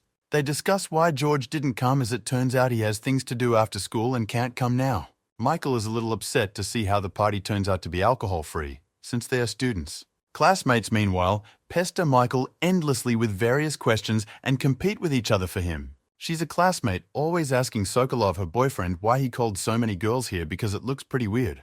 Competing to help Michael, even in a moment where you just have to eat meat and nothing more. Richard explains to his boys that at times like this, they shouldn't relax, because this whole dinner could be just a training session. Richard, using his staring technique, teaches everyone to roast meat with 2 hands, saying that it will be much better and more efficient that way. However, Richard's classmate punches him right in the eye, talk about him watching meat normally and not like some jerk. Meanwhile, Michael is still surrounded by various female classmates who pester him with talk of meat and other unnecessary nonsense. Michael, in the meantime, in one of the bags, notices a bottle. He immediately realizes that it looks like a liquor bottle. His attention is once again interrupted by his classmates nearby. They are forever asking him to taste the meat and won't let him focus on anything. Another classmate starts talking about how she has much tastier meat. Michael gets really annoyed, and the others get upset. The smartest guy talks about how they still have plenty of meat with them, so they can eat much more slowly. The blonde asks him what about Fiona, and if he was really able to call her out. The smartest guy turns to the lights, say that it should be coming quite soon, and there is no need to worry. Right after his phrase, Fiona herself also appears. She immediately asks about why they still keep calling her. However, she concludes for herself that they most likely can't hold any event without the Queen, so they call her. The blonde-haired guy is very surprised. He asks how they managed to get Fiona here. In his thoughts, the rocker realizes that he originally knew about some of his classmates liking Michael. So he went to Fiona's house and told her that she could be there to congratulate Michael on his new positions. She, of course, broke down for a long time, saying that they should not congratulate him, but the desire to come was still higher. Seeing that Fiona was reluctant to agree, the rocker started talking about his classmate coming there too. This surprised Fiona. At that moment, he told her about this classmate just liking Michael, so she agreed to come like that. Rocker pressed the subject, saying that he was interested to see how they would communicate. Coming here now, Fiona realizes that in many ways she has come to thwart this and looks directly at Michael. She immediately notices that Michael is busy on both sides at once. The guys around him are sitting pretty close to him. This does not please her. The guy himself suggests that Fiona sit right out in front of him opposite Michael. There's all the cues so far, which with everyone just saying hello. A rocker classmate begins to get to know Fiona. Fiona immediately realizes that this girl is a humble type. She is immediately pissed off that this girl is good at studying because she wants to be the best at everything here. Michael's seated classmate addresses Fiona, saying something she has heard her say many times before. Michael's classmate points to the book in Fiona's hands. Fiona sweetly introduces it as the English textbook she took with her. One of the people approaches Fiona, asking about whether she is actively learning English. She replies that rightly so. Asks about the drinks, and the smartest guy talks about how he's right on top of it and will have it ready soon. After which he pours glasses and talks about the fact that everyone has gathered. Then it would be nice and start the celebration. The smartest guy looks at the glasses and realizes that in one of them he's mixed something, although it's quite childish, but he's having fun with it. All together in the moment, they chug and talk about congratulating Michael on his new position and being very happy for him. Micah takes a drink and looks rather sadly at the glass, realizing what he had higher expectations for this drink. The guys talk about how they felt the same way and ask the smartest guy if he stirred them well. However, Michael's classmate notices that something is wrong with Fiona and looks at her in surprise. At this point, very red as her lips, she sits covering her face and just keeps quiet as if she's already very drunk. The smartest guy asks her if anything is wrong. However, all she says in response is that she's pretty hot. What he abruptly gives it right to his face and yells about what she just said about being very hot. She talks about getting even hotter and starts to take off her sweatshirt, leaving her in just a tank top and t-shirt. The guys around her look at her in surprise. They can't believe that it could be us that badly hot to go to such drastic measures. In the moment, Fiona starts to turn to Michael, talk about how he's a huge no-good. She looks at him rather sweetly with red cheeks and asks him to come over to her and sit closer beside her. Michael realizes that he'd better not get involved, because then there could be really big problems. Meanwhile, the smartest guy takes a little picture of something on his phone and talks about how everything is going according to plan. Meanwhile, we are shown duty as someone is on the phone with someone talking about waiting for a signal. Some guys in the room, apparently from a faction of the Saints, are talking about being very happy to see a signal for action. Michael's classmate stands up abruptly. She turns to Fiona and talks about how she shouldn't be so openly flirting with Michael here. She admonishes Fiona for her clothes, but so in response only says that she is indeed very hot. Fiona turns to Michael and asks him to pour her a drink, but he pretends not to notice her. The guy turns to her and talks about doing it, but she chases him away, telling him to let Michael do it. Fiona pulls out a book and talks about how if Michael likes smart, she's also very good at English. Michael's classmate talks about knowing martial arts techniques. Fiona says she knows them too. Immediately afterward, Fiona pretends like she's been studying them really well the whole time and like she's getting into a stance. Michael's classmate turns to Fiona saying that she can't take it anymore and today is the end of Fiona. Everyone is discussing amongst themselves that they are in for a very unexpected twist to this party by all appearances. Meanwhile, the events of our story take us back to the school, or rather, the chairman's office. In this office is Jessica. She turns to herself and talks about how nothing new is happening. Looking at her phone, she notices something that the chairman has become much more active since yesterday, and it surprises her. In a moment, she heads to the door and starts to open it very quietly, trying to get out of the office. At the moment she walks out of the classroom, she's noticed by George. He looks right at her and is very surprised. Fixing his glasses, he doesn't raise why there was so much noise coming from his office when he was here. Looking after Jessica and thinking that he should probably tell others about it.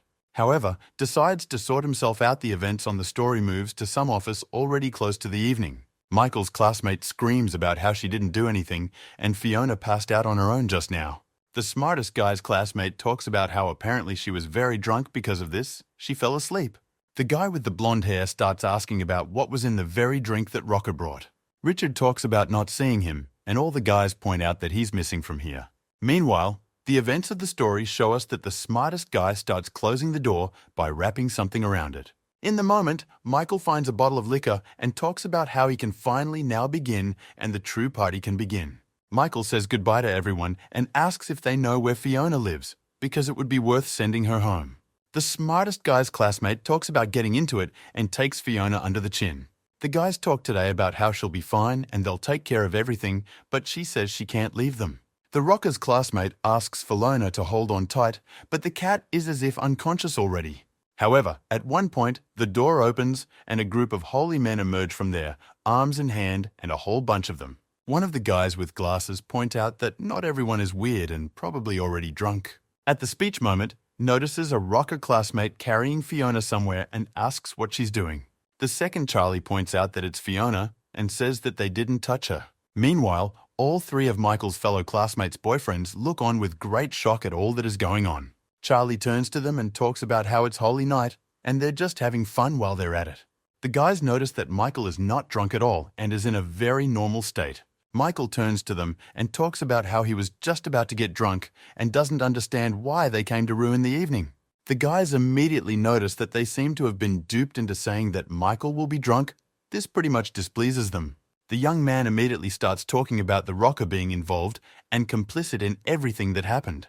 The young man with glasses asks the blonde guy to turn on his head because there is absolutely no point in fair shares. Hold the bats in your hands and they say it doesn't matter if you're attacked by a mob or use a weapon. At one point, Richard stands up and starts talking about how it's all right to use a weapon is to show respect to your opponent. Richard pulls out his weapon and talks about the risk of being forged back in such a case. A young man with green hair asks Richard where he got such an expensive bat. Richard smiles and talks about how now he can and show her what she can do since they want it that way. Right after that, one of the people throws a piece of bacon right in the face of a guy with green hair. Starts getting angry and cracking on about Richard getting closer to him, and it's really pissing him off. Richard offers to fight and put his gun on the line, and the others are asked to help Michael. The blonde-haired guy talks about accepting the challenge, and his men will take care of Michael then.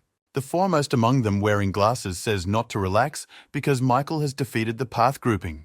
Michael puts the bottle back, and Juvenile talks about how Michael is just a brute and taking him as a human isn't worth it. Michael turns to his classmates and talks about protecting everyone else, and he's going to take care of these guys now. Michael talks about how if the comparison is silly, they'll try to all focus together against him.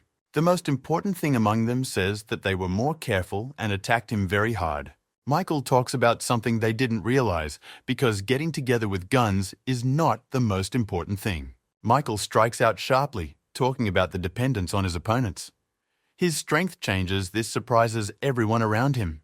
The guys realize that there are more than 10 of them, and they are all expressed with guns. However, Micah is not at all worried this scares them. Michael says that he is also well aware of all this, so he will act ruthlessly. Michael immediately sees their faces as nothing more than targets for himself that he intends to hit. Michael then swoops right on top of them and starts scattering them all with some pretty hard punches. Michael's strikes turn out to be very strong. Immediately, several faces he demolishes using only a couple of attacks. Michael turns to them and says that if they continue to stand in such a crowd, he will deal with them pretty quickly. All together, they begin to attack Michael, but Michael once again throws them off and breaks their weapons. Not to.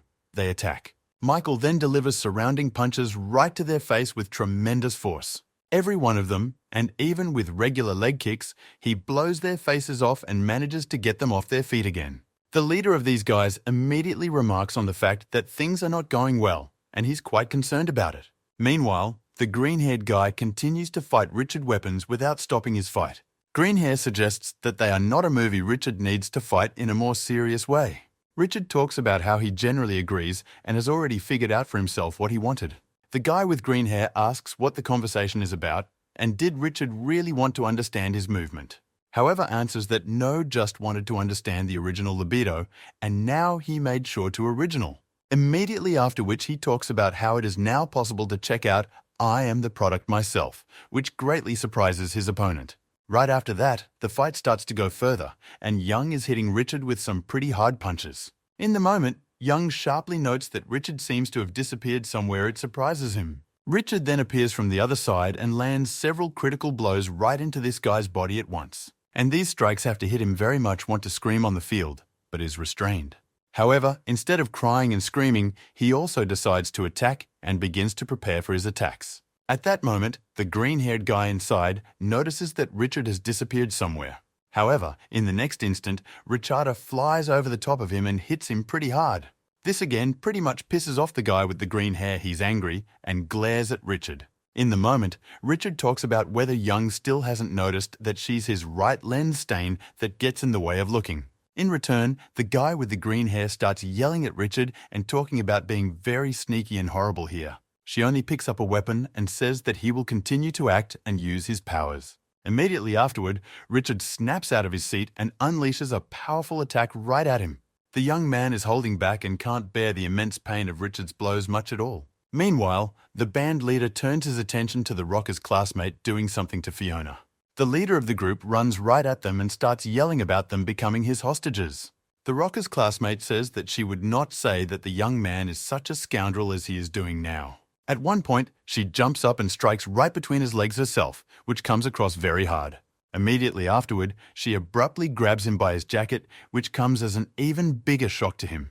Immediately afterward, she abruptly flips it and uses the hold to remove the back of the ground with great speed. Michael's classmate turns to him and tells him that he is very pathetic and that she doesn't understand him at all. She also notices something, that she herself is fighting a whole crowd and decides that she should have helped him. In a moment, she turns sharply, for she hears some sounds behind her at that moment.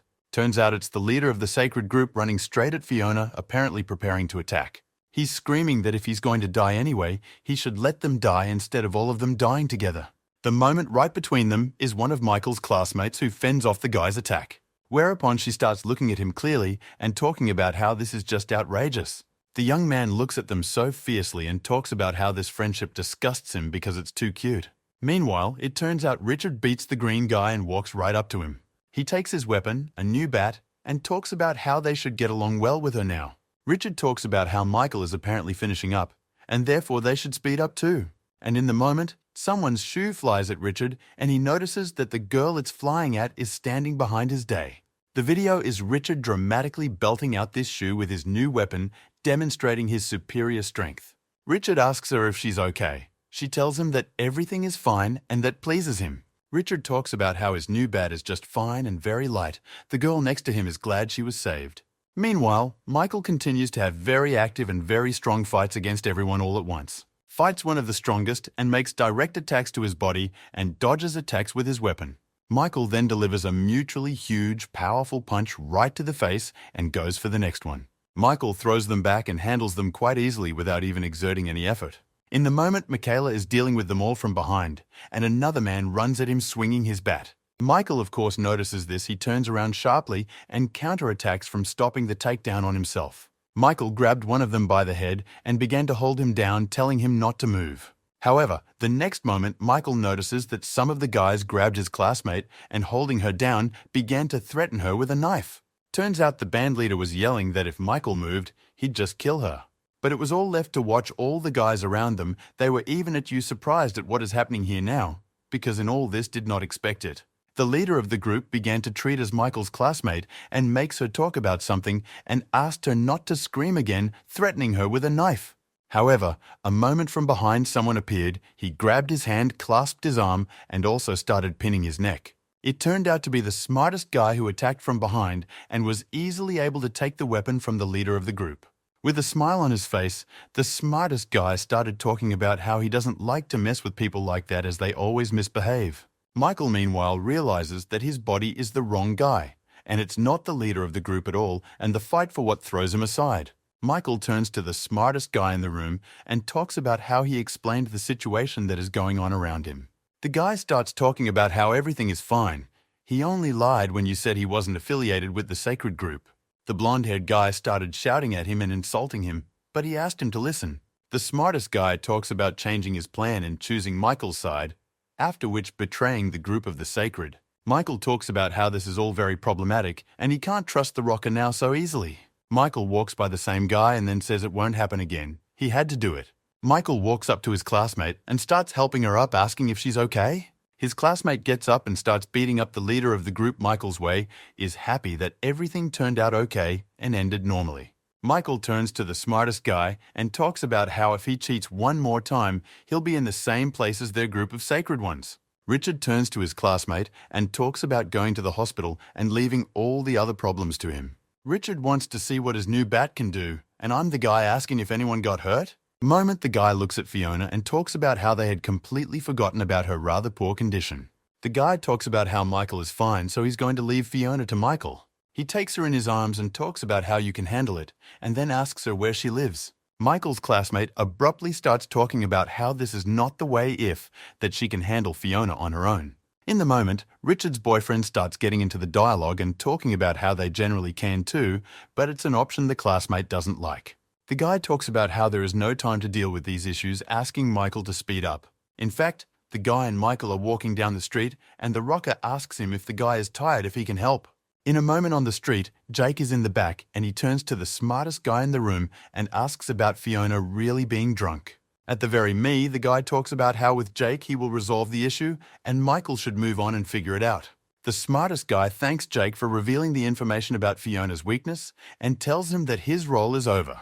Jake talks about how he has no problem resolving the issue with Fiona and can take her home, but the smartest guy condemns it. Sends Jake home, talk about just going and getting some rest himself too and not getting in the way of everything. Jake doesn't really agree to that suggestion, then my boyfriend stabs him right in the stomach. The dignitary guy talks about how Jake just that his leg was sharply sore, so he should have gone home himself. Looking after Michael, the rocker says that no matter how good of a friend Jack is to Fiona, the plan shouldn't get in the way. Jake talks about how Fiona has a habit of doing crazy things when she's drunk. Summer watches and realizes that Michael shouldn't be left with her because it could be very unsafe for everyone. Meanwhile, Fiona slowly begins to regain consciousness, but she does not yet understand where she is and what has happened. Michael carrying her and can't understand why, but he's happy about how handsome he is. In the moment, she starts to think that this is just a dream, and everything around her is a dream, because there is no way it can be in reality. I noticed that he seems to stand out too much from the crowd when he walks with such a huge girl in his arms. In the moment, Michael notices a cab standing nearby and decides to use it to speed things up. Fiona sees this and starts talking about how she feels really bad. She'll definitely throw up if she rides in the car. In the moment, Michaela starts to look at her, asking about her waking up and coming to her senses after a while. Looking at her again, however, Michael notices that she is just lying behind closed eyes and not giving any sign. The cab driver, meanwhile, asks if Michael is getting in or not. Michael apologizes and talks about not being able to make it today. Fiona, meanwhile, lay there thinking about whether or not it was a dream or not. Didn't matter, she wanted it to continue. Michael, meanwhile, stops and begins to focus, saying that he has little time to get there fast. His eye turns very white and he talks about going into a flow state to get there faster. Immediately afterwards, Michael starts moving very fast at breakneck speed, as if he's just getting off the ground. The cab notices this, very much surprised that a person can move at such a tremendous speed. I start to think about Michael wanting to compete with him, and I start the car and drive forward. The cab driver abruptly starts driving forward and talking about how his oldest has been working for 20 years and he would be able to outrun the average high school student. Immediately afterward, the events of the story take us to the hospital. Doctors report that a man crashed into a pole while driving a car. In the same hospital as George, he is very much surprised when he hears all this news in the hospital. The events of the story also takes us to another room in the hospital. There is some girl sitting near a guy. George notices that it is Jessica and realizes that she is in all likelihood sitting near her sick brother like a hospital. He realizes that the situation is quite interesting and decides to report everything to the chairman and stay out of it. In the moment, Jessica notices George and abruptly turns her attention to him, not realizing what he's doing here. George, also noticing what she saw him out of a rather surprised face, just stands silently watching, not knowing what to say back. Meanwhile, Michael makes it to Fiona's house. He talks about how he hasn't been in a flow state in a while and is tired. Immediately afterward, he finds the front door and starts walking straight to Fiona's house. However, it turns out some man is following them. He stands around the block and starts taking pictures of everything. Michael enters the house and apologizes, but talks about how it looks like no one is here and they are alone. Michael starts to turn to Fiona and talk about how they are home and are back and asking her to wake up. She tells him that she might throw up if she doesn't lie down now, so Michael decides to find somewhere to put her. Pretty soon now, he finds a bed in one of the rooms and puts Fiona right on that bed, saying that she is finally done. Leaving Michaela looks around, he finds it hard to believe that Fiona became so drunk because of just one drink. However, at the moment he wants to leave, someone's hand from behind abruptly grabs him by his shirt and starts pulling him down. It turns out to be Fiona herself. She throws Michael on the bed and climbs on top of him. Michael is very surprised. He abruptly turns to Fiona and asks her what he does in a situation like this. Fiona Recco starts telling Michael that she warned that the loser would perform martial arts. She is very sweaty, all red, looking down at him, and talks about how she warned him about the possibility of becoming her servant. Michael starts to look away and asks her what she means when they call him a servant. Filonov's response is only to look at Michael and then say afterward that he wants to show who's in charge. Fiona begins to remember the martial arts practice of using her knee to clamp down on the body. She does the same thing on Michael's body and talks about how it's pretty painful and you can't take it forever. She turns to Michael and talks about how the only way to get out of here is to just overpower her. Michael looks at her and begins to realize that he doesn't have much time, so it's worth it to just figure it out real quick. In the moment, Michael grabs her anew and begins to push her away, abruptly dropping her leg at high speed. Spotting this, she jumps up, Michael on top, pressing his body to the bed even harder from this. She starts telling Michael that it's not that simple. If she presses Michael with her knee, he won't be able to get out anyway. Michael starts looking at his hands and talking about how he underestimated her, and she really does have some pretty good physical abilities. Michael's mind begins to remember the bridge technique from martial arts, with which you can flip your opponent over and get out from under his body. Michael recalls that this technique plays well in starring the arm muscles he has always trained. Starts to notice it, and she sees that Michael's muscles are much stronger than the average person, and that makes her stand out. Thus, Michael begins to knock her legs and his own, thereby breaking out of the hold she had organized. Momentarily, Michael begins to flip her backwards using the same technique to get out of the hold. What Michael finds himself on top and she's on the bottom in just 1 second, Michael was able to outsmart her in techniques and get out and grapple. Michael looks down at her and asks her if he has now won what she is up to. However, she looks at Michael in surprise. She is still very flushed and very worried. Meanwhile, the events of the story take us back to the hospital where Jessica says she is very surprised to see George here. George starts talking about how he came to the hospital to visit his father who is here. After that, George goes forward and talks about the fact that in general, he will go already and see them later already at school. Jessica watches Georgie's trail. She is very surprised that his father is in the hospital since she hadn't heard about it. Meanwhile, George starts calling somewhere to report that it looks like Jessica is stalking the chairman. He says it's the head of the foundation and reports that he thinks she's collecting data. The supervisor informed George that she was busy right now and would call him back later. In the meantime, the chairman asks if anything is wrong and says that the leader can leave now. Going somewhere, the chairman is talking to someone among themselves and they are just discussing the head of the fund. This man walks in on the chairman somewhere and talks about how he could see many places, however, this is a different world. What man stops and talks about there being construction work going on and no entry allowed. However, the chairman asks the man not to worry, saying that this is just preventive work and nothing more. One of the guards then transmits an earpiece message that the chairman and his guest are coming in. The chairman said that he would be a little unaccustomed because his guest had only been in business before. The chairman says that it will be a new experience for the guests because Danya can't get in just by paying money. The chairman suggests that all pure manliness and suffering for the sake of victory are at play here, talking about how there are no rules here and just turn your head and see some man beating up another man right on the stairs. One of the guests asks what's going on. The guards behind him are already running to the scene. The man he sipped leaves and says they should still be grateful to him. A guest asks about the fact that this just happened. The chairman replies that this is routine and nothing wrong with it. In the moment, the guest looks ahead and asks the chairman what he was talking about is in front, right? The chairman says that it is correct there in front. There is a waiting room for the players, that is where they were going. In the moment, the guest chairman begins to look ahead, and it's as if he notices someone's horrible silhouette with huge eyes just outside that door. Right after that, he starts to see a huge lion there that looks at him and just stands still. Seeing all this, the guest of the chairman comes to a wild horror. He looks at it with shock. He cannot believe what he is now seeing with his own eyes. At one point, the chairman just jumps on the floor and starts asking what's going on in there and points his finger behind that door. The chairman extends his hand to the guest and asks about the okay or the one and what scared him so much. Some man walks right up to the chairman, draws the arm of his guest, and begins to help him stand up standing in his school uniform. It turns out to be some student who bows to the chairman and says what he wants to see. It turns out to be quite a young boy. The chairman asks him how he's doing in his life. The chairman talks about how he has a lot more to meet with, so he leaves it all to this guy. Starts to leave, and this high school kid bows and tells them to make it work. The form boy starts to leave, and the guest starts to discuss him, because the guest is very surprised to see a schoolboy here. In the moment, a young male high school student walks into some room and turns to a very large man and calls out to him. The events of the story take us to another door. It starts to open, and a fat man sits in a chair next to it. Into the room walks the chairman as a fat man greets him and asks him why he was delayed. The chairman talks about how they haven't seen each other in quite a while, and the guy with the long hair is standing next to him, the same guy who saw Michael. The chairman turns to that man and asks where his player is. The man replies that he hasn't arrived yet.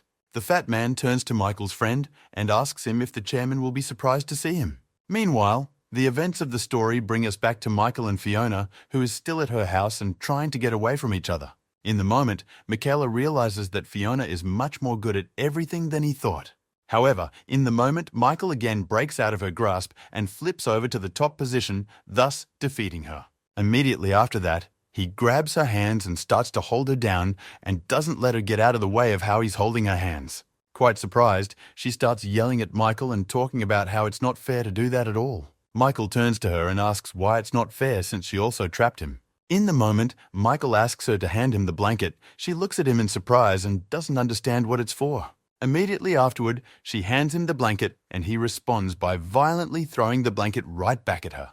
Immediately after which he gets up and starts wrapping her in that blanket, thus preventing her from breaking free. Michael starts fixing his hair and talking about how if he hadn't done that, this all could have gone on forever. Michael starts talking about how he's going to leave, and indeed he does leave, and she screams for him to untie her and set her free. Michael leaves the house and says afterward that of course it's very hot in the house, and he's just tired of this whole thing going on. Meanwhile, as it turns out, the man who took his picture stayed in the same place and started taking pictures of Michael again. It turns out to be one of a group of holy. He is very surprised by all that is going on, and realizes he got the right footage. Meanwhile, the events of the story take us to the very fighter who are in the place where and under the chairman and preparing for battle. In the moment, a high school student nearby pulls out his phone and says that Thomas has new messages and starts reading them. In the moment, the schoolboy notices the pictures that were sent to him, showing Michael carrying Fiona home. He is wildly shocked. In the moment, the guy standing next to him with the huge muscles takes the phone away and talks about seeing what's on it himself. He starts looking at the pictures that were sent and immediately realizes what's what. The schoolboy next to him asks him not to worry, saying that they don't even know if it's true or not and who sent these pictures. However, the footsteps of this huge man flipping through the photos further sees Michael tiredly leaving the house where Fiona lives. A schoolboy standing nearby addresses this guy, saying that he will go and find out for himself. A huge guy reaches out to a high school student and tries to find out from him how fast it will happen and when he will get the information. Immediately after which he starts pressing his finger on the phone, due to which he breaks the screen of that phone just by the pressure of his finger. It turns out to be the same legendary Thomas. He turns to the schoolboy and says that he went and found out everything. Meanwhile, the events of the story bring us back home to Fiona, who is trying to break free from the blanket, which is successful. She starts to get up and yell Michael's name throughout the apartment to try to find him while he's still gone. In a moment, she gets angry realizing that he has already left, and she really didn't want that. She also notices that the bed has started to creak. In the moment, one of the men addresses Michael's friend, who is in the same location as Chairman Thomas, informing him that the fight is about to begin. Some man with a microphone starts talking about how he's about to announce the fighters that have gathered tonight. The first fighter turns out to be a guy named Ramil. He's bald and has a pretty heavily pumped up body. Michaela and the fat guy say it looks like we've got an opponent for tonight. Fat guy is looking at this fight coming up and talking about how Ramil has a very good temperament.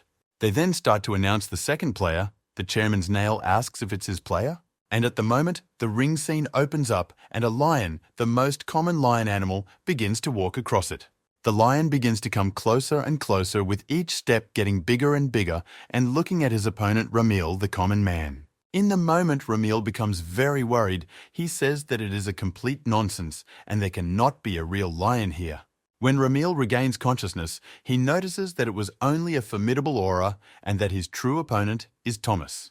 The host turns to Thomas and asks him to stand in front of his opponent, they in front of himself. A schoolboy who is Thomas's assistant begins to notice the fact that the latter is having problems and begins to connect it with the news about Fiona.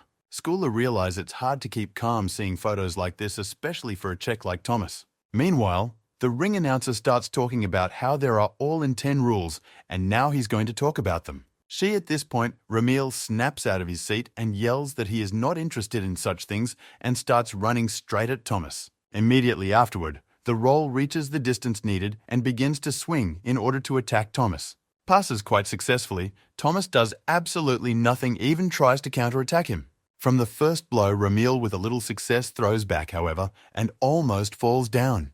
Well, it all begins to pay attention, surprised at what is happening, and at this point tries to raise his head. But Ramil is preparing for a new attack. Then Ramil makes another attack from her home, could dodge, but still stands still. Turns chairman says that by all appearances, his player is not feeling well for this fight.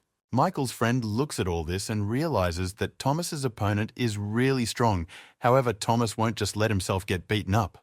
Keep watching the fight. A friend of Michael's talks about how we don't have this fight assembled there at all, and is just standing still. An overjoyed Ramil yells at Thomas and talks about how he's at least started blocking his punches as well. However, Tomasov continues to only stand still. Ramila stops and turns to the referee, asking what is the word against the opponent. At one point, Ramil grabs Thomas by the hair and starts asking him if he's going to fight this fight at all. Ramil swings in and talks about the fact that Thomas has had bad rumors. However weak, he is some very weak. In a flash, Thomas jabs Ramil right in the body, throwing him back quite a distance. It only took one hit for Toma to grab Ramil, twisting and starting to vomit blood downward. The chairman begins to tell us that in Roman times, lions fought against humans in the Colosseum. Back then, tilting games put lives on the line because the only way out was either kill or die and nothing more. And now watching this fight, the chairman asks, who will win the battle, man or lion? Meanwhile, Ramil is back on his feet and says that he was too relaxed today and that's why he missed such a powerful attack. Immediately afterwards, Ramil gets off his seat and budgets straight at his opponent, shouting that he is now much more collected. However, Thomas proves to be much quicker. In an instant, he strikes right into the muscles of his opponent. Ramil's arm flies back in pain and he can barely contain his scream. Immediately afterward, Thomas decides to finish it and strikes Ramil right in the holes with tremendous force. Ramil starts falling and pouring blood and crying, then grabs his head. Eagle starts asking Thomas to stop. However, the house doesn't stop with the next single punch he throws Ramil aside. The chairman starts talking about how man will never defeat a lion despite this fight. They just saw the lion hunting. Thomas begins to turn to Ramil and ask him about his words before the fight. Thomas turns to Ramil and tells him that he has a sweet and beautiful sister for whom he would do anything. In the moment, Thomas turns to his opponent and talks about how he wanted to go to his sister's house today, but because of Ramil, he ended up here. Immediately after, Thomas starts looking right at him and talking about how he promised to fight to the death here. The chairman says that although all radiators are good at holding balls, they can't resist seeing a lion. Beaton lambasts Ramil and starts yelling that he doesn't want to fight anymore and is willing to lose. Starts yelling at the referee about stopping it. He's going to lose this fight and call it a day. Immediately afterwards, Thomas starts dragging Ramil's feet, saying that if he knocks him out, he will be given more money. With a rather bloodthirsty face, he talks about how big money he will be able to buy the most for his sister. The events of the story go forward, takes us to an office where Richard and the guys see that Michael is apparently sitting and studying. However, they are greatly surprised to see a huge crowd standing and looking somewhere forward. In front stands Ronald, who tells everyone not to shout and to keep their voices down to greet the king. Richard doesn't understand which king we're talking about. Svetlana, the guy, assumes they're lined up to Mike. Michael turns away and tells everyone that he's had enough of putting up with them and asks them to leave without interfering with his studies. However, the guys amongst themselves are still trying to get a break from Michael to ask some questions of their own. The guy with the long hair starts preying on Michael and asking him to announce at least small fundraisers at the school. However, in the very next instant, someone's foot flies right into this guy's face, knocking him down dramatically. It turns out to be Fiona. She turns to him and talks about keeping Young out of Michael's business. Right after that, the guy who asked for the training camp starts getting up and asking her what she's doing and for what. The big guy starts getting angry at him, talking about how Fiona should be only his and no one else's. In the moment, Fiona walks over to Michael's desk, turns to him, and asks him to look at her. However, Michael ignores her. At a point, she grabs him by the shirt and asks if he's ignoring her. He replies that he just wants to learn. However, when their gazes touch, Fiona blushes dramatically and talks about how Michael is just insanely handsome. Then, right in the middle of class, Fiona starts yelling at Michael, talk about how yesterday he was 2 on the field, and their bed broke. It greatly surprises the entire class, including Ronald, who didn't expect to hear such a thing. Shocked to be there, and a big guy introduced can't even come close to expecting a phrase like that from Fiona. In the moment, Fiona turns away, starts talking about how since this happened because of Michael, he should be held accountable for it. Michael at this point is personally in wild shock. He doesn't understand why she is telling this without mentioning any details. Fiona goes on to talk about how this quilt was all dents and she washed it for a very long time. This is all heard by the guy Thomas sent, who tries to calm himself down and talk about how Fiona's all grown up. They both lean back on the desk, reminisce about his past childhood with her, and realize he should calm down. However, thinking back on all that he has heard, he is well aware that he cannot ignore what has happened. The moment he starts to leave, and Mike abruptly notices that after all the conversations, the young man started to go somewhere. She turns Michael's attention to herself and asks him where he's looking and why don't you pay attention to her phrases. Michael talks about how the young man is very strange and he has never seen him, but Filanov turns to ask Michael not to me the subject.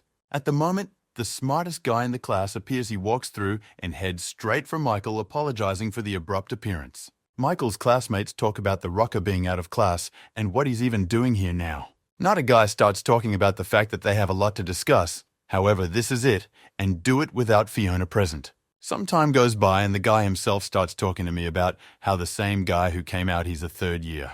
Michael and all the other guys listen to this and start arguing about what he could have been doing and him in class and why he would do all this. The smart guy begins to explain what he is very clumsy, however he is on Thomas's errand.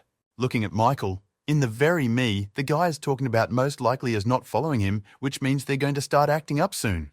The guy fixes his glasses and talks about how Thomas himself and the guys closest to him will probably start the action. Richard covers his face and burns about whether it is about the 4 heavenly kings. This phrase greatly surprises everyone. In the moment, all together, the guys turn to Mike and talk about how, after all, there are only 4 of them to handle, so it'll be quick. However, the smartest guy intervenes, talk about how the school is the main one in the neighborhood and it's worth keeping that in mind and not underestimating the new enemies. Micah starts talking about how these people are on a whole other level because in fact the whole neighborhood hangs on them. In the moment, Michael turns to the smartest guy and tells him that he only has one question, and that is the start date of the midterms. This question surprises the guy himself quite a bit, and he turns to Michael and talks about how it's going to happen in 3 weeks. Michael talks about how he should prepare well for this time because the first exam is very important. The smartest young man realizes that Michael is serious about his studies, so he offers to lend him his outline. Michael is very much surprised over the whole time, so much so that he has been offered such a huge help. In his thoughts and himself, the guy realizes that he has done everything to summon Thomas, however really he still doesn't know where he is. Meanwhile, the chubby guy is trying to contact some guys on the phone, apparently friends of Thomas. He ponders whether he should say everything directly, but he realizes that he is very busy at the moment. Meanwhile, the events of the story take us to some huge guy with glasses walking down the street. At one point, while passing by some alleyway, he notices some people pestering the younger man and trying to get money out of him. These guys are starting to pay attention to this man walking by with glasses. He shows himself and asks if they just said some pretty sad insults about him. A few guys call him to their back alley, talking about how he's very slow and walks like a snail. In the moment they call him a nerd, however, when he approaches, and he gets a little uncomfortable. The guy he called out says that the neighborhood is all wimps and there shouldn't be a problem with this guy. However, at one point this huge guy is trying to look behind the other guy's back and see what is behind there. The guy I called asks where he's looking and he's watching the others abuse the kid. In the moment the guy he called starts slapping him and asking him if he doesn't understand anything. However, in a moment, this huge guy grabs the arms of whoever called him out and starts to just flush her out the other side with quite a bit of force. Immediately afterwards, he delivers one rather light but critical blow to his opponent, from which he almost dies on the spot. To all of this, everyone else is paying attention. They are quite surprised that this man has dealt with them in an instant. The whole crowd starts looking at him and asking if he's crazy for doing such strange things.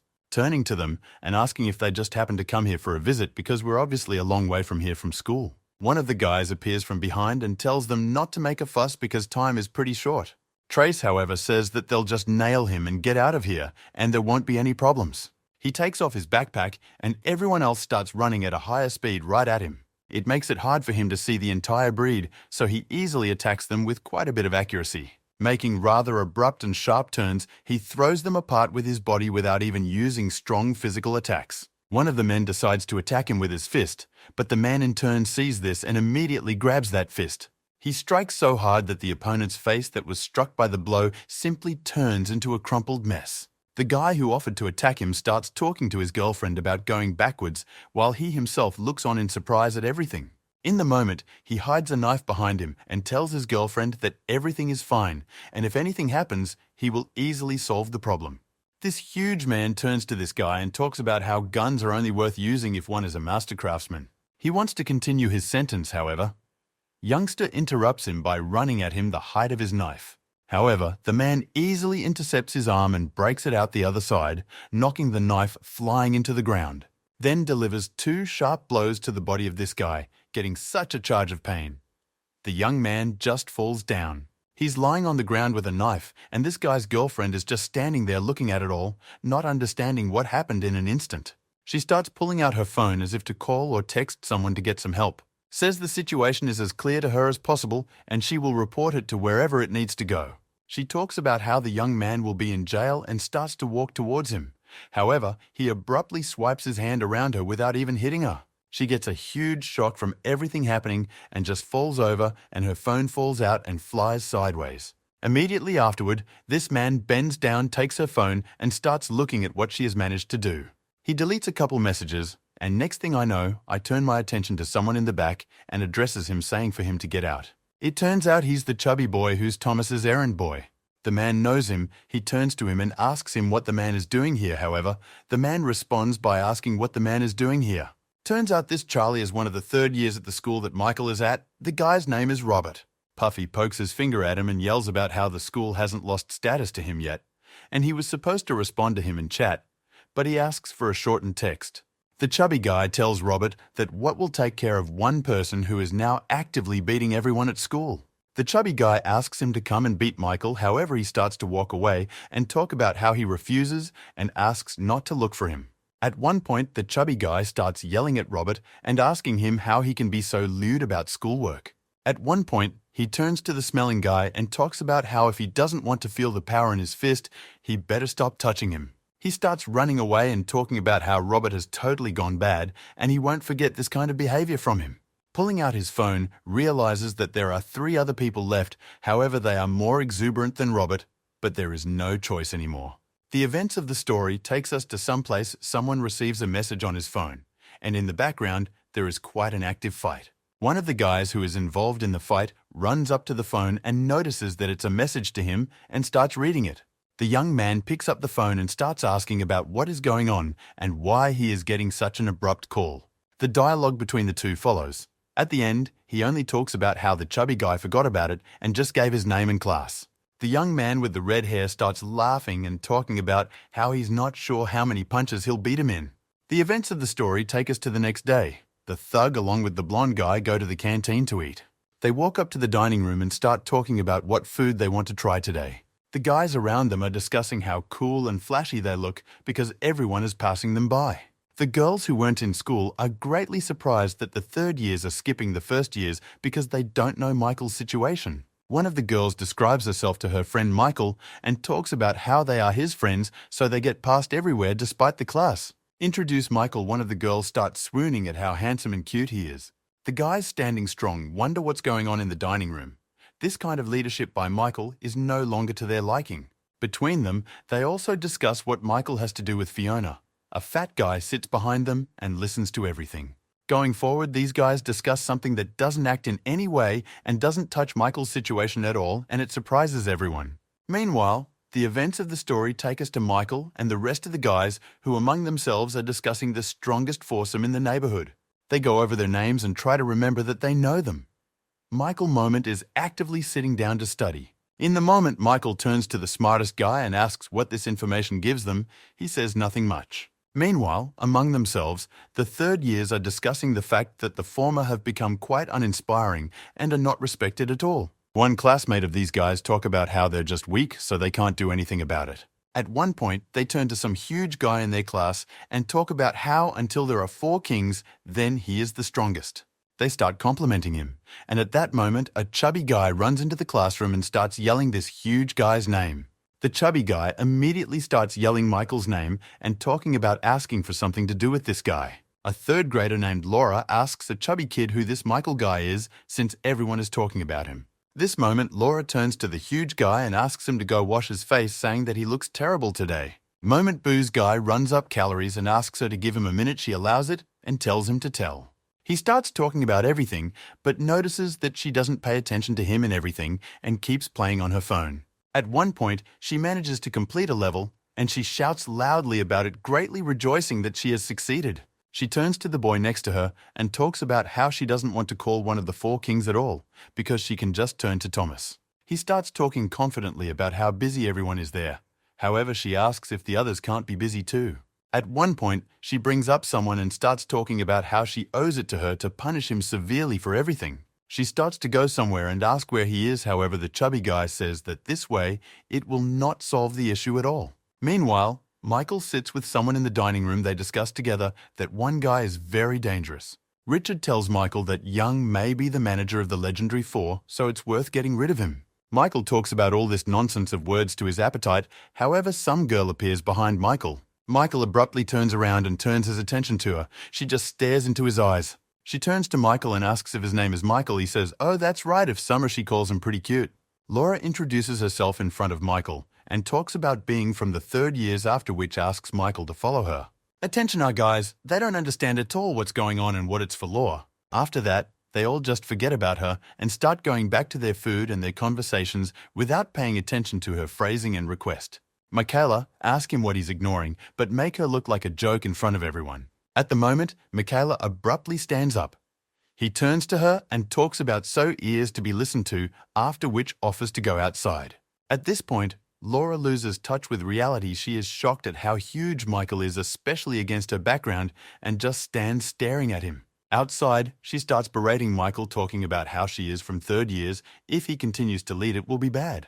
However, Michael only looks at her with a calm gaze, and in her head, she realizes the fact that he is actually 20 years old. Starts to insult him, however. Micah just stands. She doesn't understand why they are responding and swings sharply to hit him.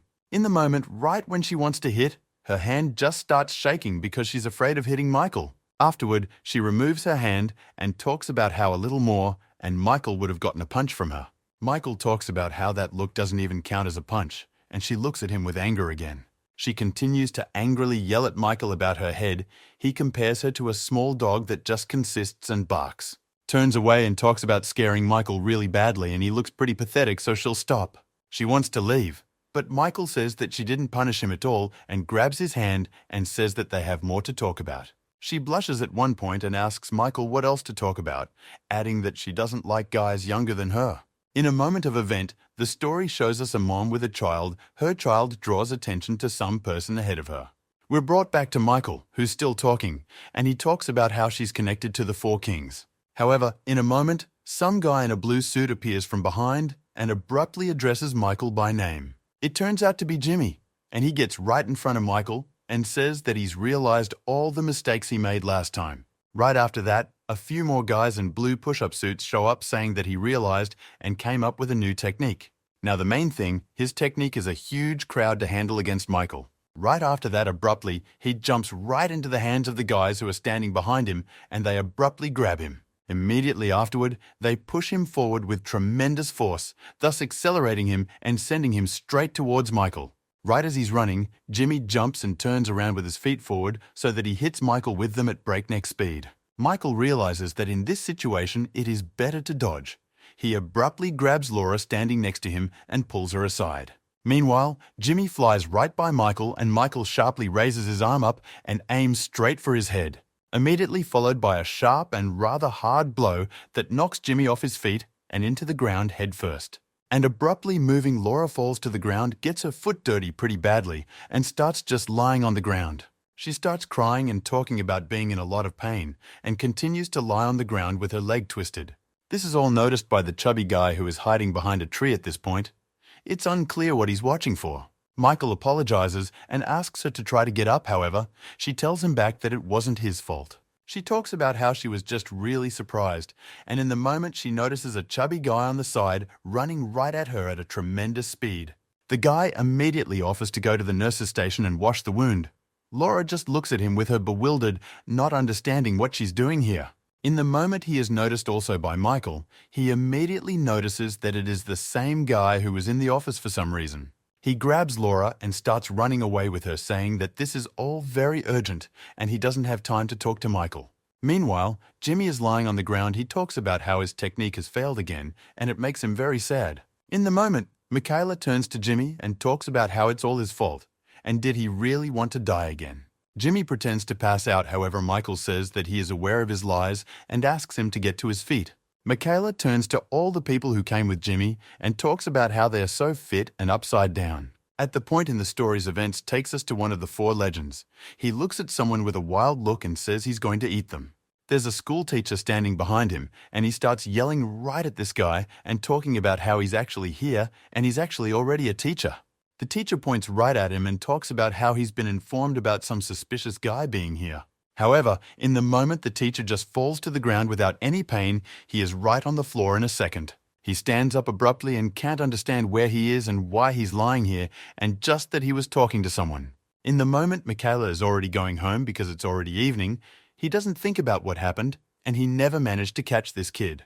When Michael was solving questions with guys in blue sweaters, he was approached by a rocker who again began to offer his notes on, to which Michael responded positively. Michael was about to leave, but Jimmy turned to him and said that he had something he needed to know that was rather urgent. Michael realizes that the last few days are very active and he just wants to study for his exams. At a point while walking down the street, Michael notices a mirror that stands overhead and decides it would be a good idea to use it. Michael remarks that it would be good for him to go and get a haircut since he's in high school now and he shouldn't be sloppy like he used to be. In a moment in the mirror, Michaela notices some guy with red hair who is very aggressively running right at Michaela. The young man tries to attack sharply, but Michael of course notices it and sharply dodges his attack. Michael Rico steps back and asks him who he is and what he's doing. With a rather sharp look, the red-haired guy looks at Michael and asks him what he thinks. In the moment, the young man snaps out of it again and says that the information about who Michael is won't do anything for Michael anymore. He starts attacking Michael again, but of course he easily dodges all his attacks and doesn't realize what's going on. Michael looks at how professional his attacks are and realizes that he is most likely one of the four legends. Michael realizes that because of his clothes and hard to understand who he is, for if he is a famous person, it is extremely unnecessary to attack him. However, Michael also notices that the young man is attacking him quite violently and just standing there isn't an option either. So Michael decides to attack as well because he can't stand still any longer. At this point, the events of our story take us to the smartest guy he is chatting with a classmate and talking about what a good job they did. Walk further down the street by me. The guy turns his attention to Jimmy standing next to him and his boys who are standing head down. The smartest guy turns to Jimmy and asks what's going on since classes are long over. Jim talks about how he hasn't been released home yet and has a case himself. The smart guy immediately realizes that it's all to do with Michael. Jimmy talks about Michael punishing him so that he would just stand in that spot while everyone else strengthens their muscles. Jimmy talks about how he would love to start doing push-ups now, but Michael has forbidden him to do so. My boyfriend turns to Jimmy and asks what he was talking to Michael about. He replies that they were discussing the four legendary guys about them. The guys who are standing with their heads down start talking about how they are apparently finished because I am now this dialogue is going to drag on for a long time. In the moment, Jimmy starts telling the smartest guy about how these four legendary guys are known as the Golden Quartet. Jimmy starts talking about how they are all longtime friends, and the guys behind him start to stand up, talking about how they can't stand like this anymore. Jim goes on and on about the recent rumors and their huge powers, and his boyfriend is starting to leave saying it's time for them to go. Jimmy abruptly turns to the smartest guy and talks about the recent rumors claiming that these guys aren't strong but violent. Jimmy begins to tell the story. As one of the regular days, not just practiced customization between each other as always. Some guy with red hair showed up and started walking straight ahead faster and faster. He began to ask them what they were doing here and why they started to play underground fights being on this construction site. The guys started asking Jimmy who it was. Jimmy looked on in bewilderment, guessing who it was. Jimmy told him that he was just practicing, and he laughed and said that they were still playing childish games. The young man with red hair began to turn to Jimmy and his men, asking them who was the strongest. Jenny immediately claimed him. However, his friend tried to stop him, asking why he was telling everything. His friend self-declared himself strong and asked this guy considering they are not in school. The guy with the red hair turned to Jimmy's friend and started talking about how he looked pretty good as an athlete. The red-haired man started walking toward him, and Jimmy's friend started talking about how he wouldn't give in if anything happened. The guy with the red hair began to tense his body and talk about how he was about to show what they call underground fighting. However, this phrase did not frighten Jimmy's friend at all. He began to look directly at this guy with a ferocious look. The guy with red hair noticed this. He immediately turned to him and said something that made him look pretty aggressive. Then suddenly, Jimmy began to make sharp attacks right at this guy, but he turned away from each of them and just smiled. One of the attacks almost reaches the red-haired guy, but he easily dodges it. After that, the guy with red hair began to easily move his body in different directions, thus causing aggression in his opponent. In a moment, he began to smile, turning directly to him, rather fiercely looking him in the eye. Then friend Jim started insulting his beasts to watch and swinging in for some serious punches. Meanwhile, Jimmy points out that his friend's Unique has very strange methods of turning from attacks. Jimmy's friend looks sharply still at the fact that his movements are very jerky and have almost no speed, as after all they help him dodge. After a second, he speeds up sharply and begins to realize that the young man is probably just messing around. Seeing this, Jimmy's friend aggressively shouts, does not try to attack him, however he just smiles and dodges every attack. And in the moment, Jimmy's friend has the complete feeling of being enveloped by some kind of snake from all sides at once. However, it turns out to be this guy's hands that tighten the muscles of Jimmy's friend and prevent him from attacking again with the same force. The young man with his fingers begins to push Jimmy's muscles inward into his body, causing great pain. Jimmy's friend can hardly contain his screams, but it's obviously hard for him to bear the pain. Jimmy and everyone else is paying attention, they just have a hard time believing what's happening now. The guy with the red hair starts laughing with Jimmy. He talks about dislocating his shoulder and keeps laughing, barely holding back the pain. The young man keeps laughing and talking about how he should change his seat to some dishwasher. And in the moment, Jamie himself notices that Young is creepily aggressive and should clearly be stopped. Immediately afterward, Jimmy holds out his palm from behind and yells that this fight needs to be stopped immediately. The red-haired guy casually turns around and explains to him the fact that there could be far more injuries next. The red-haired guy doesn't listen to Jimmy at all. He snaps out of his seat and talks about how this is all a lot of fun and starts running at his opponent. In a red hair moment, the guy snaps and starts running straight ahead again. Jimmy yells after him and tries to grab him to recover. In the red hair moment, the guy does stop abruptly, but it feels like he's turning around. And the next thing that happens is that Jimmy feels as if someone has snaked his neck like a snake. In the red hair moment, the guy ends up right behind this guy talking about how he finally caught him. In the moment, the guy squeezes his neck and starts to drive the guy to the point of losing air. The red-nosed guy starts licking his ear off the squeeze, talking about how they all look very tasty here. And in the moment, they all look straight at him with great shock and don't even know what to do such a situation since both their leader is captured. The guy laughs non-stop and talks about how they're all around just sick in the head and would be better off approaching him. About the fact that they should help their leader, however, by that time, is finally starting to lose consciousness. Some time passes, and Jimmy regains consciousness, and I notice that almost all of his men are lying unconscious on the ground beaten. Jimmy realizes that this is the only one of the 4 legends with whom he met, and the outcome of such a meeting was terribly deplorable. After which, the push-up finishes telling his story, the smartest guy is told that that was the end of it. However, in a moment, the smartest guy turns to Jimmy and asks him for some reason decided to tell Michael everything. He starts to remember how Michael once came in and beat the whole class. However, that day Jimmy noticed that the pain of Michael's blows went away pretty quickly, which is why she thanked Michael for telling her.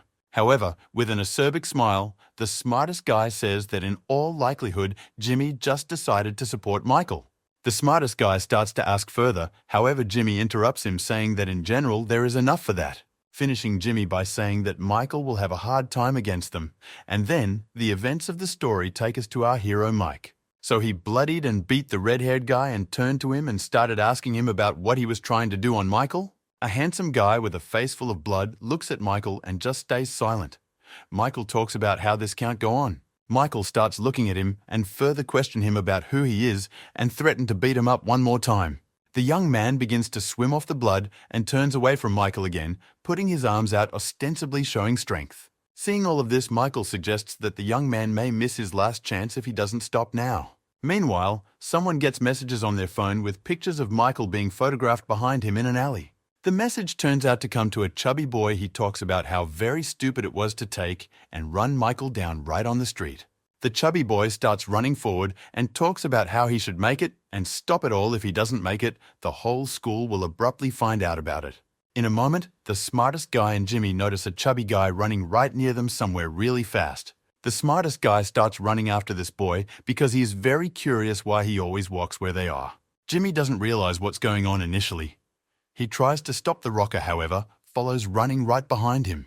Jimmy runs behind and talks about how it's very strange that with such a chubby body, Young is running so fast. Jimmy looks straight after him and can't realize where he's decided to run so fast. Meanwhile, the red-haired guy turns to Michael and asks who Michael is with a smile, because that should be his question. Watching Michael, the red-haired guy talks about his movement, cohesiveness, counterattack, and all of that doesn't remind him of a first year. The guy talks about how he is not ashamed of being hit by a first year. However, Michael is not like the others at all. Michael tenses up when he hears such words because he didn't expect the young man to suspect him, although Michael realizes why. Michael remembers the other unusual kids at school and talks about how if there are even some of them, he's definitely not the problem. Red begins to ask Michael where he came from. Michael realizes in his mind that young is not the problem after all. Michael decides it's worth it to deal with the situation with one punch, because that would be the easiest solution to the situation. The young man looks forward at Michael and talks about how he has decided to attack him without using any defense at all, because that's reckless. The red-haired man sits down in a special stand. He stretches his arms forward and talks about Michael getting his eyes ready. In a red hair moment, the guy jumps up sharply, however Michael's attack flies right by him. Michael's attack knocks the guy down and he just rolls on the ground without any consciousness. Michael turns around and begins to look at him thoughtfully. At that moment, the chubby guy who runs up from behind appears and yells the red-haired man's name. Michael looks directly at the chubby boy and doesn't understand what he is doing here. This boy of his turn looks also at Michael himself. The chubby boy can't accept the fact that the redhead has lost, at which point Jimmy and the smartest kid in the back come running. In a moment, Jamie stops abruptly. He looks down and sees the red-haired man, one of the four legends. Meanwhile, the events of the story takes us to Laura, who is sitting in some club playing computer games on a machine. Sitting there, she remembers Michael, who they recently got very angry about, and since she realizes he's not worth her nerve. Laura decides she has jumped to conclusions about him based on her past experiences, and that's not always accurate. In the meantime, Laura continues to play games. She is also thinking about what might happen next at school because she is very interested in it. Meanwhile, the events of the story takes us to Michael, who finds out about beating one of the four clients. Michael starts to turn to him and talk about getting up quickly already and not pretending like he's unconscious right now. Michael bends toward him, and his arm feels like it's being devoured by a whole snake that grabs him and heads straight for his brain. Of course, this is just Michael's imagination. In reality, the red-haired man just grabbed Michael sharply and began to hold him down. Not rubbing himself in that situation, he just took that imaginary family that had picked him up and sharply tossed it aside. The Reds are starting to talk about how Michael has a pretty good defense and has done well in the surprise attack. Michael turns to him and tells him that he was able to wake up so quickly, but he is surprised by the question. Starts smiling and fixing his hair and talking about how this drug works really badly. Michael calmly watches him walk in, appears a chubby guy who shouts the name of the light year and urges him to pay attention. The chubby guy starts yelling at the red-haired guy, talk about why he's been ignoring him all this time. The red-haired man turns to him and talks about that one, shutting his mouth because when he's on drugs, he can do a lot of things.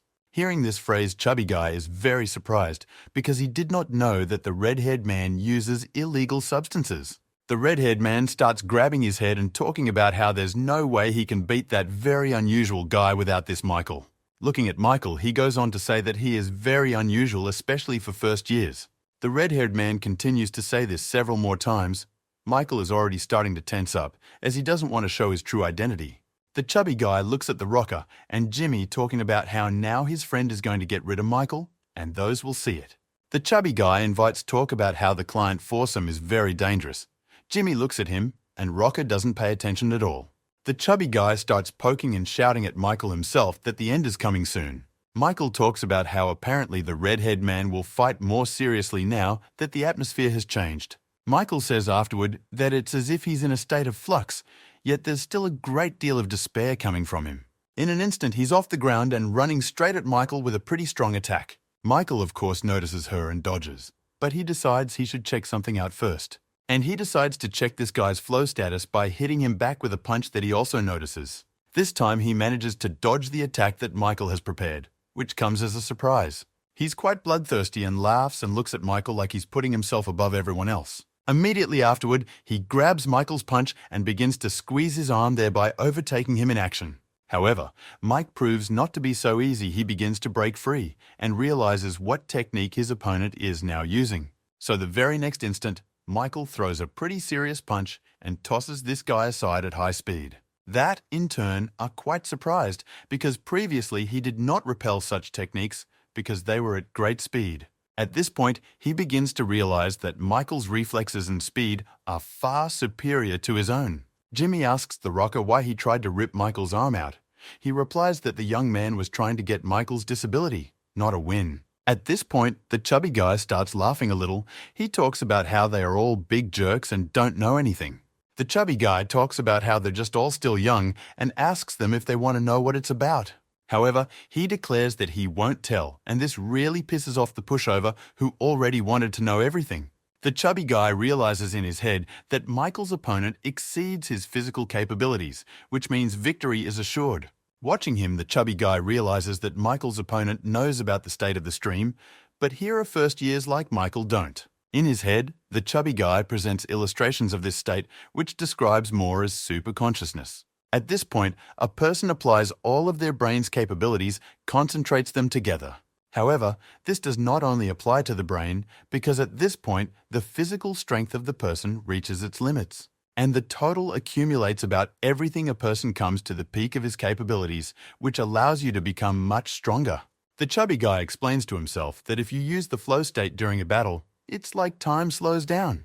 Now Michael's opponent is using this particular state to throw punches, but it's proving to be quite little for Michael. Michael notices that he is really very strong, but still easily dodges his attacks. Michael replaces the new attack more illustrated as a snake attack near his shoulders.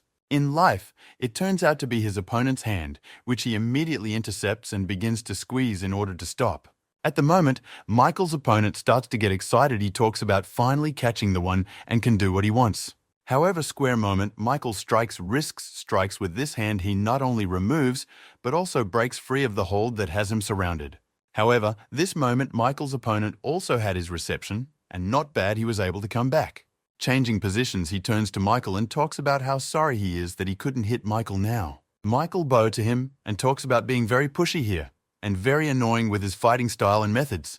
Keep referring to him, Michael talks about how his reflexes soon and fighting style has changed quite dramatically. Look him in the eye, Michael directly asked about being in a state of flux. Hearing this, the chubby guy is very much surprised because he can't understand how the first year knows about it. Michael talks about how it's been a long time since he's seen people enter it on purpose rather than using it casually. Looking at him all, and head Michael realizes that he looks pretty strong, however there is a very strange feeling. Michael's opponent turns to him and asks why he stopped talking in the middle of his words if he has nothing to say. Cover your face, Michael talks about how things have gotten very complicated and he'd like to find out directly. Removing his hair, Michael talks about how he now compared this guy's condition to the current state of the stream. Meanwhile, the events of the story take us to Laura, who is approached by some guys right in the computer club. They began to turn to Laura and insult her by telling her to keep her voice down and stop barking like a dog. This scared her quite a bit. She hadn't been in these situations before, so she doesn't know what the best course of action is. Meanwhile, the events of the story brings us back to the fight between Michael and his opponent. The guys next to him notice that the atmosphere has changed. Michael's opponent he has as his flow is different from the other child, he is only one exists. Michael picks up the creepy aura behind him, says something this guy doesn't need to know and asks him to attack. Michael's opponent turns to him and talks about how he'd love to do it, and they'll finish the conversation later. Michael's opponent abruptly snaps out of his seat and heads straight towards him, immediately visible with an attack. Raise your fist up and smiling. He shouts about how he too likes to do more than talk with his tongue. However, before he can even finish speaking, Michael's punch lands right in his face, shattering everything to a bloody pulp. In an instant, Michaela throws him aside, thus denying him the full opportunity to attack and do anything. Guy manages to stay on his feet there. He rolls over and resumes his stance. Lifting his face, he looks at Michael in shock and can't understand what it just now was and how such an attack could have hurt him. Michael continues to warm up. Young reflects on the fact that he couldn't even see Michael's attack. The chubby guy is screaming about the redhead's nosebleed attack first years, and it's outrageous. Michael's opponent looks at the chubby guy and talks about how the guy really decided to die saying that. No sooner does he finish his sentence than he sees Michael's foot heading straight for him with a rather sharp and powerful attack. Summer lifted his gaze upwards and noticed Michael himself, who was already very close to me. I don't know how he ended up here. In the moment, Michael's opponent realizes that Michael needs to be taken down, however his attack is already closing in on his face. Michael then launches this attack. Although his opponent manages to dodge a bit, the attack is still very sharp. Michael's opponent can't realize what's going on and why Michael has become so fast in just a couple of moments. In the moment, Michael's opponent manages to grab the latter's leg during his new attack rather quickly and sharply. Michael's opponent starts laughing and talking about how he was finally able to catch Michael pretty sharp and fast. The blows must have been a trap because in the next instant, Michael just threw the guy aside. There was shocked hitting his back straight concrete into it was quite painful and not intolerable to contain such pain. This was looked at with great shock by Jimmy, along with the smartest guy who were amazed at what was going on. Michael, with slow and calm steps, began to walk straight ahead when he only lay on the ground. Michael's opponent tries to get up, but it turns out with difficulty, because he realizes that something in this fight is clearly going wrong.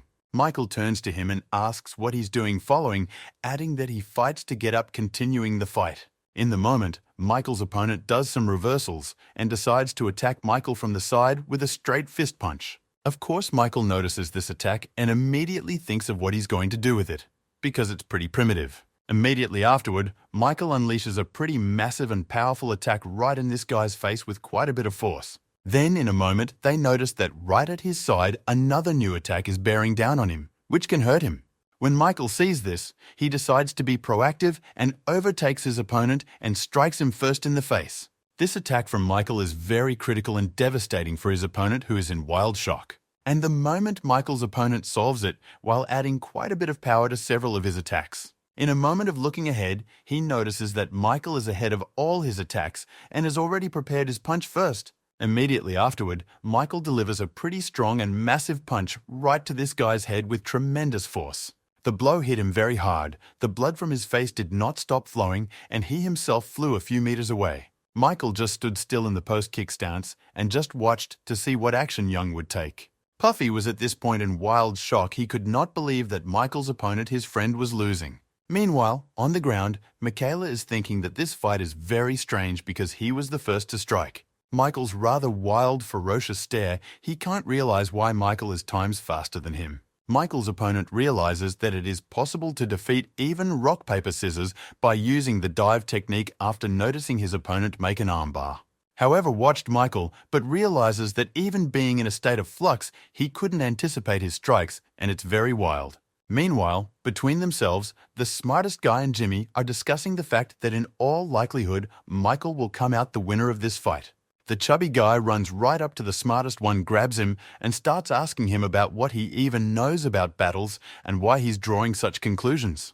The chubby guy starts running back and talking about how grades aren't the most important thing in school, but the lessons mention that he didn't say anything about them. Afterward, the swelling guy looks at his friend and talks about how his weapon is banned in a completely different way and is only worth watching. Meanwhile, the opponent realizes that he can see his blows, but the moment he sees them, they are too close. Meanwhile, Michael looks back and forth between his hand and his opponent's and ponders the fact that he may have gotten it a little wrong. Immediately afterward, Michael's opponent starts running at him and talking about how so-and-so will let him win at rock, paper, scissors. Michael notices that his opponent is attacking him, so he raises his arm and prepares to attack as well. In the moment, both of their hands collide together during the battle. However, Michael's grip seems much stronger. But despite his strength, Michael's opponent straddles his arm muscles with his other hand, thereby sidestepping his punch. Michael this moment accelerates the power of his attack, thereby dealing quite a bit of damage to his opponent right in the face. That, and it hits Michael's opponent very hard and throws him off to the side at high speed. Michael contentedly stares wildly at him and yells for this guy to stop sticking it to him with each new attack and clutching his muscles. Meanwhile, Michael's opponent falls to the ground and begins to skin himself in pain. He is in a lot of pain and almost unable to contain the onslaught of pain. Jimmy and the smartest guy looks at it all with a rather surprised look because they can't figure out what's going on. The chubby guy is most surprised because he just saw his friend's tackle absolutely not work on Michael, which is a huge shame. However, in a moment, Michael turns back and abruptly notices that a huge snake seems to be approaching behind him. Technicountry.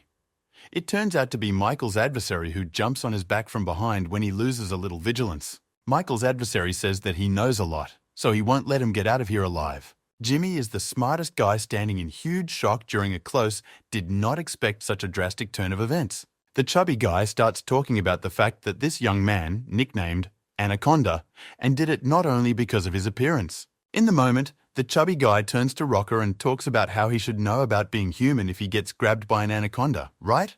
The smartest guy remembers that the anaconda is the kind of animal that squeezes and squeezes even harder when there's a lot of resistance. A victim who is unable to get out of committing subsequently becomes mere food for her. Watching their fight, it is immediately apparent that Michael's opponent and flexibility is on a huge level, and that is what is comparable to an anaconda. Like Michaela won't be able to escape from his direct grip when he's already near his neck. However, the guy talks about how some do get out of such a grip and he's seen it somewhere before. It surprises the chubby guy. Rocker talks about how, if you look at the situation from the other side, the animal has every opportunity to bite the anaconda's neck. Points forward and tells the chubby guy that he was just looking closely at the slaughter. This is the point where Michael starts grabbing his opponent's muscles, and the smartest guy talks about how she has someone to protect her neck. Michael at this moment is being pulled harder and harder, causing his opponent just a huge pain that is difficult to tolerate. It's all being watched by a chubby guy. He can't figure out what's going on, whose side is winning right now. The smartest guy looks at Michael and talks about how he feels like the anaconda's head has already been ripped off. Michael talks about how his opponent crossed the line when he attacked him with his back because he could have just stayed on the floor. What Jimmy is saying is that Michael completely broke this guy's collarbone, then crossed the line after his actions. In the moment Michael starts walking towards the chubby guy, the guy asks what Michael is doing. Michael asks him if he's going to help a friend. The moment the events of the story take us to the computer club where Laura is, one of the guys, and they're badly kicked in the stomach. It was done by some huge guy named Oscar and with a huge back. Laura turned to him and asked him that did he compare her to a dog as self as these guys? Oscar starts talking about how it's not true and he was just comparing Laura's cuteness. Some time goes by and all those guys who said anything to Laura are standing in the construction site bent over. Laura sits and eats the candy and talks about how so-and-so will forgive them for the first time. But next time, no, she adds. Candy out of her mouth, she says that if they've got it all figured out, they can leave right now and fast. In a moment, she abruptly stops them pointing to one of the computer machines and tells them to look at it. Shows her record, however, they don't understand what she is trying to say and just keep quiet in response. She doesn't say anything about it being huge, and they start to build up a look of Puta, greatly surprised by it, and bow. After which she waves her palm away and says that now everything is right and now they can get out of here quickly. The guys leave, and on the way home, they discuss amongst themselves that they just can't believe they haven't met one of the four legends. A young man pats Laura on the head and asks if he can buy her something tasty. In response, she only asks for her head to be released. In the moment, a man runs up to Oscar and talks about bringing a Coke. He thanks the man and tells him to get lost. Laura is greatly surprised. She talks about sitting down for strawberry milk, and they brought her regular milk. To a guy with mature hair says it's better. Laura talks about what he'll get for it. She asks him to set up and start swinging for a punch. As time marches on and they go home together, they talk about something. Laura talks about something that has been pissing her off a lot lately. Laura on the way home tells Oscar about seeing Michael and how he's been pissing off a lot of thirds lately. Listening to Laura's stories, Oscar immediately begins to remember what he saw in the Four Legends chat, and the puzzle in his head comes together. Immediately after that, Laura happily talks about how she punished him herself. This surprises the guy with white hair. He didn't expect her to see him. Laura talks about how yes, she saw Michael, however he is handsome, so she decided to take pity on him without touching him. Hearing those words, Oscar tensed up a lot, especially hearing the word handsome. After that, he grabbed Laura and started asking her how tall the young man was, if he was prettier than him, and what he looked like in general. Laura doesn't understand what's going on with the guy who has white hair. It's like he's crying. She asks herself to let go and says she has a phone call. He picks up the phone and immediately starts talking about how yes, everything is correct until it's unclear who is calling her. However, in a moment, the expression on the family's face changes. She comes to shock and is very much surprised to interject that just what was said. Turns out she got a call from a chubby guy informing her that he was now in the hospital. Oscar noticed that Laura's face changed dramatically and she tensed up a lot. He asks her what's wrong. In the moment, Laura starts to say something, crying and blushing heavily with a rather sad face, looking at the guy's white hair.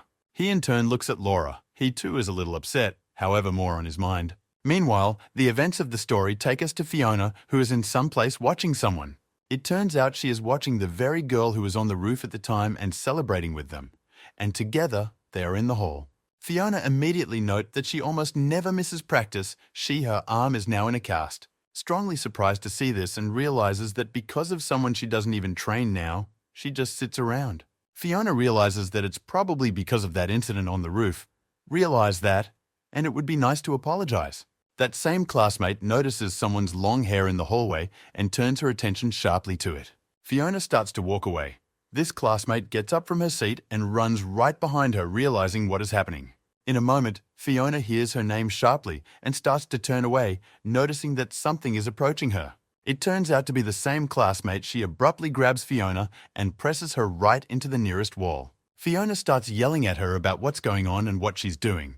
Their turn asks Fiona to answer a harsh question. It's a classmate who starts asking Fiona about what she did with Michael so much that their bed broke that day. Fiona starts to make a rather snide face and talk about how she understands everything herself and it's useless to ask such a question. Michael's classmate blushes profusely and asks Fiona if she and Michael are dating and what their relationship is like. Fiona realizes what to do in this situation, echidically starts to blush, and afterwards talks about the fact that they were in the same bed. In the moment, Michael's classmate presses Fiona even harder and talks about how she didn't take this relationship so lightly. In the moment, Michael's classmate dramatically states that Thomas may one day fight Michael if this continues. And after Michael's classmate stumps Fiona by asking her who she would root for in that situation, meanwhile Oscar is already in the hospital. He asks the chubby guy about Michael. The chubby guy talks about how he warned about the seriousness of this case and that they all should have gotten involved. However, in the moment, the guy with white hair just picks up his phone and starts chatting with someone. Don't mind the chubby guy. The one in turn becomes very angry and says that this is just outrageous. Such behavior is unacceptable. Oscar is on the phone saying that there is nothing serious and his caller can go on as normal. Hearing these words, the chubby guy shouts that things can't be left like this and this problem needs to be solved urgently. Oscar tenses up and talks about how Michael made Laura cry, so now he's going to kill him. And in the moment, the chubby guy does pick up the phone and talks about how he'd still like to talk. Oscar leaves and the blonde guy calls back and starts talking about something. He talks about how maybe they're finally all realizing the seriousness of this case after one of the four legends was so scarred. The guy they talk to turns out to be the big Charlie who is asked to explain the whole situation. The chubby guy starts telling the situation at school. I start by saying that the first years are now the most powerful and most respected. The situation has deteriorated to the point where third years can't even go to the canteen normally, says the chubby guy. This whole situation is really stressing out the man in glasses who is on the phone with the chubby guy. Afterward, the chubby guy tells a couple more stories and ends by blaming it all on Michael. Charlie talks about how he's figured it out, and that's enough for him to take action. Looking into his phone, the chubby guy realizes something that will be used to rally everyone else. Finishing the contract, he also realizes he had to exaggerate and texts someone back on the phone. Meanwhile, the events of the story take us to the gym to Jimmy's group, who informs us that Michael won last night. Jimmy gives all the details, and the grand finale where Jimmy broke his opponent's collarbone. Between themselves, the guys in Jimmy C's group are happy to talk about how people like them finally got what they deserved. Jimmy realizes that he used to be wanting to fight him himself, however now realizes how crazy of an idea that was. It is said that they should all observe it further and learn new experiences through it. In the moment, Jimmy informs the guys that a guy very good for them is coming. All the guys realize who they're talking about and immediately get excited. Jimmy talks about how this man will obviously want to come out to spar, then asks if they're sure they're that excited. In the moment, they start to rejoice once more and talk about how they each have 2 legs and arms, so in the event of something happening, losing something isn't so bad. Meanwhile, the events of the story take us to Michael and the guys in the day who are always discussing something. What pisses Michael off is that the smartest guy is going around telling everyone about who Michael beat yesterday. Guy talks about how apparently the 4 legends aren't as strong as the rumors they say they are, since Michael made it so easy. I have a guy laughing and talking about how they just didn't see the others. Michael's opponent is very strong, it's just that Michael was stronger. The bully began to pretend to be strong, saying that if they came, he would kill them all too. Michael continues to study, and the guys continue to talk about something, but it feels like they're being watched. In the moment, Michael, as if noticing something, sharply turns away and looks at the windows, but sees no one there. I have yesterday's fight. Michael accepts that his opponent was very strong, and such techniques are not found in ordinary fights. Looking out the windows, Michael begins to ponder how strong the rest of the legends everyone talks about are. Charlie, one of the 4 legends, comes to the school gate and reminisces about the school and how long he has been away. Meanwhile, the events of the story take us to Lorne, who is worried about what just that nearly caught Michael's eye. Famously, she climbs out from under the window and continues to watch Michael's class and herself for the rest of the time. Laura is watched by Michael and can't realize the fact that yesterday he was able to defeat one of the 4 legends. She doesn't understand how he did it. Laura immediately realizes that he probably won very unfairly, but it's all just her suspicions. Michael and talk about how she'd really like to teach him a lesson and influence everything that's going on. However, she realizes that someone like her can't fight Michael. No more, she doesn't understand his goals and intentions. She also realizes that the situation could escalate dramatically, but now 3rd years are almost out of school, and that makes her quite happy. And then he raises his head again to look after Michael, but I notice that he's not there, even though he was here a second ago.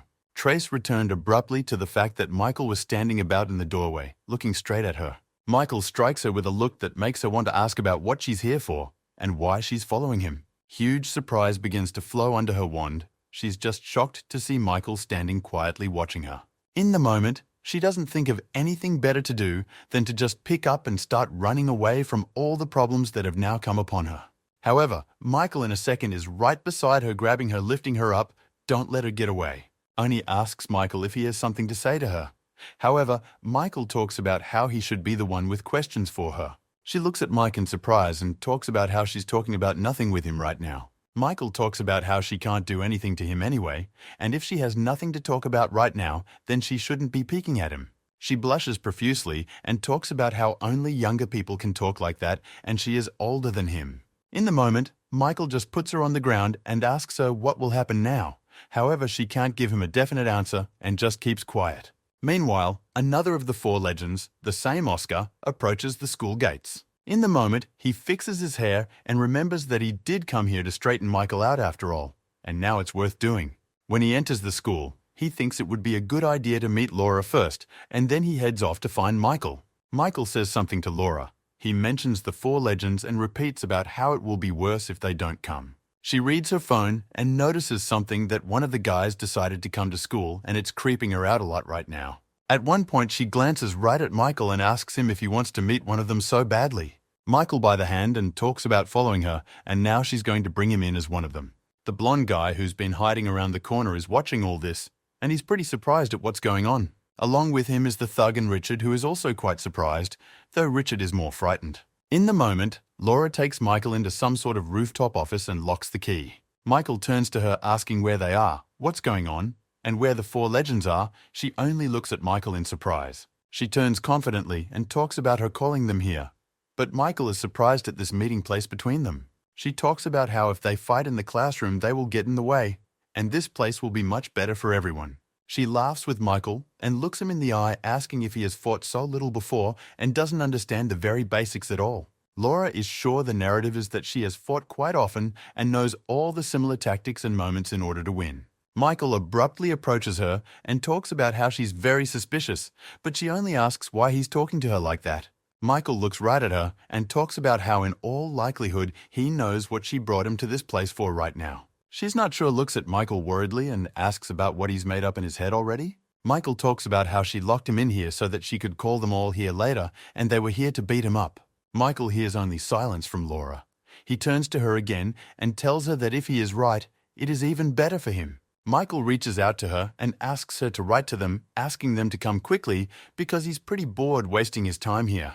In the moment, Laura pretends like she's pretty shocked and talks about how she's been exposed and Michael turned out to be not so stupid. However, in her thoughts, Laura is well aware that she has locked Michael in here to prevent him from meeting the legends. She looks at Michael and realizes that her main concern right now is to stretch out more time. However, the moment she creates that she is now one-on-one with him in the rooftop inventory warehouse, and you realize that the situation is very unusual. Michael looks around and talks about how he should have brought a book to study with him because standing here is just a waste of time. In the moment, Laura turns to Mike after hearing his words and talks about how she can teach him a lot. Meanwhile, the events of the story take us to Oscar. He walks into some classroom and asks about Laura. However, instead of answering, everyone starts cheering and talking about how the one who will beat the first-year Michael has finally arrived. However, in response, Oscar only repeats his questions and he never hears a coherent answer from these guys. Moment, a chubby guy shows up nearby and he turns to Oscar saying that Laura has gone to see Michael. In the moment, Oscar turns away and starts walking somewhere, talk about how this is all incomprehensible to him at all. However, she turns around at the moment he notices a man with glasses, another man from the 4 legends who also came to the school on a search. Classmates begin to get even more excited to see the sight of 2 clients of 4 believe their salvation at once. Oscar turns to him and asks why he's here, reminding him that he said he could handle himself. In response, however, Charlie only looks at the classroom and says that apparently Laura and Michael are not here. When he realizes this, he abruptly turns around and starts to walk away, much to Oscar's bewilderment. In the moment Oscar attacks him from behind, they join hands and he talks about taking care of everything himself. However, the moment Charlie looks at him says that he refuses such an offer. Oscar turns to him and asks if he really wants to fight him over such a small thing. Charlie talks about not getting too hot, because now it's just a waste of time for both of them. Together with classmates looks at it all, they obviously did not expect exactly such an outcome from such a legendary meeting. The pair of white-haired men release their hands and start walking somewhere to the side, saying he will deal with Michael. However, Charlie A's moment he talks about how he disagrees with this decision, which causes the white-haired guy to be incomprehensible.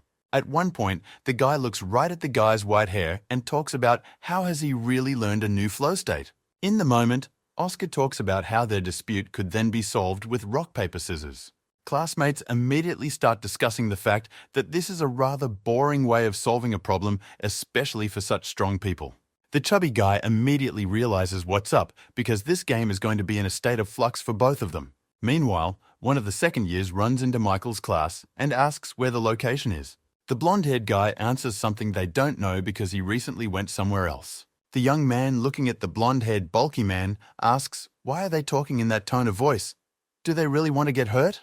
The young man calls this kid Michael's usual 6. The latter takes it as an insult and interjects. The big guy, in asking them all to calm down, suggests that the conflict can be resolved peacefully. At the moment, all together amongst themselves, they begin to communicate something, however someone abruptly approaches the class. Never mind that a few guys came up and immediately all together pay attention to them surprised at their arrival. These are 2 third-year guys. They call Michael helpless and talk about how apparently only his 6s are left.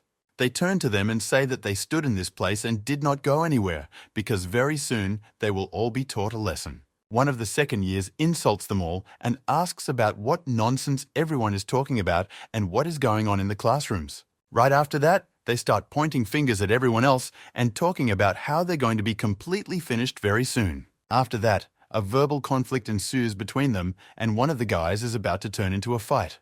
The young man swings around sharply and shouts that he is about to teach them all a very important life lesson. However, the young man he attacked says that he is a complete fool and immediately finds himself sharply behind him. Immediately afterward, he turns around and delivers a tremendous kick with his foot right in his opponent's face. By doing so, the guy from the second years immediately tosses the other from the third years aside with one swing of his leg. The young man introduces himself as a white ghost and talks about how if anyone here thinks he's garbage, they can get infected with him. The blonde-haired guy and the bulky guy remember that the young man is also quite strong and immediately realize that it's best not to continue arguing with him. The white ghost approaches another guy from year 3, saying that if that guy is human, he can attack. What kind of guy walks into a classroom and talks about how the first years in the pro period are missing absolutely all manners? In the moment, the white ghost looks straight into his face and is greatly surprised at the sight of him in front of him now. This guy turns out to be the same Charlie who is one of the 4 legends. He is immediately approached by a second-year guy who talks about how he looks like the penultimate nerd in those glasses. The blonde-haired guy, meanwhile, looking at this man, begins to wonder if he's seen him somewhere before. In the moment the blonde guy is abruptly startled, he looks directly at the man with the glasses and talks about remembering everything. However, after seconds, the blonde-haired guy had already noticed the second-year guy lying unconscious on the ground just a moment later.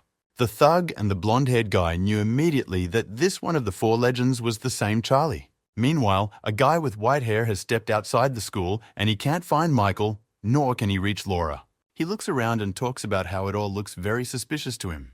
Meanwhile, Charlie addresses Michael's classmates, talking about how at one time they dared not even step on the shadows of their elders. Then they add about how the attack was murder on the spot in the first place, and at this point, the big guy is trying to leave the office. Using a regular ruler, Charlie unwinds it and throws it right at him, thus stopping his escape. He turns to him and tells him that he obviously shouldn't leave, because I'm just starting my lesson now. Meanwhile, the events of the story take us to Michael and Laura, who are sitting in that room doing lessons. Laura makes quite a few remarks to Mike. Michael is not well versed in many of the subjects she teaches him. She explains to Michael that if he doesn't answer right away, it's like he's lost and he needs to prepare again. She walks up to Michael and talks about putting his hair up and getting ready to get flicked for losing to her. Michael talks about how everything is basically right and he lost again and immediately raises his hair. However, Laura is afraid she is very shy and asks Michael to close his eyes for the duration of her hit. Michael talks about doing it that way, however she asks to make it quicker closing her eyes. Laura realizes in her thoughts that she can't hit Michael because he's cute and handsome. Immediately afterwards, Laura takes a punch and it's obviously very weak because she hits Michael pretty well. Michael turns to her and talks about how she's a third year and should know when quite a bit. She says that's right. Michael tells her that if she doesn't respond, he'll be the one to do the flicking. She says she can handle it.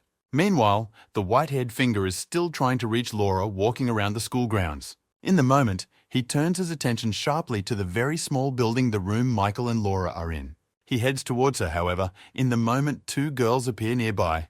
They turn to him and talk about how they haven't seen him in a while. They ask him where he's been for so long and why he didn't warn them that he was coming very soon. He asks to wait, but in response he only hears a ton more questions about school and how he came here. At the point these questions get annoying, then he talks about how he didn't come here to meet them, so he asks them all to leave. They start pulling his hair and cheeks, talking about what they must have just heard. Meanwhile, Michael asks his question. The answer turns out to be wrong, so he asks Laura to frame his forehead. Laura starts to talk about how it's not fair at all. However, Michael makes a point of telling her to hurry up and do it already. Quite unhappy, but fixes her hair to frame her forehead and indicates that she agrees. In the moment, Michael makes a pretty intense facial expression with a huge stream of energy and stares directly at her forehead. She notices this and starts yelling then for him to stop asking him what the strange expression on his face just now was. The next moment, Michael convinces her that it's okay, she agrees, and presents her forehead again. Michael hits her very lightly as if he just touched her and didn't mean to strike at all. Michael starts talking about how he's really bad at it, that's why it came out so bad.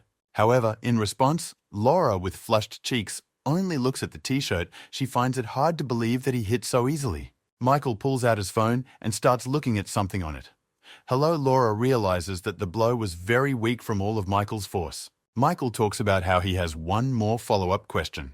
Laura only glances over and says that they agree to hear him out. At the point Laura starts to get really embarrassed, she shifts her hands and starts telling Michael something that will make an exception. Turning away a little, she says that she allows him to socialize with her informally, and this is a big exception. Michael only looks at her calmly and doesn't understand what it's for or why she's deflecting his question. Laura notices that there is quite a lot of ignoring from Michael on this action, so she starts to blush and asks him why he is ignoring it.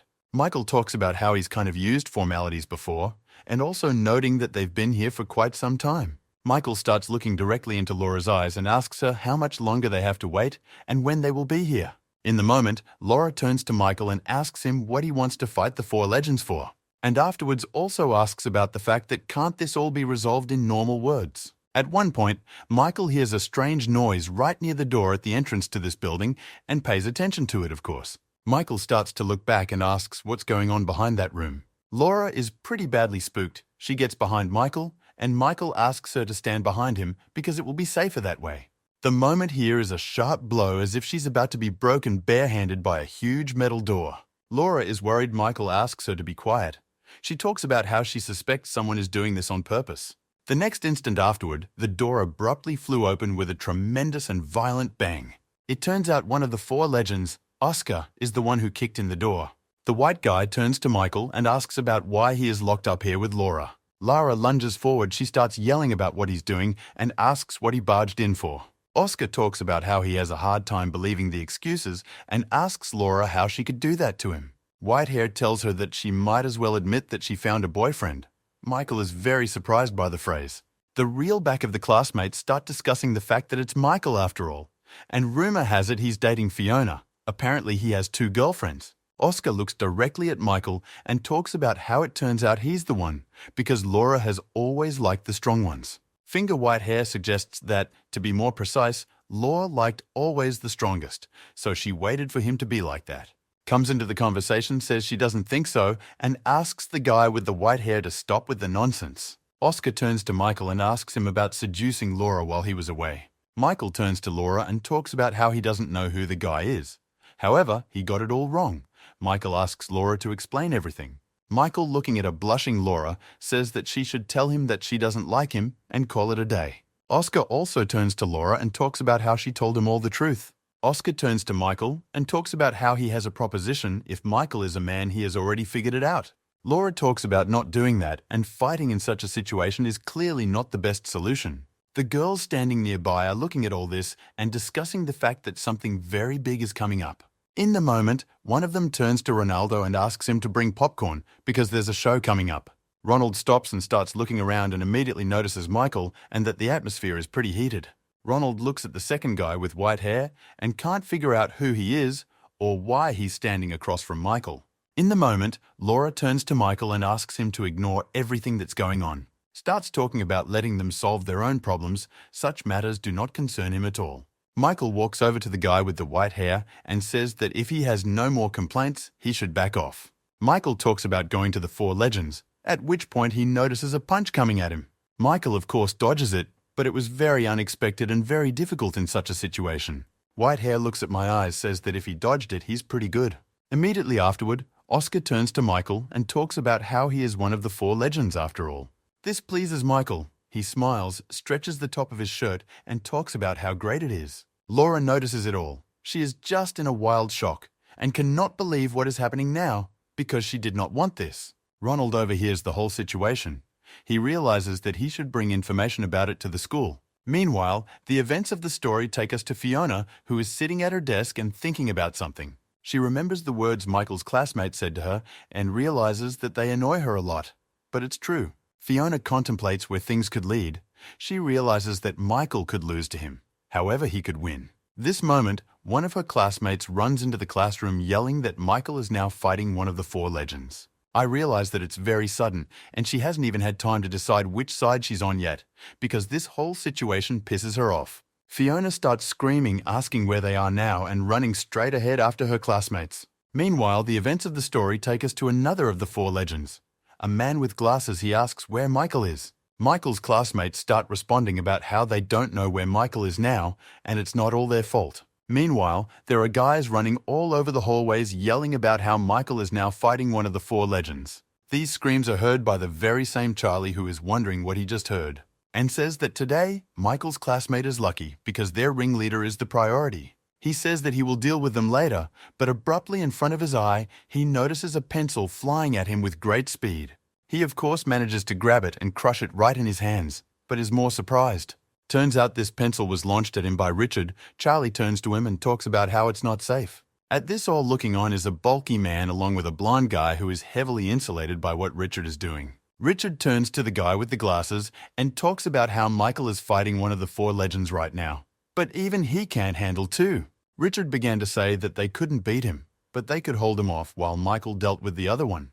The bully and the blonde guy are very surprised when Richard refers them also to the help, but of course they agree. Charlie hears all this, of course, he's quite surprised, but he clearly doesn't protest. Meanwhile, the events of the story take us to Oscar. He asks Michael if there will be rules to their duel. Oscar talks about how he's obviously stronger, so he gives Michael a choice. In the moment right between them is Laura, who talks about how fighting isn't necessary and she can work out her feelings on her own.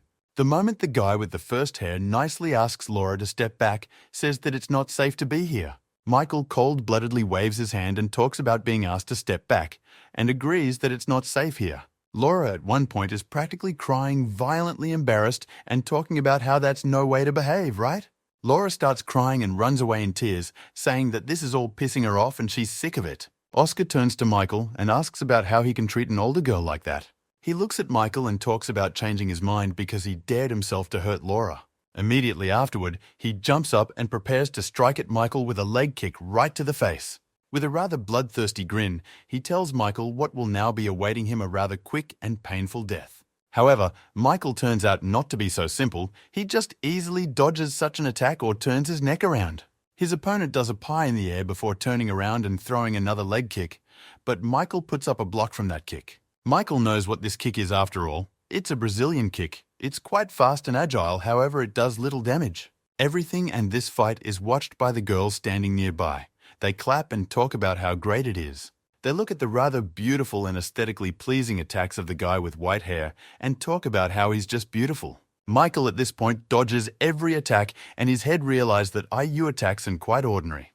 By this time, Fiona has already arrived on the roof. She turns to Ronaldo and asks about the fight going on between them. Ronald talks about not knowing him yet, but she hits him and tells him to watch out. She turns her attention to the guys standing nearby who are analyzing the situation and trying to figure out who will win in this fight. They reflect on the fact that So and Michael's opponent is quite fast, however weak, but also Michael such a situation does not do anything at all. Standing next to the girls, asking them to shut up, say that they cannot concentrate on watching the fight while they are forever talking about something. They look at the whole fight and say that although Michael is very strong, they think Oscar should win. At a point in the dialogue, Fiona enters. She addresses them and tells them that they should be quieter. She once again addresses them and talks about how if they don't know, it's best not to talk, because fighting well isn't just about acting cool. One of the girls wants to start arguing with Fiona, however the other stops her saying that she is Thomas's sister. In the moment, Fiona pathetically fixes her hair and says that now they are about to find out the outcome of the entire fight. Meanwhile, the fight continues, and Michael's mind simply dodges the attack, thereby analyzing his opponent's action. Oscar, with a smile on his face, tells Michael that he's pretty good for first years, and dodges pretty well. In the moment, Michael dodges the punch and says in a way that he is grateful for such words. However, young man turns out to be more ordinary than Michael thought. Immediately afterward, Michael lands a huge punch right in this guy's face, immediately smashing him to a bloody pulp. At one point, Michael tosses this guy aside, along with all the blood flowing, the rest of us just looking on. The girls who were just a short time ago talking about Oscar wins just stand there in shock and can't understand what happened. The guy with white hair gets to his feet and is surprised to see blood on his face. He finds it hard to believe. Michael turns to him and talks about how if he wants to be a badass, he has to fight properly. Michael revisits him and talks about how losing when he stands out is very shameful. Oscar tells Michael that just because he's only hit once doesn't mean he's won. In a moment, the eyes of the guy with the white hair became many times whiter, and he agreed with Michael that the method was not important, but the result. In the moment, a guy with white hair grabs a rope, throws it at Michael, and talks about how using dirty tricks is good too. It's a huge net of rope flying right at Michael, and he takes good notice of it and sees it right away. Immediately after that, Michael's opponent comes at him with a leg kick. Michael, of course, dodges, but this attack was very sharp. Michael looks right at this guy's hand and notices that it's moving so much faster than before. Immediately afterward, Michael's opponent throws another new leg kick, and it surprises Michael as well. Looking directly into his eyes, Michael noticed that his gaze had changed and his movements had become much faster. Meanwhile, the events of the story take us to Laura, who is sitting on the steps just crying. Laura talks about how she's the reason they didn't fight. If it goes on like this, it'll be like last time. In her flashbacks, Laura begins to recall a picture of Oscar and beating up everyone on the street. That day, several guys attacked him and tried to beat him together, but no one succeeded. He was very cruel to them, beating them in just a couple of blows, and some he even poked their eyes in with his fingers. That day, it was Laura who looked at it all. She was even surprised at what was going on, and Oscar himself didn't immediately realize she was here. Covered in blood, he smiled sweetly and asked her how long she had been watching him. She looked at him with great shock covering her mouth and couldn't realize that I had done all this just him alone. He talks about how there's no blood on his body at all, and weak guys like these couldn't do him any damage at all. That day, he had said that if scum like that kept pestering Laura, he would just get rid of them. Now sitting on the stairs, and she recalls his phrase and realizes that he could seriously kill Michael. At the moment, Laura stands up. She realizes that she can't stand idly by in such a situation. She clearly needs to think of something. Laura says she has an obligation to stop him, or this could all end very horribly for everyone here. Meanwhile, the fight between Michael and this guy is in full swing. They are attacking each other and not stopping. Oscar continues to dominate the attack issue, but Michael dodges all the attacks and realizes he can easily defeat him. Michael notices that he is very angry and attacks rather lightly, but he remembers to keep his distance. Meanwhile, Michael's opponent is in a rather unpleasant situation, but still continues to attack Michael time after time. Michael all but dodges and continues to study his attacks and maneuvers in order to put the full picture together in his head. However, in the moment, Michael is fully aware of the fact that his opponent was betting to use other punches as well, which is very strange. In a moment of removing his hands, Michael sees his opponent using dirty tricks and trying to reach his eyes. Michael, of course, notices all of this, and since he's a pretty uneasy person, easily dodges it. However, before Michael can return, a new attack comes at him from the other side, but Michael defends himself against it as well. In the moment, Michaela notices that there are almost no people around, and his opponent started to grab the sports equipment that is in the room. Michael immediately draws conclusions based on this and in parallel dodges all the new attacks that are flying at him. The enemy, in the meantime, continues to make active raids, distracting Michael with sports equipment. He approaches closer. Watching it all, Michael realizes that all the coolness and pathos is gone. Now the enemy's goals are victory at any cost. This is all being watched by Fiona. She also notices it, realizing that Michael's opponent has started to fight in very dirty ways. The real new girls turn to her saying that style is not important, it's winning that matters. But Fiona disagrees. The guys who were analyzing the fight also began to notice that Michael's greenhouse style had drastically changed in a negative way. Meanwhile, the battle was in full swing, but Micah still did not dare to make strong attacks, but only analyzed. In a moment, he managed to grab his opponent's arm and abruptly begin to hold it back, looking straight into his eyes. Michael began to second-guess something and then began to twist his opponent's arm the other way, creating a surge of pain. Michael looks straight into his eyes and talks about how by all appearances he is in the flow, and Michael is completely right. Michael's adversary turns to him and asks if he knows about the state of the stream. Michael's opponent also holds up his hand, saying that it's clear here, and he asks Michael for his opinion on the flow. Immediately afterward, he bites Michael's hand and screams about how it is precisely because it is, and he is in a state of flux right now. Michael begins trying to dialogue with them, but still notices the blows coming at him. Immediately afterward, Michael says that the young man is not right at all and abruptly delivers a lightning attack right to his face. This attack causes Michael's opponent's blood to flow, and Michael in turn grabs him by the neck from behind. Michael says it's not a flow state at all and asks, are all the other legends the same as these? However, Michael's opponent responds by saying that he is being completely delusional and begins to raise his arm for another strike. Momentarily, Michael's opponent gets to his feet and asks how Michael knows what the true flow state is. Before he can blink an eye, however, Michael's sharp blow throws him right back into the wall, creating a new stream of blood on his face. Michael rarely addresses it and talks about how the same question should have been posed, not him. Meanwhile, to the scene of the battle comes Laura, who shoves through everyone, starts to watch. Then what happens? Pretty interesting picture of Michael's penetrator standing battered near a pool of blood, and Michael standing unharmed and just watching. Laura is wildly surprised by what she sees, for she didn't expect Oscar to get hurt so badly in this fight. She then turns her attention to Michael, who is looking at the crowd, and realizes that Michael's turn is just fine. He's starting to realize that if there's not a scratch on Michael, then all that blood belongs to his opponent. In the moment, Oscar turns to Laura and asks why she came back here, and reiterates that it's dangerous. She asks him about the blood, but he says that he just cut himself and that he sees nothing wrong with it. In the moment, Michael's opponent looks at him and talks about how none of that matters in the moment, and the main goal is just to win.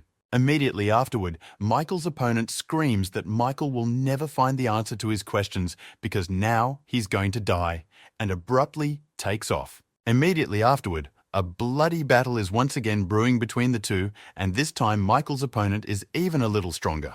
Michael notices that he started to open up too much, and for kicks decides to take advantage of that by hitting him with some serious punches. That turn decided to answer Michael, but it was difficult to do so because Michael dodged easily. In the moment, Michael landed a punch right to his face before moving to his back to take a better position. Oscar noticed this. He decided to passionately forge it again Jersey and began to attacking him from behind himself. In a moment, Michael began to notice that his opponent was becoming more and more desperate, as if he was losing touch with reality. In the moment, Michael tells him to calm down and strikes him right in the face again, throwing him aside. This is all noticed by Laura. She is wildly surprised and looks right at Mile and how he wears a kick on Oscar. The same chubby boy appears in the moment, talking about how he hasn't seen Michael's opponent in such a state in a long time. Looking at him, the swollen boy talks about how he's in a good state of flux now. He was once called a big dog. The chubby guy started talking about how he's probably in a big frenzy right now and is entering just such a state. Immediately after which, the swollen boy says that today, Michael will be victimized by the big dog when he peaks. In the moment, Fiona turns to the chubby guy, and the guy is sharply surprised because he hasn't seen Phelon earlier today. She turns to him and points her finger at him to shut up and talks about how he really pisses her off with his remarks. This is him talking about getting too excited and decides to be careful with his remarks towards Michael. Moment Fiona starts pointing out trees to him, and one particular one. He counts them and asks about the fourth tree. Fiona turns to him and tells him everything is right and then sends him to that tree, saying that he stood and spoke there. He doesn't really like it. However, she follows up by giving him a kick and telling him to hurry up and go right there and not piss her off. Fiona stands pondering why the young man annoys her so much, with Ronald standing nearby watching it all. Standing nearby, Laura also turns her attention to Fiona, realizing that she is Thomas's sister and intimidating just by the mere sight of her. However, Laura looks further behind the fight, realizing that the far more important issue now is the state of Michael's opponent. Watching all of this, she realizes that she doesn't want to see how violent he looks right now at all anymore. Meanwhile, with blow after blow, Michael demolishes him and deals increasingly critical damage, leaving ever larger wounds. Michael realizes that his opponent is surprisingly holding on for quite a while, since he should have passed out from a couple of past blows. Michael looks at him and dodges and realizes that stalling further could be very dangerous. After a few more massive punches straight at his opponent, Michael managed to take him right to the ground. That turn began to try to get up again, but Michael motioned to him not to overdo it. In the moment he starts to get up, talk about recognizing Michael's strength, but abruptly falls down, which causes Laura to be shocked. He realizes that his legs have pretty much given up by now, but knowing Laura is watching it all, he realizes he can't be embarrassed. Michaela turns to him and asks if he wants to propose, asking if he's tired after everything. At one point, he starts twisting on his hands and talking about how he doesn't care about anything else. If his legs fail, he will use his arms. Once again, he attacks Michael. However, in response, Michael once again throws him aside with a single punch. The girls who used to root for him ask what's going wrong because they realize he doesn't look like a man anymore. They compare his actions to a dog, also rabid, that once again lunges at Michael in an attempt to get a hold of him. Time after time, however, Michael has thrown him aside again and again with just one of his punches. In the moment after many attacks, he passes out for a while and begins to remember his past, a hike in the woods with his class. Then little he would turn to her and talk about not worrying about anything, and he would be fine. However, he was always clumsy and just stumbled over ordinary rocks to Laura's bewilderment. The guys called him a wimp. One deck stopped and helped him every time, saying that the others wouldn't touch him. He in turn, as usual, the child just sat there crying with a small wound. I realize he is helpless. However, she remained sober. She asked him to remove his hands and talked about how they needed to treat the wound. With great amazement, he looked at Laura and realized that she was his only hope that was helping. At that moment, he realized that he really liked Laura and began to put himself under her arm and rub his hair. But she told him that she didn't like him because she likes strong men who don't need to be taken care of. After saying those words, she caused her white hair to tear and realized that she had said too rude a thing. At one point, he grabbed her hand and asked if she would like him if he became many times stronger. Then she told him that he should start by getting stronger, and then she would see what would come of it. It was from that moment that everything started his life daily. He tried for the sake of getting stronger and stronger. Day after day, he spent in the gym swinging more and more, gaining his strength time after time. Every time he got stronger, he decided to tell Laura about it, because the moment he became no worse than the legendary trio. One day in the hall, he was approached by a girl who asked him to teach her to swarm as she looked very strong. Received only a rejection, saying that she had studied on her own, while doing so in a very rude and cold-blooded manner. However, he later turned around and told this one that he only liked one and that Laura was the one he was here for. At a point, he noticed Laura in the gym and approached her, asking why she was playing on her phone. Are they practicing like they should? In response, she offered to play on her phone or talked about how she only came here at his request. In a moment, he began to turn to her and brag, saying he had set a new record for push-ups. However, she only talked about how it was very cool and later showed her achievements of online games. She also stated that this achievement is also very great, and every time she bragged about it as if it was the first time. In the moment, every time he felt bad, he remembered Laura in front of him, whom he had promised himself he would protect all the time. However, returning now to reality, he remembers her and realizes that he is losing everything he used to achieve. He realizes that he should not stop, get back on his feet, and says it is worth it to finish what he started. With a rather angry face, he began to run straight at Michael, preparing to attack him with great force. However, she sharply shouted and said his name and asked him to stop, saying that this was the place to end. He yelled about standing strong and being the strongest. However, Michael answered him that he wasn't even a dog and swung his arm sharply. Michael said it was time to call it a day, and then delivered a pretty sharp and hard punch right in the guy's face with a lot of force. At one point, covered in blood, he just collapsed to the ground unconscious, and Michael turned around and started walking away from him. It was a huge shock for Laura. She just couldn't believe that her friend was lying on the ground, battered and covered in blood. It was even more silk to those girls who liked him a lot, and also couldn't believe it was happening. Only Fiona, who was initially confident that Michael would beat them all, stood satisfied. Also in huge shock was the chubby guy who just couldn't contain his amazement at Michael's win. Michael says afterward that he wanted to learn more about the substances, however to do so was not to be able to be a forward beast. Not a human. Fiona abruptly started fixing her hair and telling everyone that how she had planned for Michael to be there is more powerful than Eunosha. The girls began to discuss amongst themselves that Michael was much cooler than one of the four legends. They also began to discuss amongst themselves that Michael was now their favorite.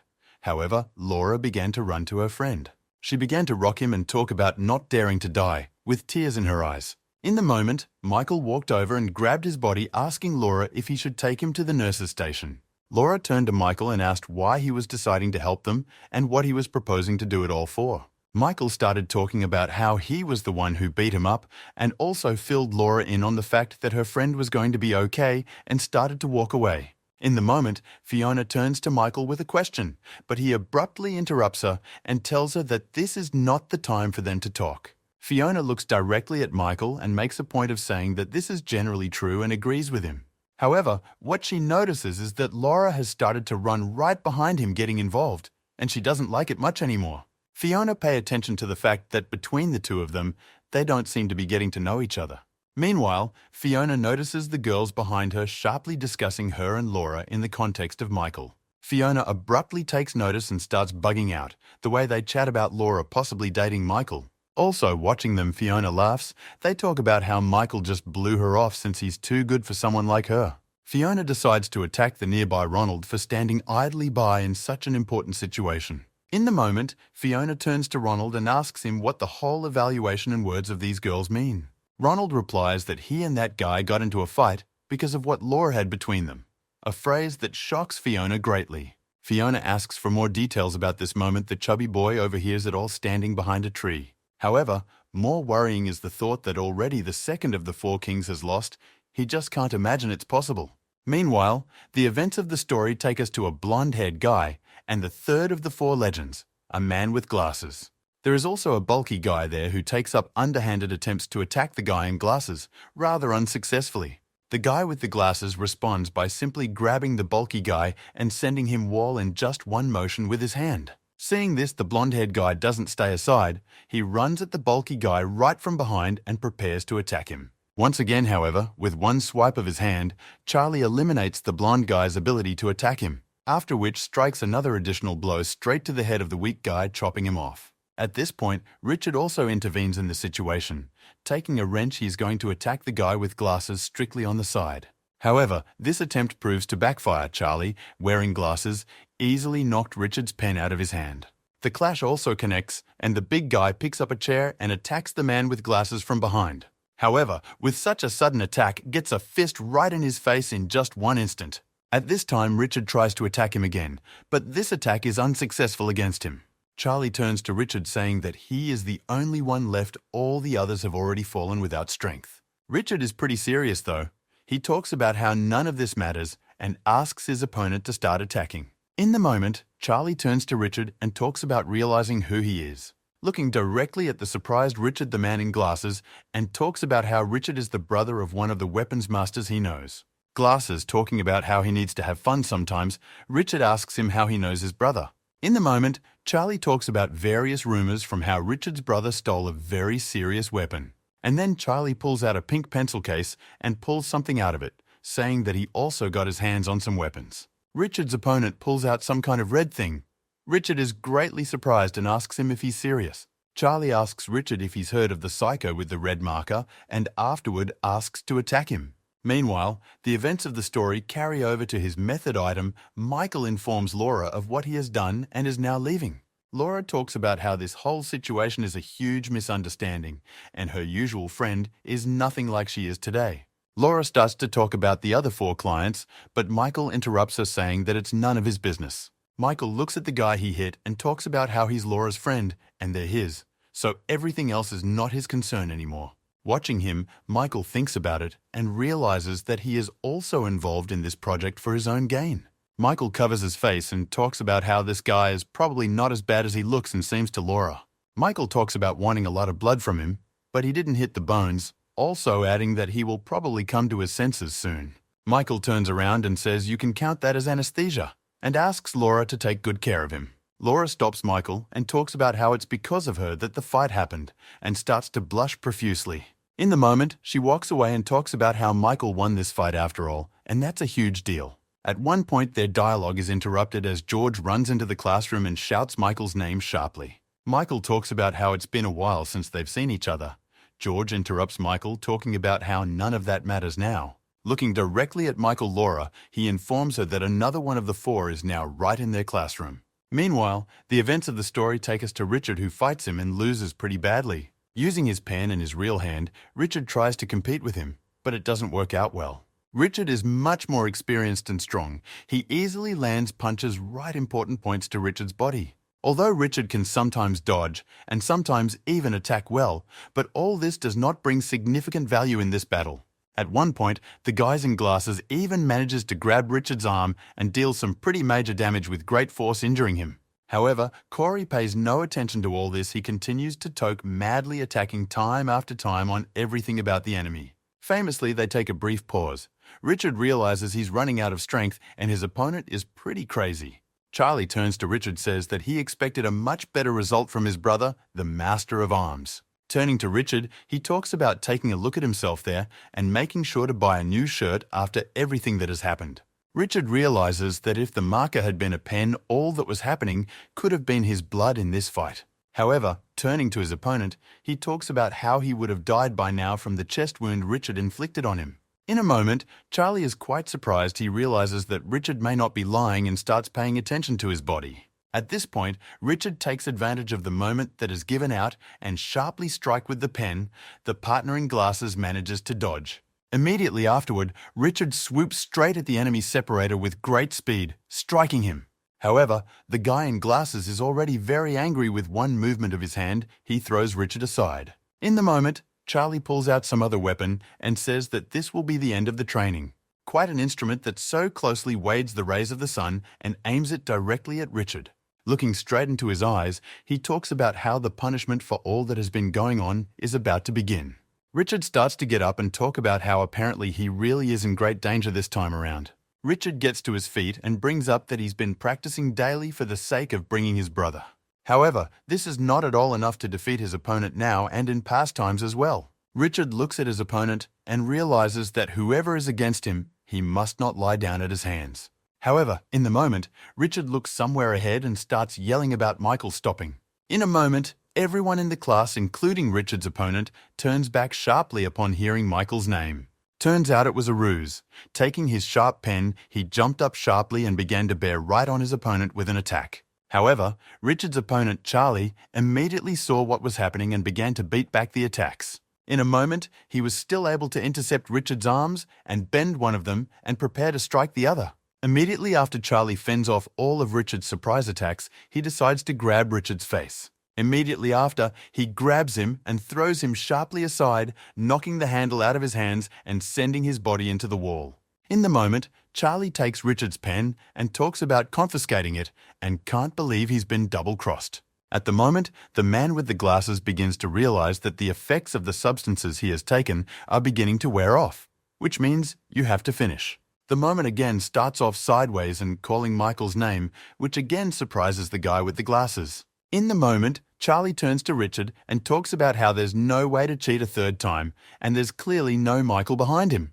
However, at that moment, someone's strong punch flew straight into the side of the body of a man wearing glasses with quite a bit of speed. Turns out a kick from someone's foot with tremendous speed sends the man in glasses straight into the wall like he did to Richard. As I expected, it turns out our hero Michael, he abruptly turns to this guy and asks if it's true that he's one of the 4 legends. And in the moment Richard intervenes, he shouts to Michael that everything is right and it is him, warning him that he is using a gun. However, the glasses start wiping their chins, saying that this time it will be as different as possible. Charlie gets up and turns to Michael, asking if it's true that his name is Michael, and if that means he defeated one of them. Charlie realizes that someone like Michael couldn't just beat one of them. It's likely Michael used dirty tricks. Charlie gets up and turning to Michael asks if he uses the outside. Not hearing the answer, he says he will then do the same. The men in glasses start talking about how Michael will not be spared. But at that moment, their attention is drawn to Laura, who walks into the classroom. She starts walking straight towards the guy with the glasses and gets between them, then turns to her saying it's dangerous. However, all she does in response is hit him and yell at him, saying that there is nothing more dangerous he will do.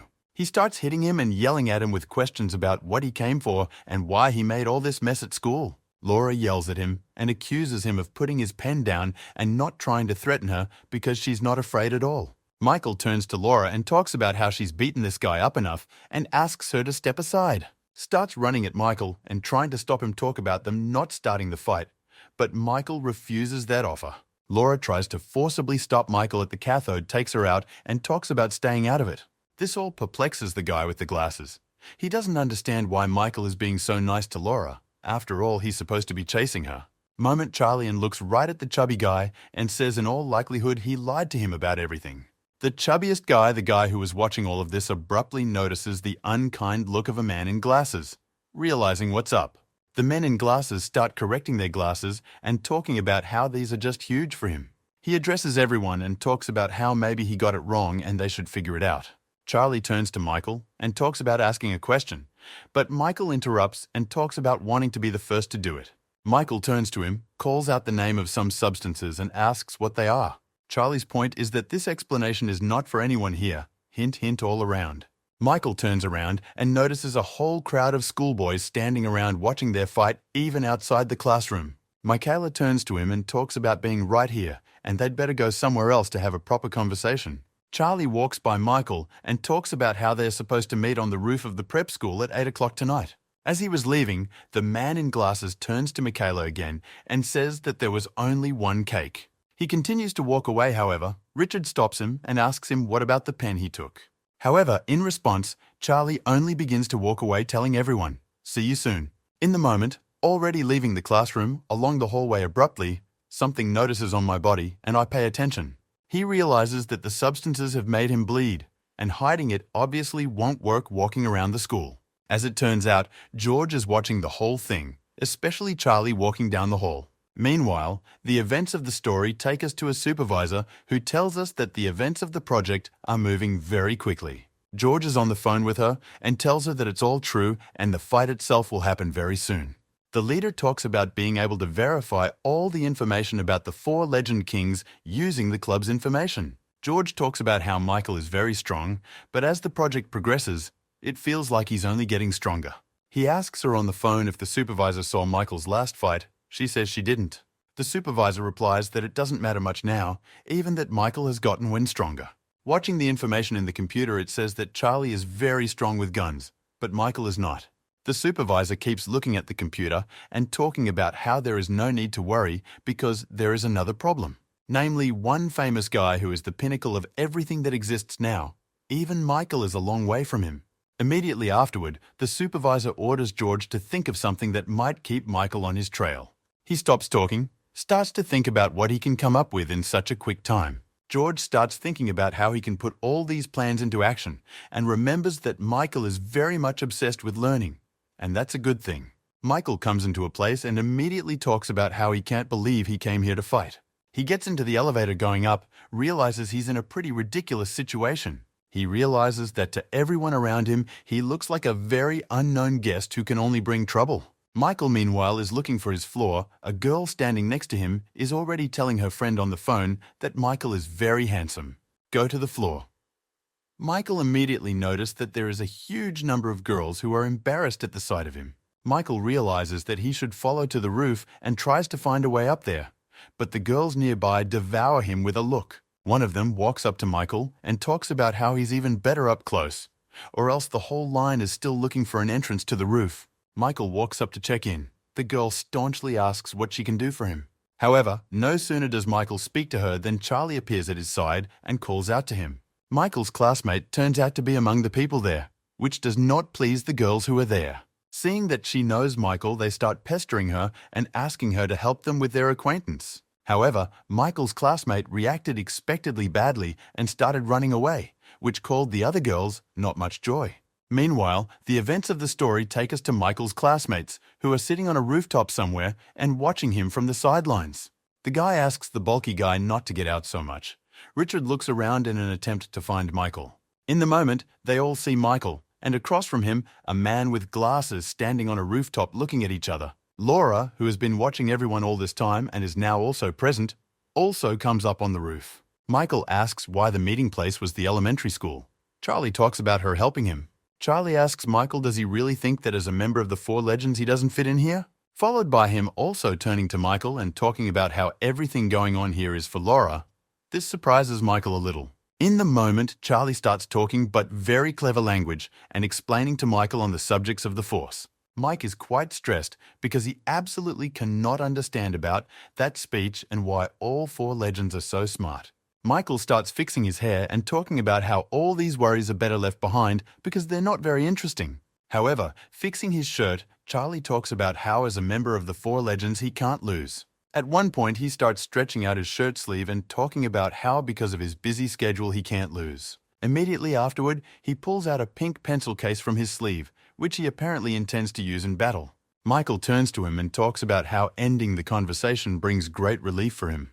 Michael's opponent pulls out a steel pen and tells him that the case in this fight will be all luck.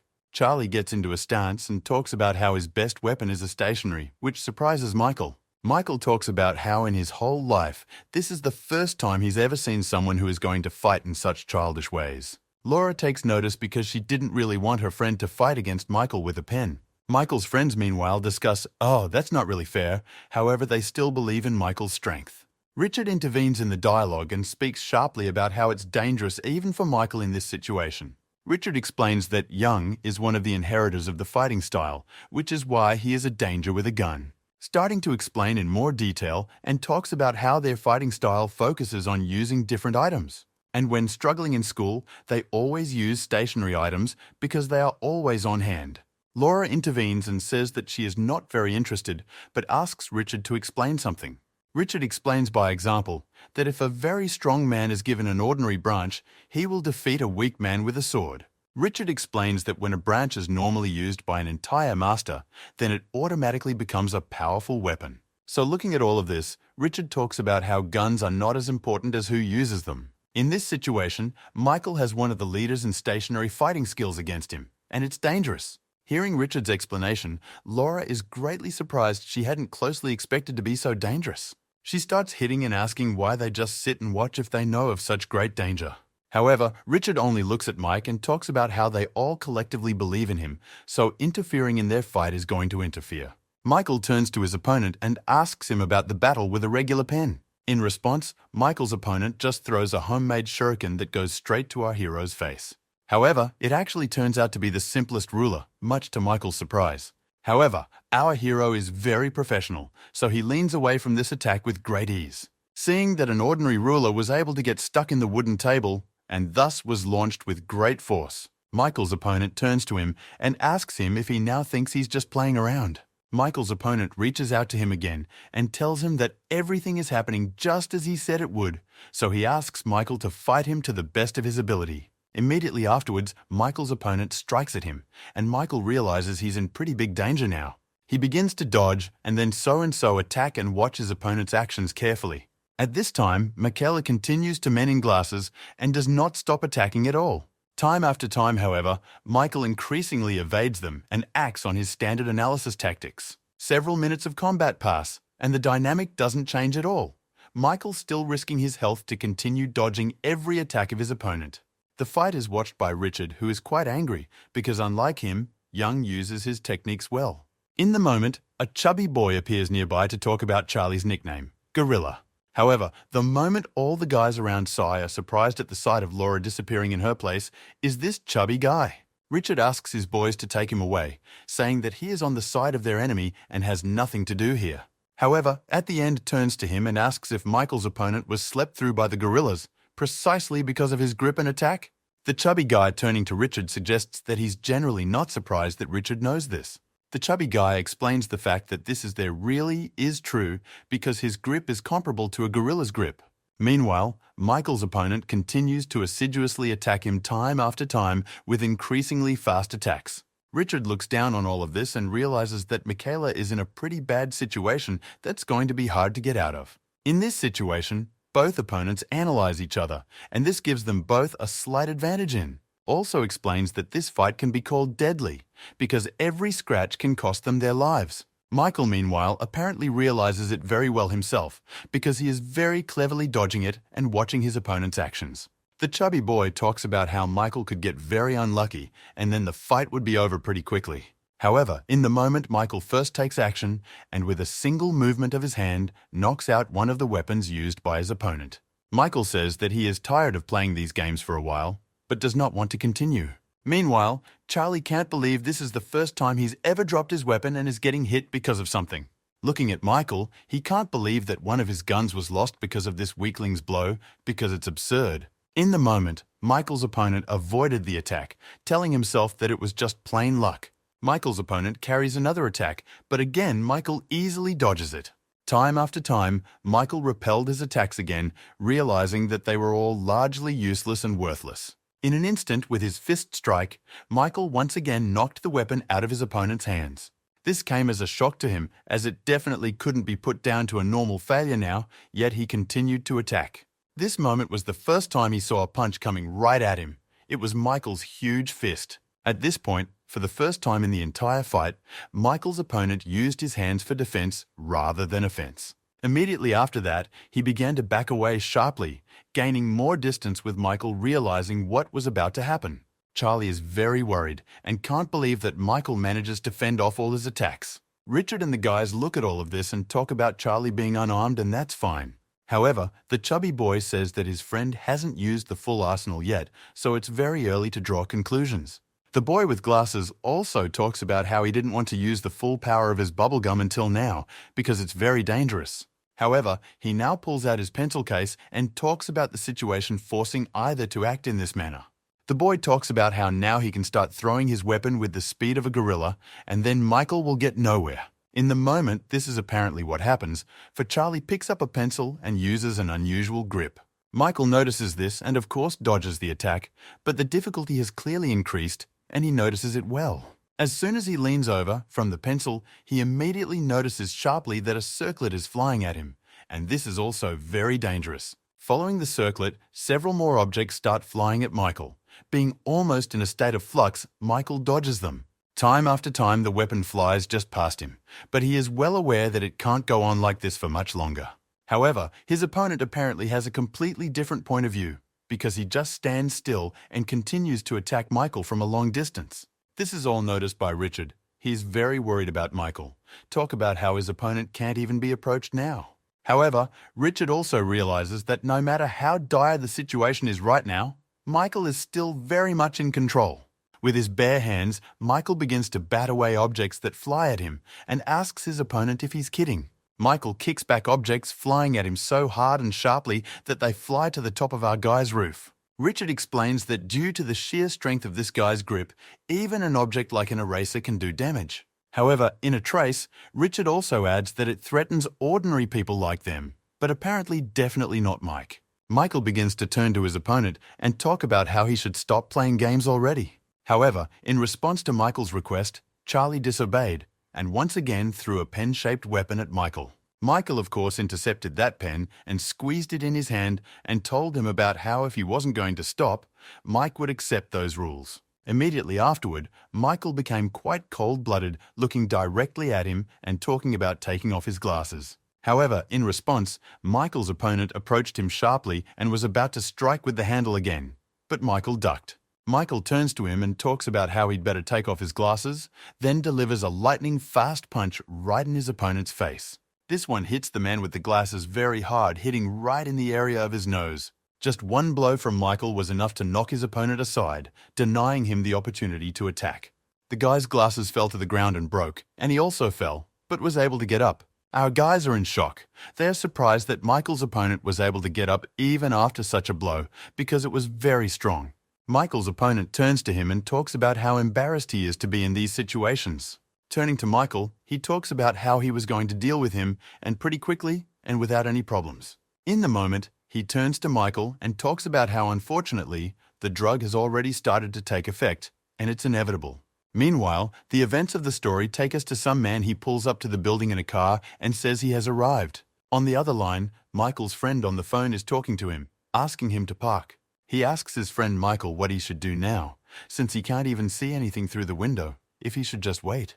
However, Michael's friend asks him rather rudely what other questions he has about the situation. He replies abruptly that he will wait silently for further instructions and disconnects from the call sitting in the car. As soon as he drops the call, the man starts yelling at Michael's friend, talk about how he's just sick of being bossed around. Immediately after that, the agent begins to look closely at the windows of the neighboring house, but he sees nothing useful in them. The events of the story take us to the leader who is in her computer looking for information about the God Club. However, to find something she does not get at all, because every time she tries to view something accessed to turns out to be classified. She begins to suspect that this God Club may operate nationwide, so it's worth checking out information related to other cities. Meanwhile, Michael's adversary comes back to him and talks about how he's already taken 2 whole pills today, which is really not good. Michael turns to him and asks about his use of banned substances, specifying whether they can do anything without them. These words surprise Michael's opponent, and he asks him that did he fight against other legends without knowing about the substances? Michael's opponent tells the man that apparently he knows how to go into flow mode and do it without any substances. Michael turns to his opponent, talks about not using any substances to enter the stream. However, Michael's opponent asks to interrupt the dialogue, saying that he himself promised to talk after the fight. When Michael's opponent says, and Moden says he will answer all questions if he wins, be warned it's about to get very serious. Michael points out that he's using a pen. Michael still considers it childish methods. However, Michael's adversary does not agree with him. He turns to him and tells him to fight as hard as he can if he wants to survive. Immediately after that, Michael's opponent gets off his seat and runs straight at him, telling him that he should dodge. In the moment Michael does just that, he begins to fend off the attacks that are coming at him and analyze the actions. Michael again notices that his opponents have indeed gotten faster, but he can still control them. Michaela fends off all the new attacks that are coming at him at no small speed. In the moment, he also notices that the speed of the pen strikes has also increased, and it's a bit dangerous. The chubby boy tells everyone that his friend has finally entered a state of flow, and now Michael is not relaxing. The chubby boy is still confused by the fact that Michael is pretty strong. He says that he's one of the strongest he's ever known. However, the chubby boy still also believes in his friend, is said to be the most reliable and resilient of all 4 years. Richard agrees swollen boy talk about how his classmates' skills are indeed impressive. Michael, meanwhile, observes the fact that it is indeed as if the opponent is in a state of flux, rather than the usual banned substances. Michael dodges each new attack, also noticing that his opponent's movements have changed more. Conducting a subtle analysis, Michael concludes that this opponent is very different from the past. However, for the moment, Michael is in control of the situation. He is fending off unnecessary attacks and keeping his opponent's strength in check. However, Michael notices that it's as if he's still not tired, and that's one of the signs of danger. Michael begins to realize that it looks like his words about the deadly pen weren't jokes at all, and he really thinks they were. At this point, Michael decides that the best thing for him to do now is to parry the attacks that are coming at him. Immediately after which Michael does exactly that, however the speed of his opponent surprises him again. Michael begins to fend off attacks that are aimed directly at him, defending himself from everything around him. Michael's opponent turns to him and tells him that he will not drop his weapon again in this dais. Immediately afterward, Michael's opponent attacks him again, saying that he can now clearly see his movement. A few more times he did this to Michael, but all these attempts failed, for Michael dodged. Michael's opponent's attack isn't going to stop there. I'm so going again, but it's so futile too. Richard says that he feels as if Michael's hold on him has become much stronger. The chubby boy talks about how Michael's current opponent is different from the others, as the substance affects him a little differently. The chubby guy explains that the same opponent, Michael's red-haired opponent, specialized in grabs and joint attacks. Michael's second opponent with white hair was increasing his aggressiveness with substances as well as agility. The chubby guy talks about substances improving the good skills you already have, but Charlie is an exception. The chubby boy says that although he said that he uses substances for studying, the fact of use still remains. Watching the fight, he also talks about how Michael's opponent has now begun to put his original plan into action. As he continues to watch the fight, he also adds that previously, Michael's opponent also analyzed it, but has now translated his knowledge into preparedness. That's why now one of the biggest dangers for Michael has now begun in this fight. However, our hero is still not so simple. He easily manages to parry the attacks that come at him. After our hero fends off an attack, he immediately strikes back directly into the body of his opponent. Michael's opponent is quite angry. He says that it's just impossible because his calculation was perfect. Michael's opponent turns to him and asks who he even is, since it's impossible that the first years fought so well. Michael's opponents start talking about how his movement is amazing and he fights better than the rest of the legends. Michael's adversary asks him if he takes some other substances or uses them in a special way. However, Michael again asks him not to bullshit about the substance, reiterating that he's not using anything here. Michael's opponent, wiping the blood from his face, suggests that Michael in all likelihood just doesn't want to tell him. In a moment of his all but fallen, what Michael said, Michael is sharply surprised by his phrasing and can't believe that it's impossible to use substances. Michael's opponent says he's lying to him because it's impossible to move so well without substances, and Michael goes at him. In response, Michael also starts heading straight for him, preparing to deliver his crushing blow. Then it does. Once again, Michael knocks the weapon out of his opponent's hands, knocking him aside. Michael swings around again and talks about how they will only ask questions of each other after they win. Immediately afterward, Michael lands a rather strong and brutal punch right in his opponent's face at tremendous speed. This whole situation greatly surprises our guys. They cannot believe that Michaelson a couple of blows crushes such a big guy. Meanwhile, the event of the story takes us to a felony who comes home to her house and talks about being very tired today. As I start to change, she notices that Thomas isn't home again and she's already freaking out. As she walks around the house, she reflects on the fact that she will soon take all the first place in school because there is no competition at all. Changing clothes to reflect on the fact that Michael likes studying a lot and it would be nice to call him to the library, but it's terribly boring. Remembering that moment that happened in high school, doesn't realize that it pisses her off pretty hard.